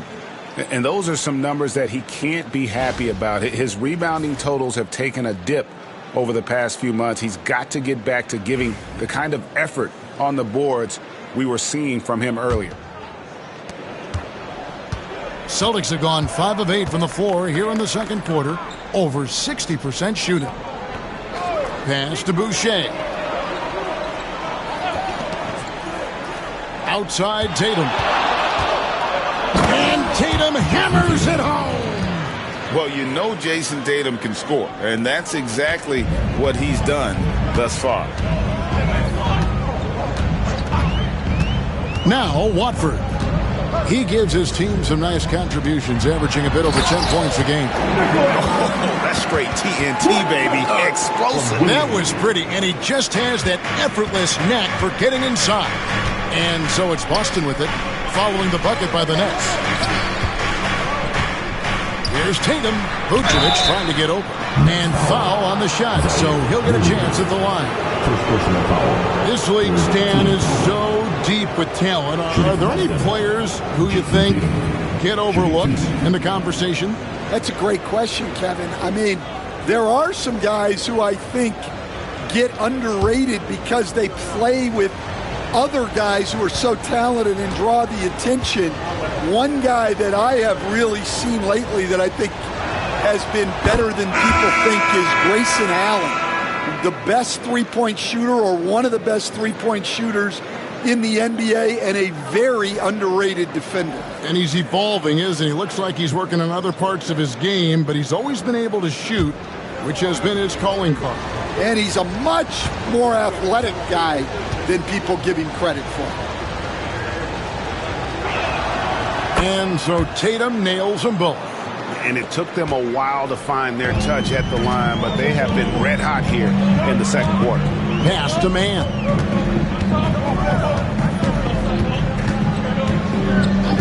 Back to Thomas. Again, the Nets for two. that's a high percentage look when the D doesn't fight over the screen. Yeah, it's certainly worth it to disrupt the offense. Coaches notice that extra effort. Now here's Tatum. He's coming off a 28-point game against Miami.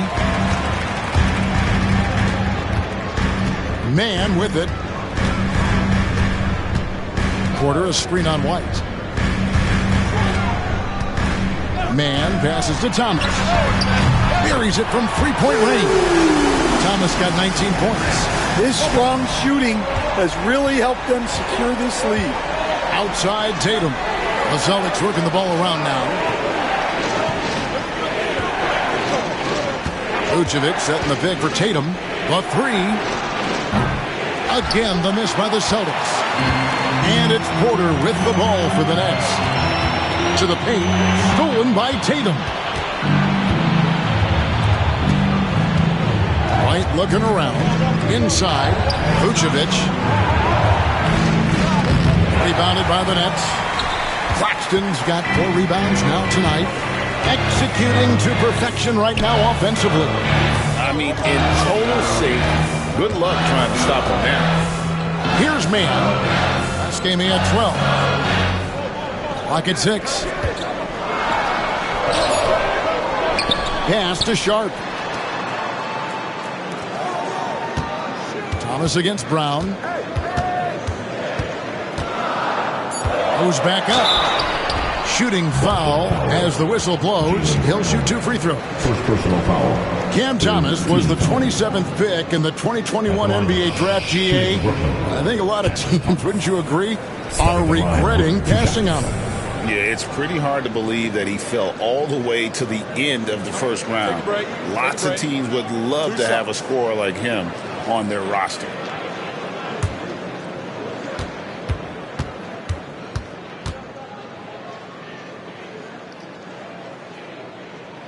First free throw is good. Williams, he's checked in for Michael Porter. And a change for the Celtics. Hauser's checked in.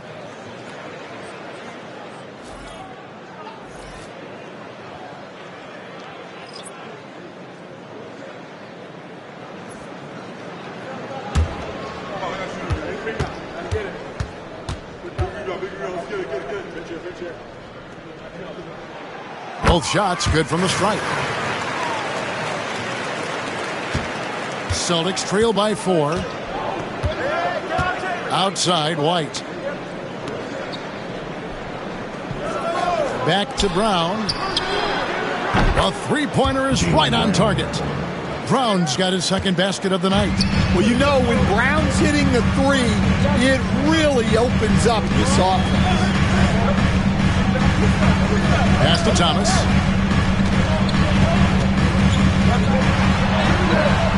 It's good. Thomas got 23.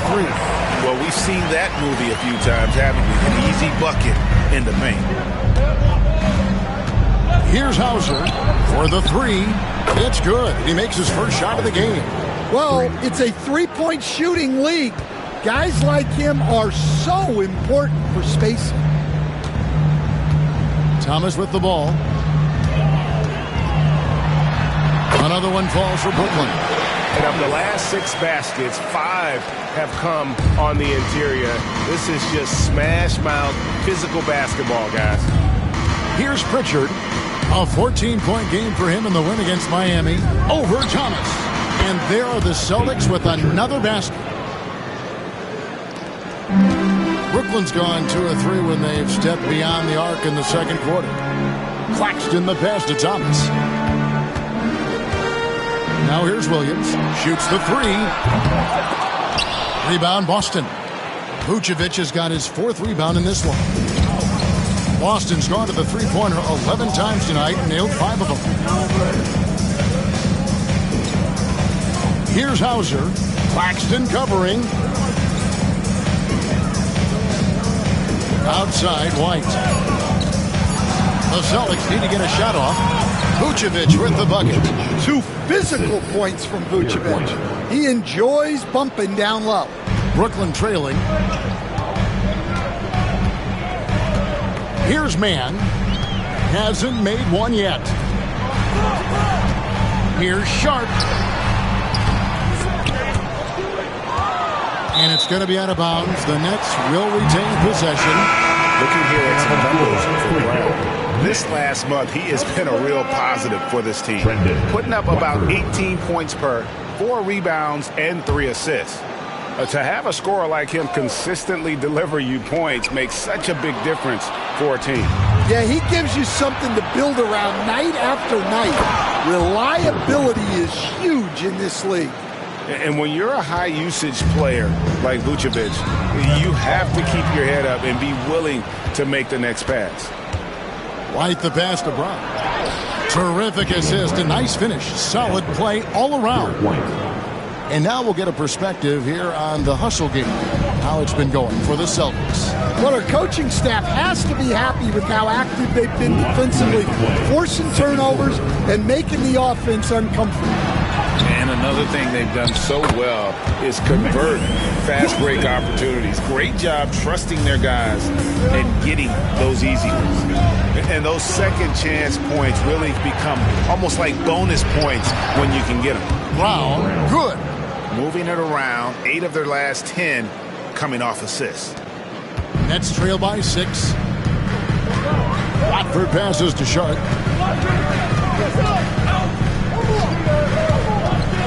Pass to Thomas. Back to Sharp. Trying to find man and gets it to him. And then Sharp with the dunk. There's no bigger play in a close game than a putback slam. Oh, and that one's got them all hyped up. Wow.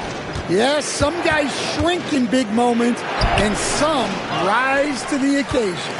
I wonder what the score would be if they weren't controlling the backboard. Pass to Watford. Here's Claxton. The Nets working the ball around now. 6 on the shot clock. Fires the 3. Sinks the triple. And now just a 1-point Boston lead. Well, coaches will take that any day. Don't pass up open threes like that. Outside White. Down low. And Brown throws it down. Well, I'll tell you, Brown gets off the floor so easily. Brooklyn's gone 3 of 5 beyond the arc since the start of the second quarter. Sharp the pass to Thomas. Back to Sharp. And then Sharp with the dunk. Oh, an aggressive move and fantastic finish. Trying to send a message with that slam, I think. Brown outside. Off the mark with the floater.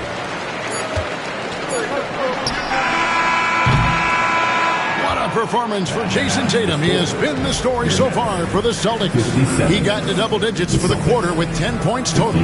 It's time now to go courtside as we send you over to David Aldridge from the sideline. David, take it away. Thanks, guys. Here with Jason Tatum. You have been rolling early. How did you get in that rhythm? Just staying aggressive. Just continue to get in the gym and see something go in. It feels good to see him go in early, and it's so good to have us have a good start. Hopefully we keep it up. Yeah, it was flowing great in that first half, Jay. Thanks very much. Back to you guys. Thank you, David. We'll be back after halftime for the start of the second half momentarily.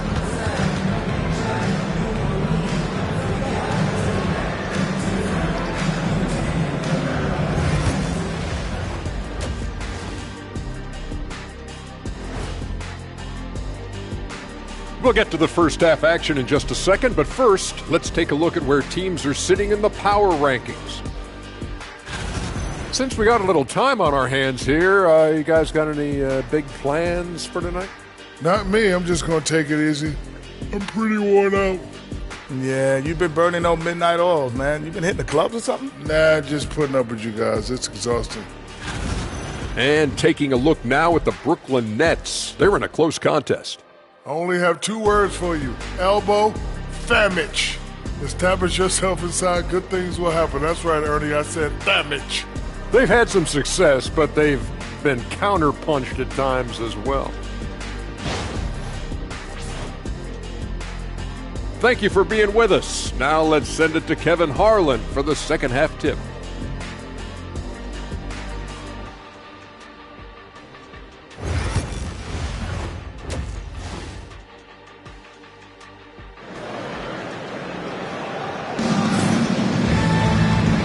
halfway through this one. Plenty of basketball left in a game that's been fairly even so far. We've seen Cam Thomas really having a great game. And he's shown just how adept he can be at creating contact and then cashing in at the line. Well, he's also a pretty good actor. He sells fouls really well.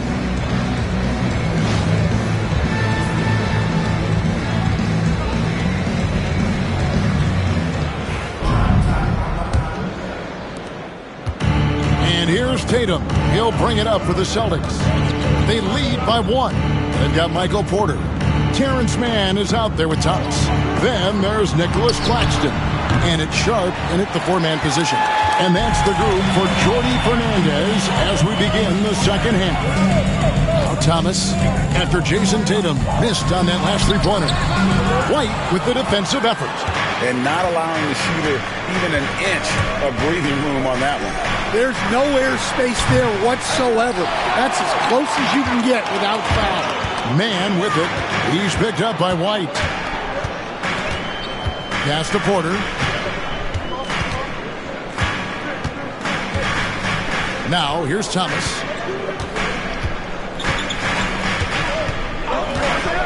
For the lead, here's Sharp. And then Sharp with the dunk. And not even 3/4 out of the way. So many lead changes. The fans, guys, are getting their money's worth. Heck, I should have paid to watch this one. It's been a nail biter. Now here's Vucevic. And he comes up with the deuce. And the Celtics lead by 1. Always a battle when you're up against Vucevic. His soft touch helps him convert inside. Man finds Thomas. To the middle. Here's Sharp. And then Sharp with the dunk. For a center, he's maybe undersized, but his ability to get in the air to make a play balances that out. Now here's Tatum. 23 points in the game. And the rejection by Claxton. Upside Thomas. And Boston with the rebound. Into the third we go. 2 minutes in now. Sharp against Tatum. Sinking that tough shot. Jason Tatum. Yeah, there's that added strength of Tatum really helping him down low. Pass to Claxton. Now Sharp guarded by Tatum. Sharp against Tatum. And he's fouled pretty hard on that shot, but he's got the chance to pick up the points at the line. It goes on Jason Tatum. This is his second trip to the free throw line. Daron Sharp.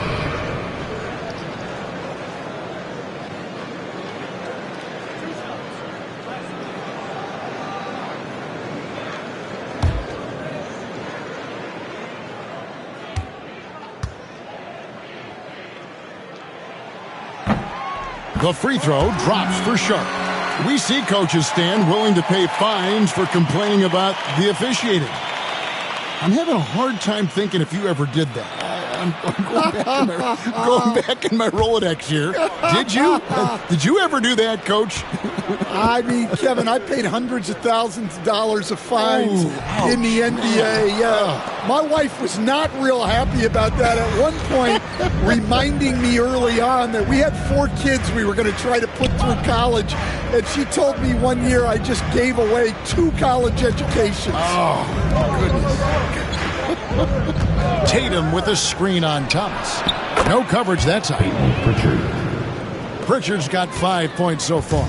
And for the defense, that is a heart-sinking moment when you see him that wide open from beyond the arc. Now here's Thomas. 25 points in the game. And a lot of contact on that one, so he'll shoot 2 here. Let's go to the 2K leaderboard and see which teams have been the NBA's best in the rebounding department. The 4th spot held by the Nets. You know, it's not necessarily a glamour stat, but make no mistake, their top-notch board work has been a huge key to their success.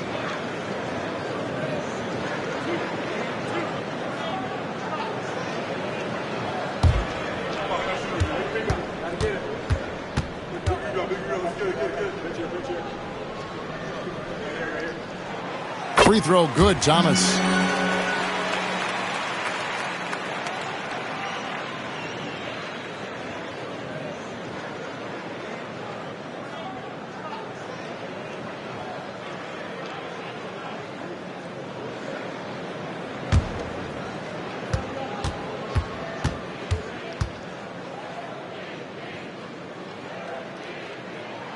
And both free throws good for Thomas. Here's Pritchard. He's got 5. And we've got a timeout from Joe Mazzulla. This will give him a chance to discuss some potential alterations.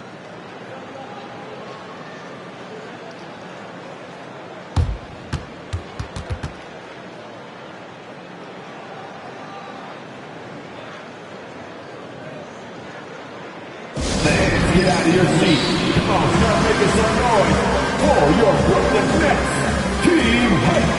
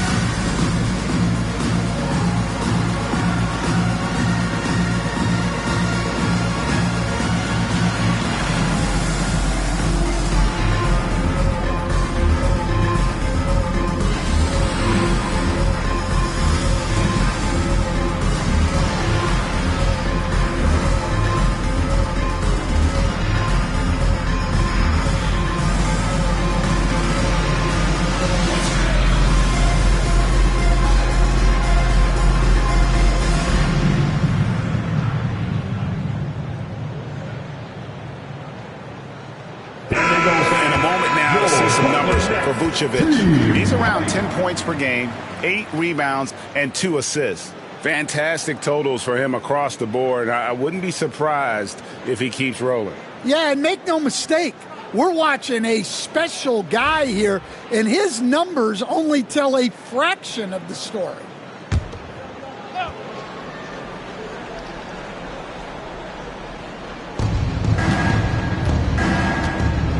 Here's Pritchard. Thomas covering.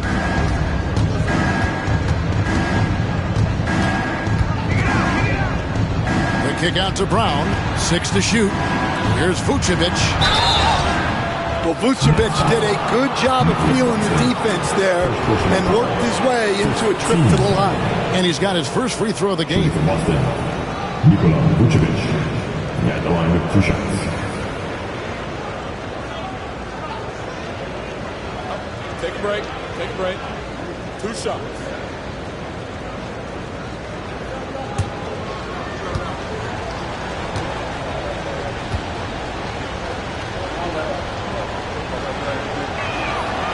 That free throw, no good. Well, he's as steady as they come at the big man position. Vucevic is someone you can count on to help you shoulder some of the offensive load. And he sinks the second. Third quarter of basketball here in just a little under 3.5 minutes gone by. Pass to Claxton. And with the bounce pass. Now Sharp. Man passes to Sharp. 5 to shoot to the inside. Oh, wow, what a great move inside. That is incredible. Hey, guys, I don't know that this is the time for that kind of flair. In a close game, the important thing is to get the 2 points, not necessarily the dramatics. Oh, come on. He had to go for that, didn't he? My goodness. Tatum passes to Brown. And the layup falls. Brown's got 14 points. And look, Brown is good at capitalizing inside, which is why the defense has to push him further away. Man with it. Light covering. It's Porter outside. They get it back. And Claxton throws it down hard. And how about just floating to the rim on that slam? Boy, when he gets up, I mean, he gets up. Here's Pritchard. He's guarded by Thomas. Vucevic setting the pick for White to the middle. And slam dunk by Vucevic. Yeah, just powerful stuff from Vucevic. Nets have gone 4 of 7 to get things started here in the second half. Pass to man. Sharp against Tatum. Outside Thomas. Shot clock at 6. Driving inside. And Thomas with the stop. And he shows us all what the breakaway rim was invented for. Can you believe he almost brought the whole thing down by hanging on that long? Vucevic, and the shot is good. 9 points in the game so far. Well, the interior is where Vucevic is at his most assertive. So the defense has to be overwhelming to stop him. Claxton the pass to Sharp, and here is Thomas.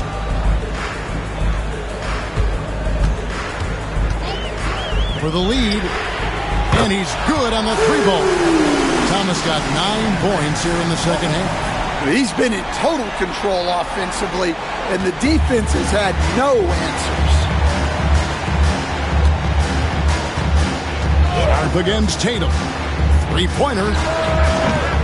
It's hauled in by Michael Porter. Porter's got rebound number 8 now on the night. Well, I'll tell you what, he's going to buy himself a ticket to the bench if he keeps shooting it like that. He has been putrid here this quarter. And, boy, he's really in a groove. Dominant performance last game. Same thing this time out.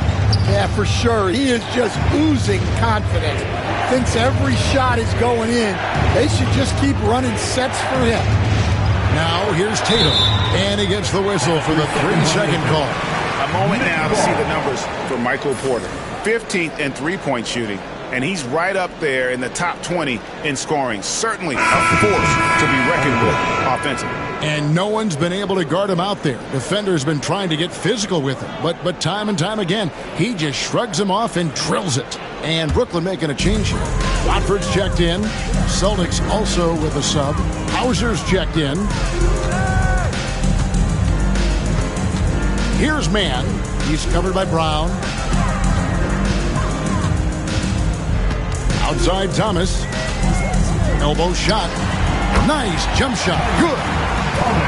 Thomas got 38 points. Boy, has he put his foot on the pedal here this quarter. He's doing a terrific job in terms of leading their offense. Now here's Brown. He's got 14.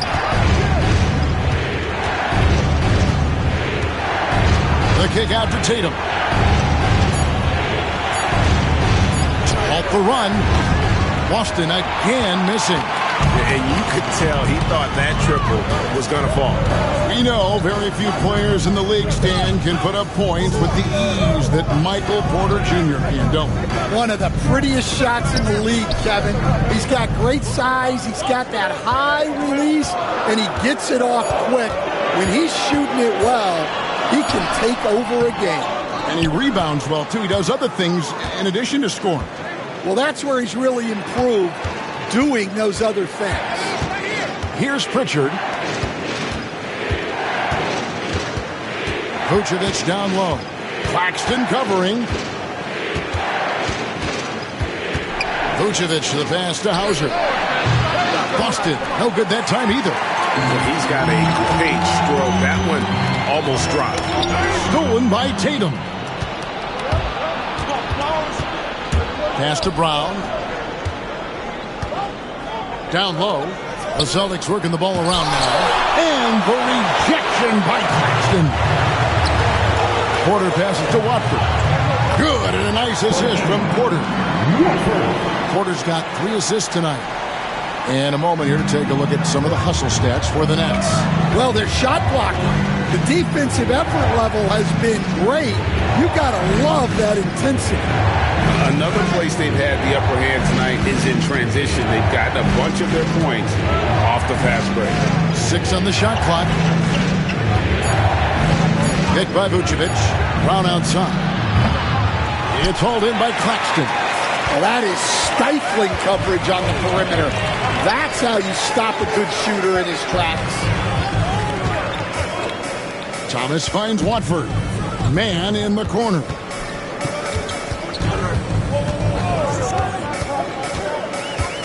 Shoots over Brown. Rebounded by Vucevic. Vucevic has got 6 rebounds in the game. Tatum passes to Pritchard. Tatum with a screen on Thomas. Trying to get something going. It's hauled in by Michael Porter. Porter's got the glass covered here tonight. 11 boards for him. Thomas, no good. Celtics trail by 7. To the paint. Here's Tatum. Shoots over man. No good on the shot. A bit long that time. Well, they desperately need him to get going offensively. He's got to refocus and just start taking better shots. Man with it. He's covered by Brown. And Tatum over to help. Claxton against Vucevic. And he gets the bucket. Porter's got the lead up to 9 now for the Nets. They're consistently finding ways to get the ball inside and taking full advantage. Pritchard passes to Brown. Vucevic setting the pick for Brown. Going inside, and the layup's good off the glass. Brown's got 16. Terrific finish there from Brown. He goes up strong and absorbs the contact. And we got a timeout here called by Jordi Fernandez. And coach has decided they need a moment to talk things over. T-shirt, T-shirt, T-shirt. Come on, everybody. We got T-shirt for everybody.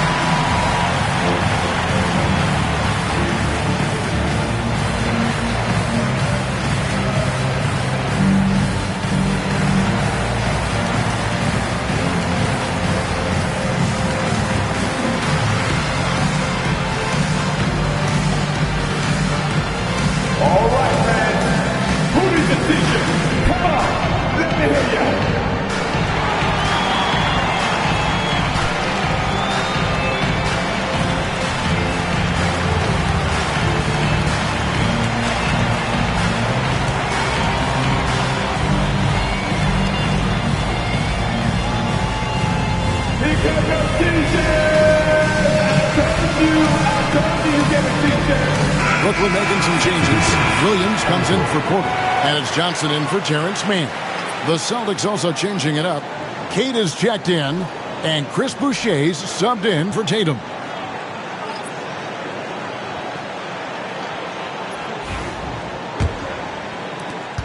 .129 left to play in the third.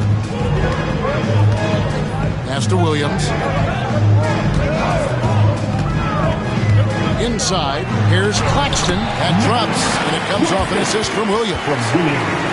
Williams has got 3 assists in the game. Celtics trail by 9. Here's Hauser. He has 5. Rubio. And it's off from 3-point range. And they have built their advantage on the scoreboard here by doing all the little things. Johnson against Rubio to the middle. Thomas's shot is off. And here's Brown. He'll bring it up for the Boston Celtics.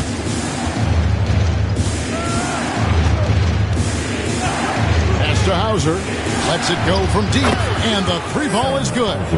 Hauser's got 8 points. Well, Brown is always looking to score, but he's far from a selfish player, and he will move the ball, too. 7-second difference, shot and game clock.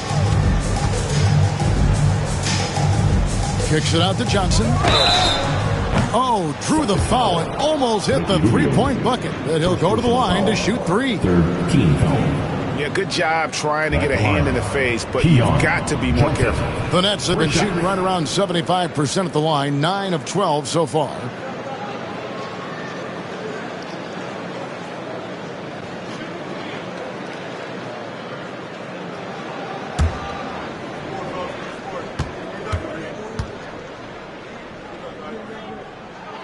And he hits the first of 3.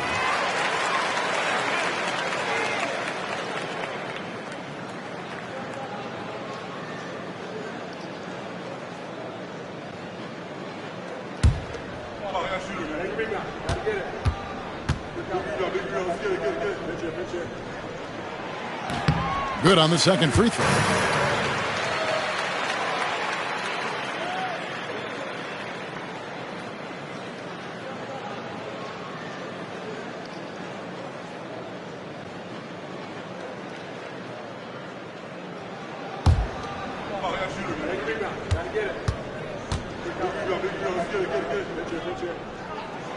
And he nails the third. And one difference this half is that when they get to the line, they're converting. Brown against Thomas. Now here's Brown. He's guarded closely. Jacks up a 3. And the Celtics another 3. And that pick takes the D totally out of the equation. Yeah, you've got to lock and trail hard. You can't allow him a clean look from there. And so it's the Brooklyn Nets with a 6-point lead at the end of the quarter. Their lead is where it is because they've gotten good shots. A lot of good shots. Back right after this.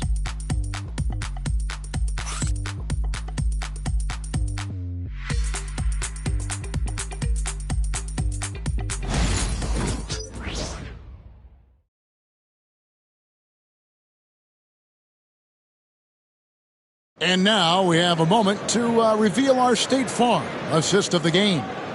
And I'm glad this was the pick because I love this pass. Such a great dish. That's what I call court vision. Yeah, he puts that pass right on the money and made things look easy for his teammate. 3/10 quarters behind us. One more to go. Thanks for being with us as we begin the fourth. On the court for the Celtics. It's Boucher out there with Tatum. Then it's Ricky Rubio. And it's Hauser in at the 2. Johnson sends the screen for Williams. Kicks it out to Johnson. Takes the 3. The rebound by Tatum. Celtics trail by 6. Tatum dishes to Rubio. He lobs up the alley-oop pass. Up high to stuff the alley-oop. And how about the incredible timing on that alley-oop? He absolutely hammered it down. Johnson against Rubio. Floats it up for Williams. And the rejection by Tatum. Porter, no luck. Boston shooting 52% from the floor. Nice work so far from them. Hauser the pass to Boucher. Rubio against Johnson. And Rubio kicks to Tatum.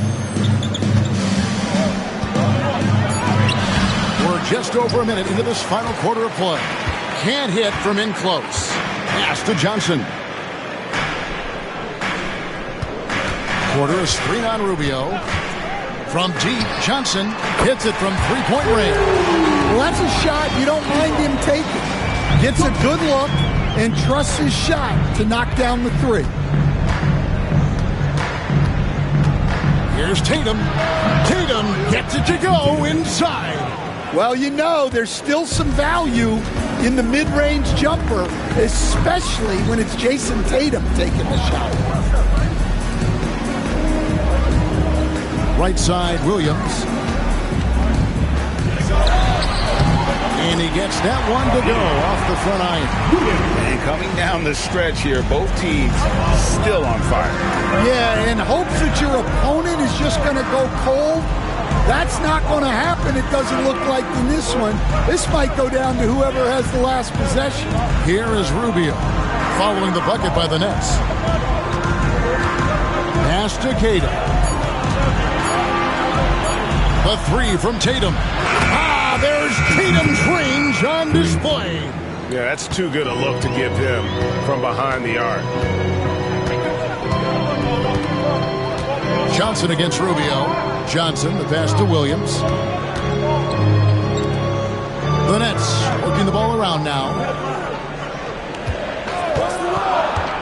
Johnson against Rubio. And the slam dunk by Johnson. never a bad idea to run the old pick play. You're right. And if it produces a slam like that, you'll probably see more of them.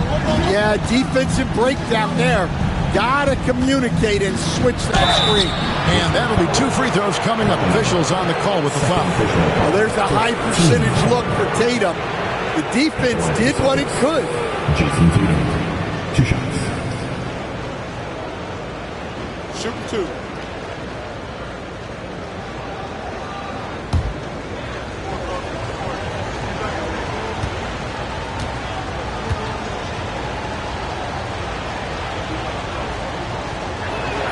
And that one falls for Tatum.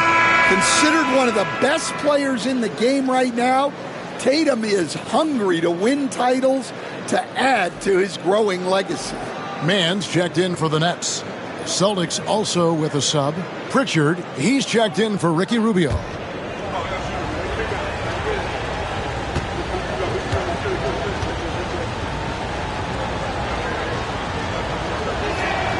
And so he hits both. Well, you have to appreciate a big man who can step up to the line and knock it down with confidence. Porter finds Watford. 3-pointer. Rebound, Boston. Cada's got his 4th rebound in this one. Well, sometimes it's just not your night.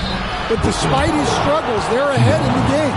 Stan, as you know, in past years, Peyton Pritchard had always wanted a starting role. Now, more opportunity, and he has responded. Yeah, Kevin, he's very competitive and certainly deserving of rotation minutes. He is just now entering his prime.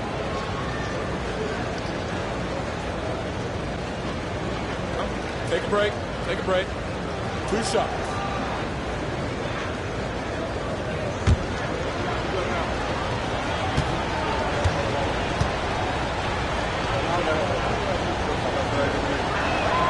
The first one falls.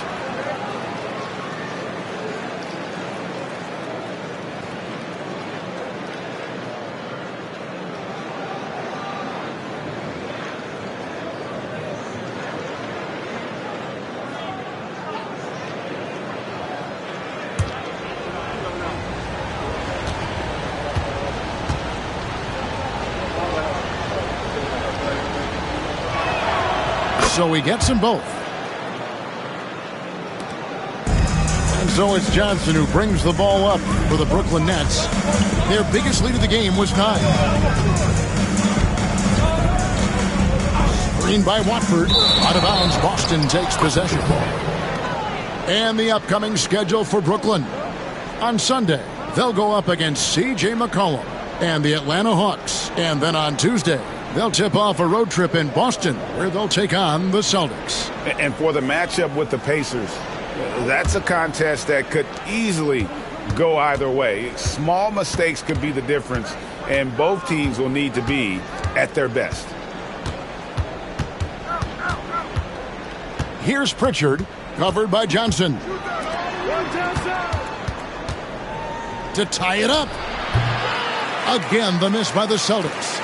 You know, and after fighting to get back into it, that was the chance there to tie it up. Yeah, that could be deflating. They have to lock back in. Well, he's a guy you have to watch anywhere on the floor. Porter Jr. does have that mid-range ability. Hauser the pass to Pritchard. Now here's Tatum. He's guarded by Williams. Tatum down low. He's against Williams. Shot clock at 5. To the paint. Here's Cada. A good finish at the rack off the slick feed. Cada's got 4 points in the quarter. And that's about the worst defense I can imagine a team playing coming down the stretch. Yeah, there's no excuse for giving that up. That's the absolute last thing you want to happen. Now, here's Johnson. In the corner, it's Watford. Releases. And Boston with the rebound. Tatum's got 4 rebounds now tonight. Right wing. Here's Pritchard to take the lead. It's hauled in by Michael Porter. Porter's got 14 rebounds tonight. Going after it. Now, man.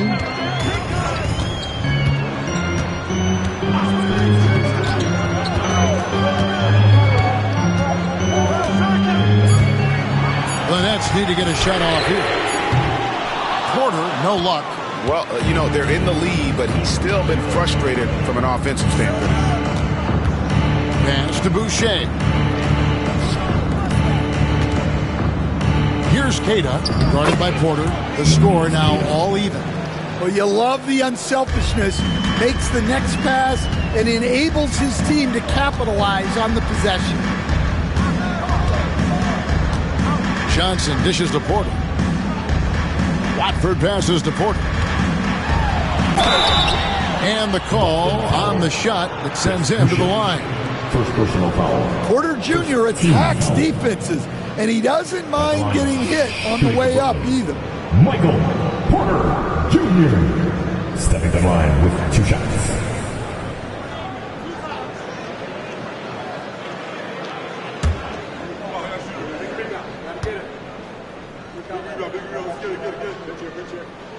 And the first one drops. Well, as a 3-level scorer, Porter Jr. remains a key part of this team's offense and how they run their sets. Here's what Brooklyn's going with right now. Nicholas Claxton's checked in for Trendon Watford. Sharp comes in for Williams. And Thomas subbed in for Johnson.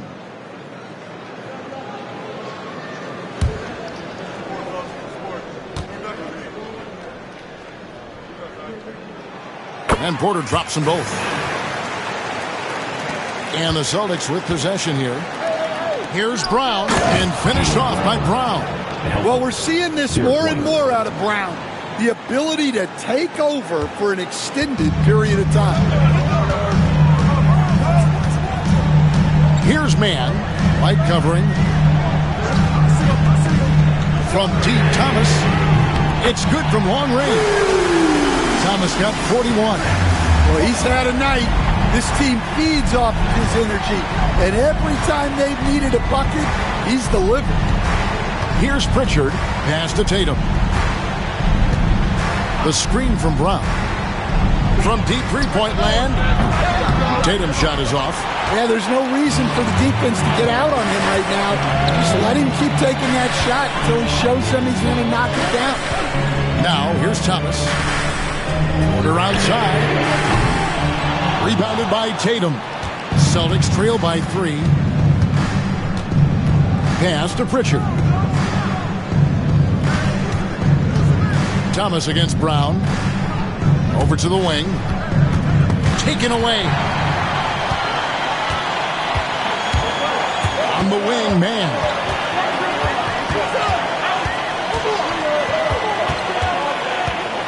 And here's Porter, guarded by Tatum. Nice ball movement by Brooklyn. Sharp. The second chance effort. A bucket is good. He'll have a chance for one more. That's on Jaylen Brown. Well, his rebounding is such a boost for this team, especially when it comes on the offensive end. Second team foul. At the line, shooting for Brooklyn. Day'Ron Sharp. At the line, 1 time.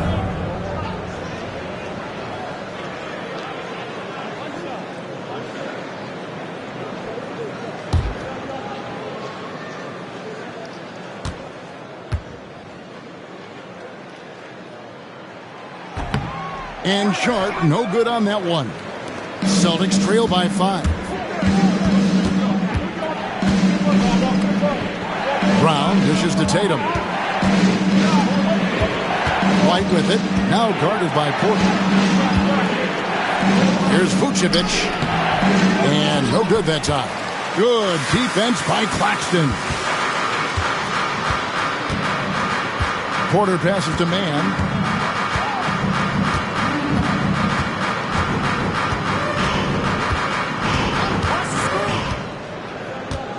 Just 5 on the clock. Outside Thomas. Stolen by Tatum. By himself.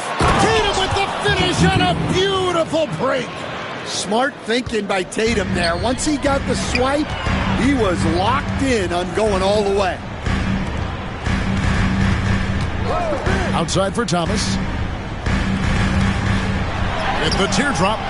The rebound by the Celtics. And they've controlled the glass throughout this game, but it's still close. Back to Tatum. Banked in off the glass. Now just a 1-point Nets lead. And they are attacking the rim and getting great results. Outside Porter. It's Thomas on the wing. Sharp sets the pick for Thomas. On the wing, man. And then Sharp with the dunk. Doing his job on the glass and doing it with force. And Greg, it's not everybody in the league who can make those kinds of plays. Well, he gets paid to be a factor on the glass. That's a nice dunk to finish it off. Well, Brown sees himself as a leader on this team, and he can come up with big points when they need him to.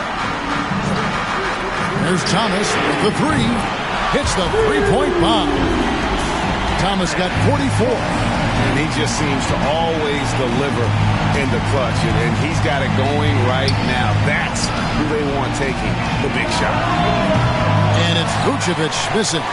Finding space on the perimeter, but he couldn't capitalize. Here's Mann. 2 free throws coming up, and they call the shooting foul. That one on White. Third team foul. And out the line, shooting 2. Terrence Mann.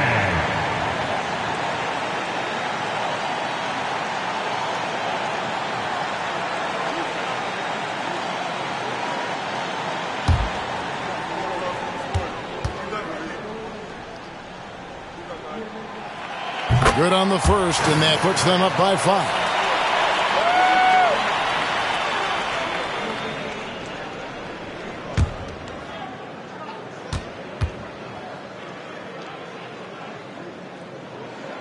Second one is good. Being both at the line, and it's a 6-point ball game. Perfectly done at the stripe there. That brings their lead up to an even more comfortable level. Here's Tatum.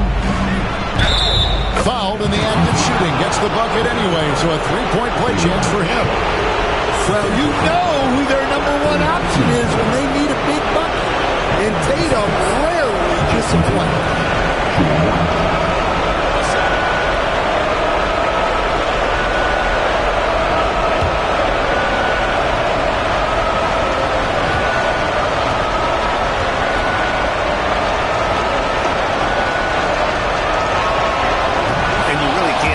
About his composure in the big moments, as cool as they come. Outside Thomas. 1:37 left here in the fourth quarter. Here's the three. Doesn't go for it. Celtics trail by 3. White left side. Kick out to Brown. Back to Tatum. Shooting foul as the whistle blows. He'll shoot 2 free throws. Yeah, from the moment he entered the league, Tatum showed so many different moves. A polished offensive force.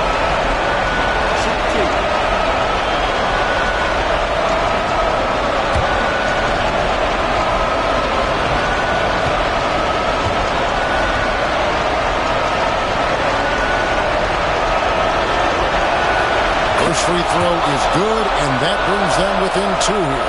And looking at Tatum's game, he really doesn't have a weakness. He can give it to you in a variety of ways.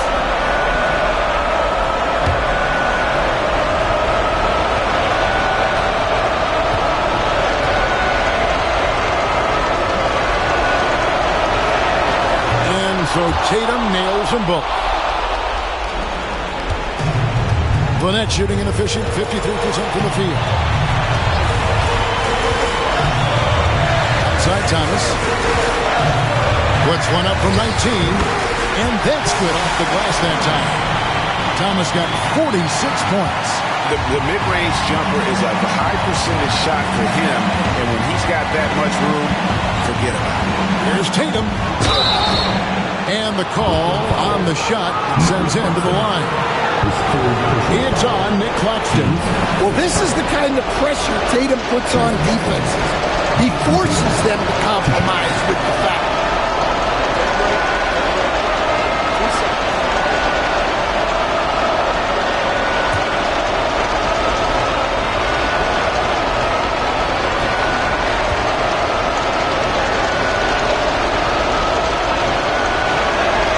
So the first one drops, and that brings them within 2.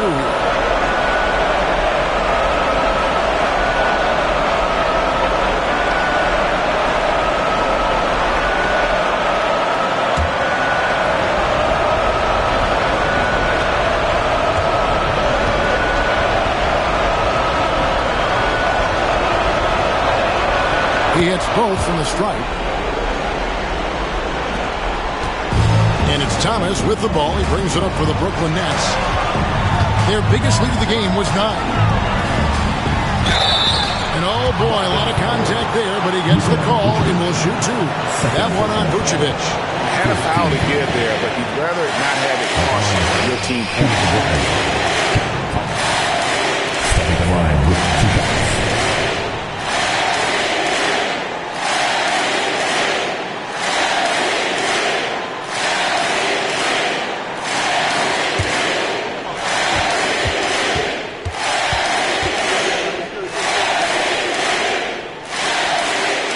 Gets the first, and that will put them up by 2.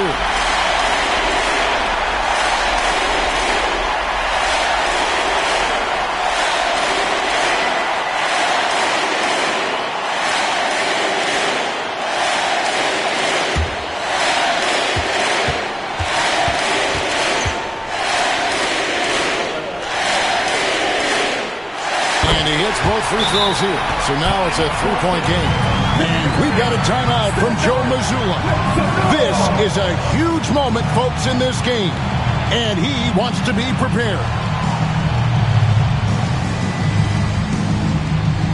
Fans, please give a big round of applause for your next U10 team.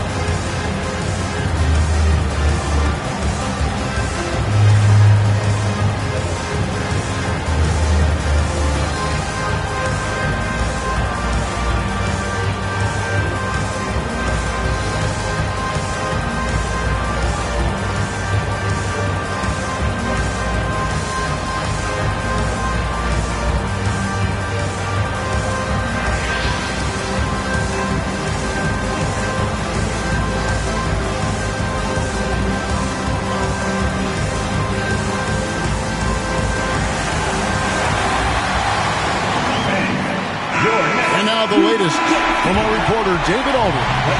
Thanks, guys. Listened into what Joe Mazzulla told his team. He begged his players to keep it simple out there. Told them one possession at a time. Don't look at the scoreboard. What's most important is running our plays and being aggressive defensively. We'll see if they can follow that game plan. Guys? Thank you, David. 44 seconds left in the fourth quarter. Brown against Porter. Brown the pass to Vucevic. Money! Big-time basket at a big-time moment. Yeah, don't you just love to see a player embrace that kind of pressure? Game could be on the line right here. It's now or never. They'll be trying to take as much time off the clock as they can. Exactly. Expect to see longer possessions from this point on. Yeah, I'd call this ideal scoring distance. It's almost too easy. And we've got a timeout from Joe Mazzulla. And he knows there's no room for mistakes and wants everyone on the same page. And let's get your take, guys. What's the strategy? And it's do or die time. They need a bucket here to stay alive. Yeah, the clock is their enemy, and they know it. We'll see if they go for the tie or try and get a quick one.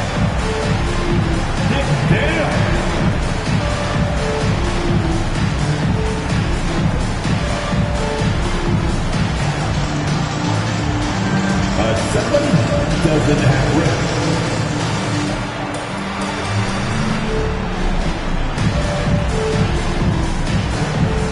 Let's see those moves. Come on.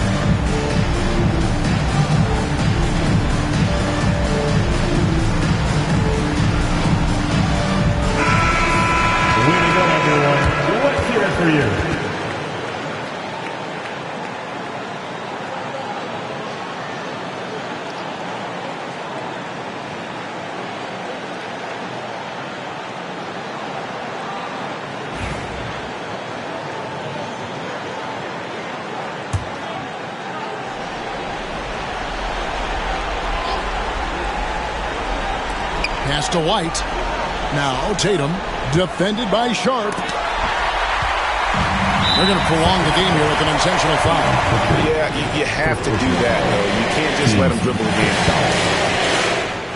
At the line, shooting for Brooklyn. Cameron.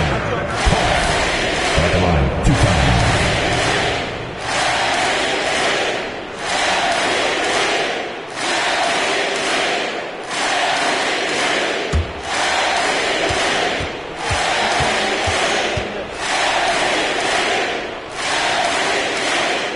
Drops the first one, and that gives them a 4-point cushion.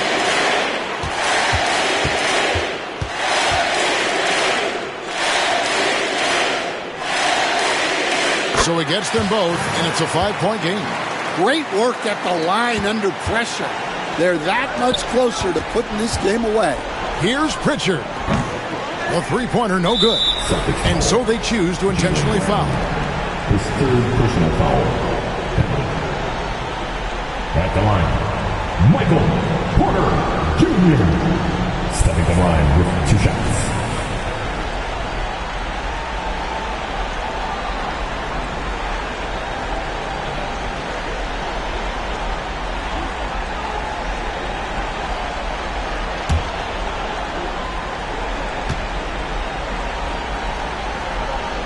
He hits the first one, and that increases their lead to 6.